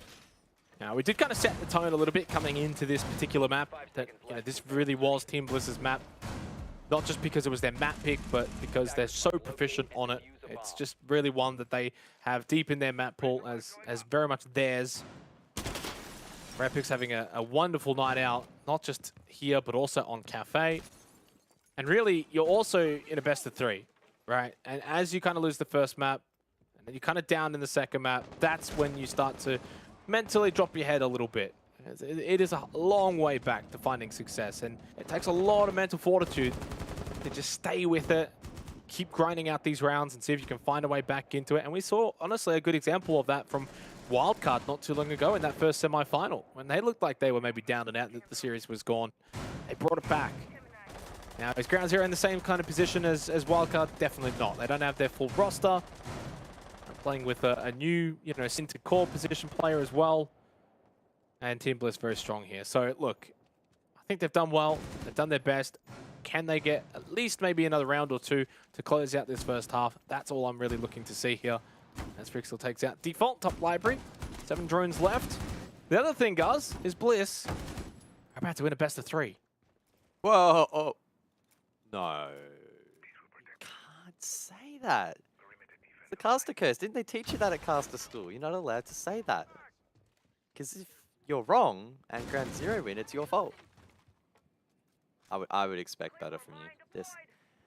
Your attitude recently has just not been up to scratch. But anyway, the attack here from Ground Zero has been up to scratch. Good control over towards library, and it looks like the office wall will be open quite quickly. Minute 20 now remains, but there's still threats dotted around. Gold Legion down below in basement. I think Fishers and Kitchen as well, providing vertical pressure onto the plant position. So I think Bliss have kind of taken a step back to go 2 steps forward. They forfeited control over here, but willing to back themselves to deny or at least retake side. Opening pick for Wettables, and this is a look in. Advantage, ground zero with a minute left. Got Legion going for a little bit of a roam. Brendo, library stands still for him. And a nade from Frixel, but traded back immediately. Not so much Frixel, but just a ground zero player in general. So Gold Legion's one to keep an eye on, though, with that late round flank. 30 seconds left, and he's now pushing up. Oh, Duhan on the entry. Now Gold Legion for the flank. Will this be massive? It is. The diffuser dropped. Fisho, again, still lines of sight down below. 20 seconds left. Ground zero need to recover this. Yeah, and that's diffuser down. That's the biggest thing. It's not just a regular kill. That's just bought some time. Frixel now has to get on that. So now technically a 1 versus 2, though, with Brendo finding the kill onto God Legion. So Fisher guy over towards Piano. Last one left. Got the ping out. In fact, got a bit of damage onto Brendo, but yeah, Fisher guy not probably winning it from there, especially after giving away his position inside of Piano. Big round win for Ground Zero. Just keeps them alive here on Chalet and in this semi-final series. 2-3 scoreline, 1 round to go here in the half. Yeah, probably an overstep of aggression there from Bliss. They didn't contest Library, they didn't contest the wall, they relied on the angles down below, nitro cells, etc.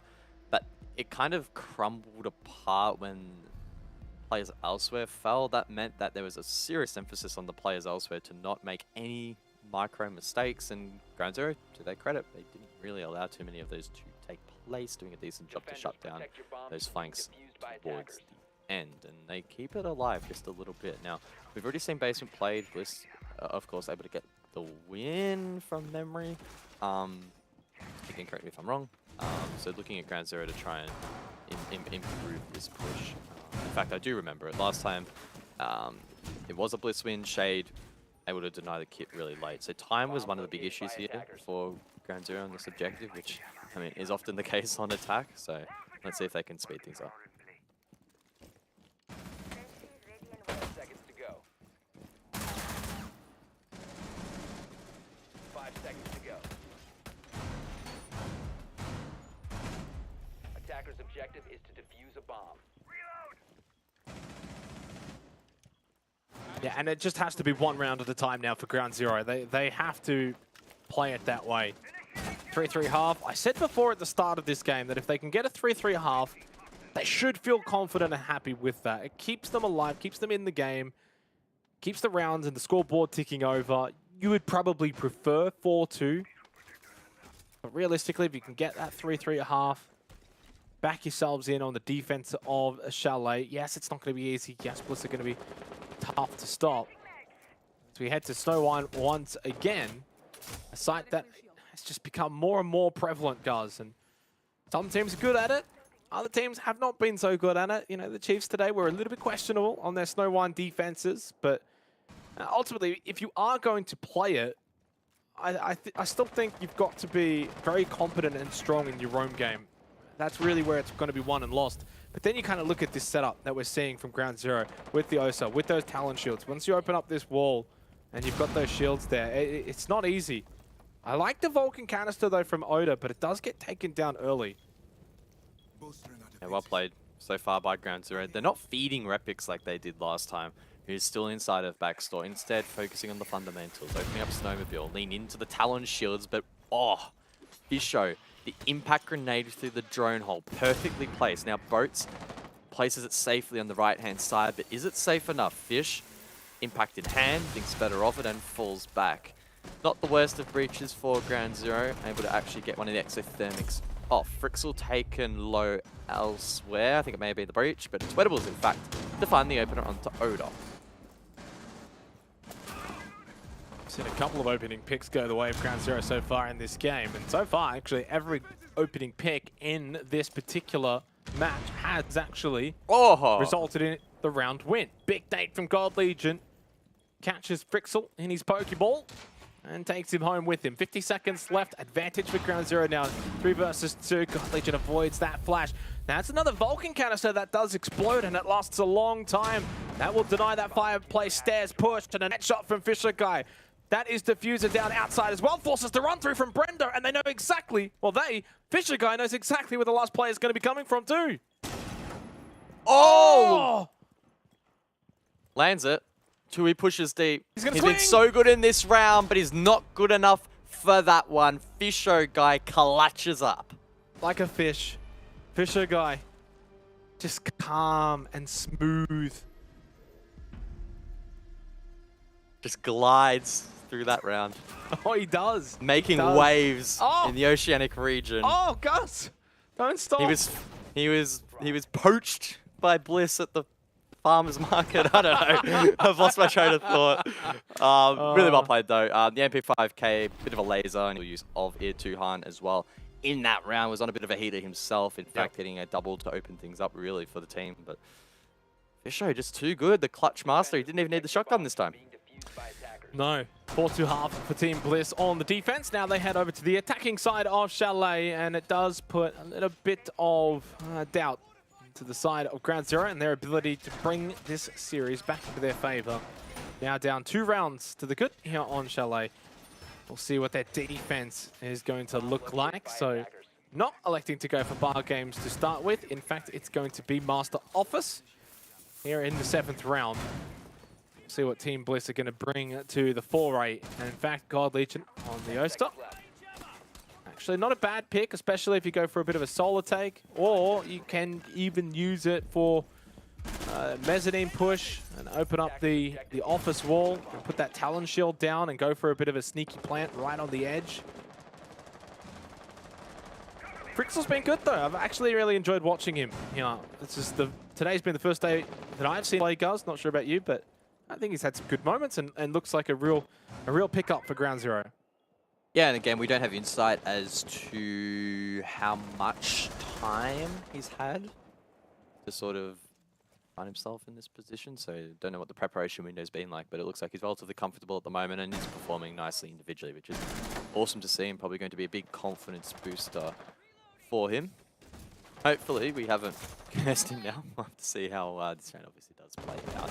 We enter the second half, of course. Bliss now on the attack. And this is where, on their map pick, we need to see efficiency. We're expecting it to be efficient. And if it isn't, concerns, but Bliss with the lead, I'm sure they'll be quite comfy.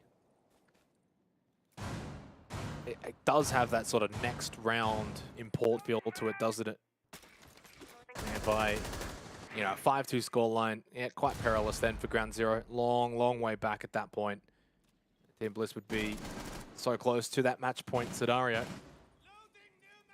Bit of a cheeky little play though that we just saw actually with the Talon Shield of God Legion hanging outside of the bathroom window and placing it down, facing sort of the piano window or the library stairs, vault out, and it just protects him that little bit. Not sure if that's going to be too useful. Little trade to begin this round, and now in favor of Ground Zero once again. They've had a lot of favorite points in this series where they've been up, one player or two. Rapik's a little bit slow on the trigger there, but he did get it down. Brendo swings across, gets that trade, and now should be able to get the revival to Wedables as well. Oh, wow. Tuhan, the Nitro Cell, Fisho off the board. Now it's up to Shay. He does have the LMG, but so many angles looking at this position. He's forced to swing. Surely Piano responds, but it's Frixel from behind, and a good start for GZ. Yeah, really good start. That's basically what they needed from this opening round of the second half. They could not allow a 5-2 lead to Team Bliss, but even in the way that they won the round, they won it so convincingly. I mean, Bliss never really looked like they were in a position to win that round. It was not a close round. You go back to Cafe, Gus, and I feel like even though we had a 7-4 scoreline, all of those round wins for Ground Zero, for the most part, were very close. They were tight rounds. That Bliss had opportunities, and that particular round just then, though, was all Ground Zero start to finish. Yes, obviously Ground Zero have had a couple of really solid, one-sided rounds themselves in this series, but still that one felt really clean from start to finish for them. So, and I will say this, without being harsh, I don't want to be harsh to Boats. He's filling in, he's subbing, he's doing his best, he's trying. But you look at the rest of the lineup: Wedables 9-6, Tuhan 5-4, Frixel 8-4, Brendo 6-4. Everyone is literally going positive except for the the hard sub essentially. Boats in for President. You throw President in there for Boats, and I tell you what, I feel like this particular series would be a whole lot different. 10 seconds left. Sorry, Maybe. Boats. Maybe. Yeah, that was a little bit mean from It's less about boats, more about president. We'll go with that one. Thanks for that insight, hypothetical Harry. Really appreciate No worries. that one on the It's sidelines. actually Xenox, but anyway. No, it's hypothetical Harry today. Although I do agree with you, so I don't know what that makes me. Maybe a hypocritical Harry as well. We're just both Harry. Yeah, maybe. I couldn't think of any other names that start with H. Round 8 though, and an opportunity for Bliss to respond over towards Games Bar. Pretty direct at the moment. I don't know if I saw anyone entering over towards Office. That's what you, again, would expect for the top shield clear. But it's... Coast is clear over there. I mean, Shade really the only one threatening. Instead, Bliss going direct over towards Library.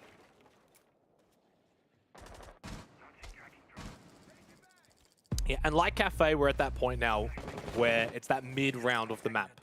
And at that point for Cafe, if we sort of cast our minds back, Ground Zero had won 4 or 5 rounds, had really put the game back into sort of a close state. I think it was a 4-5 scoreline. And then obviously we saw Bliss win the last 2 and win out the map. Oh no. Now Oda is going to be able to finish off Wettables with the Rotero. And there's nothing he can do but just sit there and watch. That is honestly heartbreaking for Wettables. Oh, I'm almost shedding a tear. That's one of the more emotional moments I think I've seen. Can we get someone to like edit a clip of like the Titanic music as the Rotero makes its way? I was thinking the Jaws music. I don't know which way to lean. Was it scary or was it sad? Either way, though, it's good for Bliss. A 5 versus 2. And I think the round might be over. Frixel, though. Might just be something in this one still. Bliss still need to drop it. Find down. It's up to Boats. 2 gas babes left, just hanging out in Barstock. Ping from Shade onto Frixel, and that's Fisher Guy to then capitalize. And yeah, I don't expect Boats to pull up the 1v4 clutch for Barstock on the smoke with 1 gas babe, 50 seconds left. Have you heard of the story of Boats? The substitute who died in Barstock. It wasn't meant to be. The end. Finn. Finn. Period. Well, honestly, this map might be over pretty soon as well. Team Bliss edging closer and closer towards match point, series point in this best of 3. The winner to take on Wildcard Gaming tomorrow in the best of 5. Wildcard Gaming. $10,000 on the line, Xenox. Wildcard Gaming, though, Guns. Jeez, that's some G2 esports energy from you. Just making sure you understand here. But you're right. Team Bliss versus Wildcard Gaming could be on the cards tomorrow for the grand final of the Oceanic Championship Series here for Stage 1. Team Bliss, though, 2-round lead. But don't count out Ground Zero. They've been good. They've been keeping this one close. They've been a lot of fun to watch. The other thing, guys, if we remember when we had the results going into the semifinals, everyone was like, oh, they beat Odium? They've been good today. They've been really good today. And then you throw in President, you got the new addition of Frixel, who's been great. I tell you what, Stage 2 for Ground Zero is looking good.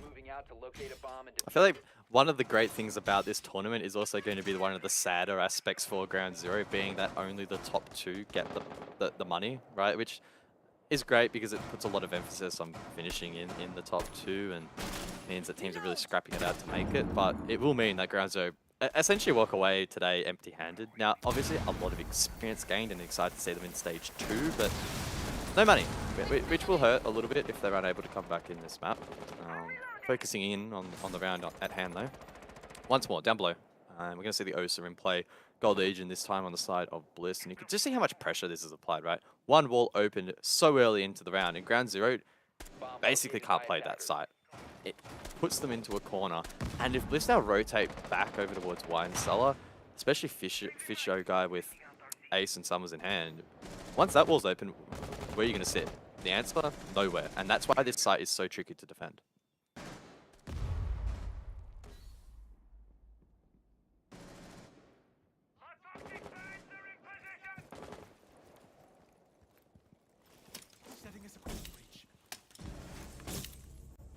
Opening pick though for Frixel, who's now 10-5. He's having a really enjoyable time of things here on Chalet. Definitely a big saving grace for Ground Zero from this series is sort of the arrival of Frixel joining this team, playing well, really good debut. And Tui gets the kill on God Legion and just keeps things interesting. That's all you can really ask of them. There's no expectations on them to win, to come back and win. They just keep things tight, make Bliss really work for it, rather than just rolling over, and that's really all you can ask for, and Ground Zero have been able to do that to their credit. And if you do that, you do it really well, hey, there is that chance that maybe you do send it to a third map. Attackers have located a bomb. Ground Zero proving in this round your hard breach game can be great, but it doesn't count for much if you can't win your ones. And Team Bliss, they did everything right at the start and with great efficiency in relation to the clock, but the entry is just lacking. Super disappointing for them. Ground Zero, though, still roaming up above, mind you. Really well played, and it's Frixel of everyone to close out the round. That's huge for Ground Zero, and they stay alive for at least a little longer. Yeah, big round win, and man, what a contrast. Snowline in this series, Guz, in this map, versus Chiefs earlier. And this is why we were kind of saying earlier, you know, Snowline is a site that is becoming more prevalent, and we are seeing teams, you know, go to it more often. It's just the way that it was kind of played in that series. You kind of questioned its decision to be picked. But regardless, we're going to Master Office here in this 10th round, and things are still very much interesting. I will say, though, it was 4-5 on Cafe. It ended 7-4 for Team Bliss. It's 4-5 on Chalet. Will it end 7-4 for Team Bliss? We'll see. Of course, if they can finish off strong here on Chalet. Master Office was won successfully, though, by Ground Zero back in round 7. So they've got history here in being able to defend successfully on Master Office. We'll see whether or not that translates into the 10th round as well, or if maybe Team Bliss have been able to improve on some things. Off of the ace and onto the Habana for Fisher Guy as well. So see what can transpire here in the 10th round. 10 seconds to insertion. 5 seconds remaining. I'm back. I was frozen. Attackers I think I'm back. Hello? Yeah, okay. Hello? Oh, yeah. Hello? Guz. Oh, hi. Hi, Jake. Hi, Back. Guz. We're good. Just had to reset the mental as Team Bliss look to ensure theirs is solid. Under threat at the moment. Under siege, some may say. Ooh, in siege? Which is ironic when they're playing Rainbow Six Siege. That's not a bad saying. I might pocket that for when it's actually a good call. As we head up above. Into the double digits, round 10. Starting to get a bit serious now. But it was chunked low. In fact, he's dead. A good hunt from Team Bliss. And Ground Zero, Wedables in particular, struggling just a little bit in these couple of rounds. He's been very impactful on this map. And, oh! Tuhan wants more. He tries to trade, but Shade says, okay, that's not happening.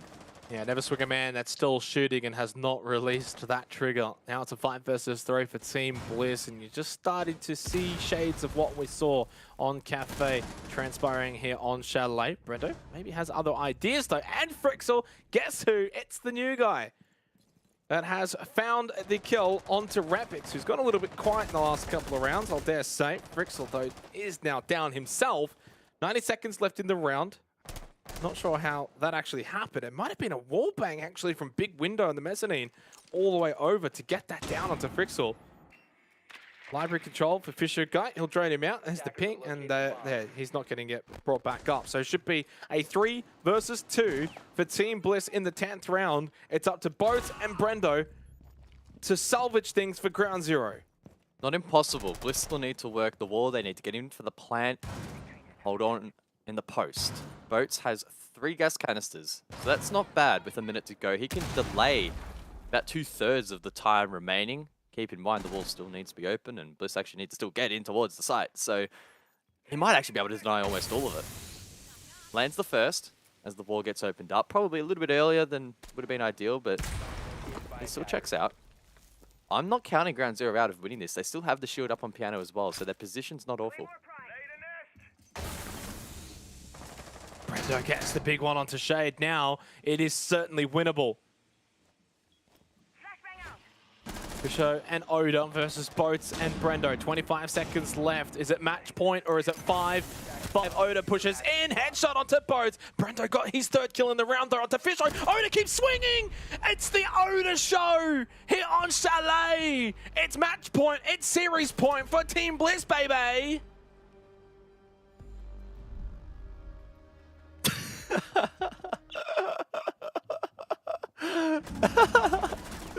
I'm not even going to comment on that, but what I will comment on is the start of the round.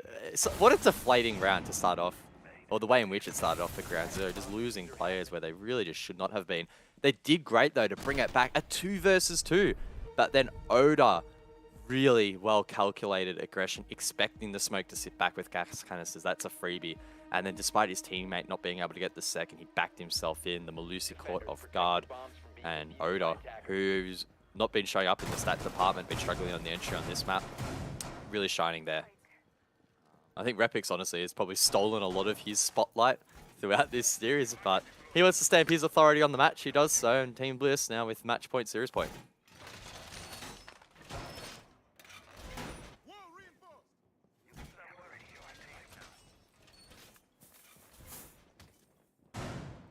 And deja vu now, isn't it? We're seeing a lot of the same as what we had over on Cafe in terms of this 4-5 scoreline, and then Bliss winning the last 2. In saying that, when you kind of look at the round history how late, it's literally back and forth since the 4th round. It's been Bliss, GZ, Bliss, GZ, Bliss, GZ, Bliss. Will it then continue to be GZ? So back and forth has been the nature here on Chalet. Frixel's been so entertaining to watch. 12 and 6, really holding that position in Master Bedroom.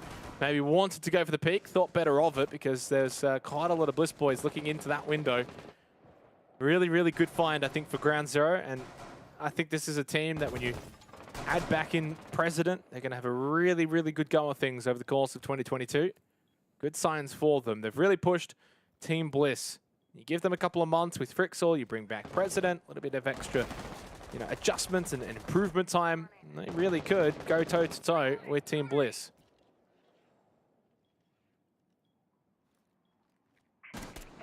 Certainly a storyline to develop through the 2nd and final stage of the Oceanic Nationals this year.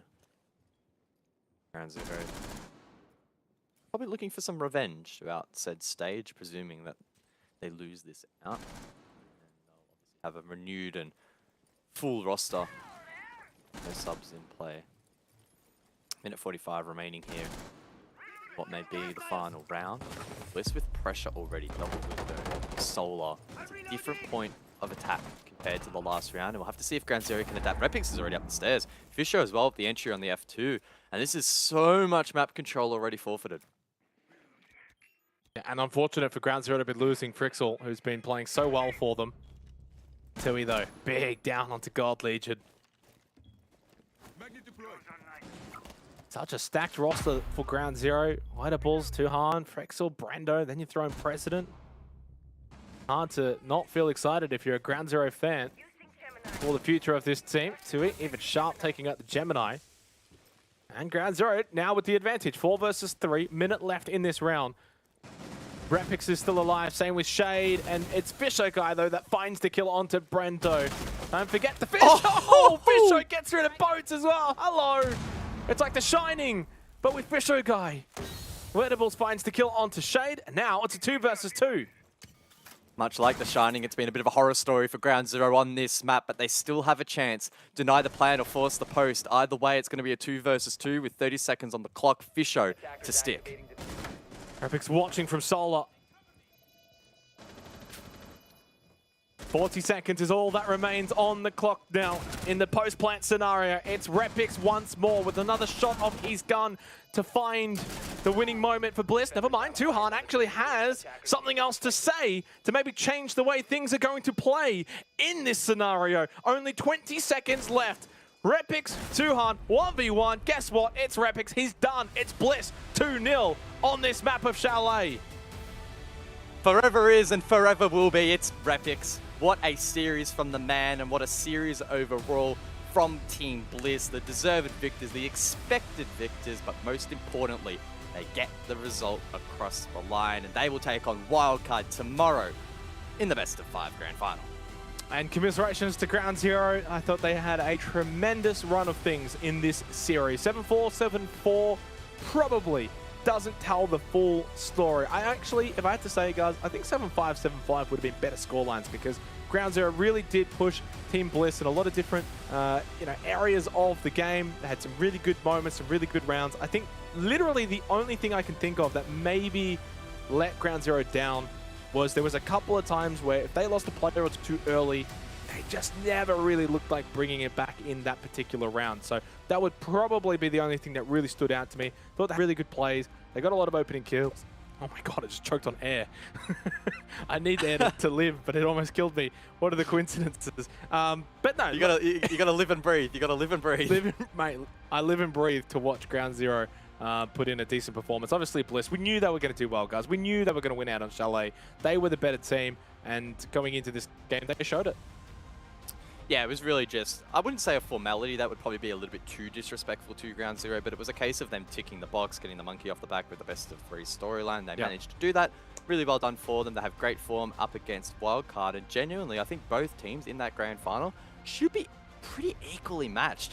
So I'm keen to see now at the 9-map pool how a best of 5 is going to play out, because it could be quite the marathon.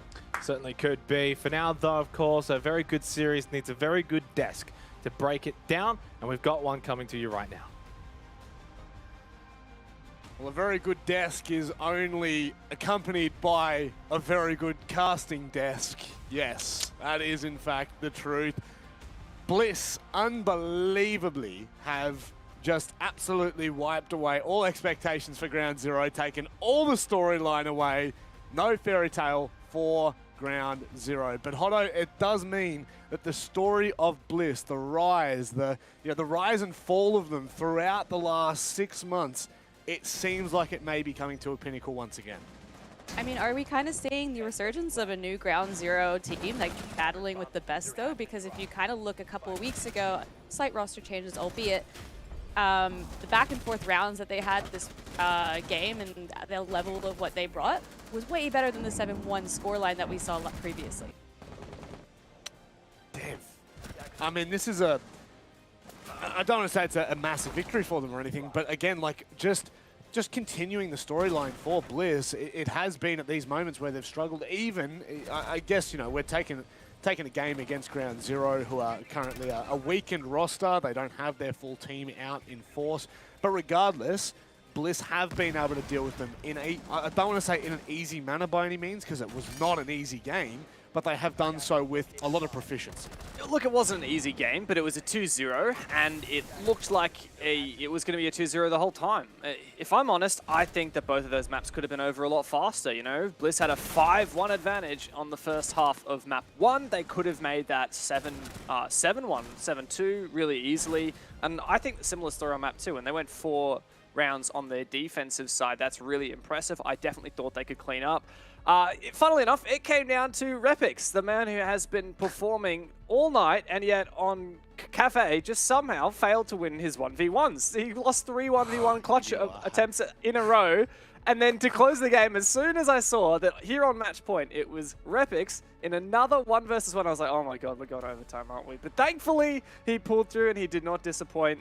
And look, stellar performance from him tonight, and Bliss, a well-deserved grand final appearance. Quite poetic. Repix started the map, I believe, with a 1v1 and finishes it with a 1v1 dev. So that shuts you right up and sends you packing back to the analyst desk. Regardless, Hotto, you taking anything away from this individually, maybe as a whole team for Ground Zero? Honestly, I'm just excited to see kind of what comes next. I think their new player really turned up the dial for them, and I think they're going to probably see a more positive season this year. Yeah, well, I guess we're not moving on yet. We're not that far into the year, but we are indeed turning into Stage 2 as of now for Ground Zero. That is all their prep work done and dusted. They have no more impact on what Stage 1 has. And Dev, like we've just said, Bliss are now going to go up against Wildcard, who, honestly, I think are pretty evenly matched at the moment. Yeah, that's actually going to be a really, really tight game. Bliss and Wildcard in their current iterations are looking to be fairly closely knit teams. I'm just trying to have a scroll back. Yeah, so Bliss actually did win in their match against each other in the regular OCN season, but it was a reasonably close 7-4, and I think that the wildcard that we saw today is probably a bit of a stronger wildcard than we saw during Stage 1. They've had a bit more time to adjust to these roster changes, as have Bliss, however.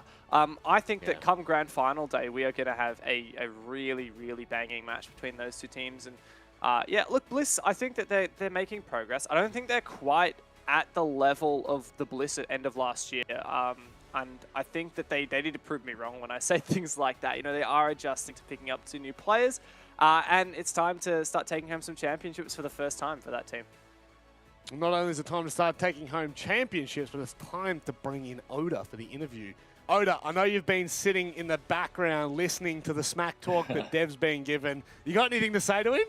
Boy, Dev keeps roasting my mate Reppy. Like, he carried us pretty much through those games, man. Win a He's popping 1v1, off. bro. Come on. Ah.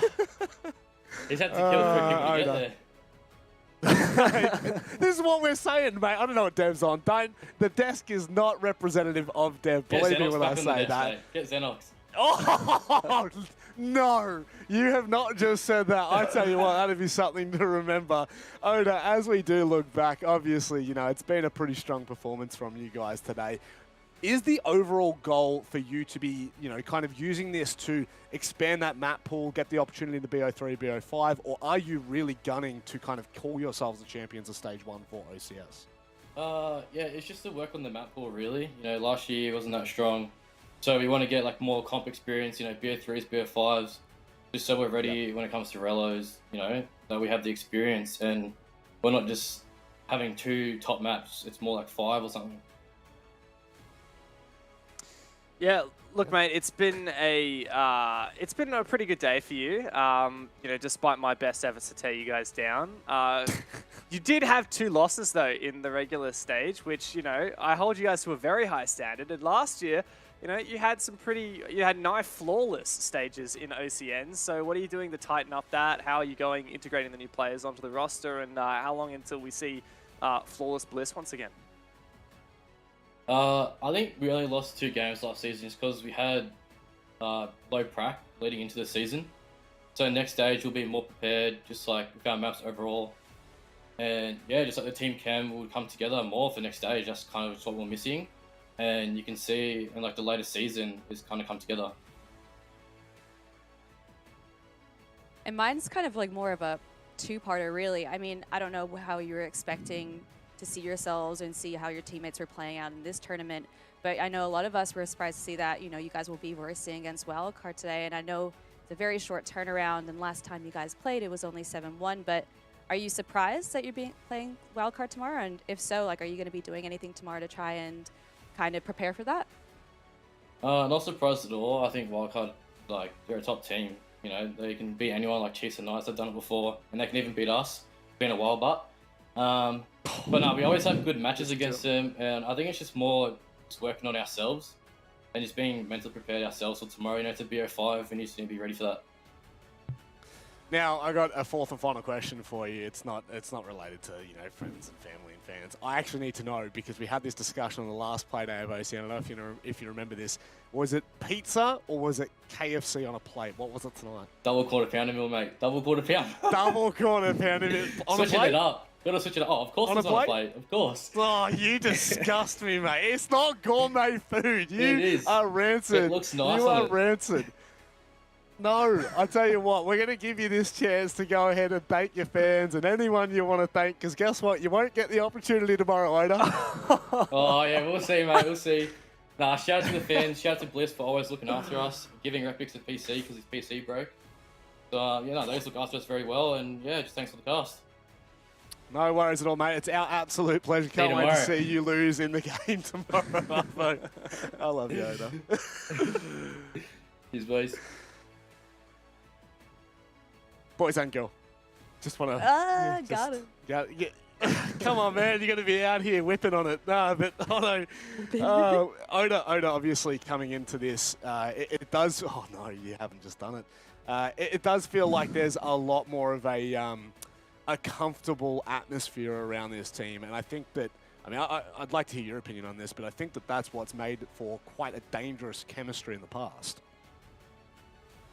I agree. So yeah, no, 100%. I think they're pretty strong going forward, and I think the chemistry between them is only growing. So I'm excited to see what happens next between them. Well, I'm excited to see the bracket because it's been a long day. It has been a round of 16, the quarterfinal, both of the semi-finals covered, and here is where we lay Wildcard taking on Bliss for the very first time in the OCS Grand Final. Dev, what a day it has been. Yeah, I can't believe it didn't click to me at the start of today or in the lead up to this event that we literally played the whole bracket except for that grand final on this one action-packed Saturday. And yeah, of course, a lot of the games were played off stream, but we got to see some fantastic ones here on the broadcast. We got to see some big clashes. We got to see some David and Goliath matches, and in some cases upsets. I'd say Odium losing out to Ground Zero was a massive boon to that GZ roster and a big achievement for them. Also a continuation of that rivalry that those two teams have had over the past year. Through OCN and OCL, of course, and into that Relos where Ground Zero, as Fury, relegated Odium at the time overt. But, of course, it does leave us with...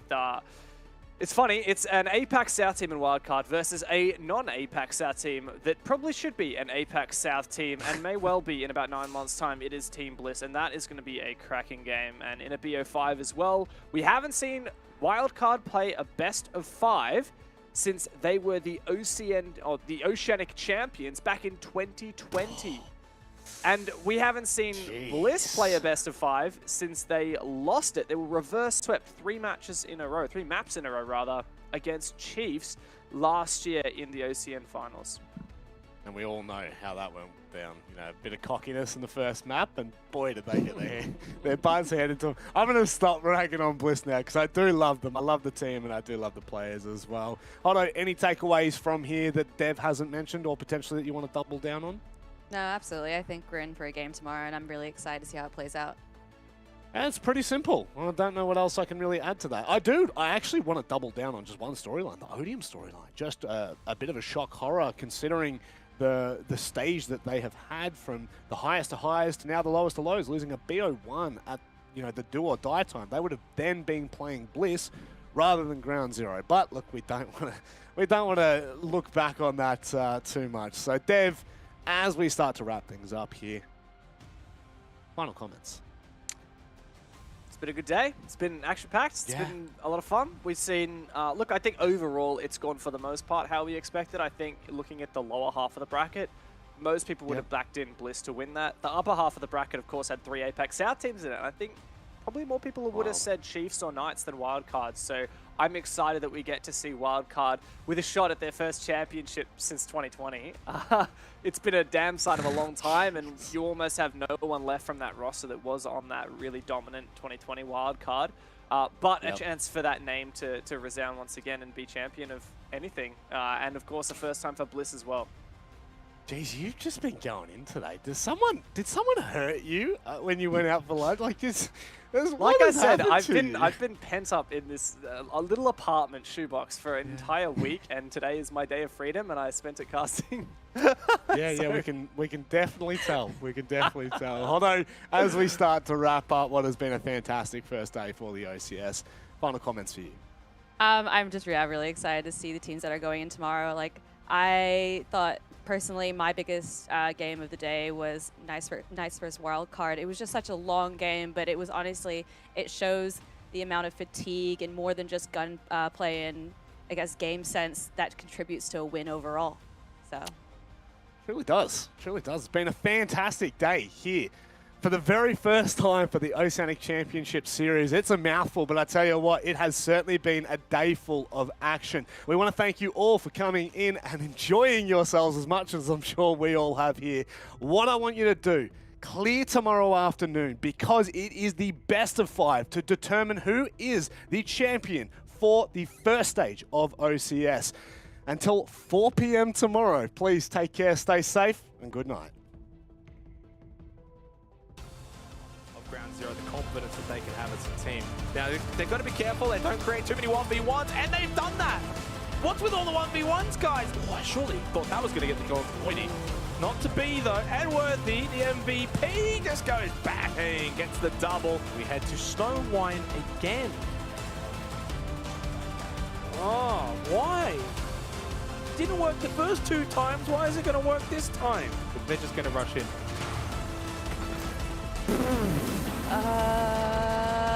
Okay, game's over. Doesn't want to commit to it just yet. Sage on that's an aggressive angle. The asphyxiating bolt's going to flush him out. He's in trouble. He's alive somehow. He gets one before falling. It is down to Josh and Cairo. And Cairo has more bullets than health right now. He's going to stick the plant. Josh is going to take it. And the Knights will win Cafe. Not to be. Cairo on the drone as well. Going to spot that play up top. He stares. But Josh says, no. No nades here. It's Nitro time. Getting into the final 30 seconds of play. 1 nano boost remaining, no frag grenades are juicy. Unfortunately, can't do a damn thing. Wildcard take this third. Doesn't, but left with a lackluster amount of HP. Another swing, that's a kill. Quad, can it be an ace though? That's a big one. Swings, he does ace. Sejon climbs back up to equalize the scoreline. You almost have to do something differently here, because if you try and just do, oh my god, they are really aggressive, but he didn't see, was it Frixel? Was it Frixel just standing next to him? He didn't see him. Another clutch on the cards, a 1 versus 2. Boats for the plant. The coverage isn't there, but he covers it himself. Ground Zero for their first round. They just got a little bit hungry there, maybe for a free kill onto Repix, looking for the trade, and now it's... You saw what I saw. You saw what I saw, guys. The centerpiece. He is looking and hunting down this final kill for Brendo, and does so. The MVP for Team Bliss. Repix, they take Cafe. Brendo got his 3rd kill in the round, though, onto Fisher. Oda keeps swinging. It's the Oda show here on Chalet. It's match point. It's series point for Team Bliss, baby. The winning moment for Bliss. Never mind, Tuhan actually has something else to say to maybe change the way things are going to play in this scenario. Only 20 seconds left. Repix, Tuhan, 1v1. Guess what? It's Repix. He's done. It's Bliss 2-0 on this map of Chalet. Fisher guy knows exactly where the last player is going to be coming from too. Oh! Lands it. Tui pushes deep. He's been so good in this round, but he's not good enough for that one. Fisho guy clutches up. Like a fish. Oh, jeez. That hurt. That hurt. Otto, I don't know how we work with those guys on the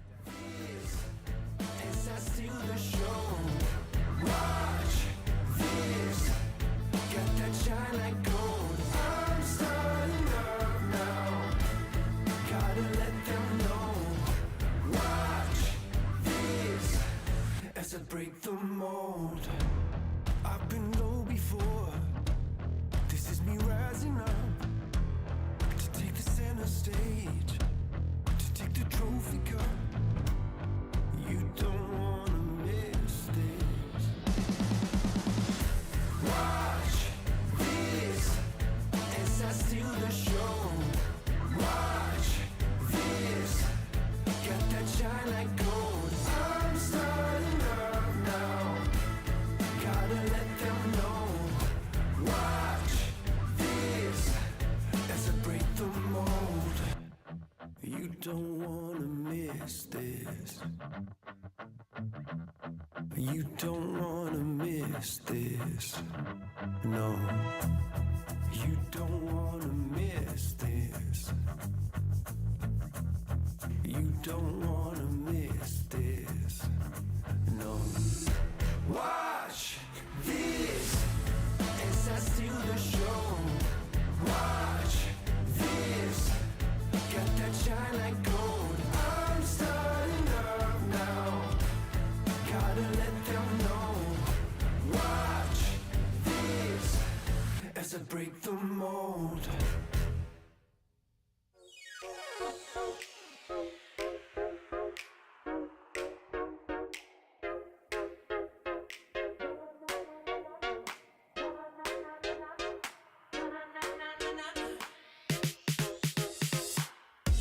Somebody blow up the ceiling, cause we're back with another one. Can't get enough of this feeling. I can't sit around. Don't you wanna start over? Don't worry about a thing now. We were born for this moment, but we gotta go now. There's nothing you can't do if you want it. Dreaming day and night, yeah. Gonna get it right, yeah. There's nothing you can't have, so get on it. Anything you want, yeah. Take your pick and say, what's next? I wanna change it up. I can't get enough. Na na na na na na na. What's next? I wanna live my life. Yeah, I'll be shining bright. Na na na na na na. What's next?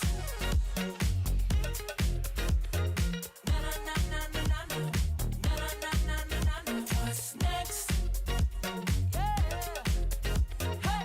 Na na na na na na na. Na na na na na na na. What's next? Next, next, next, next, next, next, next. What's next? Next, next, next, next, next, next. What's next? There's nothing you can't have, so get on it. Anything you want, yeah. Take your pick and say, what's next?